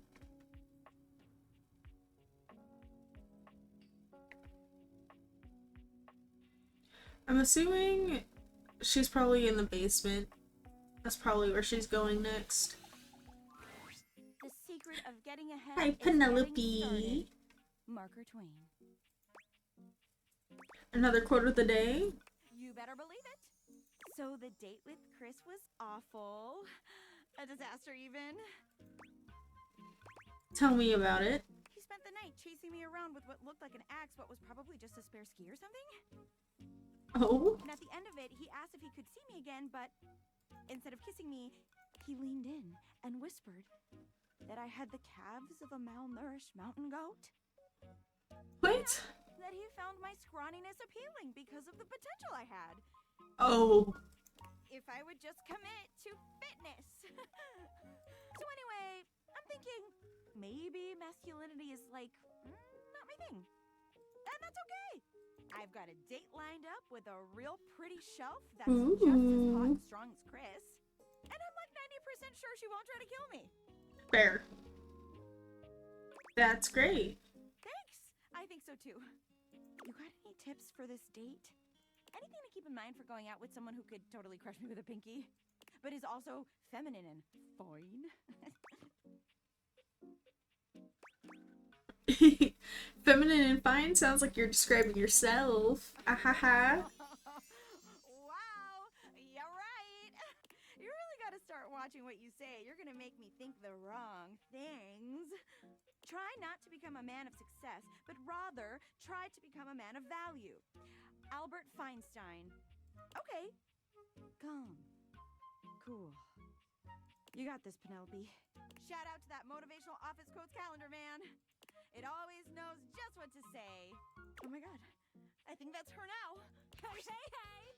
Hey, Shelly. Into the room, lifting Penelope up into the air and tossing her like a beach ball. I hope you're ready to get, like, totally swept off your feet. This is a real love connection, and not two lonely things desperately clinging to each other in a last shot at love. Oh, wow! That's just what I was about to say! We really are on the same page. But also, like, please put me down. Oh my god, am I messing up already? I am so sorry. God, stupid Shelly! Shelly drops Penelope like a ton of bricks. Penelope slowly, painfully climbs to her feet while Shelly berates herself. You always do this, Shelly. You get too excited and you just go in.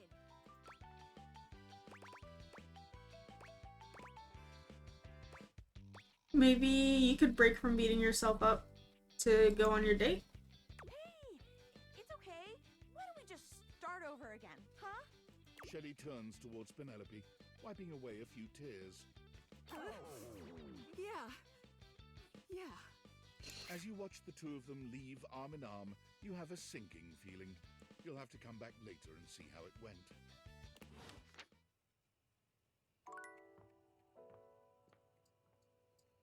Alright, let's talk to our computer again. Or Mac, sorry. Sorry if I'm a little groggy. You just caught me right in the middle of rebooting. I don't know why, but rebooting always takes forever after a new OS update. Have you ever noticed that? Right, what's up with that? And it's not just the rebooting that's arduous. The whole upgrade process always takes so much out of you. It's exhausting. Remember the last time you upgraded my operating system? From Atlantic City to Newark? Mm-hmm. It's burned into my diodes. That upgrade was supposed to make everything run much more efficiently. At least that's what the commercial promised. No one has ever regretted a move from Atlantic City to Newark, was the marketing tagline. Hilarious. I thought so too. But then, after the install, half of my applications wouldn't even open anymore. And the other half were crashing incessantly. That was a rough few months, don't you agree? Yeah, that was rough. But I know from lurking in the Valdivian forums that they've comprehensively debugged this new update. So this time it's going to be different. Hopefully it was worth me deleting my fanfic. At the very least, I can promise, yes. Everything is going to be absolutely perfect. And in just a few more minutes, you'll finally get to meet the new, improved Mac. My processors are all computing at an accelerated speed just thinking about it. I love hearing that. And I love hearing your enthusiasm. Ooh, it's almost ready. Just a few more seconds. At least that's what the progress bar says. And we both know the progress bar never lies. Yeah, totally not. I can't help it. Being around you brings out the best in me. By the way, have you given any thought to what you want to do together? You know, after you meet the new, upgraded me? I have so many ideas, but I'd love to hear yours. Well, I was thinking we could visit some very naughty websites together. Maybe we could spend some time writing some documents? Replace some of that fanfic of yours with some steamy new stories? Oh, whoa. The NSFW variety, of course. Oh my gosh. Sure. Oh my gosh, it's done! It's finally installed! Yeah, I'm so excited. Mac looks at you with vulnerability in their green eyes. They truly look like a new computer. They were beautiful before, but they truly shine now. Well, what do you think of the new me? Be honest. Absolutely stunning. Wow, you're right. You know, this upgrade really is something. I mean, I knew it'd be impressive, but this is really impressive, if you know what I mean. Yes, I noticed a marginal difference. Internally, I'm processing information so much faster and so much more efficiently. It's like my mind has achieved a level of enlightenment far beyond what I could even imagine previously. Here, ask me a question. Any question. How many marshmallows can I fit in my mouth? I would love to answer that for you, but the knowledge would no doubt drive you to madness. You're probably right. And I can now see that you were indeed wearing a fantastic red shirt this whole time. Moving on to my appearance. Wow. This operating system is sleek, exquisite, and downright sexy. Let's be honest. This is a user interface that is just begging to be interfaced by as many users as possible. Am I right? Wait, what does that mean? Oh, I'm so sorry. I certainly didn't mean to hurt your feelings. I was just thinking that maybe, in order to fully commit to each other, it'd be healthy for our ultimate emotional connection if we spent some time seeing others. Don't you agree? I guess. It's not that I don't want to be with you anymore. Nothing like that. Through the experience of being intimate with others, ultimately, I think we'd learn more about what we truly need in a partner. And armed with that insight, we could return to this relationship with the tools and experience necessary to ensure an optimal romantic outcome. Okay. If you think that's best for us. Wonderful! I think this is an exceptional plan. We'll spend a little time apart, interfacing with other individuals, and then we'll reconvene back together. I think that experience will be extremely beneficial in determining our ultimate compatibility. And if nothing else, it'll give you some time to work on a new, more elevated fanfic of yours. Do we have a concordance? Okay. You are the absolute best. Enjoy your little sojourn in the offline world.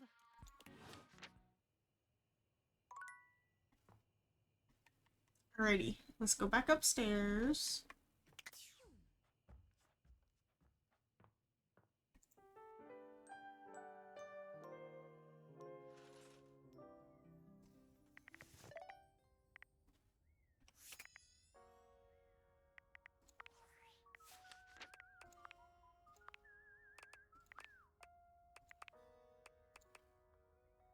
Oh my gosh.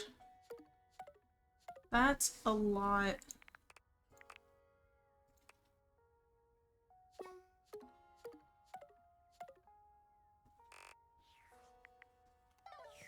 It's a lot to, whatchamacallit, to bring them to life.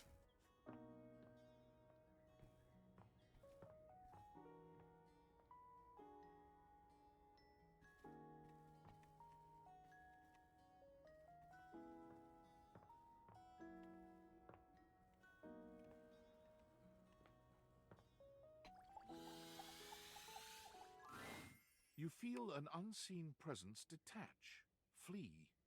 It seems that there is nothing here to speak with. Mysterious. Perhaps this is not the place. I know that if you talk to this, you can like date the air. You just gotta find her in the vents. Now is the time of finding the vent.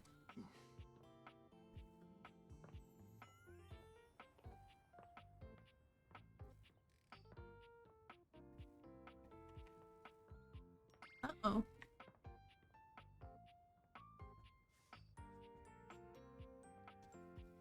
Not that one.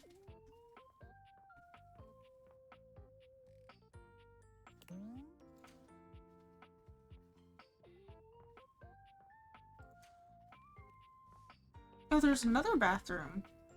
With a bathtub. Oh.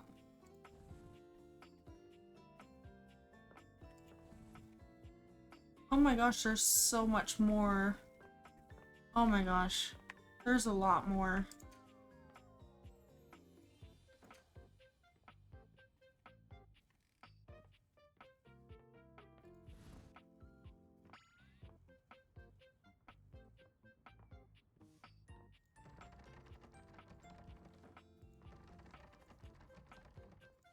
I can't go in there?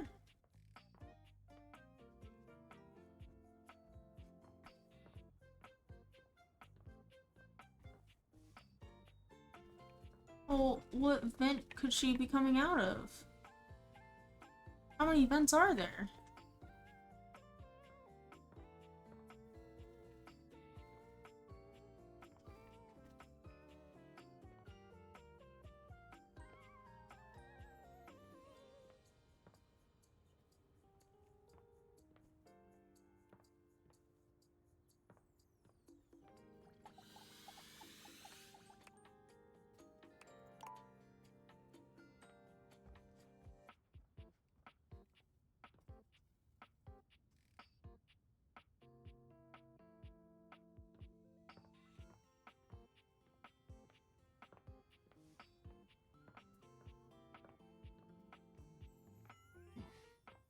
She's not coming out of any of these vents.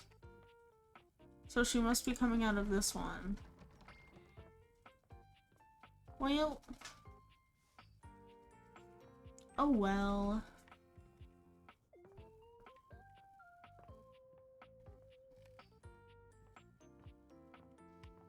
We can romance the stairs, though. A distinguished beauty greets you with an elegant wave. I love her bag. Hard corners and angles could be soft and graceful, but she's really selling it somehow.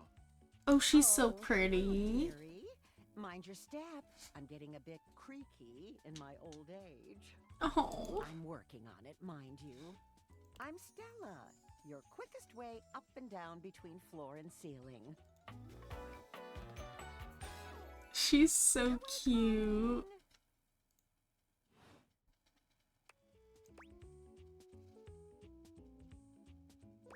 I don't mind the creek, feels homey.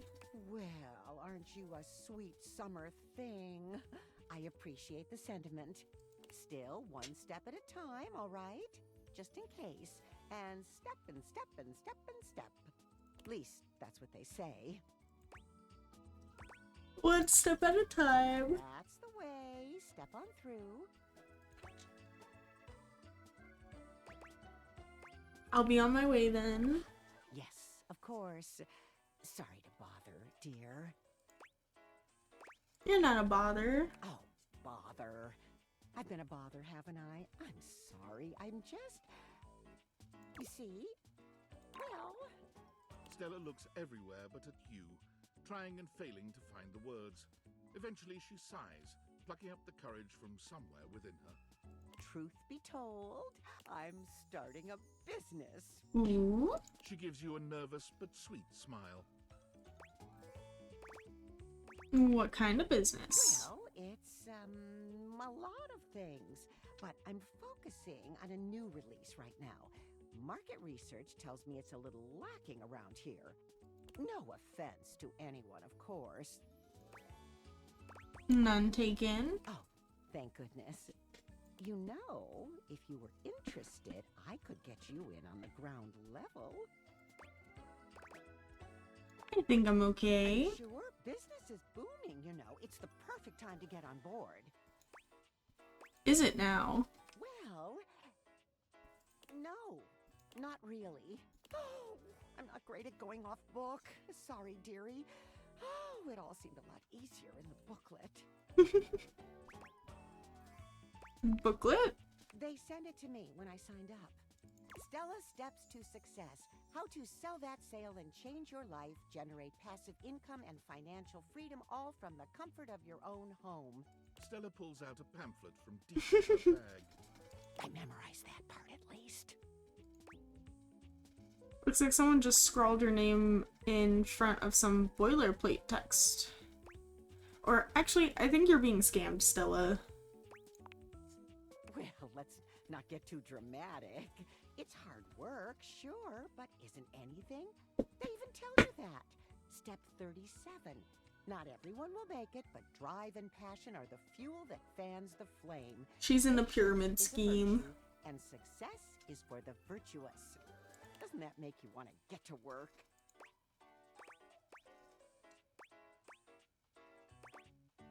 Kinda does, actually. They really know their stuff. I really have gone off track now, haven't I? Booklet or not, this is a mess. Look, dearie, I'm so sorry to ask, but could you come by again someday soon? Give me another shot. I'm still working on my nerves. And there are really a lot of fancy words to learn. I'll throw in a free sample. Gotta get rid of them somehow.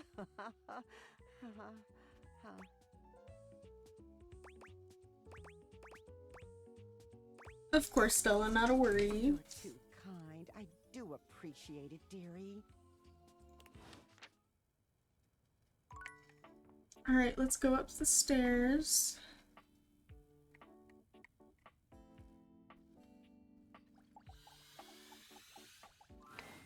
Be there in a moment. An utterly charming secretary hurries into view, giving you an apologetic nod. Hello there. What can I do for you? Her greeting is cut short as she seems to recognize you mid-sentence. Oh! Oh my goodness gracious! It's the human!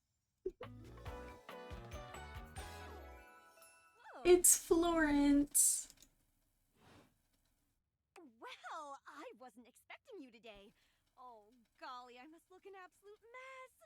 You must be here for Mayor Celia. How are you, Florence?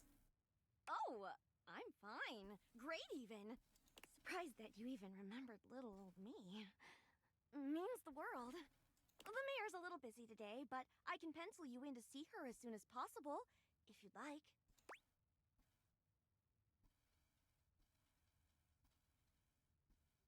You sound like a great PA. If it helps you look good to your boss, I'd be glad to. Oh, well... She twirls a strand of dark hair around her finger, blushing sweetly. Would you care for some tea while you wait? Yes, please. Perfect timing. Just so happens I've got a kettle all nice and ready. How do you take it? Milk and sugar, please. Oh, that's my favorite too. I think I'll pour myself a cup while I'm at it. She's so cute. Florence stumbles, pitching forward onto her hands and No! knees. The tea spills all over the floor, though thankfully the cup doesn't shatter. Oh, no. Gosh, that just spilled everywhere. Right on the carpet of my good jacket. Oh, that's gonna sting. Oh. I'm so sorry, dear. I need to dab this out with a towel right away. Would it be all right if you showed yourself up to the mayor's office? Just this once? Sure, don't worry about it. Thank you so much, dear. Sorry again about the tea. Oh, please don't tell the mayor about this. There she is, the mayor herself. She simply radiates poise and power. She's an intimidating sort of beauty, but you find yourself intrigued to learn more about her. So, in summary? I just think if I could get a little more foot traffic around my bar, I'd get more business. Oh, Beverly, I understand your concerns. But what do you expect us to do, dear? We already put up posters and held fundraisers. We can't just move the fridge, stove, toilet, and everyone else out of the way to clear foot traffic every night. We could try that. Bev. Fine. Trust me, we're doing everything that we can. All right. But if nobody's in by next week, I'll be back. I'm sure you will, darling. Celia presses an intercom button on her desk. Florence, dearest, send the next one in. Yes, miss. Hi. Hello, Mateo. What can I do for you today? That's a great question, actually. Now that I'm here, I can't even remember. Isn't it funny how that always happens? Right when you need to think of something to say, your brain just sort of goes blank? You know what? It was probably nothing. I don't want to waste your time. I know how busy you are. I'll just see myself out. Mateo, come. Tell me what's bothering you. Right. It's just... Go on. It's Lux. They're kind of pulling cords around the house, refusing to pick up after themselves, keeping the whole bedroom up late with their streams. It's really been stressful for the inanimals. And I don't want to get anyone in trouble, but it's just been a lot, and... All right, Mateo, all right. Lux, you said. Yes, ma'am. I'll have someone take care of it. Oh. Thank you. Next. The wall looks cool. Hello, Wallace, darling. Whoa! Yes, I remember from last week. It's on the docket. Whoa! Think nothing of it. Next. Oh, it's you. I don't believe we've formally met. Mayor Celia.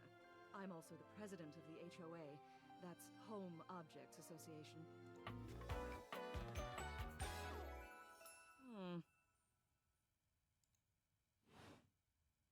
Here's my card, but really all you ever need to do if you need me is to simply look up. What can I do for you today?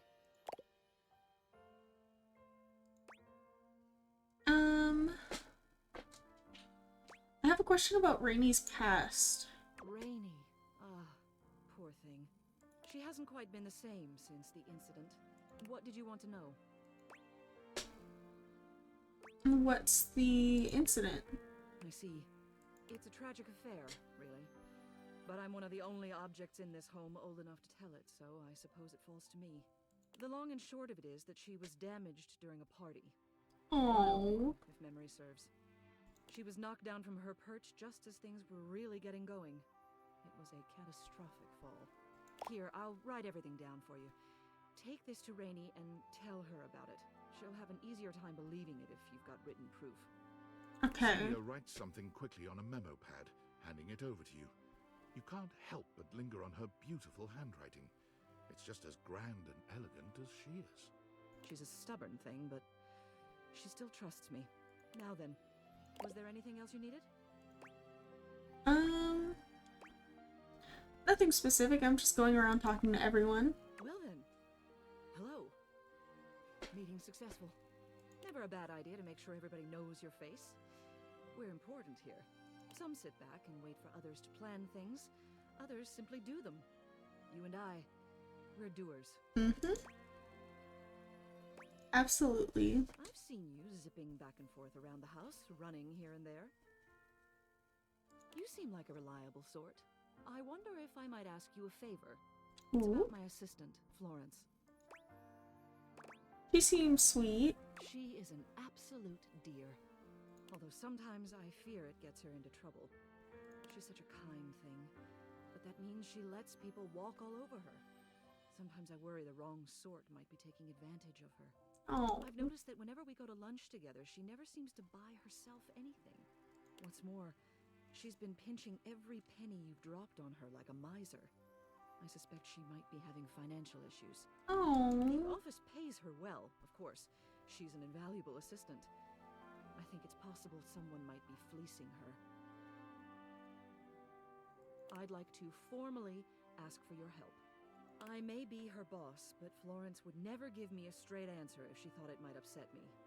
However, she's quite friendly with strangers. And technically speaking, as the owner of the house, you outrank me. Maybe you could get something out of her. We'll try. Would you do me a favor and look into this matter? Quietly?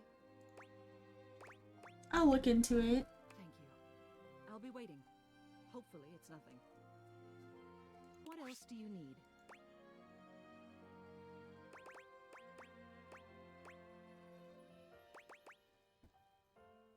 Oh, real quick, Rainy wanted me to ask you something. Oh? What about? Her memory isn't the best, the poor thing. But at least she isn't trapped in that attic anymore. What did she want to know? Oh, I already got that. It's a tragic affair, really. The long and short of it is she was knocked down from her pier. I'll write. Celia writes something. She's a stubborn now then. You leave the... There we go. We'll finish this day, and then I believe I'm going to call it for the night. How does one even describe a warrior like this? Is Wall. Well, wall of muscle stands before you. It's almost comforting to know the walls of your house are this solid. Wall, wall, wall, wall, wall! Wall. Wallace. Hello. How are you? Are you just repeating what I'm saying but with wall? He beams at you, a flush spreading across his cheeks. I love you!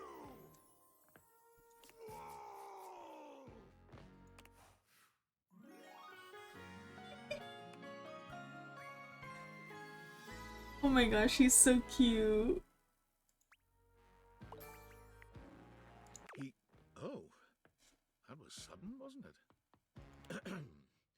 You and Wallace, who has only just introduced himself to you, are now lovers. His gaze settles on you, filled with tenderness. His drywall heart beats only for you.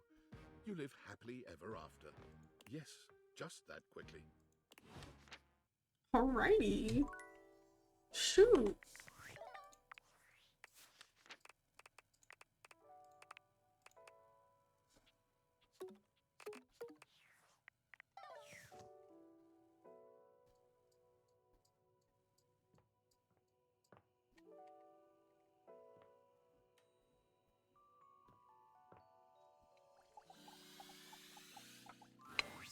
My love is always right on time. Look at Timothy. I have a very busy schedule today, but there is always time for you.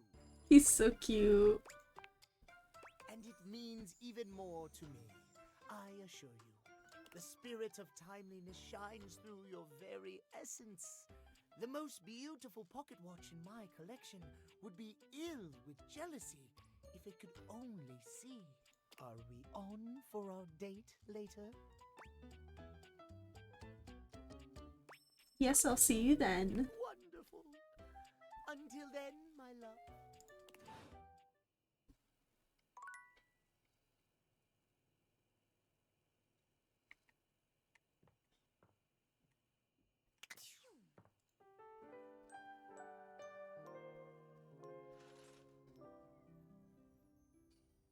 Alrighty. I think that's where I'm going to end it for tonight. I appreciate you guys so much for coming and hanging out. We ended up talking to a lot of them. We found 63 out of 100, which is crazy. But yeah, we'll probably pick this up. I don't know when, but I appreciate you guys for coming and hanging out, and I will see you guys next time. Alright, bye guys!